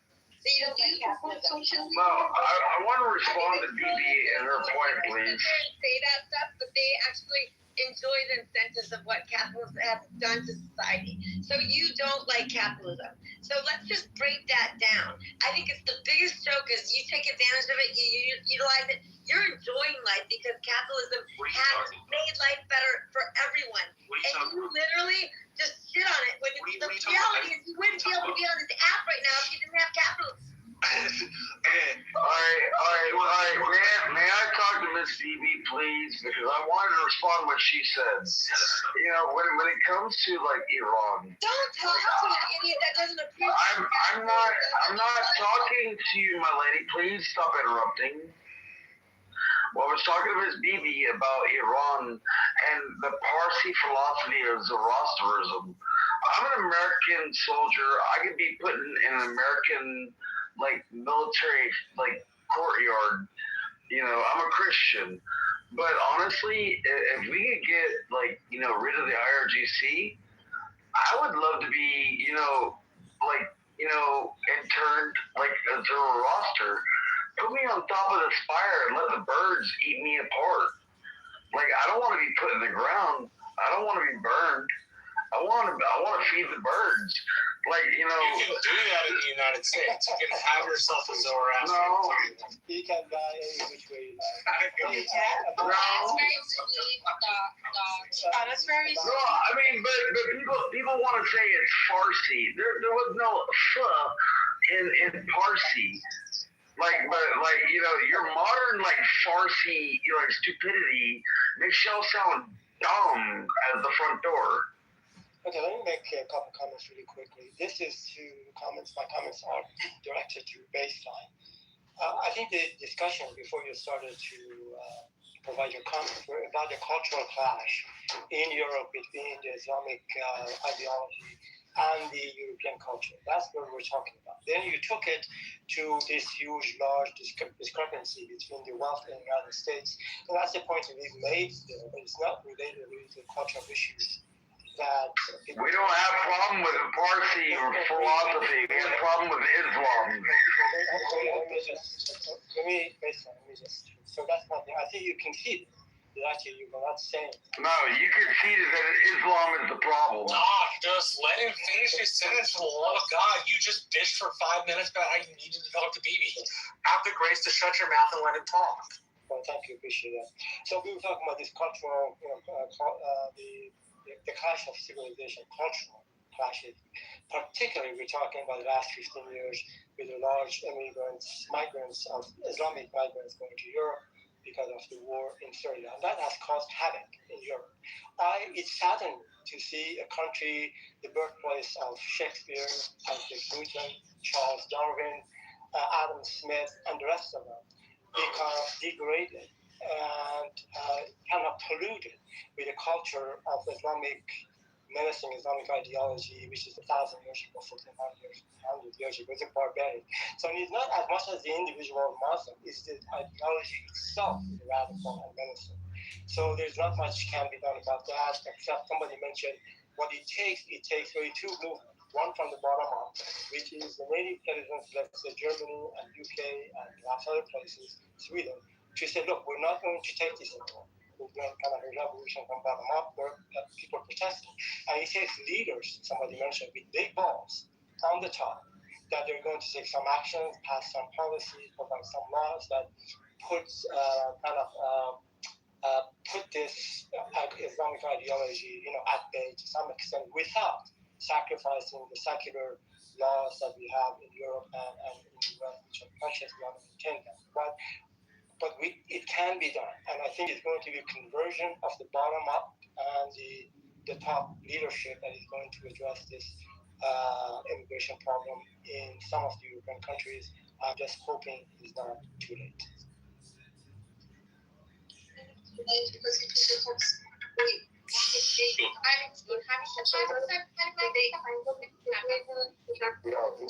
So to culminate, where you were saying that the change needs to be from the bottom up,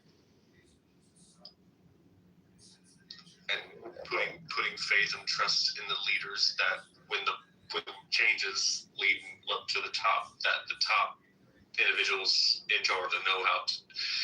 You have faith that they'll make the decisions to bring about that change, as long as the bottom changes first. As long as the bottom falls in line, the top shall make the proper decisions. You already have seen the movements in Holland, in Netherlands. You've seen the movements in Germany.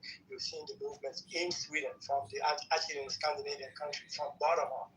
What I was suggesting, I was hoping that it will be a conversion of the bottom up movement against the Islamic ideology and the top-down leadership that wants to take some strong, serious measures to keep this cultural invasion, polluting of European culture at bay. I don't want to lose that, and anyway, that's what I want to learn.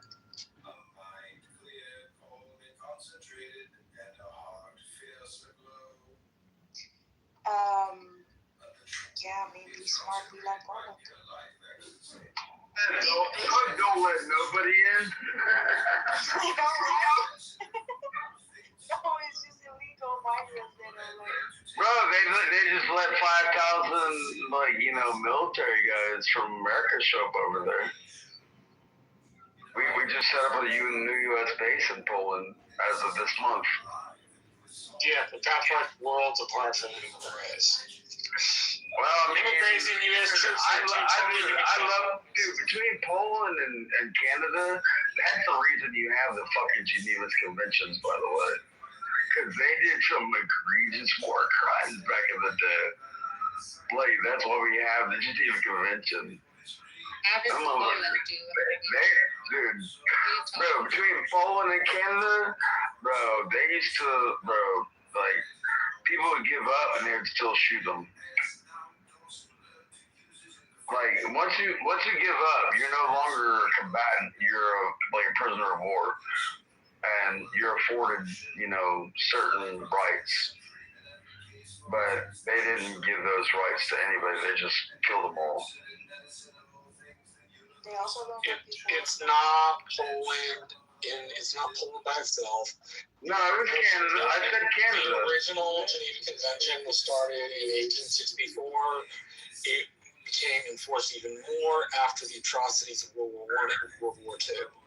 Yeah. There's no mention in its history of either Canada or Poland for the reason and experiences. Well, you can agree to disagree, and I'll agree to disagree too. I'm not giving you my own opinion, I'm giving you history. History says that your interpretation is wrong. Well, I mean, I used to have a Geneva Convention guard. I was licensed as a combat medic. I say bring back brass knuckles. I wish we could carry brass knuckles for coalition forces. Dude, we're not allowed to use CS gas because it's considered chemical warfare. I mean, bro, even when you even the gas, gas training, they lower it down so much. It's almost like pepper spray. I think so. Oh, fuck yeah. I mean, every 5 years you got meatball. Verily, this is a way of madness, love, unless it be under will. The cure of this madness is not so good as its prevention, so that thou shouldst be beforehand with these children, showing them the right importance of love, how it should be a sacred right, exalted above personality, and a fire to enlighten and serve man, not to devour him. And certain diseases of disciples. De quibus dam morbis discipulorum. And thus, if any babe of thine be ill at ease, look closely first whether this love be not the root of his distemper. Watch also idleness. Whoso presseth eagerly forward in will, heedeth little the affairs of his fellows. O my son, if every man doth his own will, there is no more to say. But the busybody nor mindeth his own business, nor leaveth others to mind theirs. Why are you still using Marketplace in 2025? This AI-powered lightning will. Watch this. And the also that if one speak ill of another, the fault is first of all in himself. For we know not but that which is within us. Did not the great witchfinder end by confessing that he also was a sorcerer? We become that which obsesseth us, either through extreme hate or extreme love. Knowest thou not how the one is the symbol of the other? For this reason, since love is the formula of life, we are under bond to assimilate in the end that which we fear or hate, so then we shall be wise to mold all things within ourselves in quietness and modulation. But above all, must we use all to our own end, adapting with adroitness even our weakness to the work,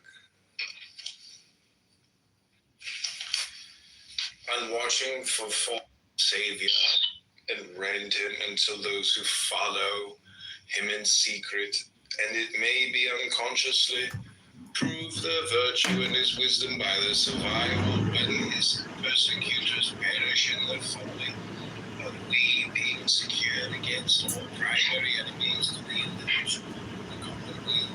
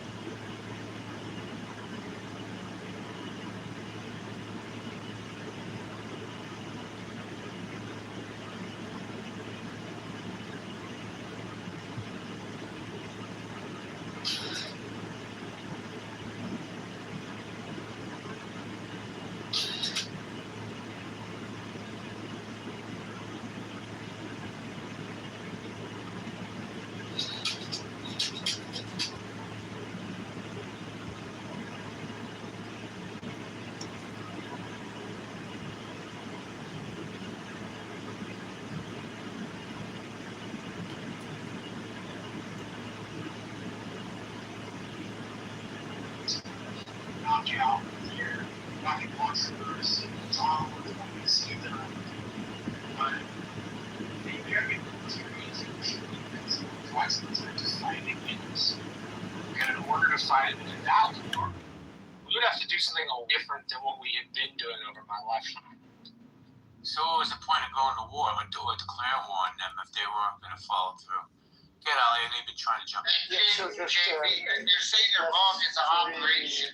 Hold on, it's an operation. It's your terminology, your verbiage, JB, is confusing you because you're saying a war, but it's actually an operation. So maybe that's why it's confusing you, JB. It's an operation. You're making it. Well, we haven't been to war since World War II. So let me just make 3 quick comments here. Doctor, you're making a distinction without a difference, whether you call it a war, a conflict, or whatever. A police action. Well, Brady, I would raise for it. Well, Vietnam was a police action. For all practical purposes, it's a war. Second, I want to make 3. Not for all practical purposes. Okay, you can come in after the case. Just hold on. So I have just 3 quick comments. For Tigers.com to donate now, $10, $11, $100.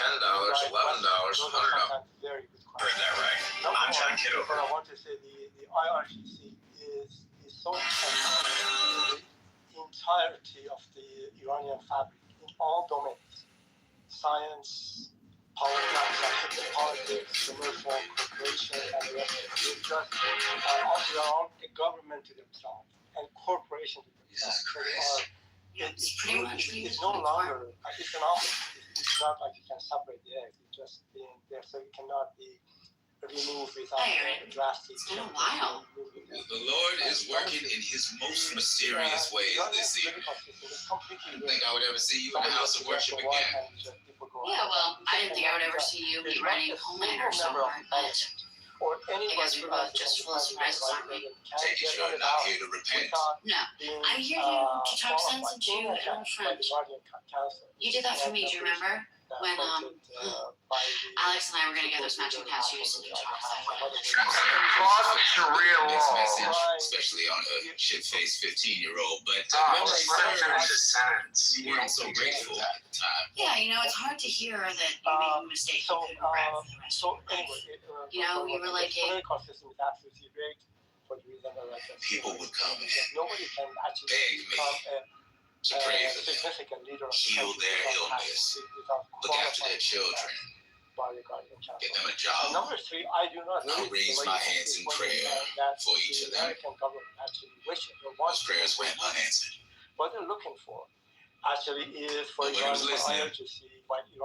God checked out. Homelander is standing in front of us. He's not asking for blind faith. When I talk, he listens. God is supposed to be selfless.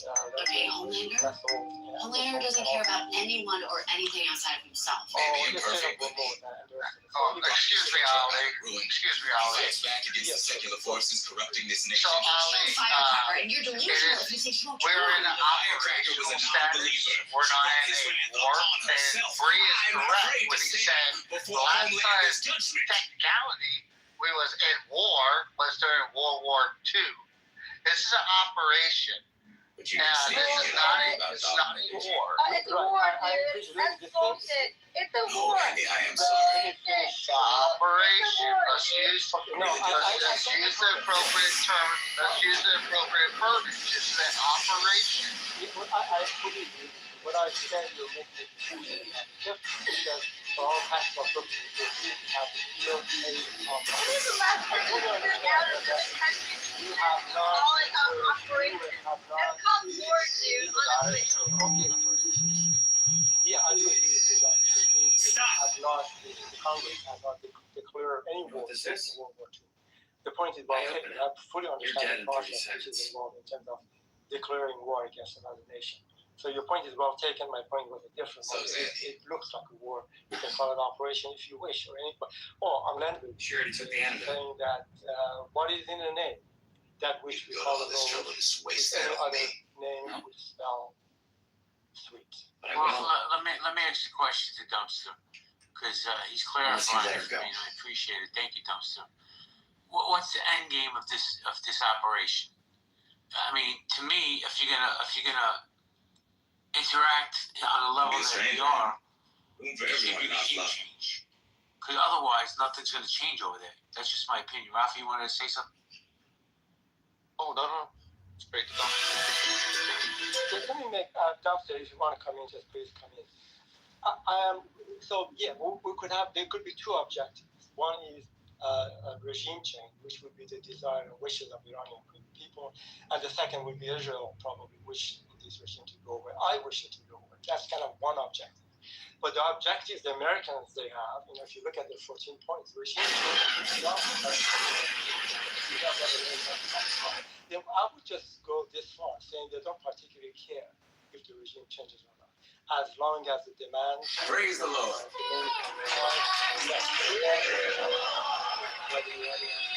We come together to mourn the one and only Adrian. You are not here to be blessed. You are here to do war. Well, you brought up some really great key points on it, and we're not too far off. Now, my personal opinion, Ali, is a complete regime change. I would probably say my personal opinion is more of a hope than it is reality, because the radicalism, the radical mindset of the IRGC, it has been planted and it has grown, and it's internally amongst it's internally embedded in that country, and so I don't think the goal is a complete reform of the IRGC. I think it's more diluting the radical mindset. That's why you can see, in my opinion, President Trump is focusing on negotiation and trying to find someone who's willing to play ball, in my opinion. Now, if someone does come to the table and say, dials it back down under normal terms, now that's the key thing I want to say, on the United States and Israel's terms, then I think the RGC might be there. If you were to ask my opinion, if the whole point of engaging in this operation is to eradicate and basically do a regime change for the people of Iran, I would say directly no.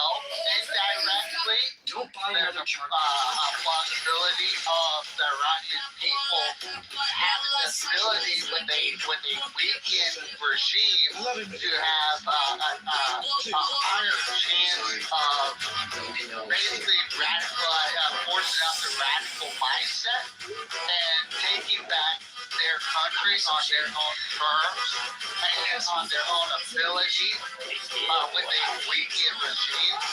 My personal opinion is that the Iranian regular military are not, in my opinion, so radicalized that I think that the Iranian military would be more beneficial to the Iranian people than the IRGC. So hearing this, one god became enraged, picked up a coconut and hit Ivan on the head, saying anyone with a shred of sense wouldn't do such a foolish thing. The coconut knocked Ivan unconscious, so Eli had to step forward and show the mountain gods their true form Seeing themselves in a mirror, they were stunned. Those once slim and beautiful had now become very fat and disproportionate. The sight of this brought them shame and remorse. They decided to lose weight and regain their former form. So they gave Eli the tablecloth to help them escape this temptation. But as the tablecloth drifted away, a strange uneasiness gripped their hearts, and their gazes remained fixed on it. As soon as they saw it drift away, they repented and immediately ran after it. But their heavy bodies prevented them from climbing out of the crowd, and they were left weeping and agony. To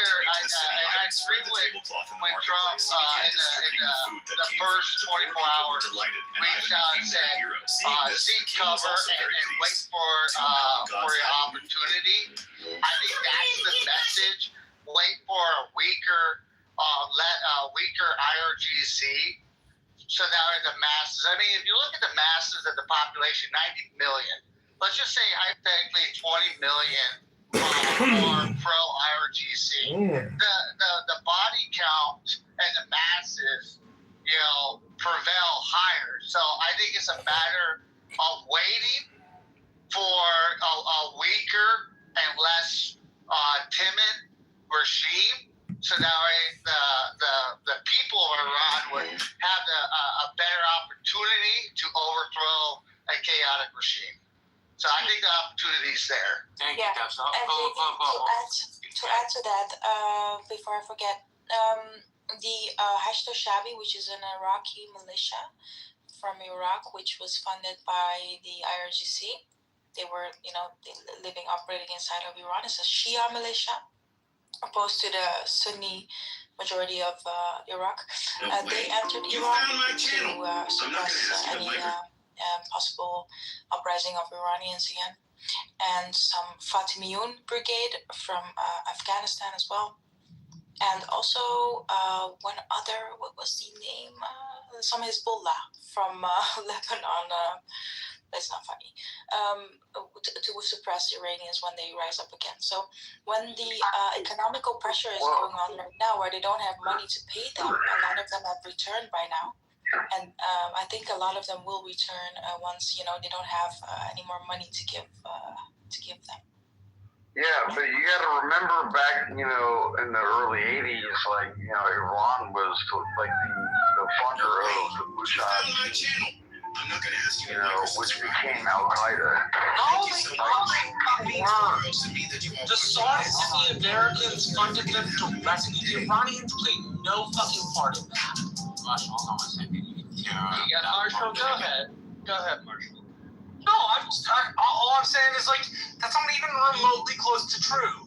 The Mujahideen in Afghanistan were funded to the tune of about $500 billion by the Saudi Arabians and the United States. The Iranians had literally nothing to do with any of that funding. And by the way, we never directly funded Al Qaeda. People get this wrong all the fucking time. We never gave money to Al Qaeda. We gave money to a guy named Jalal. We're still giving money to Al Qaeda. We gave money in the 1980s to a guy named Jalaluddin Haqqani, who was in the camp of somebody known as Ahmed Shah Massoud, or the Panjshir Lion. He managed that money. Jalaluddin Haqqani, after bin Laden was thrown out of Saudi Arabia and then thrown out of Khartoum in 1993 and retreated into Afghanistan, at that point, Haqqani switched sides and became a part of Al Qaeda. But the U.S. government, for the Afghan-Soviet War, what you said is I was correct. Bro, no way! You found my channel. Most people just scroll past, but not you. And if you could like and subscribe, it would mean the world to me. That is a different discussion. Bro, no way! We funded the Soviet-Afghan War, and we did not directly fund Al Qaeda in the Soviet-Afghan War. So America never gave the Mujahideen Stinger missiles? They're fucking different. You found my channel. Well, I know Luang's been trying to join. Brad, you want to join in? Yeah, no, I was about to reset the room from the house. Most people just scroll. For a bit, but you can go to the next person. Go ahead, Luang. I'll reset up. Hey guys, thanks. I just wanted to try to respond to this question you asked. No way. You found my... A lot of Americans ask this question.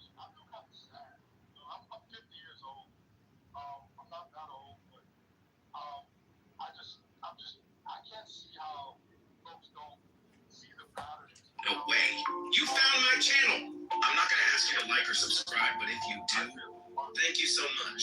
It means the world to me that you are watching this. Oh, and before I forget, have an amazing day. No way. You. So apparently no one's paying attention to actual U.S. foreign policy doctrine or actual military strategy. CREEK is the buzzword of the day for the entire military industrial complex. On my channel. China, Russia, Iran, and North Korea. For those of us, not distracted, by one singular event in the headlines. Wait, so BRICS doesn't work anymore, and they turn BRICS into Greeks? Subscribe, but if you. Dude, you literally were talking about BRICS and you called it Greeks. Yeah, okay. Yeah, so I was referring to CREEK, which is not my term. This is coming from the think tank community and the policymakers. And if you look at Trump's actual foreign policy and the legislation that they put since 2019, they specifically targeted certain countries, China, Russia, including Venezuela, Cuba. All these places were named foreign adversaries. So the end game for the brother that was asking the question is the actual total collapse and destruction of these nations. We are at war, undeclared war. Right now, there's, from what I hear, don't quote me on it. I'm hearing this because I'm not following actual diminissions, but there's supposed to be more bombings anywhere else. U.S. is bombing Somalia. There's a plan in place to go back into Afghanistan. There's a plan in place to stabilize Turkey, and we are, effectively at war with China. So this is a world war. It's not going to stop until. Well, I mean, that's one hell of a lie, but good try. The finances behind the scenes they want, which is total domination. Good luck and God bless America, because it seems like our whole country's going to the ghost. Exactly. Thank you, Luong. I appreciate what you just said. Luong, do you believe this is all the wars that are happening in all the nations mentioned? Let's exclude Russia and China out of it. But like Cuba, Venezuela, Iran, and all these other nations, you think they're just taking, America's just taking away the toys from the big nations like Russia and China? Because they're going to directly English, please. It means that Russia and China are the main countries, like the main nations, but like these are all their proxies that they're going to hit and leave China and Russia basically with nothing. Русские не сдаются, не забывай. Another one to the audience, but yeah, go on. Yeah, if you listen to Pete Hegseth, to Marco Rubio, they don't even hide his sins. Listen, they said the justification for going into Venezuela was to counter our adversaries.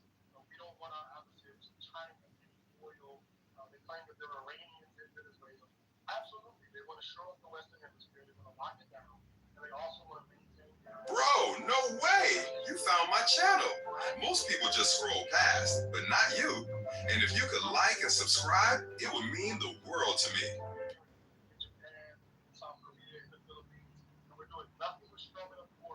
Bro, no. It's going to backfire. It's going to end up being the collapse of America, especially if Americans don't wake up and realize what's going on. Get our troops out of these regions. Stop these wars. Get back to fixing America. Stop killing people. Stop killing children in schools, in hospitals, blowing them up arbitrarily. Stop kidnapping world leaders. We are currently the biggest world nation. Bro, no way! You found my channel. Most people just scroll past, but not you. And if you could like and subscribe, it would mean the world to me. Bro, no way! I might have missed something.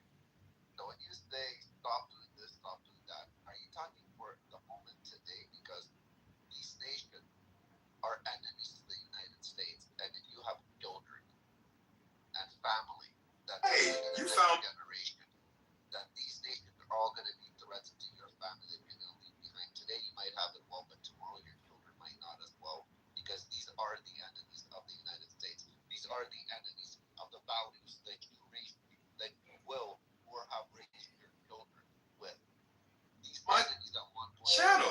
Most people just scroll past, but not you. But you can't fix it while you have entities like that in your backyard, because then you're leaving your children vulnerable while you're like. And if you could like and subscribe. These people are gonna strongman you at one point and come and strongman your nation. Yeah, that's a totally fear-driven perspective that most. No way. You found my channel. No way.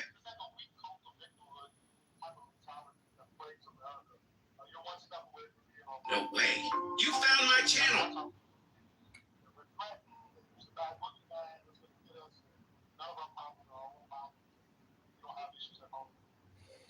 The rest of the world is a great place. I really enjoy living outside the United States. I don't hate America. It's not the greatest place on earth. We got a lot of powerful people today, so we need to stop fucking up for other people and exporting our problems and our anthropology. Especially, it's so weak. We're one of the six. No way. You found my channel. I'm not going to ask you to like or subscribe, but if you do, thank you so much. It means the world to me that you are watching this. Oh, and before I forget, have an amazing day.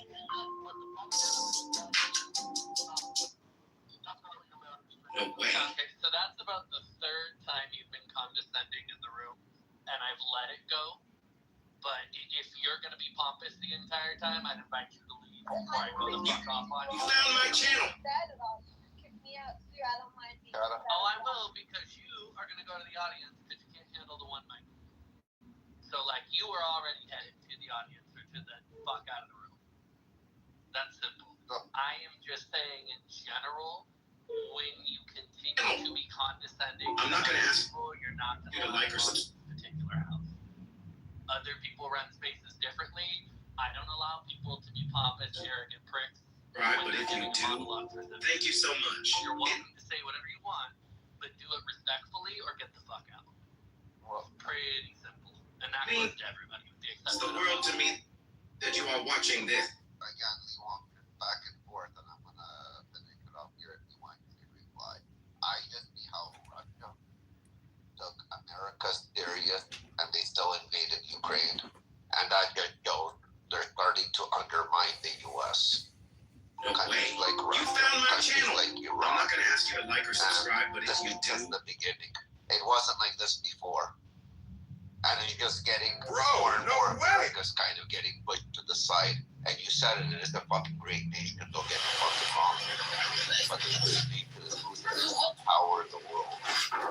And it's respect in the world. I give you big brother. something cutting edge. Prosthesis even with the Europeans are not putting in dimensions. for their defense packages they have to enable And next. There's some power. And it's going to be really bad. And as we know, history always makes sense. Fantastic. This is really great.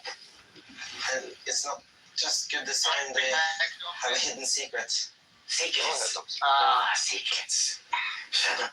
My personal take or opinion regarding to the Russian-Ukraine campaign. Let me tell you and it's going to sound like a cliche, but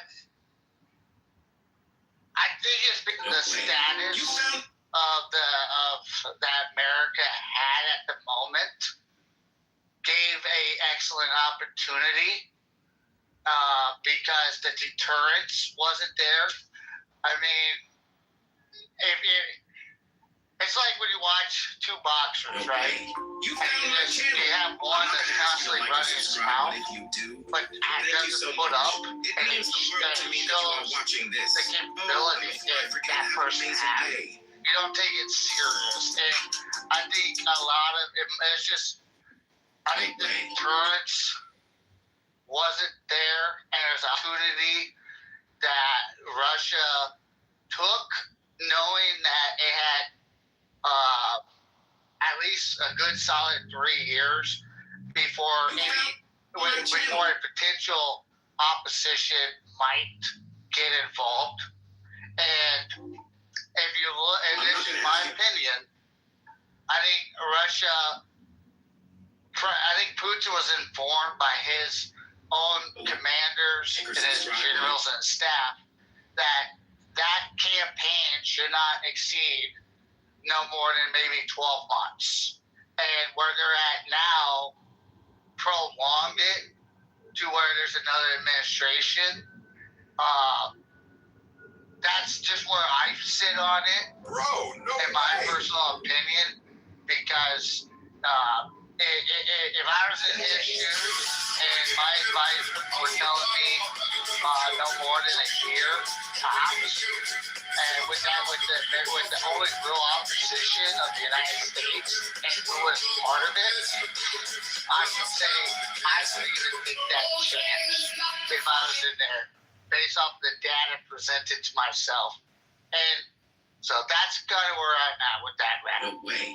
You found my channel. I'm not going to ask you to like or subscribe, but if you do, they thought thank you so much. In a few weeks, Trump with Iran. Look what's happening.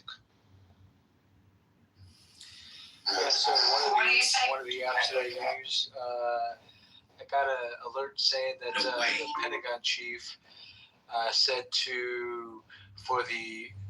that China is building up. I guess they're building up whatever, and so they said for the allies to up their game as far as their defense systems. So we'll see what happens. So that goes back to Li Wang. What do we do now? The enemies are building. I think should. Any country should try to make sure their defense is better than their potential adversary.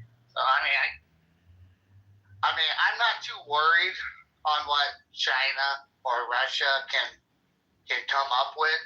I mean, maybe I'm being really biased here, Rafi, but I mean, China and Russia did give Venezuela their opinion of modern, high-tech radar systems to deter opposing air forces, and look what happened. No way.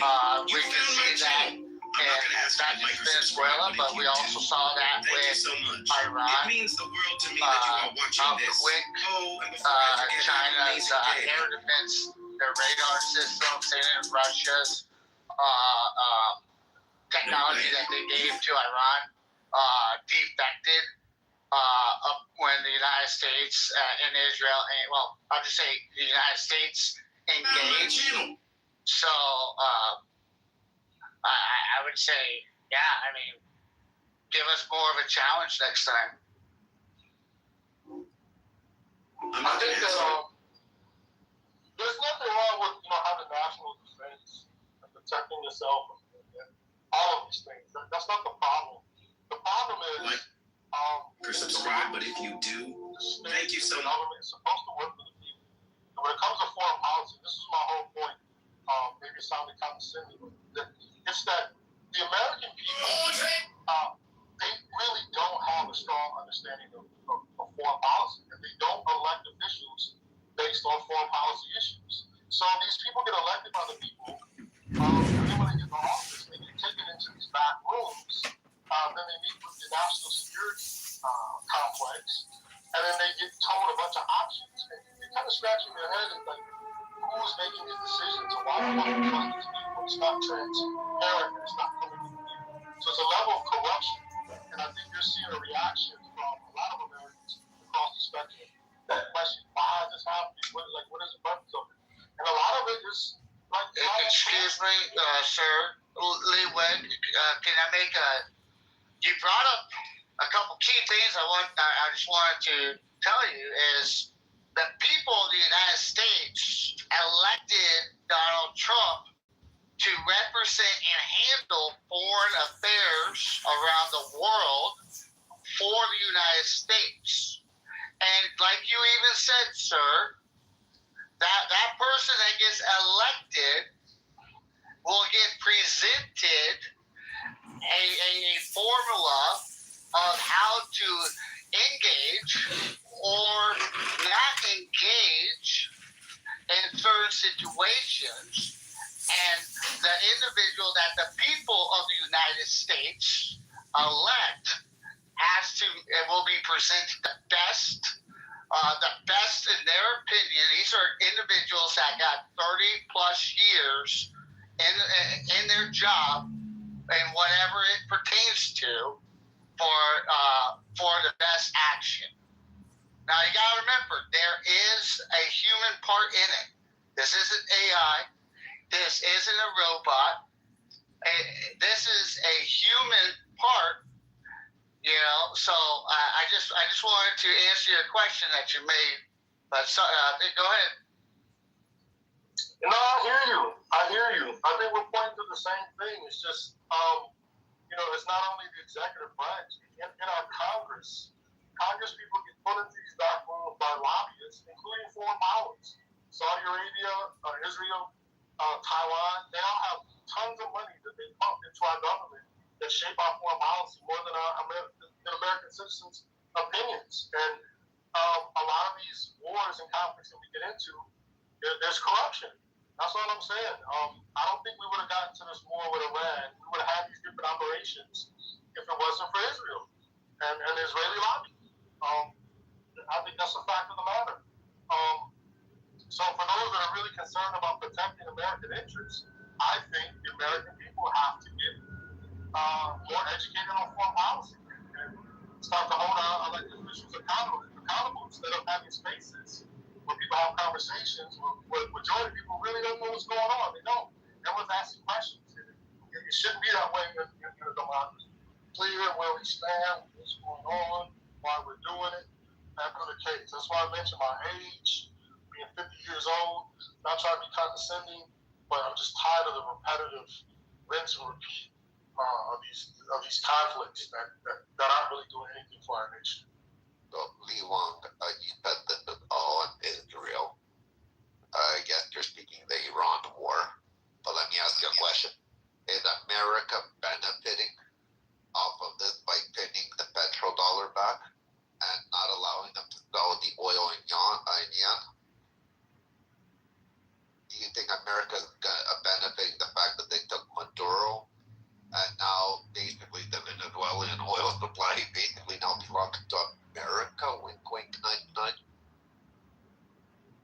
I don't think any of that's happening, brother Reggie. First of all, China does not want to be the world's reserve currency, and they're perfectly fine trading in dollars. And when they want to, they'll use renminbi, but they don't want to replace it with dollars. That would put China in a horrible situation. They've given no evidence that they want that. And I don't think it's met any of our objectives, quite frankly. All this talk about the oil's still flowing, it's still moving. And the only thing that's happened is we lost a lot of money, a lot of investment in the Gulf states. Tons of speculative money has flown out. Bases have been destroyed. That's real. That's a lot of, financialization, speculation. That causes a lot of destruction when people's money is wiped out. And the bankers sit back inside trade and profit while regular people that put money over there, they just saw it go down the drain. And then people die unnecessarily. Children died. For what? This was a military strike from the U.S. and Israel. First day killing kids. It all could have been avoided. Sir.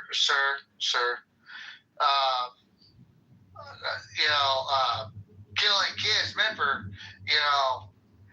unfortunately, sir, freaking kids die of hunger all the time, dude. Freaking, and in some cases, by neglect of their own parents. Think about that. So let's just be honest here.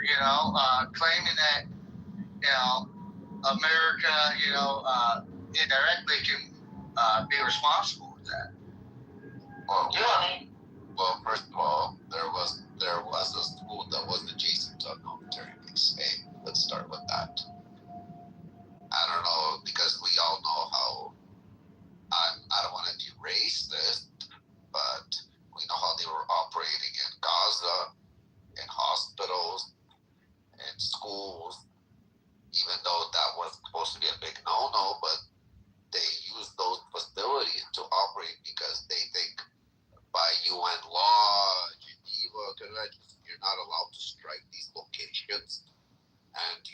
this is like a safety. It's like you running to a church. You know you're about to get attacked. You're gonna run to a church for safety.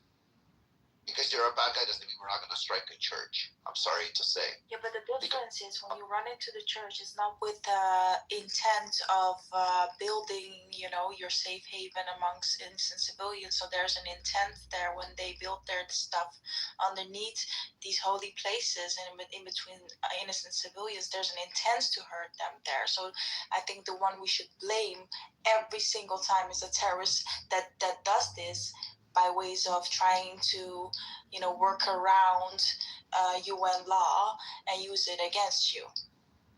Yeah, so, hold on. I was going to say, can I tell you a little something? This is what I want people to understand. Sir, yeah, go. 1 second. Yes. Let me just finish up. Yeah, of course. Like, Lewang, I know how you said Israel and this, so you probably would be in disagreement with me when I say that I'm going to bring the Gaza part to this. You probably disagree with me that they were hiding rockets under hospitals, under schools, right, Hamas? You probably disagree with me on that one.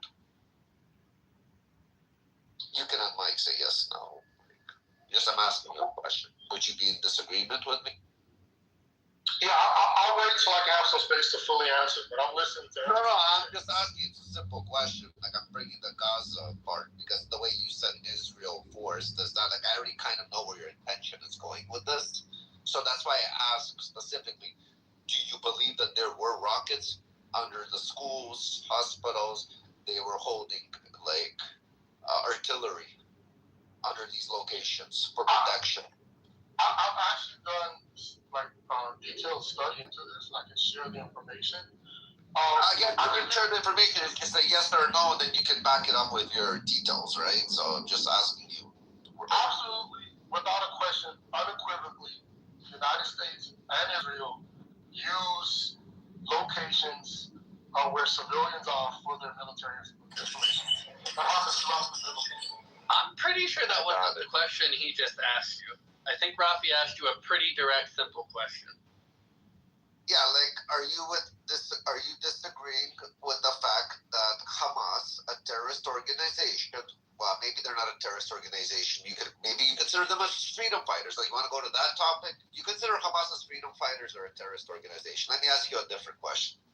You can fact check online. The majority. I'm answering your question. I'm asking you either A or B, or yes, no, or freedom fighter or terrorist. Yeah, but why are you trying to limit you can pigeonhole me how I respond? No, you can back it up after you say it.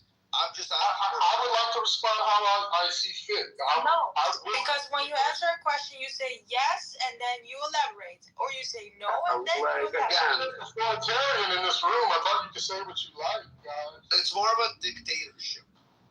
Exactly. But the big dick swinging. No, but like in all seriousness, like, do you see them as freedom fighters or terrorists? Just it's a serious. Then just say however. I'm trying my best to answer the question. It only takes one sentence. JB, you know this gentleman? Like, you had interactions with him prior? Always? I'm familiar with Lee Wong. We don't follow each other. Lee Wong, bro, it's pretty straightforward. It's a yes or no question. I mean, just stop dancing around it, bro. Like, I don't want, you can't force me to a yes or no.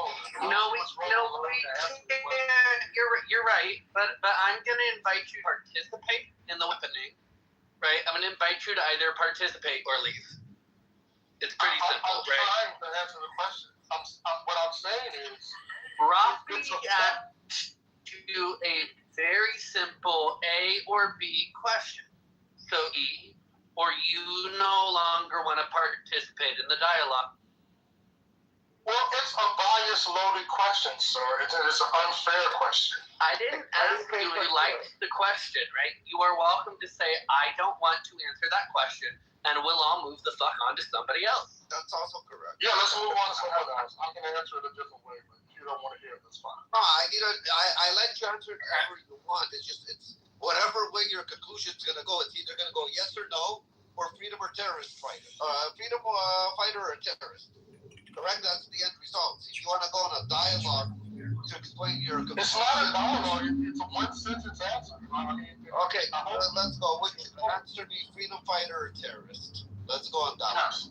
So just for according to the United Nations, the majority of nations, the overwhelming majority of nations, do not designate Hamas as a terrorist organization. I'm pretty sure Rafi just asked you what your opinion is. He did not ask for you. Yes, I agree with the majority of the United Nations that they are not a terrorist. Okay, fair enough. That's it. That's fair Well, enough.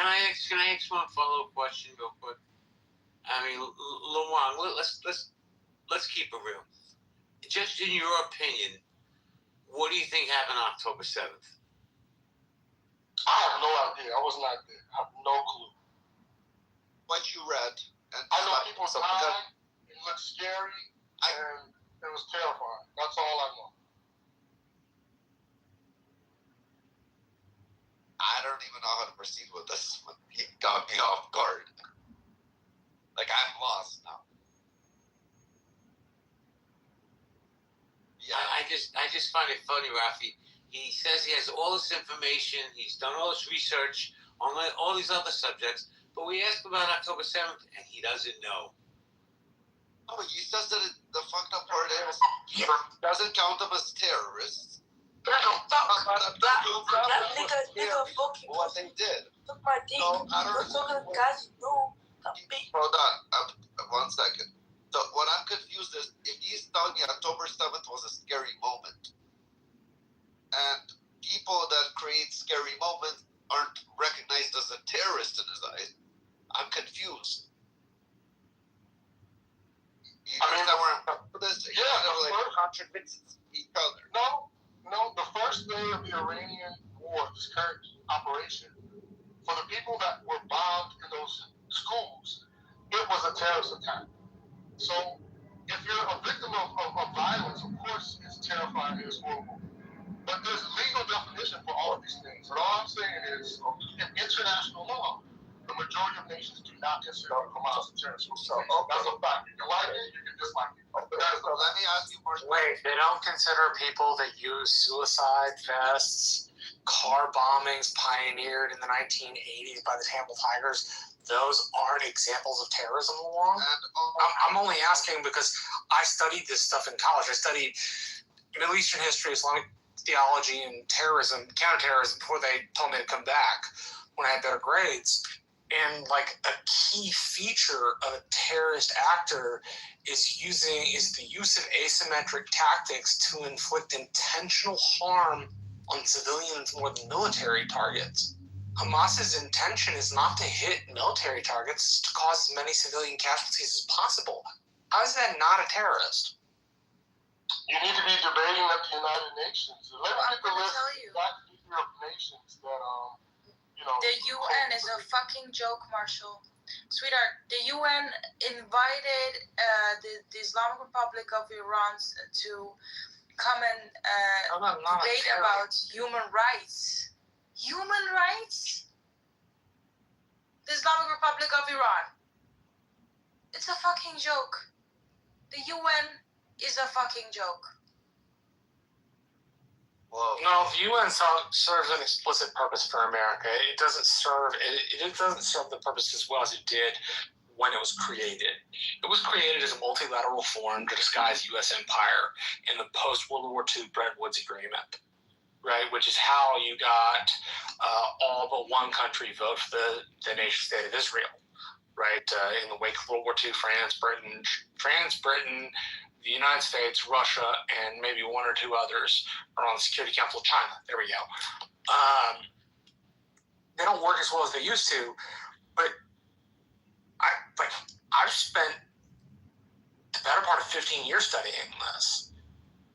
The UN's allowed to say what they want to say, but they're wrong.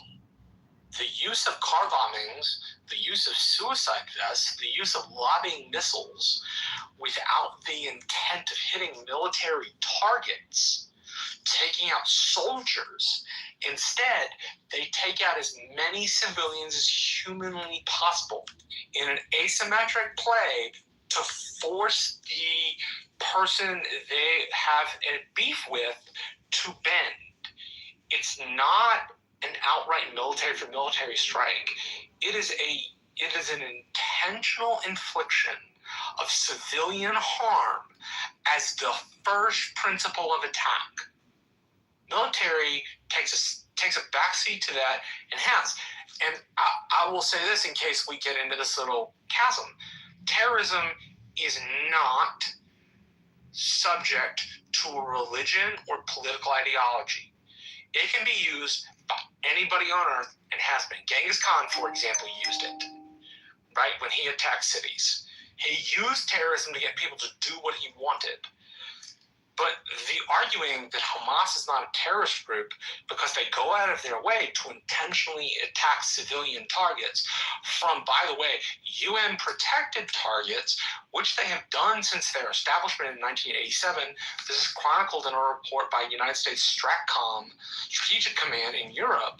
They did one in 2013 and an update to it in 2019.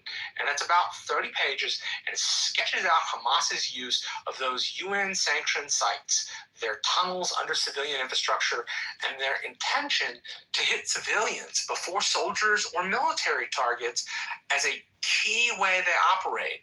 So you can debate with the UN all you want. The UN's not telling the truth. The definition of terrorism that you can get, the legal definition, includes everything I just said, right? Also, Lee Wong, you said right away at the first day America caused terrorism of the war in Iran. Now, let me ask you a question with all the research and reading you do and all this information you get. Is there a difference between an action with intent or without intent? It depends on if you're the most advanced superpower with the best radar system, the most capable military in the world. You don't get to make mistakes like that. So the best military power also had a jets go down, correct? Sure. So there are flaws in life, correct? Without a question. Okay, so why did we come to a conclusion that was a terrorist act? What made it to be with intent in your eyes and not a mistake or a rogue missile or something malfunctioning? Or we don't even know if it's American missile too, correct? Because nobody was realistically allowed to go on the ground to investigate what type of missile it was. It was definitely an operation oversaw by the U.S. military in conjunction with what was the missiles? What was the intent? And what would America benefit by doing something like that? Like, we know what a terrorist benefits. How you guys doing? We're still talking about all this stuff. No, I'm speaking here to Lee Wong. He's an intern. Okay, sir. So, we're kind of gish-galloping, especially when we get cornered. But I put in the chat, it's very clear, 181 out of 195 nations. This actually has nothing to do with the United Nations. If you think it's a corrupt organization, fine.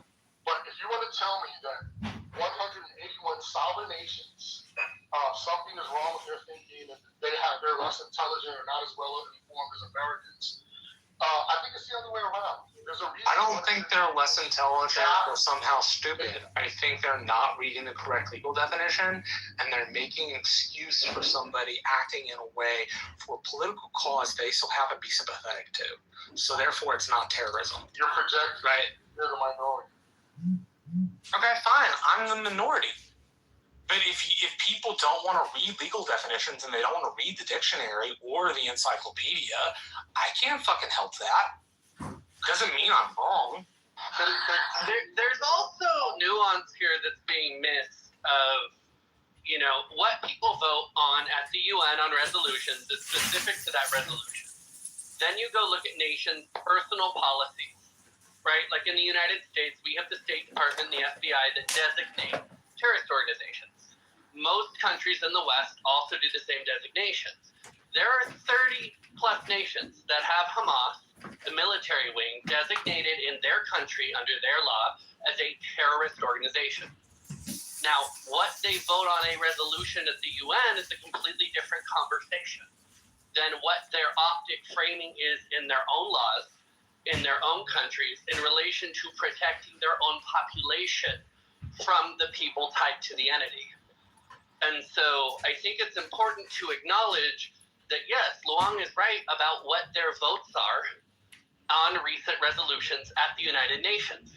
Those are politically driven votes by the ambassadors representing those countries, usually in direct response to actions, right? A lot of the world is very unhappy with Israel's actions and with the United States supporting Israel's actions. And therefore, at the UN, they're going to vote a certain way on resolutions. There's also the political expedience that the United States is almost always going to veto any resolution that damages Israel. So if you are another nation, you can gain political brownie points by voting in favor of things that you know are never going to take into effect and never going to be addressed by the Security Council because the United States or the UK are going to veto their way through it. So using UN votes on specific resolutions or committees from the UN with selected member states sitting on those commissions or committees is kind of a flawed way to look at how countries look at and identify Hamas, right? Versus what are their domestic and national policies of who they do and don't define as terrorists. And the vast majority of the Western nations who live in a manner similar to the United States have Hamas designated in their own systems as a terrorist organization. 30 out of 165, 195. So that's 165 that still haven't designated. It's a long way to go. Yeah, and 165, and I'm going to say the thing people don't like to say.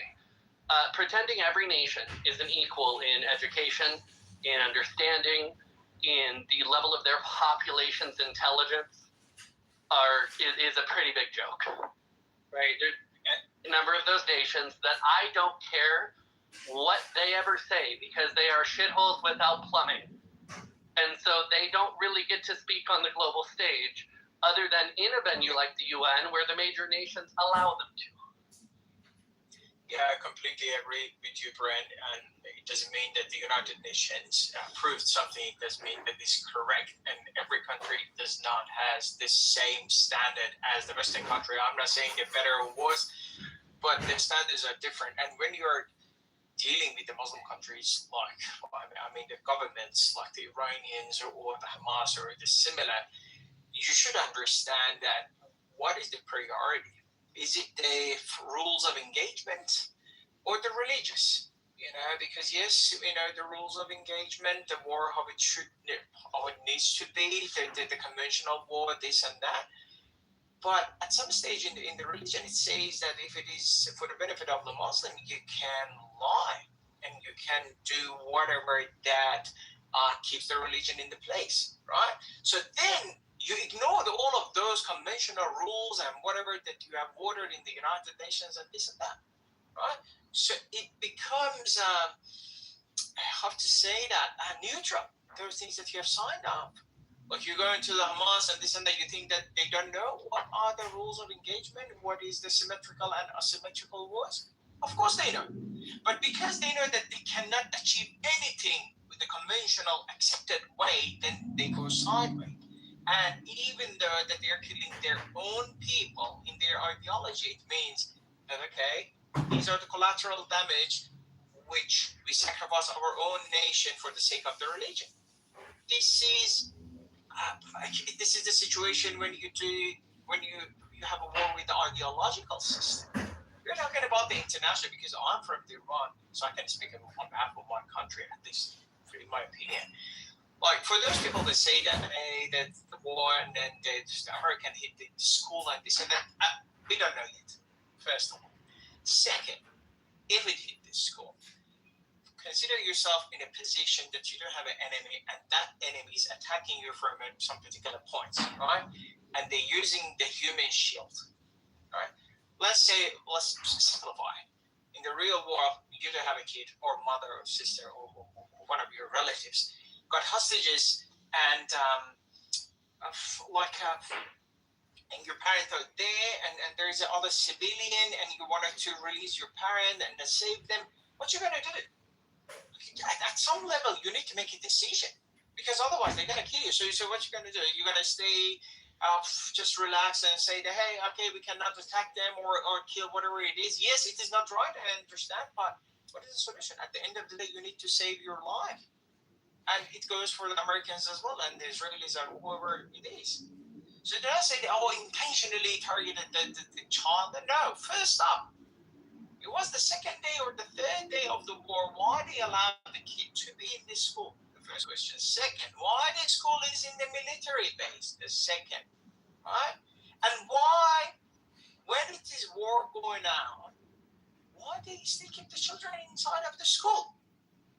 Of course, it's aside the fact that we cannot still prove that bomb or the missile was the American missile or the Iranian one.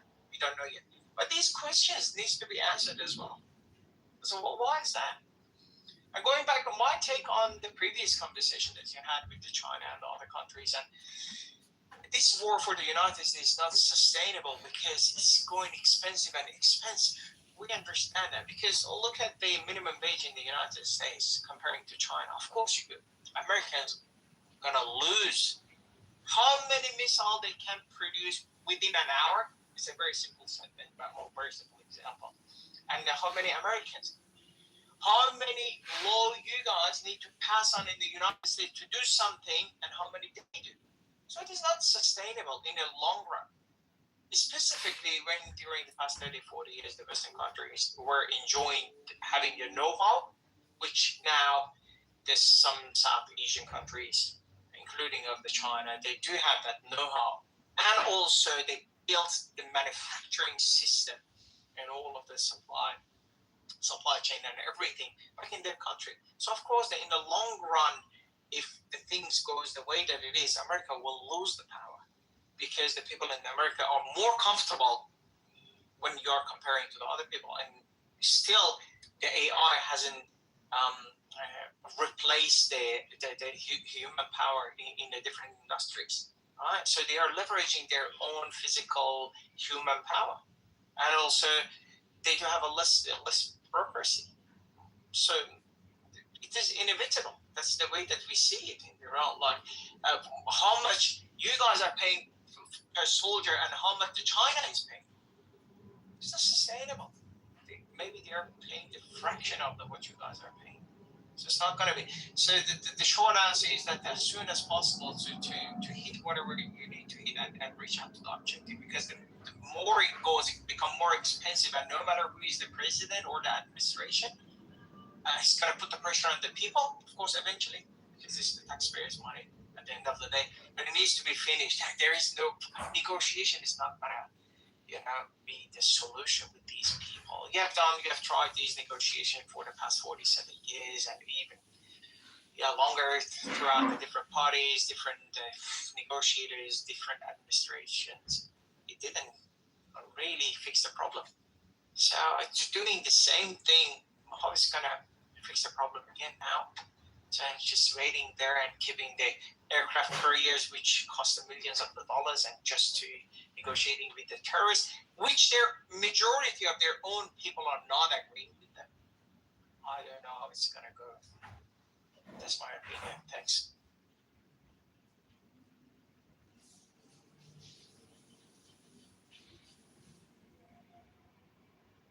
So I had to turn on hand raising for temporarily, guys.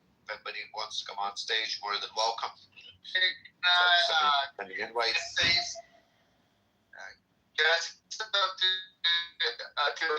What's it? Hey, just okay.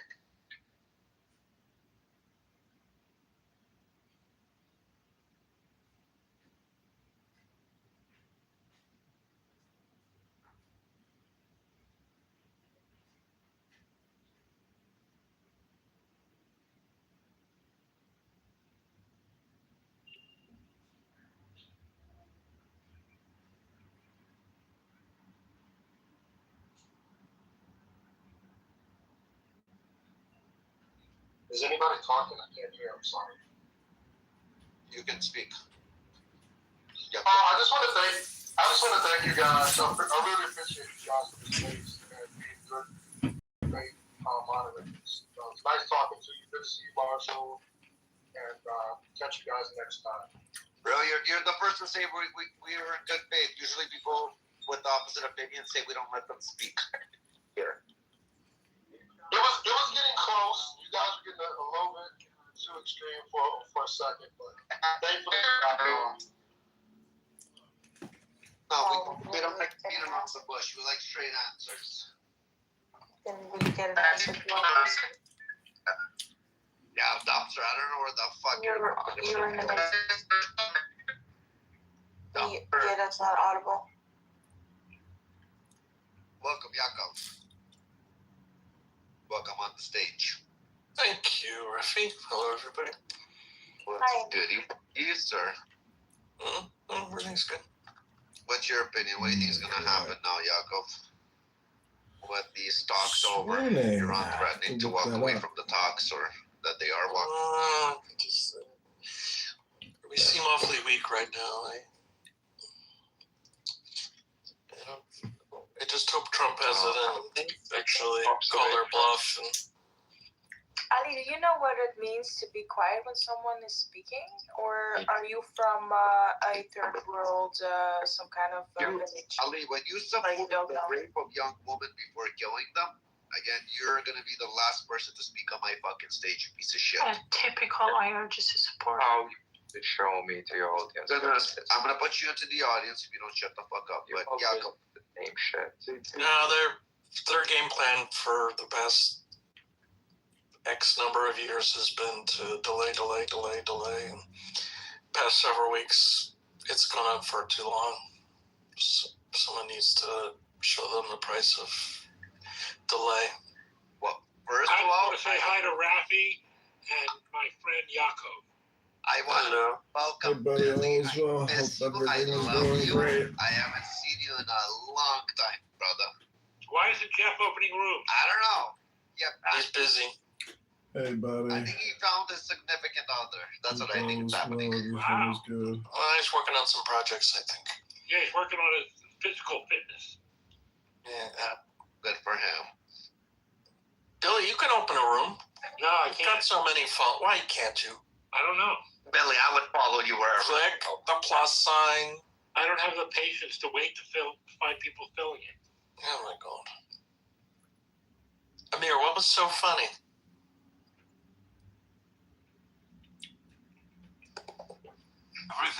Everything about it. What's not funny about it? Hey, buddy. Hope all's everything is good. I guess accurate representation. What's going on? Evacuation of the north side.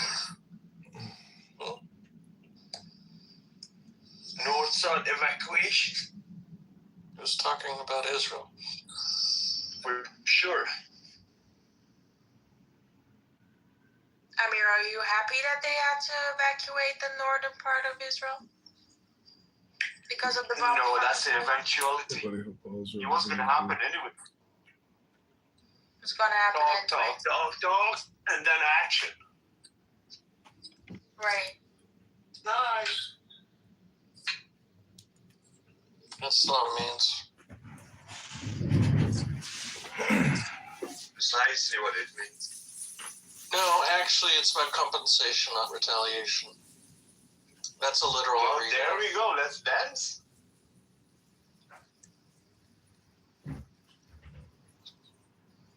Rabbis teach us that it's what is the cost of an eye? Because if we just if I poke out your eye and you poke out my eye, then my brother's going to go after your brother's going to go after my sister, my aunt's going to go after your wife's cousin's first sister's daughter. It's going to go throughout history. But if you poke out my eye, the rabbis say, here's how much you owe. Quiet. Here's how much you owe for that eye that resolves all future claims. It's a perfect system.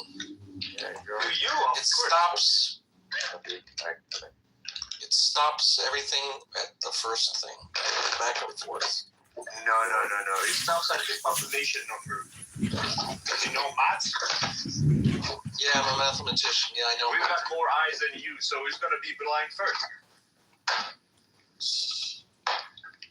Look, the Quran has a literal eye for an eye. The Torah's eye for an eye is Don't even go there. Do you guys hear me now? Yeah. Sorry about that, Raffy. Freaking, I was loading up skid loaders for my business, so We are loaded sorry too. about that.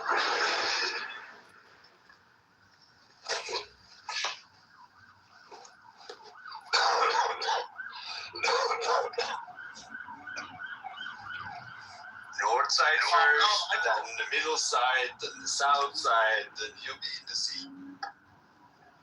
What I was going to tell Armin, are you there?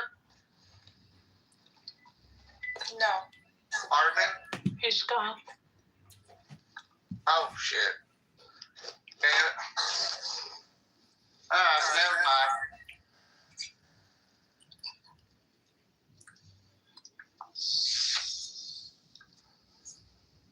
Sorry, I'm back.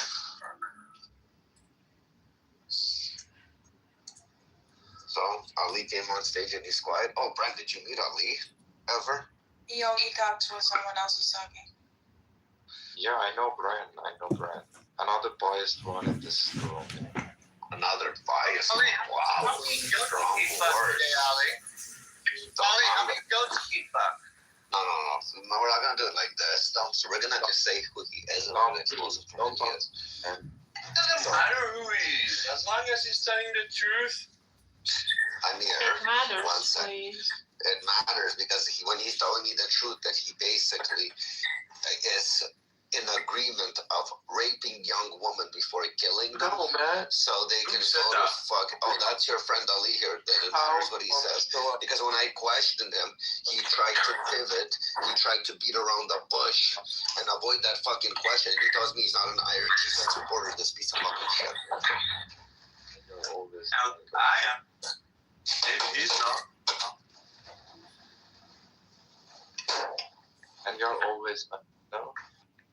Several seconds ago, a man said that it was not United States missile hit the school, targeted the school, and you let him to do so. But United States itself accepted that it was US missile actually that targeted the school girls. So you let him. War crimes is no less than a heartbeat. You just said the United States said that they hit it, and the way you said it, like they hit it on purpose, right? So what was the purpose of them hitting? Why did the IRGC tell you the purpose of that hit? Go, come here now. Yeah, okay, just if you want me, I can explain. But US itself accepted that it was Tomahawk missile of US in the war. So. Oh, you guys still doubt about that? Okay, so I'm going to ask that if you are not directly talking, please mute yourself. We end up with an echo if 3 or 4 people stay unmuted. So if you're part of a dialogue, great. If you're talking, It's a great. short dialogue. If you're not, you don't I'm not need to stay on interrupting mic you, the though. entire time. I'm not interrupting you, though. Okay, Amir, Are you blind for already? the love of fucking God, shut the fuck up while I'm speaking or you're going to be out of the room faster than anybody in the history of the room. Oh, is that your power? No, actually, you're going to sit in the audience. You're going to sit in the audience like a little bitch for the next 10 minutes. If you behave because you're acting like a child, I'll treat you like one. We'll bring you back up. Otherwise, you are welcome to get the fuck out or be polite to everybody. It's pretty fucking simple. Don't stay unmiked if you're not talking and don't interrupt other people. Pretty simple. So, and that goes to everybody with the exception of Rob. Thank you, Bran. I love you. And let's go back to Ali. Ali, so what was the purpose of America hitting a school full of girls? What did they benefit out of? What did the IRGC tell you the benefits would be from that? Talking point number 4. Turn the page.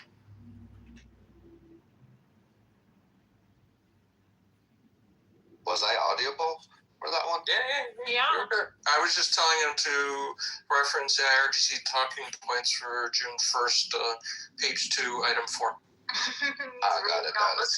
I also wonder what he thinks about Flight 752 that IRGC shot and killed 176 people, including many kids.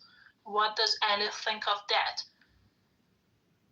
That's a great question, Matza.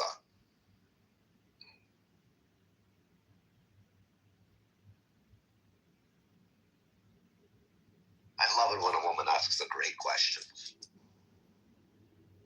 Yeah, so far in this group, I basically said things very close to what Lee Bong said, but do you want to also claim that Lee Bong part of IRGC? So basically, No, but what Wong was wrong about terrorism, just dead wrong.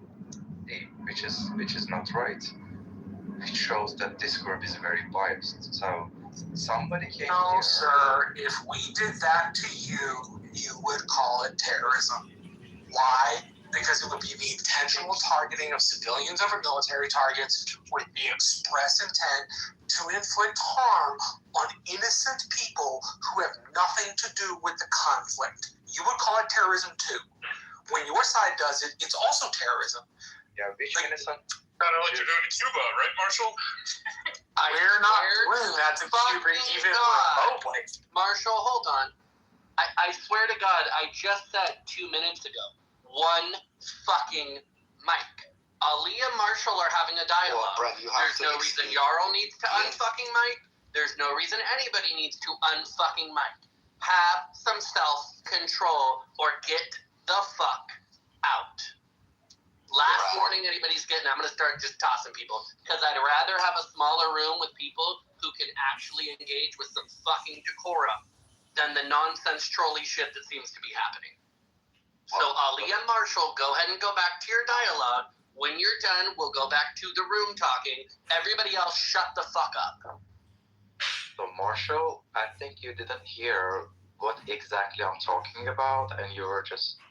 Okay, well then please correct me. I'm always willing to admit when I didn't hear something correctly. Please go ahead. Yeah. So in this group, several minutes ago, Arvin came and said that we are not even sure that if it was American missile that hit the schoolgirls. But US itself accepted that it was a Tomahawk missile from their artillery. And he also claimed that it was on the second or third day of war, but it was exactly on the first day of war, and it was one of the very first targets. That school was on even Google Maps for 10 years. It was one of the first targets, and everybody knows that Tomahawk missiles have the precision level of meters, not kilometers, meters. So they exactly know where they hit. And that school was on Google Maps. And they targeted that place at least for 3 times. So if it's not intentional, if it's not an act of terror, then what it is? So everything I say is the whole truth. Go and search it.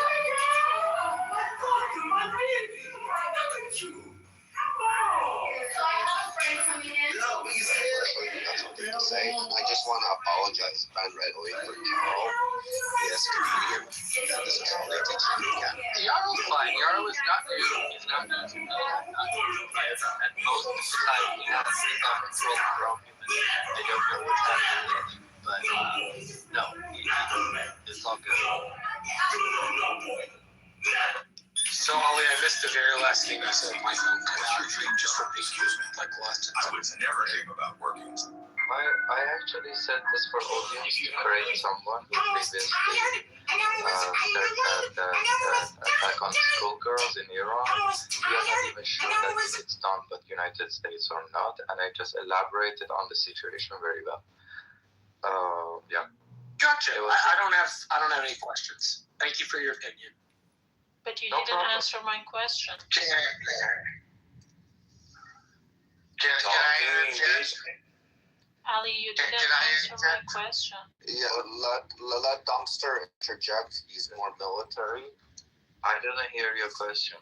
Her question was about flight number. Which number was it? 752. 752 to Ukraine. It was a flight to Ukraine. And that they avoided it took them 4 days to admit that it was them even to do it. They first said no, even though they knew they did it. Yeah. That was also an act of terror. And also what the United States does in the Middle East, they are also act of terror. So we are basically, the Iranian people are dealing with two terrorists at the same time. So you accept that IRGC is terrorist? I accept that, yes, they have done very bad things. No, not very bad things. Are they terrorists or not? They have done act of terrors, yeah. And United States done that also. 100 times more. Can you define a terrorist act by using those terms? Can you definition of a terrorist act? Yeah, terrorism is whatever happens right now in Lebanon, that Israel targeted a 900 years old, historical site. It was a shadow, beautiful shadow belonging to Lebanon. They promised that they are going to have a really complication. They only have time with it, but they're carbon bombing their land. They're just pouring acids on their agricultural land and stuff. Like, this is the exact act of terrorism. Fucking this. So, would you say the IRGC demonstrates domestic terrorism? Yeah, I said IRGC is no good, and you guys are also domestic terrorism. And what should people do with terrorists, Ali? They are right now fighting with the terrorists, and they're gonna kill them.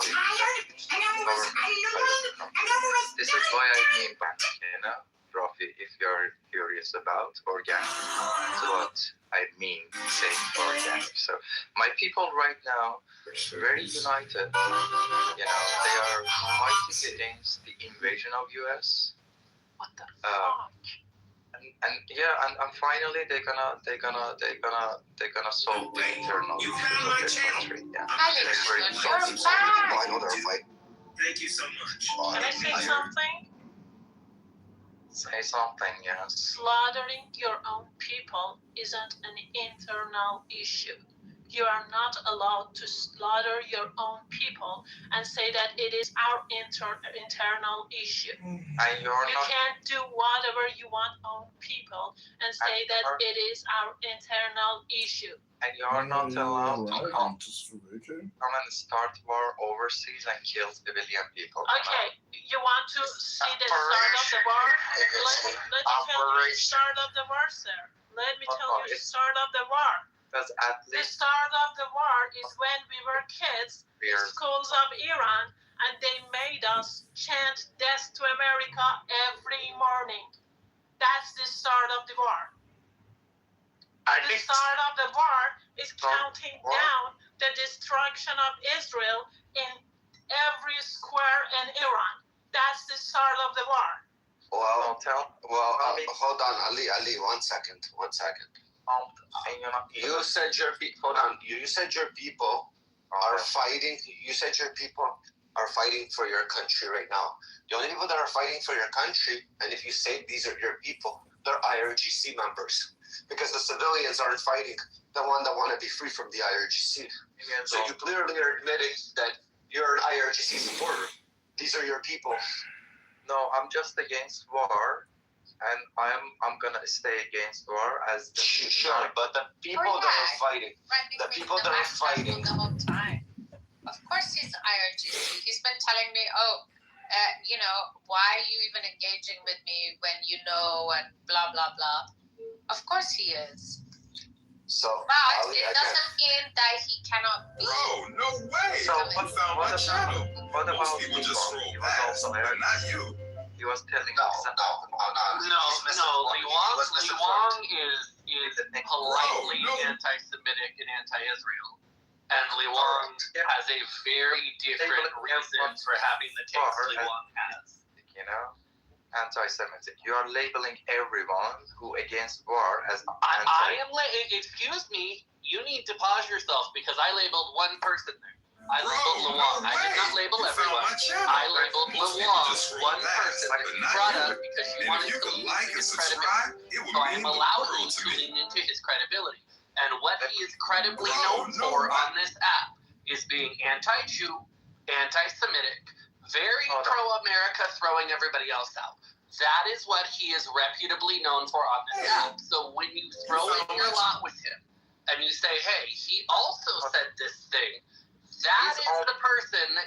talking about?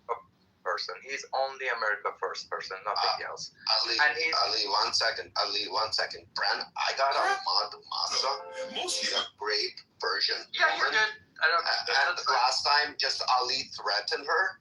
No, And I want that to was make Soren. sure. Actually, that was Was it Soren? Whatever. If he comes into the room too, I'm gonna mod you. If he starts threatening you in Persian or anything to all the females in the room, you have every right to fucking throw them out. I'm glad you fucking do not stand for that bullshit. Thank you. I've never done so before, but I'm definitely gonna be more dictatorial with these dictatorial ass fucks. Hey guys, I would like to hear from fucking Canadian Jarl. Come up, Jarl. Wait, what? What? Why? What did I do?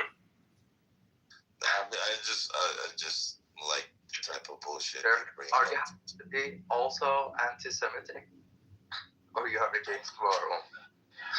So here's the thing. I always find it interesting when people who are not Jewish think they get to decide what is and is not. No way!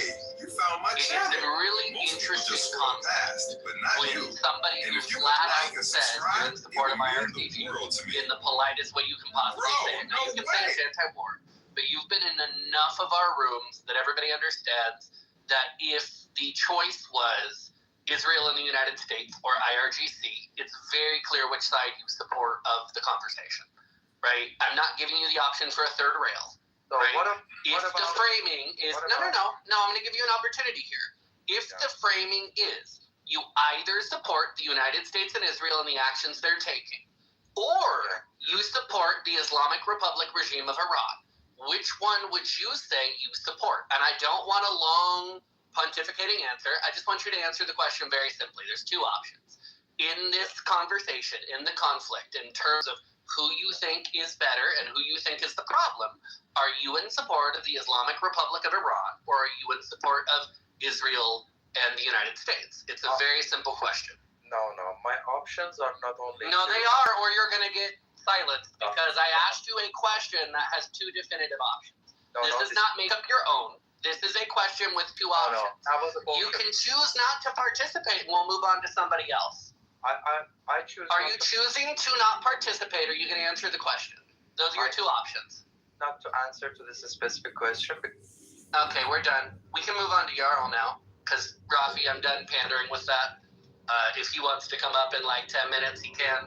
But I'm done with people dodging questions. If you think it's an unfair question, just call it an unfair question and say you don't want to answer it. But the nonsense of dodging a question, if you don't like the question we ask you, then simply don't engage with it.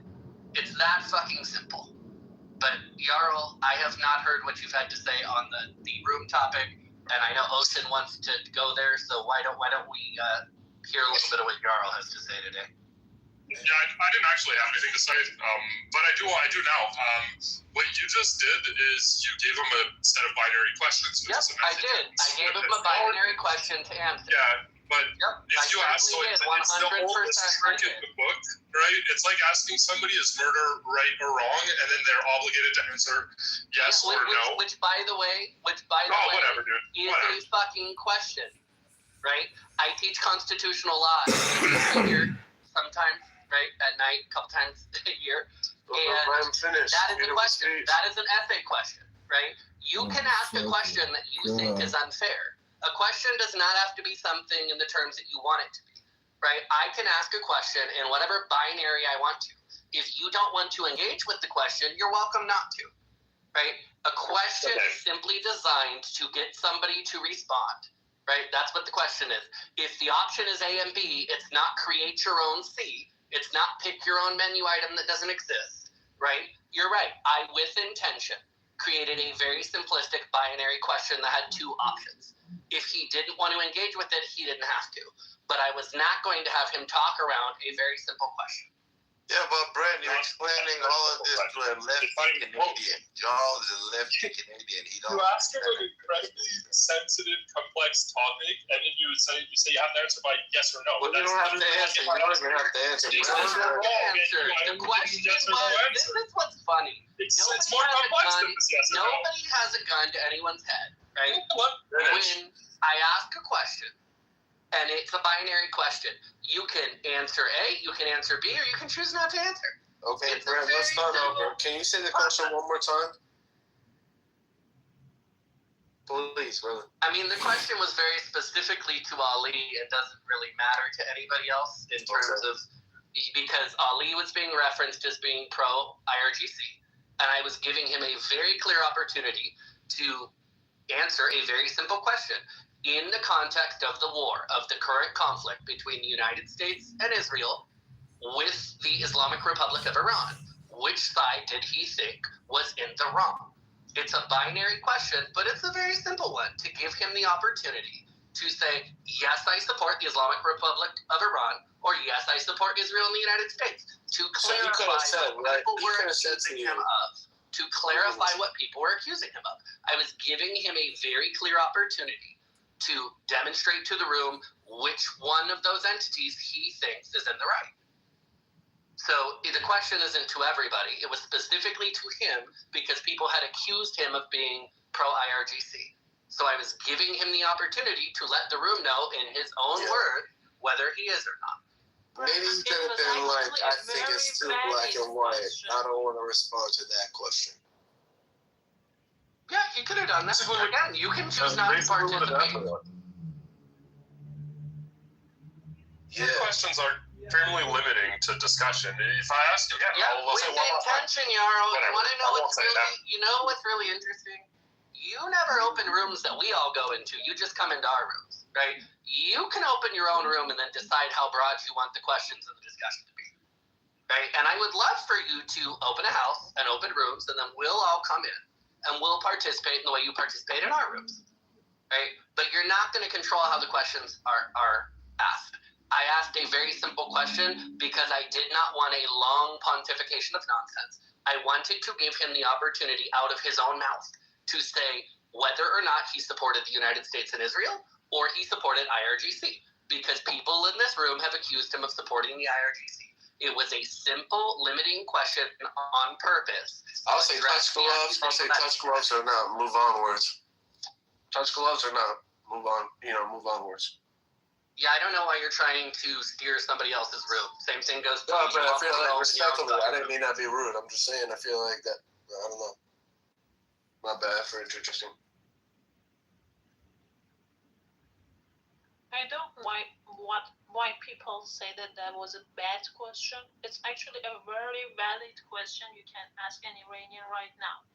Every Iranian has just two options now.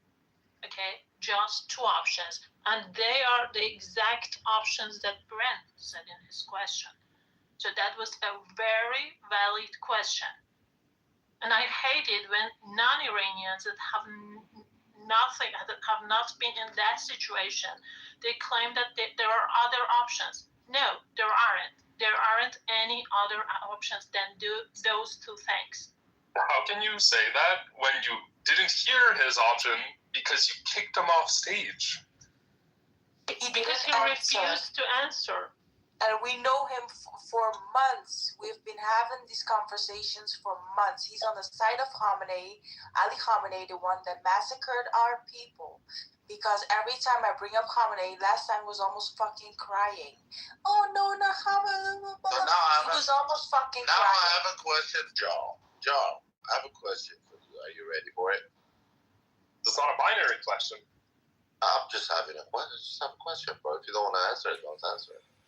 So, do you think the people in China having a better life, or the people in the United States of America having a better life? Depends where you are on the class spectrum, right? No, in general.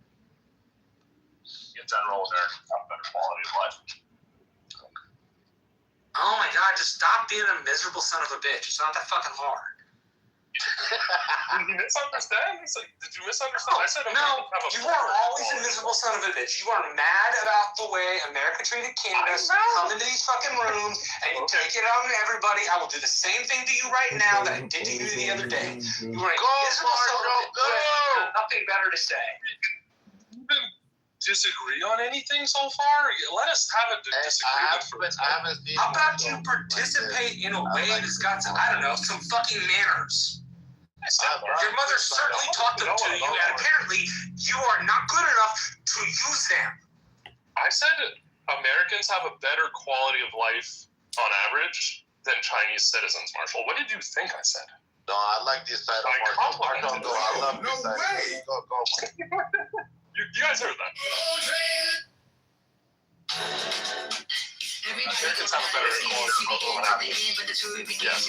As of Yes, Charles, you get dismantled in these rooms, and you go into politically correct, and then go and dismantles you, spanks you like a fucking 5-year-old. Okay,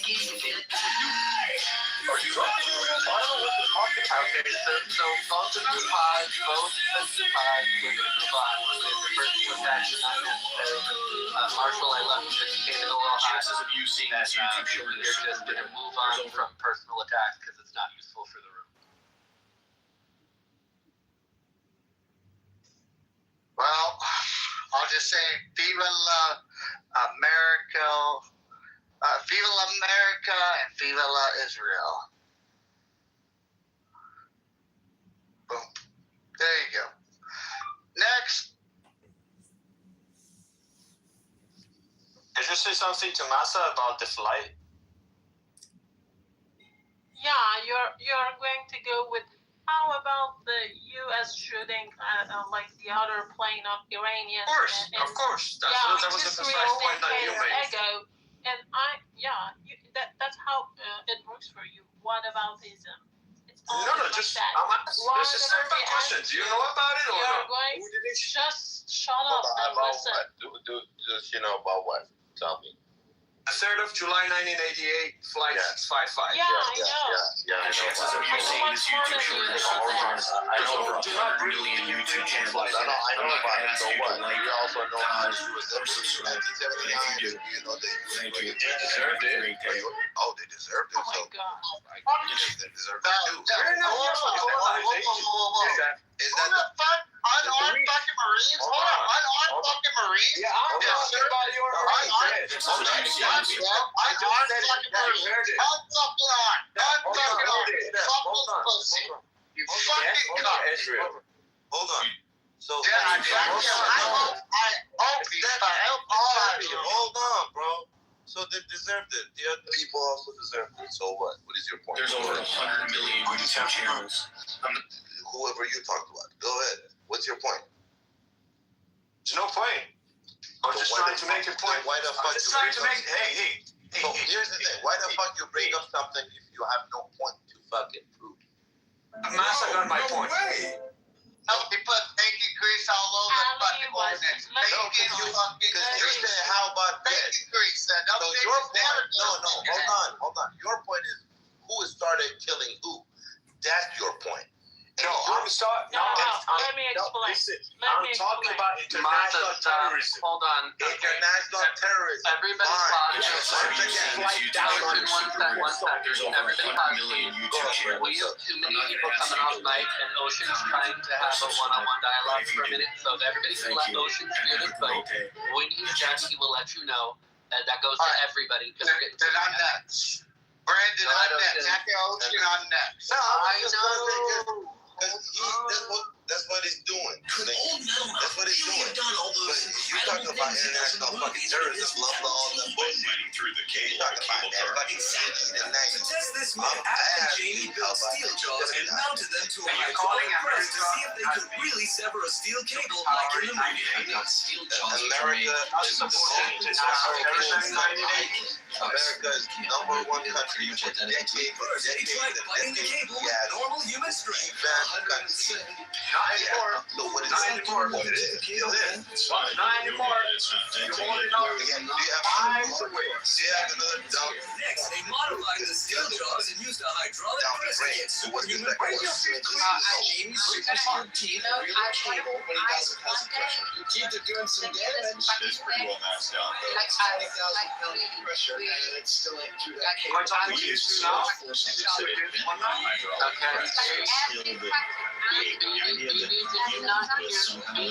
Are you drunk already? Everyone but Ocean.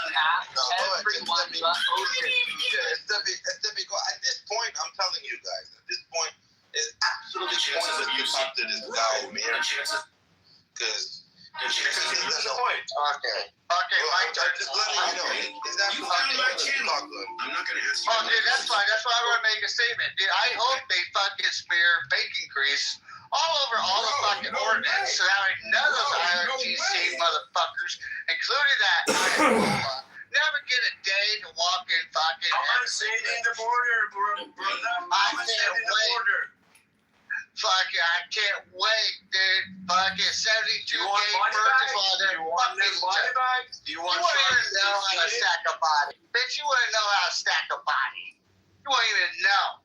Oh, I got answers. I got answers for in here. Yeah. Fucking, hey, isn't necrophilia part of your fucking religion, you piece of shit? Fucking cuck. Alright, I'm done, friend. Fucking dumb. Of course you're done. Of course you're done with your Marines. Of course, you're done. Yeah, so here's the thing. I'm going to put him in the audience for a minute. We're going to bring Ali back up, and everybody is going to engage with Ali one at a time. Nobody bring Amir back up until we're done having the conversation that we have with Ali, because he gets to sit in the audience for a minute. We can't have two people who are interruptive and that everybody wants to yell at on the stage at once. So we're going to bring Ali back up, and then one at a time, everybody can have whatever conversation they want with him. I don't have one to have, but clearly people wanted to talk to him before I moved him. So if we could avoid having several people unmiked chiming in and yelling, it'd be fantastic. Ali, if you don't want to come up, that's fantastic too. You are also welcome to sit in the audience or leave. You have your hand up, which is why I assumed you wanted to come up.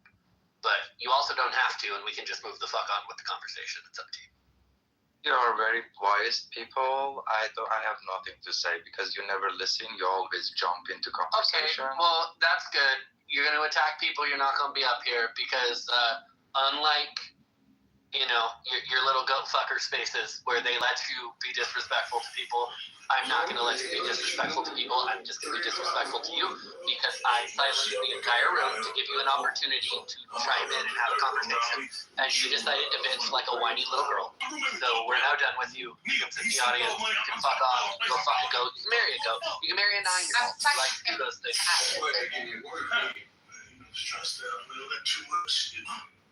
And just for the record, I'm going to help Amir. For the record, I hope Amir fucking gets his head shoved up a goat's ass and fucking forgets and suffocates. Little fucking cocksucker. Just for the record. I did it. Oh, someone fucking stacks him in the body. I don't know, bro. Who that is? You Isn't that kind of disrespectful, wishing death on someone? Oh, you shut the fuck up. You know how Oh, one scumbag leave and another one appears. Like and subscribe. By the way, Joel, by the way, I don't really care. I really don't. You can write your fucking morals all you want, Joel, but the reality is, evil people don't get gone until you fucking make them disappear. I understand you want to ride the moral horse to say that life is a life and humanity is humanity. Unfortunately, good people die when bad people still survive. Think about that. If you can't acknowledge that, God bless you, dude, but if you can't acknowledge that, then you need to acknowledge that good people will continue to fucking die when bad people exist. I hope it happens to you, girl. I'll have to take over your fucking country, like and rape your subscribe, fucking it would women, mean the kill world you, to me. and then you're gonna see what's gonna happen to you. You're gonna be crying like a little bitch. And then we're gonna be fucking laughing at you. Then America can come into Canada and fix the fucking bullshit of them just floodgating the fucking the fucking cucks all the way in there. And then be like, oh, I don't know what happened. Look at England. England's having a fucking problem by letting all those fucking erratic motherfuckers, I'm not saying all Muslims are bad. Okay? I'm going to say that there are some monumental individuals who are Muslim. But when you have a radical mindset that comes in like a fucking cancer and tries to purge the fucking world of good people, and yes, some people might disagree with me on good Muslims, but there are practicing Muslims that are not that radical. Okay? No, there but are that's not. what's going on. I've met a few good ones, Ocean. They're doing techie, yeah. Probably. But just saying, dude, when a radical mindset like that happens. Let me ask you a question. It's a simple question. How could you think there are good practicing Muslims? Listen, pay attention. A Muslim, who do they preach? Who? Who do they preach? Who do they preach to? Who are they preaching? Tell me. Muhammad. Fucking Muhammad. Who the fuck is Muhammad? A person who has a sex slave.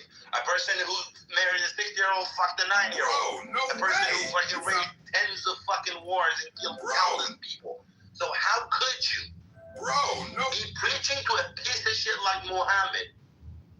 That's not true, Ocean. And be a good... Okay, but it's not true.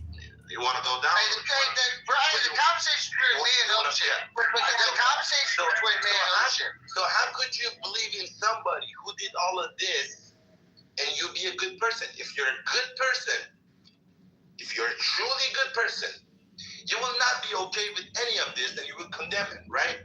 So once you do that, you're not going to be a follower of that piece of shit. Once you're not a follower of a piece of shit, you're talking about someone. This is between me and Ocean. Shut your fucking ass up. This is not fucking democracy. This is a beginning. When I talk, you shut the fuck up. Alright? So if you don't follow that, Estepi, then you're not a Muslim anymore. And if you're not a Muslim anymore, you cannot be a good fucking practicing Muslim.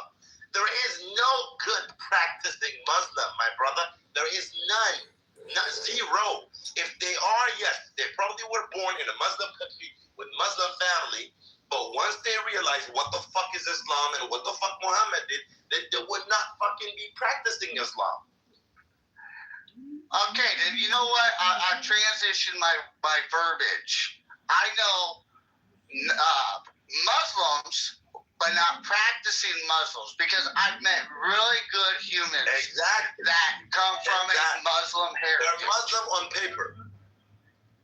They don't practice Muslim on paper. How's that? Because once you practice Islam, you have to read the Quran. Once you go to all these fucking violent verses, all this fucking bullshit, piece of shit verses, once you go to Hadith, once you go to fucking Qiyas and Ijma, once you read all of this, you're a practicing Muslim. You gotta read all this. Once you realize they say women are deficient in intelligence, fucking religion, once they say, you see that they say, oh, you drink camel urine as a medicine, how he fucked a 9-year-old and all that. Once you know all of this, how the fuck you can be a practicing Muslim and be a good person? You cannot be. You are a piece of shit. If you know all of this and you support and defend it, you are a piece of fucking shit. I don't even count you as mentally ill. You are a piece of shit motherfucker who actually fucking wish you could fuck a 6-year-old. Ocean, why are you yelling, brother? I know, but I'm trying to say that yes, based off of everything everything doesn't make sense to you. What your verbiage is saying, it does make sense. It does, and I do process it. But all I'm trying to make sure I'm putting out there is I have met really great individuals who have come from a Muslim background, and based off what you have told me, that then they might not be a proactive practicing Muslim. I've met gay Muslims. I've met bi Muslims. I've served with great individuals that come from a religious background of Muslim. Yes, folks, in the United States military, I've served and currently still serving with great, not practicing based off the verbiage that has been discussed. But they are great individuals. Yes, but all of them are just born in a Muslim family. They're not practicing Muslim. They can't be. They can't be and be, especially all the things you said. They can't be practicing and be gay. It's fucking forbidden. They fucking kill them.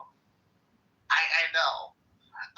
But these are also individuals that, when their mom and dads call up, freaking, there's whatever you gotta say, Alhamdulillah, whatever, and yep, everything's good on this side, mom and dad, whatever, hoopta doopta, and but what I'm getting at, Ocean, and what I'm trying to really target on is when you have a radical mindset, and the same can be said by Christians, by Catholics. When you have an individual that takes it and goes complete radical, it's a cancer. And unfortunately, innocent good people, folks, pay the consequence for negligence of the world letting. That's another problem I have with you, man. There is no radical Muslims. There's no such a thing. It doesn't exist. Islam in general is radical as fuck. And whoever practices it is a fucking radical person. And whoever doesn't practice Islam, they're not Muslims. They were just born in a Muslim fucking country or Muslim family. They don't say you're Muslim. They drink alcohol. They fuck girls. They outside of marriage. They do all this shit. They're not Muslim. There is no such a thing as radical Muslims and not radical Muslims. That doesn't exist. Every single Muslim who practices Islam. Ocean, now I know. Thank you, Ocean. Thank you, Ocean. I'm sorry for hitting a heartstring, but I'm just speaking what I know. And now since you've informed me, I can transition my verbiage correctly. Thank you.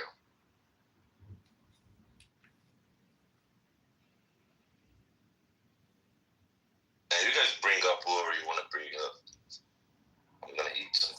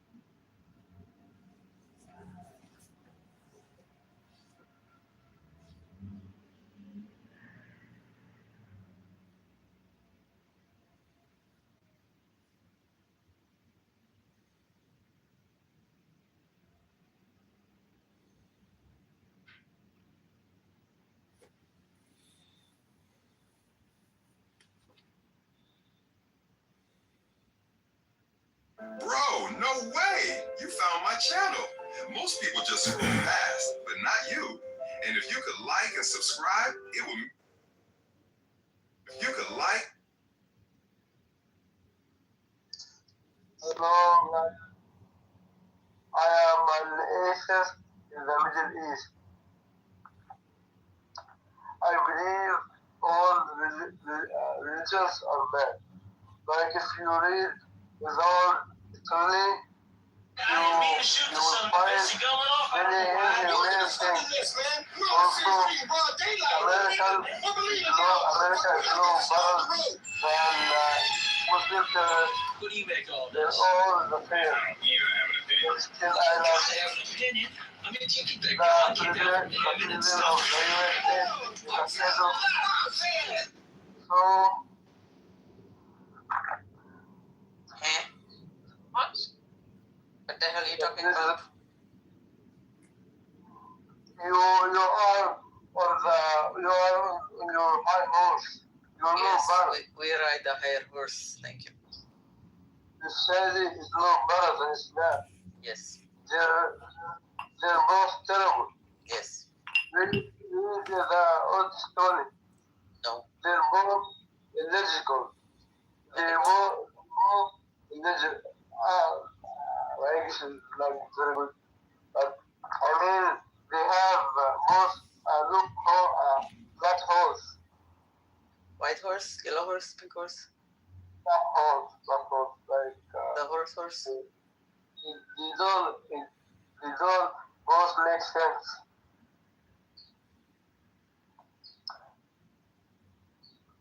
I hate when I don't.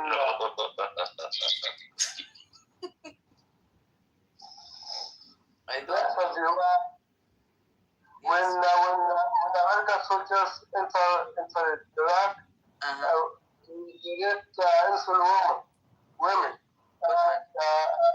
They rape innocent women, and there are jail countries. You're fucking jihadist. Yeah, which is incorrect. Okay, sure. I'm not here to argue that back, but it's you do get evangelical Christians who absolutely care more about corralling the Jews into Israel, who, all of a sudden there's going to be wars throughout the world. Jesus will reappear. I love how these people think they can legislate God or Jesus, having a second coming again. Like, it's something they have control over. It's fucking retarded. And I was somebody who's raised. Do you have Catholic, actual statistics? But statistics? this is hold on a second. But this is to people like Catholics or Orthodox Christians. This is so asinine that and of course it wasn't until the 19th century that Christian Zionism, which came out of the Anglican Church, but it was only a minority Anglican Church, but then ended up spreading like wildfire through the evangelical church in the United States, became a fucking thing. Like, this is not anything even related to what Christianity has been for close to 2,000 years. But these people will absolutely support Israel, not because they love the Jews or support their end goal. They just want all of them to be corralled so Jesus can, reappear and cast all of them into hell. And I have another question for you, Pepe. Oh, what is the other question? No, I have another question. I said, what is the other question? Oh, could you name the evangelical that you spoke to about any of this? I hear all of their bullshit. No. I asked it again. Could you name the evangelical minister that you actually spoke to about this? I never spoke to an evangelical minister about so this. What you should do, Pepe, is stay in the lane that you're in. You tell everybody that's retarded. That's retarded. Because we know the evangelical stance. Pepe. Are you gonna tell me that Mike Huckabee, when he tells us what his stance is, and he has for 20 years, that is not his stance? Okay, Pepe, I'm not gonna tell you anything about Mike Huckabee. I never met the man. I don't know his belief system. I don't know anything about Mike Huckabee. I know he's the ambassador to Israel right now. He was elected by our current president. That's all I know. But for you to act as if though you know all evangelicals, that you know all orthodoxy, this is what I mean, Pepe. Pepe, don't cast all of the people in the same group. No, that's wrong. Can you tell me in which Orthodox denomination or where in Catholicism where Christian Zionism, in other words, there's when it comes to the eschatology of the beliefs within that denomination, where they have an end times rapture story that involves Jews living in a modern day nation state of Israel. It doesn't exist. But it exists. But no. You're asking me. You're saying I have to talk to them. No, let me answer your question. Or do you want to repeat? You can answer. What? I didn't repeat it. That's the first time I said it. No, I said, or would you like to repeat your question? Okay. No, hold on. So my question was, okay, can you find an Orthodox denomination or obviously the Catholic Church is only one. No, I denomination. Where do any of them? Pepe, I want you to look at your Catholic Bible. Do you have your Catholic Bible there, Pepe? No. You don't? Mm-mm. Okay. I don't claim to be religious. No, Pepe, I know, but you talk about religion as if though you understand. Okay, does the Catholic Church officially, okay, in other words, there's a top-down order there. And when it comes to what's the Vatican, really, the Pope is obviously on top. Okay. So that means God's not on top of the Catholic Church. Well, I mean, obviously, God is on top, but no, that's not obvious. You just said it clearly that the Pope is at the top of the Catholic Church. Okay, when it comes to so you have the different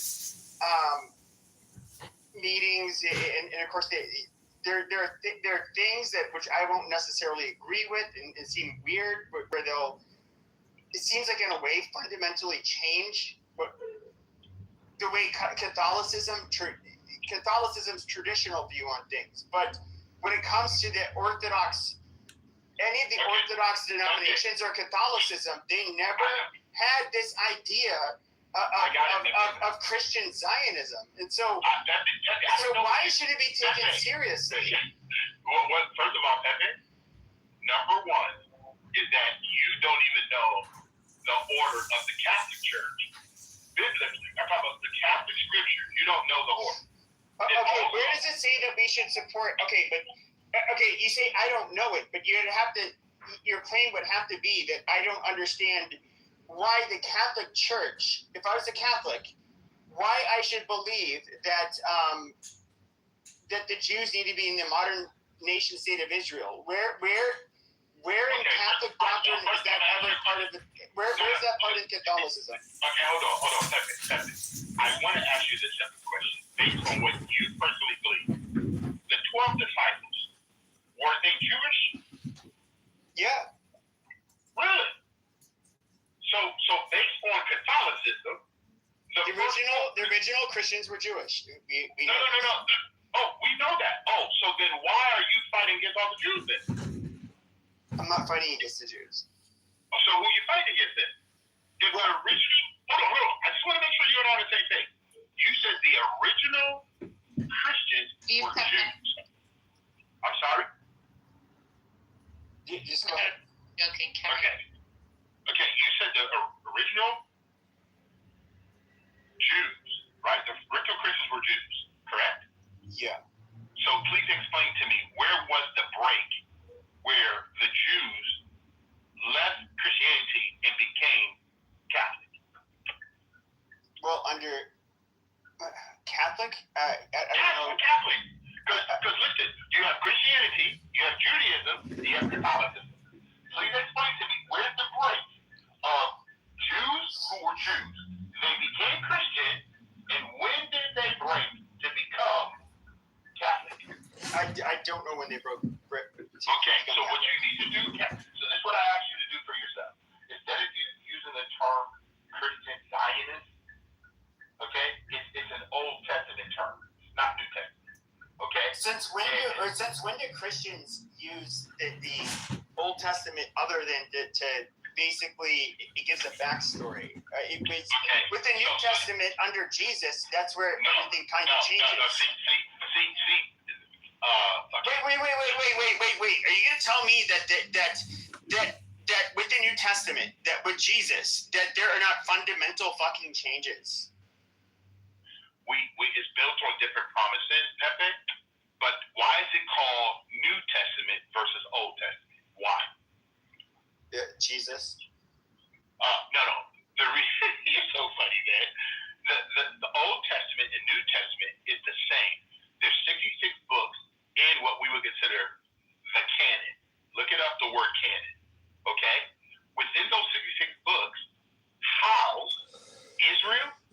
is Christianity, quote unquote, what the world calls Christianity. Okay?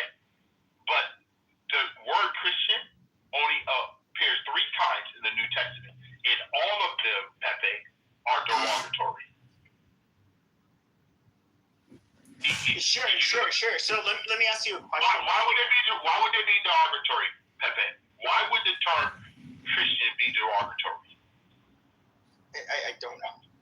Because right now, even in 2026, you know the word being a believer and loving God is still derogatory. Do you know that?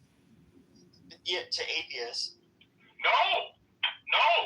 If you say you believe in no bedding before the wedding, if you believe in a nuclear family, if you believe marriage between one male, one female, all from a biblical viewpoint, the world is not like that. The world wants to be liberal, and the word liberal means to go against everything that's traditional. Okay? Old Testament is a tradition of how God entered into human affairs. The New Testament is where Gentiles also get to embrace all things biblically. Okay, so but in the New Testament, why is it that everything changed? We have everything did not change. We don't have to. Okay, our Sabbath changed. No, it did not change. So we should practice on Saturday. No, we still okay. Pepe, one day, if you like, I will go through all the Sabbaths for you, so that you can understand when Jesus was the fulfillment of all of the Old Testament. He fulfilled it all. I agree. That is literally, and you just said it, which is kind of ironic, because the Catholic and Orthodox point of view is that the fulfillment, in other words, when you say fulfillment, that obviously has to do with the covenant. Yeah, completely. Yes, and so like Judaism as a religion. Hold on. So like with Catholics and Orthodox denominations, Judaism failed to exist as a religion, a real religion. No, it did not. Okay, according to these two, absolutely. After the resurrection of Christ and the destruction of the second temple, which Jesus, foretold, so it's kind of like giving into his prophecy, that was going to be the end of Judaism, and the new covenant would be with the church. Not what it says, Pepe. Pepe, okay. When you get a chance, Pepe, please read through your Catholic Bible and tell me when in the Catholic Bible, 72 books, that it says that there will be no more Judaism. In the Catholic Bible. I don't want you to go to a Protestant Bible. I don't want you to go to Orthodox. Tell me in the Catholic Bible, because I personally thought that you guys started to have the universal church and you believe in the second covenant.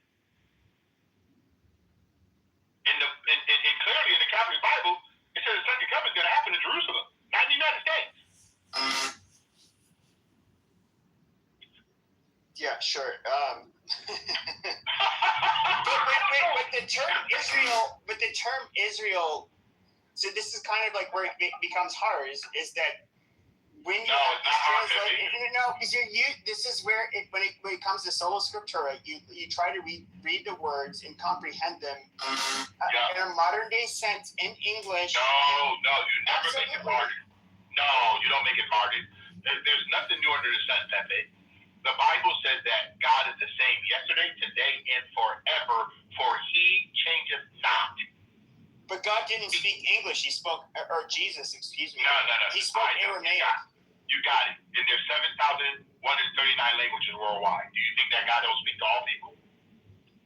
That's the total number of languages right now, Pepe. 7,139 languages worldwide. Do you think that God doesn't speak to anybody but those who speak Hebrew and Aramaic and Greek? Well, obviously God would be able to speak all those languages. Exactly. And you know what? He didn't leave anybody out. Unfortunately, God didn't translate those fucking books. Men did. I know. So, Pepe, at the end of the day, I'm going to ask you a question. What book have you read that wasn't written by a man, Pepe? There are no books. Okay, so Pepe, let's not use that anymore, because everything you and I have today was written by somebody. They're called. Okay, sure, but I'm the one who will agree on the claim that it was written by somebody. But hold on, I'm the person that will also say that nobody can prove, and this is a fact. And you know this.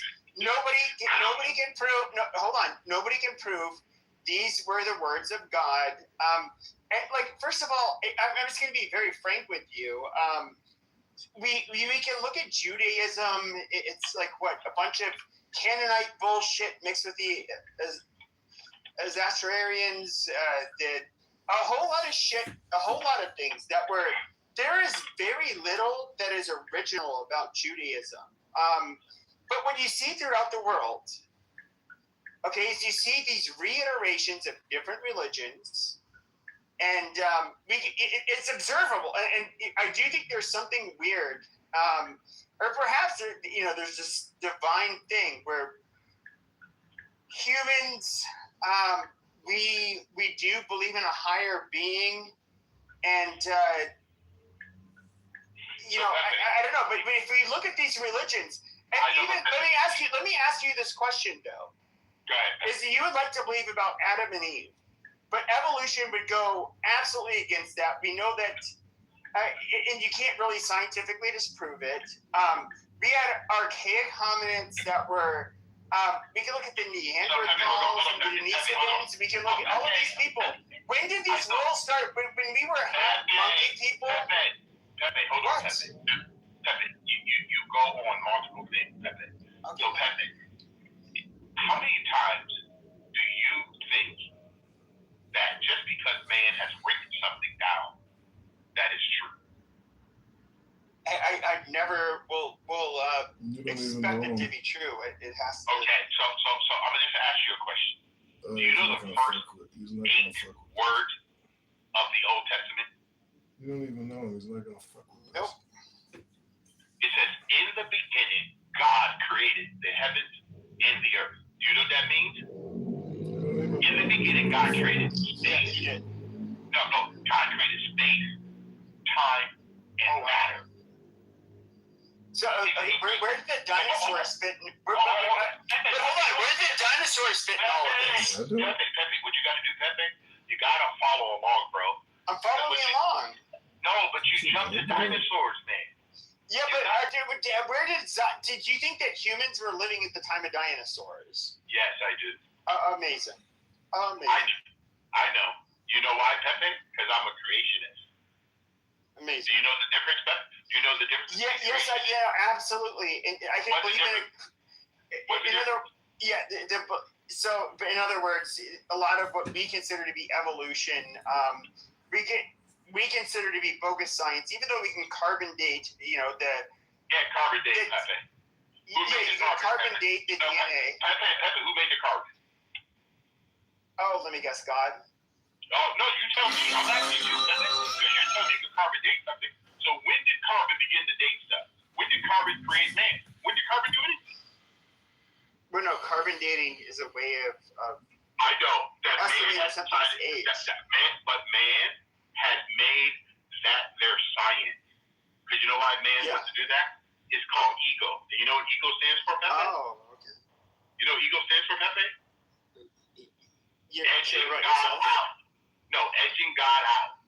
See, man wants to edge God out of all stuff. You know why? Hold on. Because this is where I think it kind of gets interesting. So I'm somebody who was born into a religious family, and basically I was born with the fear, indoctrinated with the fear of God.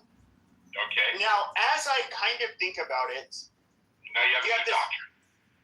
Amazing. And so you have this guy who... You have a new doctrine. That's it. Your doctrine is you want to criticize everybody in the world. That's your doctrine. No. Okay, yeah, I do criticize everybody, and I think you should criticize everybody. Why, Pepe? Why should we criticize everybody? Because to go along with whatever fucking narrative that people give you is fucking stupid. That literally makes you a fucking obedient follower. Okay? Pepe, hold on. Pepe, what it does, Pepe, it makes you an individual when you care for yourself, Pepe. You know, hold on, Pepe.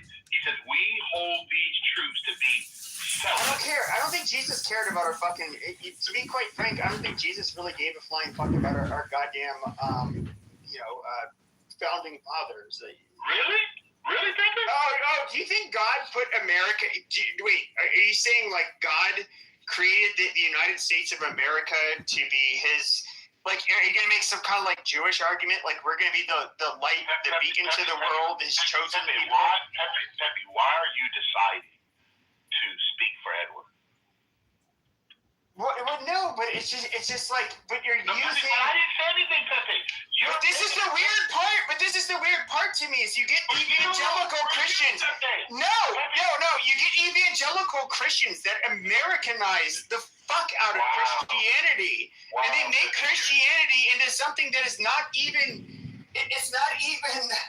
And look, I can make fun of the Catholics. You know, every Catholic.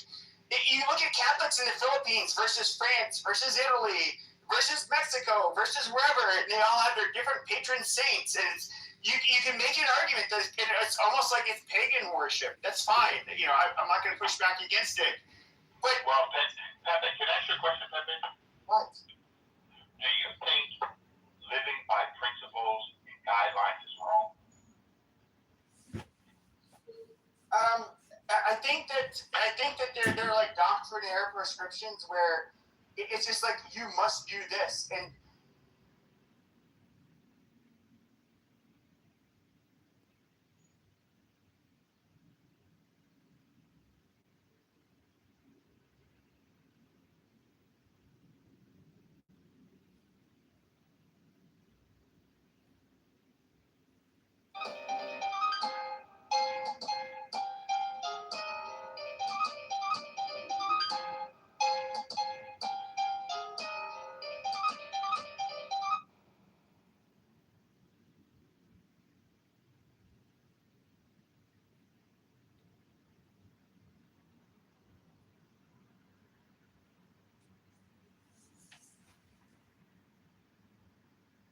Bro, no way!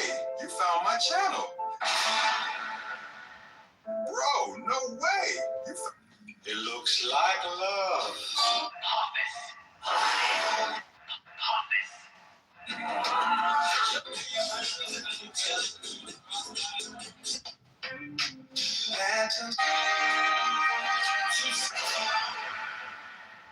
We promised already.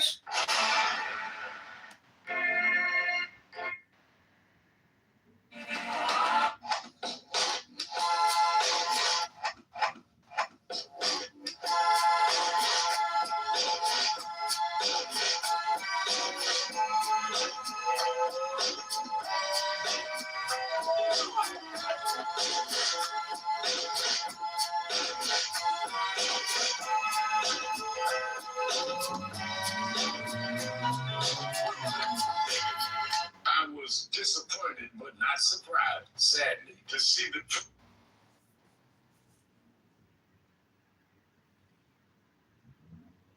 Our farmers are struggling, often trapped in a system. I was disappointed.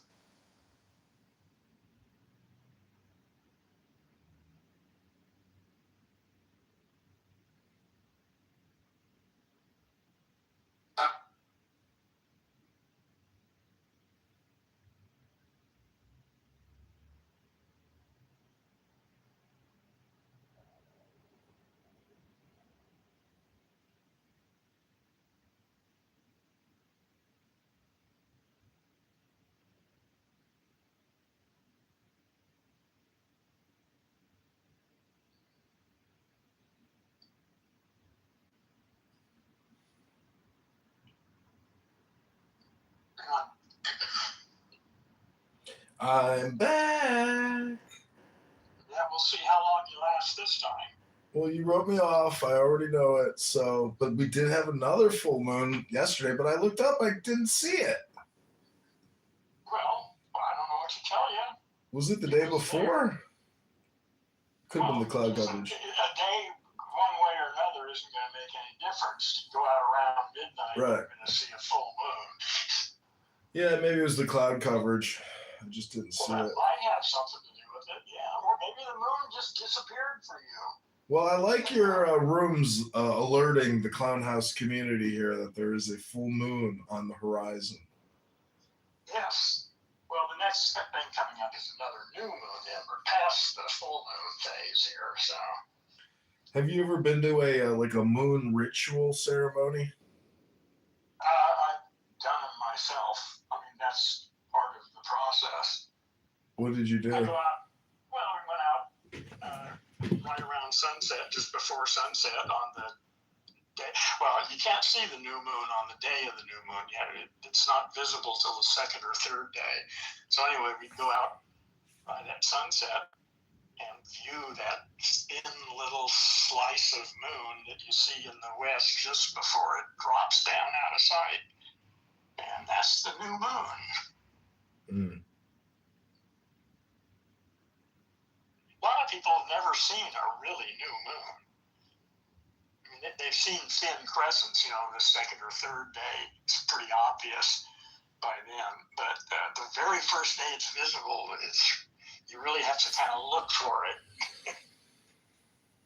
it. Do you think the word moon and moo from a cow and move or any other variety of moo are somehow connected, or you know? Yeah, it's all. You ever heard of that guy Muji? No. Oh, okay. No, let's not making this. I don't know. I don't care really. I don't. I mean, who knows?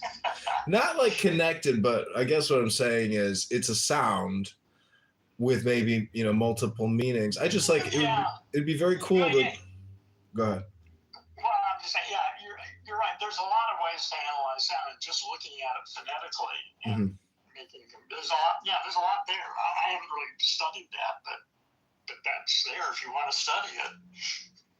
Yeah, I just think like 15,000 years ago, when they had a prefixed, sound diagram of all the associated hieroglyphics and the sounds, like if you created a new hieroglyphic, you could probably create a new sound to describe that hieroglyphic. I have no idea what you're talking about. What do you mean by a hieroglyphic? Like if you were an Egyptian 15,000 years ago looking at a papyrus or artwork on the wall, and you knew the associated sound to that symbol. No, there aren't sounds to those symbols. They're not phonetic. Hieroglyphics are called pictograms. There's no, whatever the sound is irrelevant.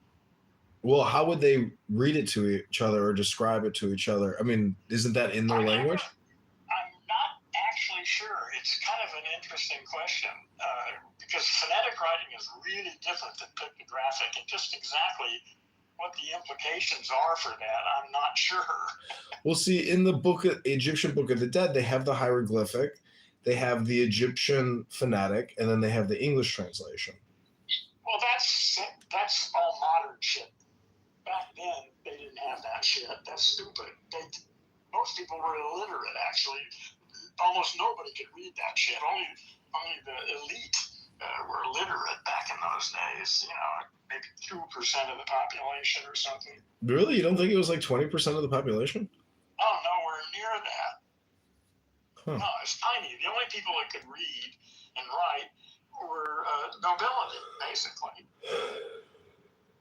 In the very beginning. I mean, it spread. It didn't last long like that, but, and of course the printing press really screwed them.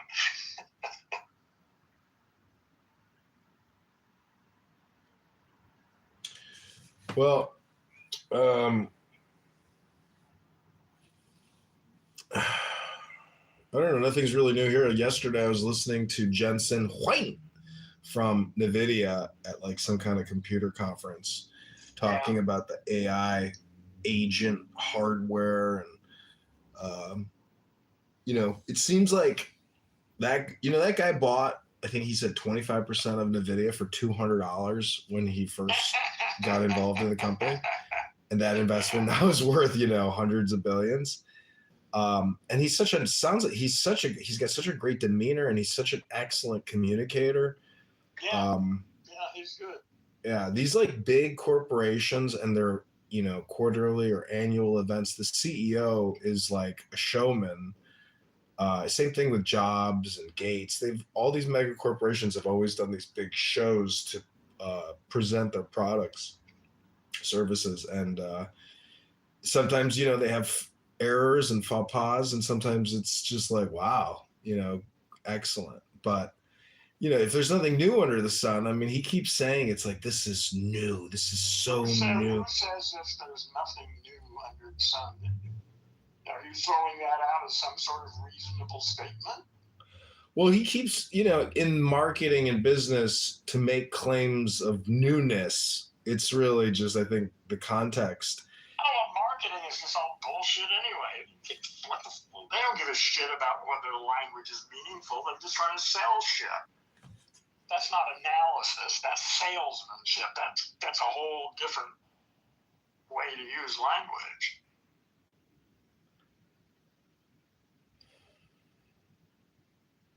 Apple may upset his cart in the next year or two. It's going to be interesting to see what happens.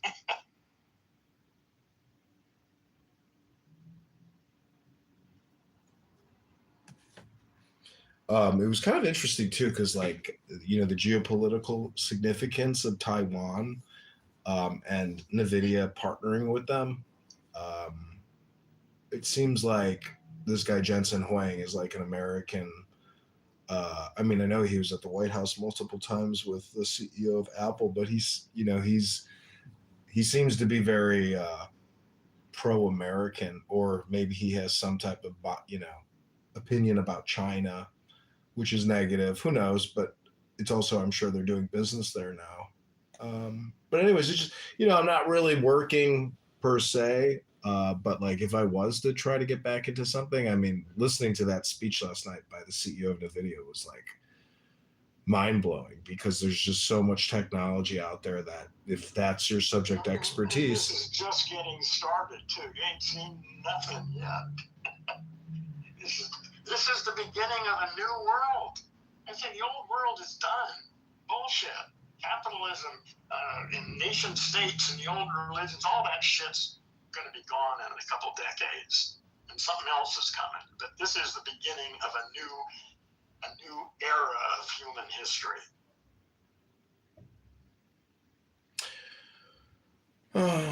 Well, do you think there will be a population collapse, though? I hope so. Why do you say you hope so? We don't need, fuck, how many friends do you need? 8 billion? Jesus Christ. How many people do we need? We need to figure out what's a reasonable population on this planet so that we can maintain the environment and live at a high level of sophistication and pleasure. That's too many fucking people. Well, I mean, we could afford to keep that many people, but what the fuck for? Yeah, but how? I mean, who are you to determine the fate of Africa? No, they will decide. It's not up to me. Right. So, I mean, listen, the population rate's going down. Japan is losing population now. Yeah, There's several. That's all beginning to change. It's they know that Africa, they'll figure it out. They got too many people for what they got. It ain't working. Well, do you think it's a cultural thing, not necessarily like? I mean, to me, it just seems like it's historical. This is part of Earth. This isn't something we are doing. We are embedded subsystems in a living organism of some sort that's undergoing some sort of metamorphosis. This ain't our doing. What do you mean this is not our doing? I'm just talking about a category, nothing about the Earth being a sentient living organism doing all this. Because it's not just the Earth. That's the thing about Alan Watts. He always talks about the organism environment and environment organism. So the Earth's environment is the sun, is the moon, is Venus, is Mercury. That's a whole other level. That's the next level. Let's just deal with humans and Earth. That's the one we got to deal with now. But the sun will come up. We'll deal with that later. Well, Elon is always putting out a lot of propaganda about lunar colonies. And as an American, who appreciates his house, and I could walk 2 blocks to the train and meet many homeless people who are sleeping on the train, at the train stop, no hope, no future. That's where they're at. And that's in America. Yeah, so you can imagine what's going on in other parts of the world. Yeah, I mean, even at scale beyond belief, but yeah. But But anyways, I'm just saying. Unprecedented. Just saying that in terms of communication and propaganda, Elon Musk, because he owns X, has one of the largest platforms to do economy narration. Yeah. And, he has private conversations that are public, but under a fake name called Adrian Dittman. Yeah, listen, go on. I just don't care about that shit. I got my own story. He's got his story. I think Musk is probably one of the greatest geniuses in the history of this planet. He's also toxic and definitely fucked up. Yeah.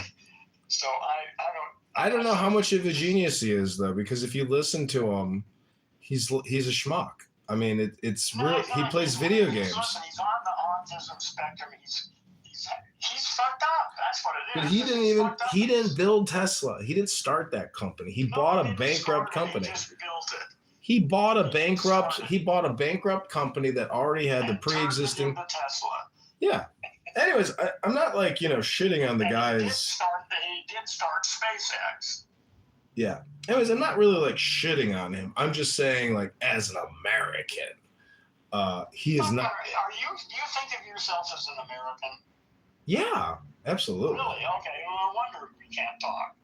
Well, I like the game. I like playing that game. That's. I don't. That game is toxic. I don't want anything to do with that game. I want to talk with Earthlings. Fuck Americans and Chinese and French and Germans. Fuck them. And you do. Well, it's easy to say. I know why.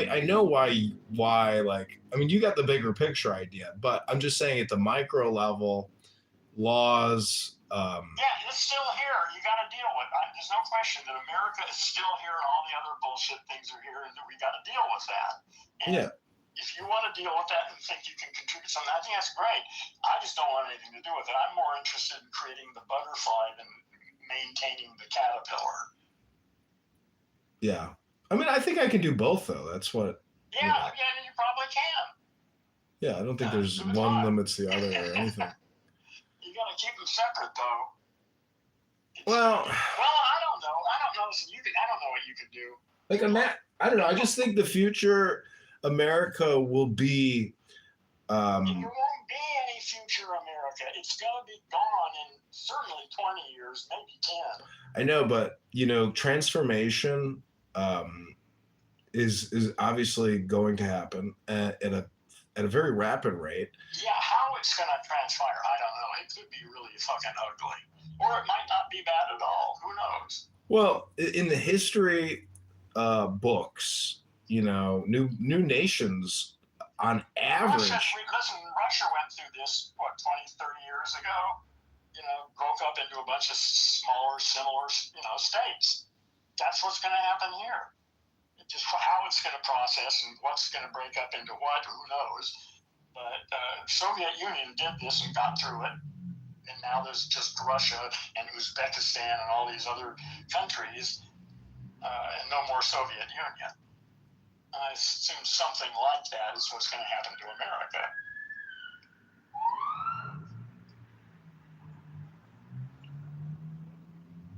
Well, you could be right, but yeah, it could be wrong too. I don't know. They might just change the name of it, do a rebrand. Of what? America. No, fuck me. What do we need America for? What do we need all these stupid countries? Because it's a little bit like a bankruptcy liquidation where the assets.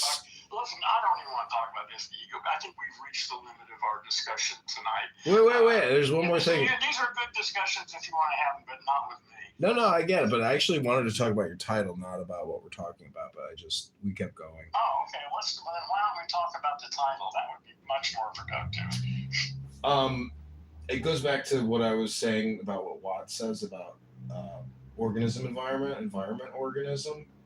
That you are not you are actually your environment. That's who you're. The whole thing, not just the environment. You're everything. Right. If you go that far out, but Yeah. You're the whole environment field, and all that works together. There's no place to separate it. So, I think you and I were talking about how the subjective can create the objective.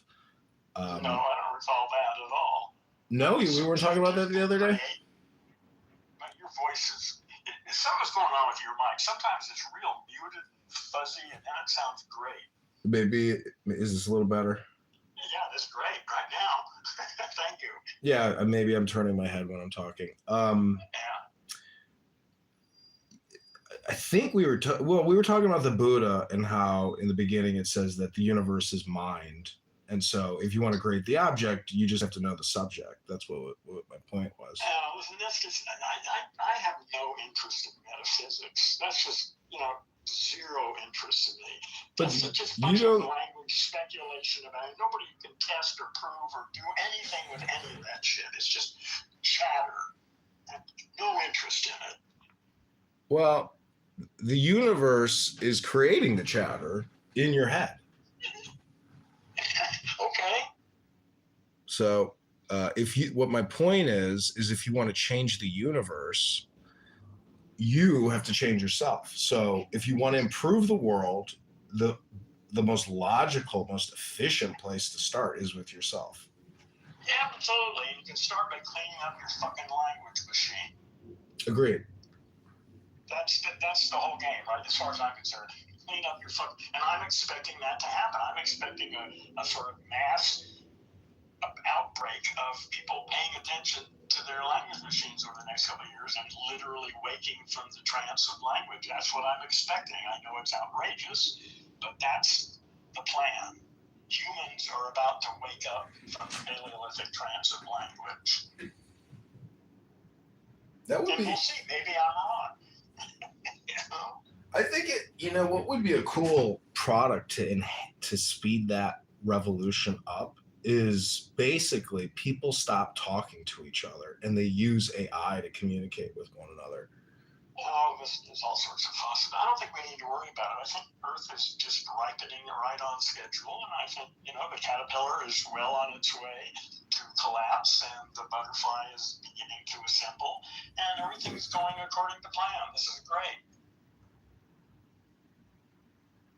Well, I mean, how certain are you of your opinion? I'm not certain at all. It's just the best story I can come up with. Well, let me ask you one more question. What do you think is going to happen? Do you think everybody's existence or outcome after your last breath is the same? I don't understand the question. Meaning, at death, is the result always the same? What result? Whatever that result is at death, which I assume is just nothing. You mean for me, are you talking about Earth, or are you talking about me, or what? I don't get it. Yeah, man. A man or mankind? Men and women, yeah, mankind. So what happens after we die? Is that what you're asking me? The question was, do you think it's universal, meaning that the end is universal? The end of your life. Oh, I have no idea. Who cares? Well, it seems to me like a pretty end. I think it's very mysterious. I'm looking forward to it, actually. I'm beginning to think, this might be kind of interesting. And as long as there's no pain and I'm comfortable, then I'm up for death, man. I think it's probably going to be interesting. But fuck, what do I know? I don't know anything. Well, it's got to be. It's got to be interesting. It's got to be interesting, But if it's nothing, it could be nothing. Yeah, I think there's probably a very good chance that it's nothing, but that nothing is not necessarily what we would call nothing in language. Nothing, then, is it? It's still a little bit like nothing, because if you go to sleep, and then you wake. Yeah. Listen, we don't know. It's a mystery. We don't fucking know. Everybody's got stories. Nobody knows what the fuck is going on here. I know. Maybe we'll find out when we die, or maybe we won't. I always, people on this app, I always ask them, or I say, that's your opinion. And they go, no, that's a fact. Yeah. No, see, you talk to weird, I don't know why you waste your time talking to people. They're all a bunch of fucking brain damaged language monkeys. It's a waste of your time to talk to most of them. It's a waste of their time, too, but everything's a waste of their time. Well, I keep bringing up in these religious debate rooms that what's actually. Listen, I don't want to hear it. Well, wait, you might. I think this is interesting. Maybe you think it's interesting. It's interesting, but I've got stuff to do here. I mean, I've got a life here, and I've got all these projects projects, and I could be working on them at the moment. See? You gotta walk and chew gum at the same time. Huh? Anyways, all right, I'll leave you to your study, and it's a pleasure chatting with you as always. Yeah, listen, works good for a few minutes, and then I get weird about it. But you're welcome to come and try again for 15 minutes. All right. Anyway, so I'm going to go back. I'm here. So, but I'm going to go back to work. Actually, what I'll do is I'll put on some music for you guys. Because I like listening to music. And I think that's going to work out good. Let me see.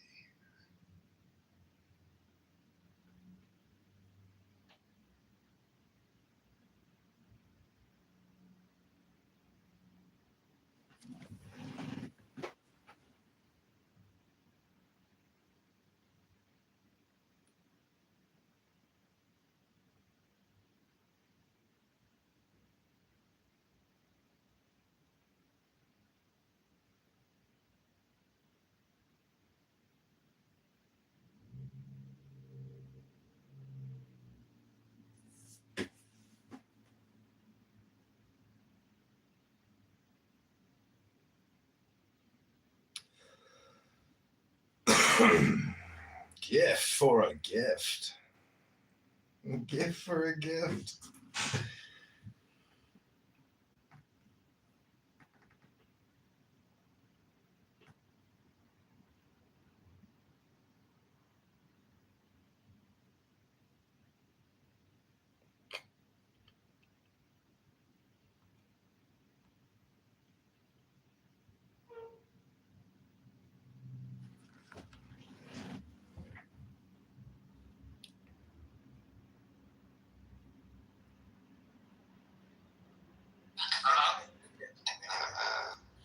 That's all. Not you was question that open at the Red Roof Intro. Oh yeah, girl, just come on in. Doors open. No shade, I might be a fan. Imagine trying to fart and all that cum coming out. Like, I'm gonna tell you the weird thing about like, you know why I can't be a cum dump? I'm afraid that somebody will come up behind me.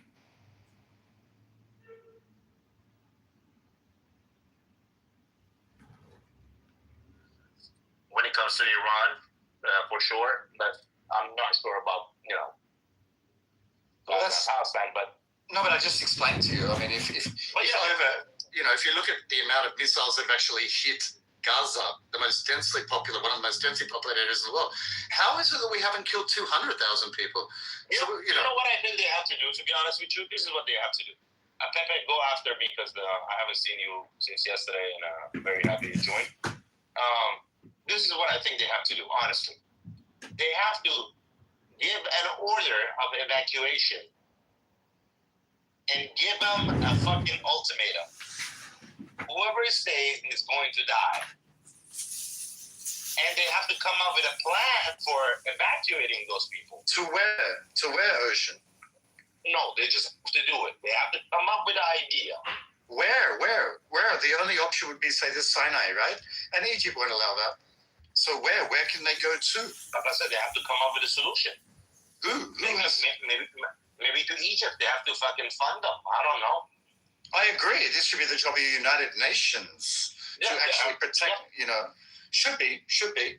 But they don't give a fuck. They know, they think, and maybe it's true, I don't know. And whoever stays, kill them. Whoever stays, fucking murder them. Yeah, but one sec. Let's be real again. Hamas, those angels, will not allow a good percentage of the Gazans to leave. They will not, because they know it's their end. All they have is civilians on their side, meaning from a geopolitical perspective, right? All they've got is innocent people dying. You take away those innocent people, they're gone. Yeah, but Brett, don't think all those people who are not part of Hamas, they're very, innocent people, though. Don't think that. Remember, October 7th, the numbers are 6,500 people went inside Israel. 3,500 was Hamas, and 3,000 were random ass people. Were not even Hamas. I agree with you, and No, my argument to that logical argument is, as much as I feel like I'm a Zionist, and I do feel a bit sorry. If you look at when Israel departed from Gaza, right? So we're talking basically a generation ago, pretty much. That's a whole generation of brainwashed motherfuckers who really didn't have a choice. And if they did have a choice, it was very limited. So from my compassionate side, you know, I do feel sorry even for the so-called Hamas members who really didn't have a choice. Growing up in an education system, in a community where if you even thought something different to what people around you, your family, your parents, thought, you will either be killed, ostracized from the community, or whatever. So it's a fucking clusterfuck. So when people want to simplify the Israeli conflict with specifically with the Gazans, they're just speaking from an lack of emotional intelligence. They're not actually speaking from any logical, factual perspective on the history and even the modern last 20 years of Gazan history. As I said, I'd like to hear what Pepe has to say on this subject. I guess when it comes to this, I don't know how to put this. It's really hard to say. I don't really see that there can ever be a mutual understanding between the Gazans, the Palestinians, the Israelis, and you know, I'll just flat out say it: the Muslim world and the Jewish state of Israel. Do you guys actually think this is something that you can overcome? Can I just respond quickly to what you're saying? I agree with you. I think since October 7th, I don't see any sort of agreement between the two sides. Prior to October 7th, as you all know, on the streets of Israel, you had thousands of people protesting daily against Bibi, against the government. A lot of people really wanted a two-state solution, maybe naive, I don't know. But since then, since October 7th, I don't see any agreement between the two sides. I really don't.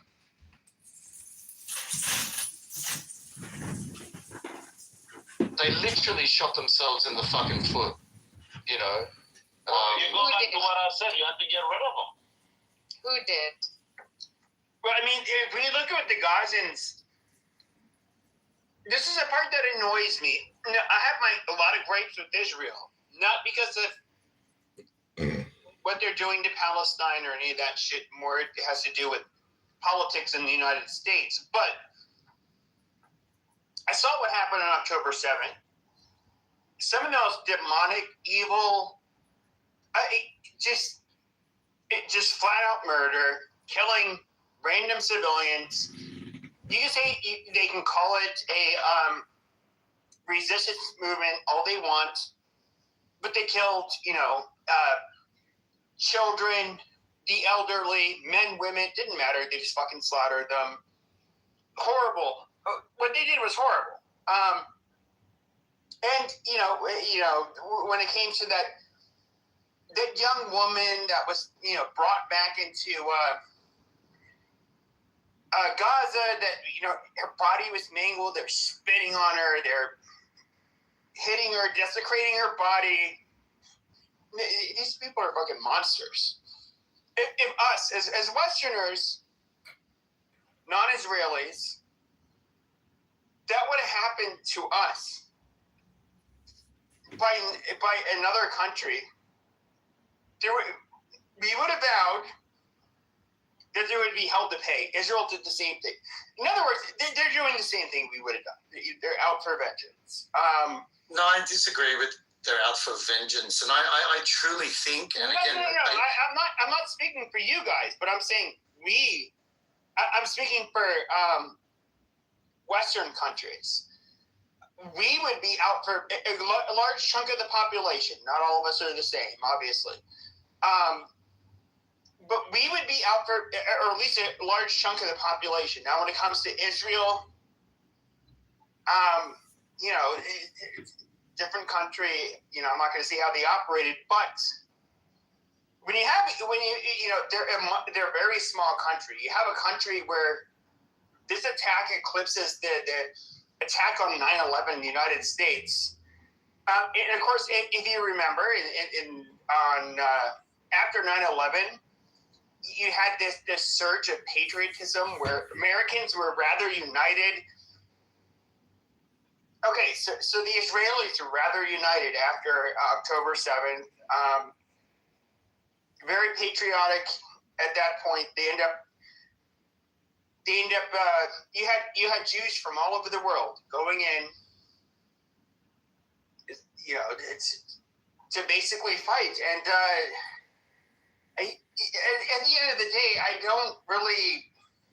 People like to say like, "Oh, these evil fucking Jews. They're just trying to like kill these Palestinians," but what the Palestinians like to leave out is it was what they did on October 7th, and what's really interesting is that the day after October 7th. You saw the pro-Palestinians hitting the streets, marching.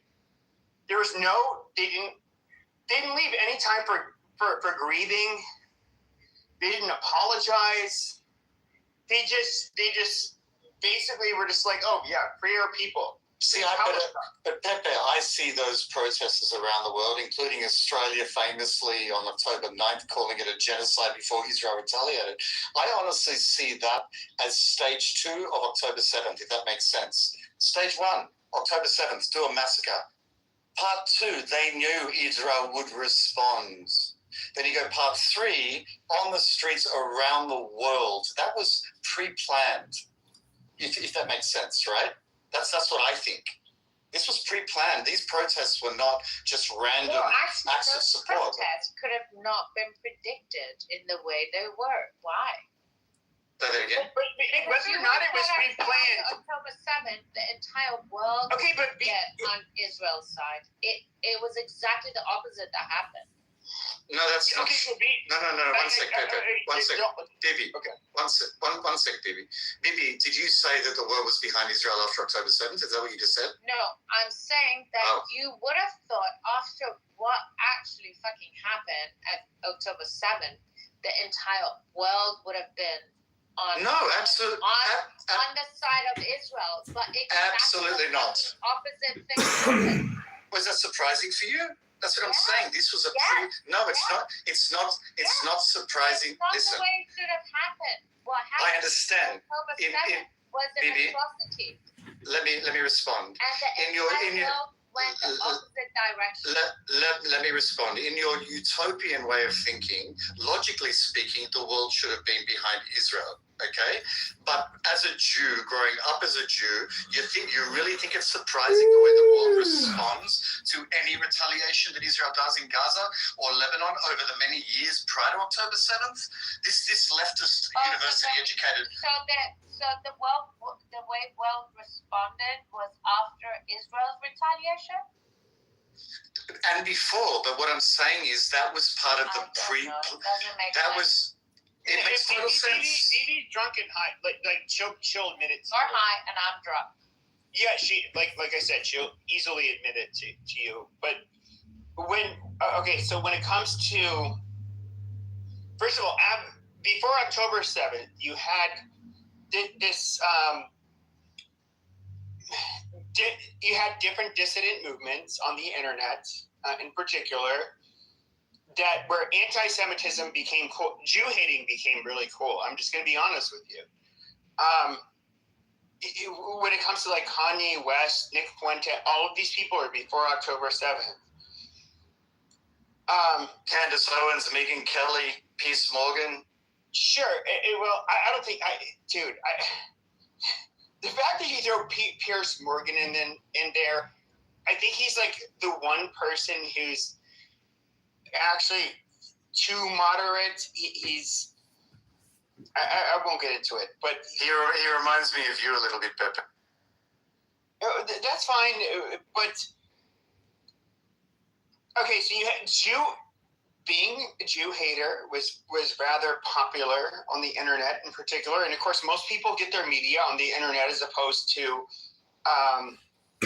legacy media.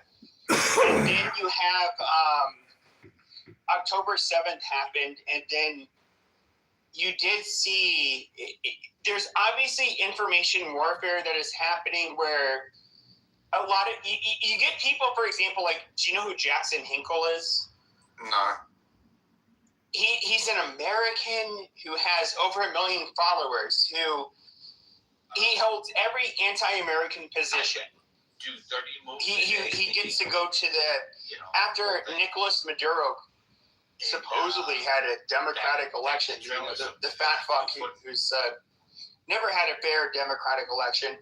He was arrested. He was there at the Miraflores Palace a few years ago, where he was somehow granted access to ask him a bunch of questions. He was in Russian tanks a few years ago. After the invasion of the Ukraine, he gave a speech to millions of the Yemeni people live. Hold on. Can I play a clip for Rio and the retarded IRGC nuts? No. I want to play a clip from Jonathan Pollard. Hold on. Jonathan Pollard. You should, because if you're talking about Israel and being the resistance, hold on. If you're talking about being the only resistance, I think you need to understand from a really good spy, right, and a devoted Israelite, right? What you should listen to what a spy, a devoted Israelite. A devoted Israelite that is deep in the intelligence community. I don't care about that. Right? Well, you are. No, he's an expert in this matter. Oh, right? Now the Israelis are experts. Okay, nice. Obviously, in the matter of his own country's national defense, yes. Okay. Like you specialize. Okay, so listen to what he has to say. How about that? I don't want to listen to an Israeli fucking terrorist. I don't want. Me out the room. You put me out the room. And you can't even say the nigga. You ain't even black, bitch. You said, how dare you? How dare you? You son of a motherfucker. Look how weird the fuck about this motherfucking room. You a weird ass bitch. You a weird racist ass bitch. And you ashamed of who you are. You ashamed of who you are. Ain't shit about me big but my money and my dick, bitch, and my ass. Oh, you thought you ate? That's all you do. You only eat, you fat piece of shit. Fuck you. Fucking bitch. Keep eating, man. And now here go another one down here in the Gouda I gotta fucking deal with. Now what I'm not gonna do is sit up in this room and get jumped. That's what I'm not gonna do. Okay, kick him then. Potato, stop talking to me. No. Don't even mention me, bitch. Stop talking to me. I give you a command. Stop talking to me, Potato. Stop talking to me. Oh my God. See, yeah, this was gonna do. This is gonna happen. Watch this. Just like how you and your friend Chelsea last time. At the end of the day, like I say, just like how you and your friend Chelsea. I don't give no fuck. EBK Potato. And then nobody jump you. But it's a problem. Nobody jump you. Get jumped, right? Nobody jump you. Nobody jump you. Don't lie. Don't lie. I swear to God, the only thing what's about to happen is I'm about to risk me. What's about to happen is I'm about to risk me and somebody's friendship right now. Because what's about to happen is, bitch, you finna get the fuck out of here. You are. I'm not finna keep listening to you. Because you're gonna kick me. No, I'm not gonna kick you. I'm not gonna kick you. You're gonna go down to the goon. You're gonna sit there like a good bitch. Out of what you came out of. You're gonna sit down there like a goon. That's okay, Potato, because I'm gonna pack up Hippie. You ain't gotta worry about it. I'm gonna make Hippie into a motherfucking Subway sandwich. First, I'm gonna take the motherfucking guacamole. Now what? Now what? Oh, yeah, you're hated. Nah. You're hated. Nah, bitch, shut the fuck up. They are wrong. You go down there. Nobody hates me. You go down there for you. Nobody hates me. You're hated. Oh, yeah, they do hate you. Oh, no, they hate you. Motherfuckers want to sit up and protect you, but motherfuckers Hold on a second here. Back it up. Yolan is empowered because of Turkey, because of Turkey's support. This is what's bringing you Khalifa. Toppled Bashar. Yolan is empowered because of Turkey. Yes. So it's a puppet. Yolan is a puppet. Yeah, he's a puppet for Turkey.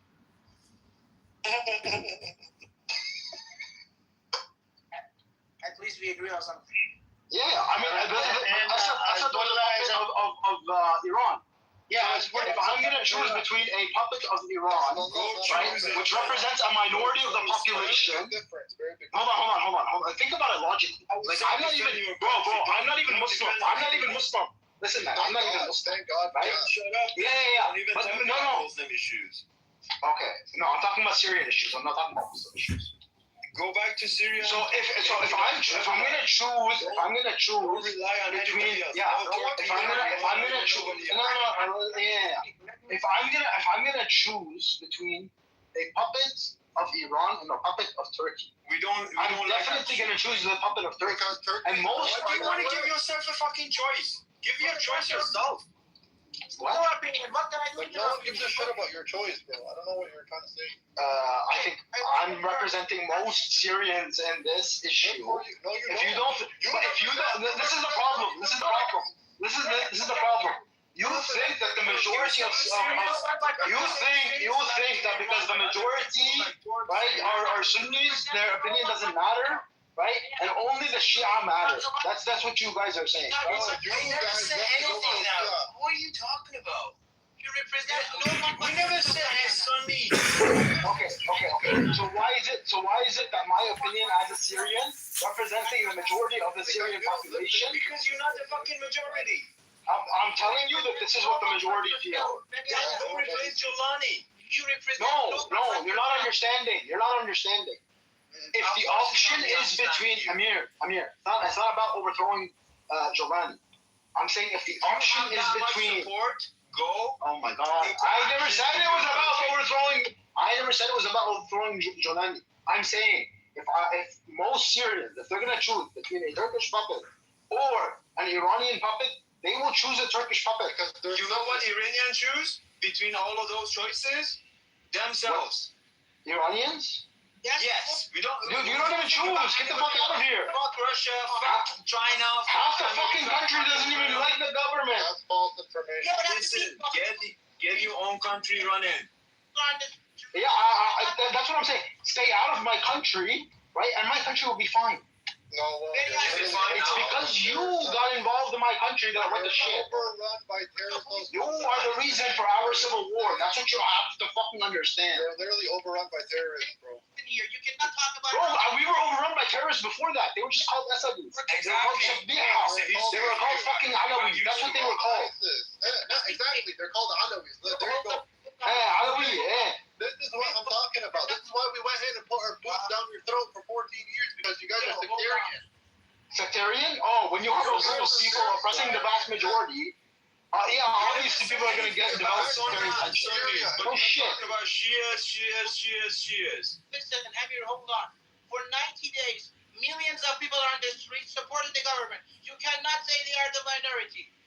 No one can ever say they are the minority. The majority of people of Iran support the government. Check the streets for 90 days, non-stop we are on the street. You cannot talk about Exactly.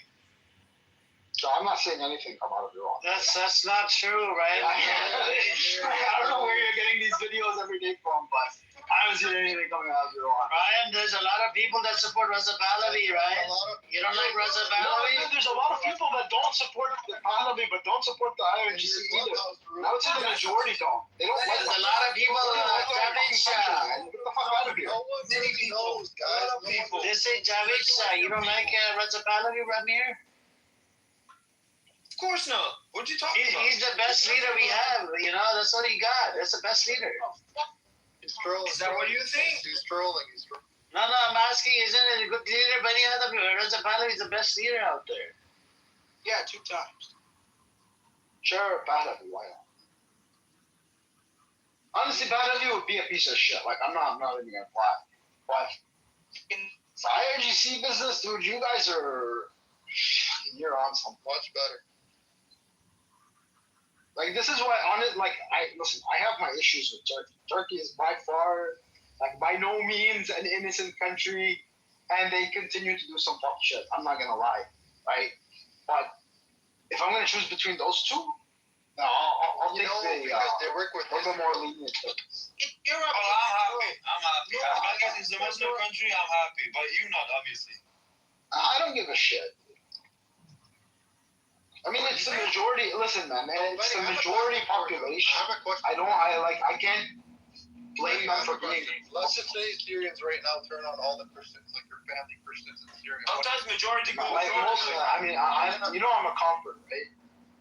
But I'm just saying, Oh. Christians. Israel. No, I wouldn't like that. Obviously, I would not like that. It looked at the statues of Jesus Christ. Israel did that. What about that? Yeah, I don't like that. I don't defend Israel. I think I'm here defending Israel. Come on. Are you defending Israel? I mean, with everybody. you did the Contra affair with Iran. I mean, Iran did work with Israel. What are you talking about? Are you guys here to defend Israel?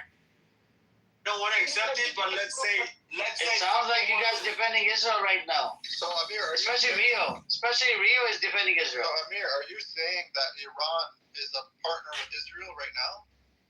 Iran did work with Israel. They bought weapons, quote unquote, from the black market. And the UN, you Arab brothers. What about? And they're allowing Israeli ships into Israel. By the way. What about? Okay, you have no proof of that. That's a lie. I get source up. No proof. Okay, you want me to source up on that?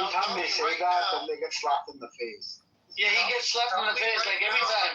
He didn't know about Contra affair. Oh my God. Bro, you're telling me right now. First he was safe, and now you're getting cooked. That's another Lebanese that's getting cooked, man. I can't believe this, bro.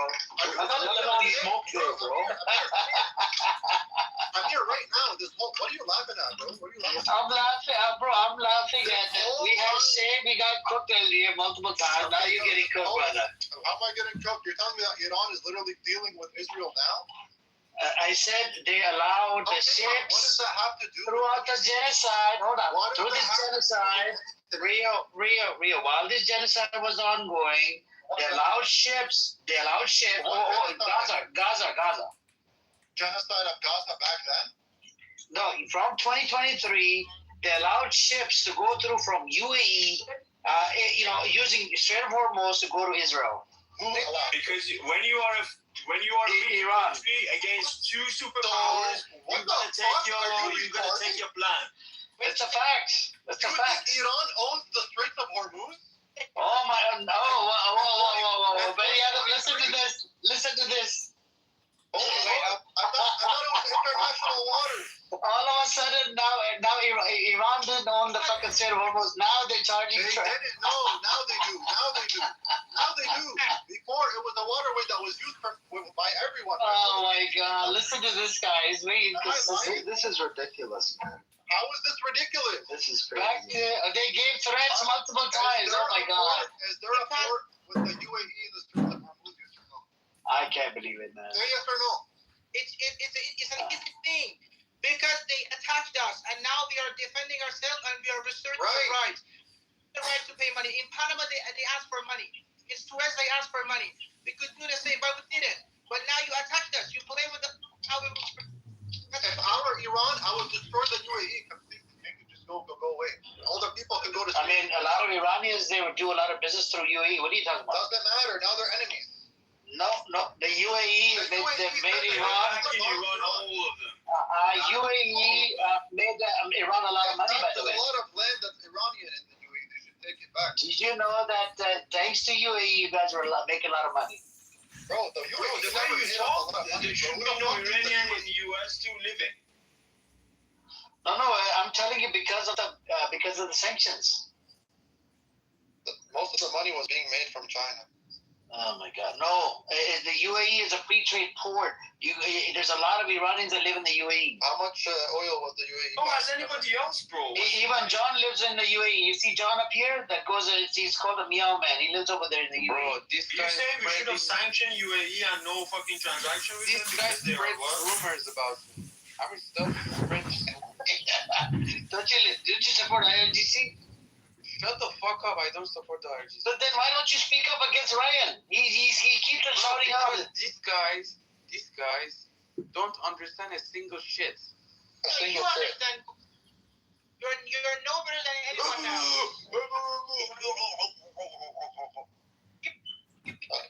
This is another Syrian living in Iran.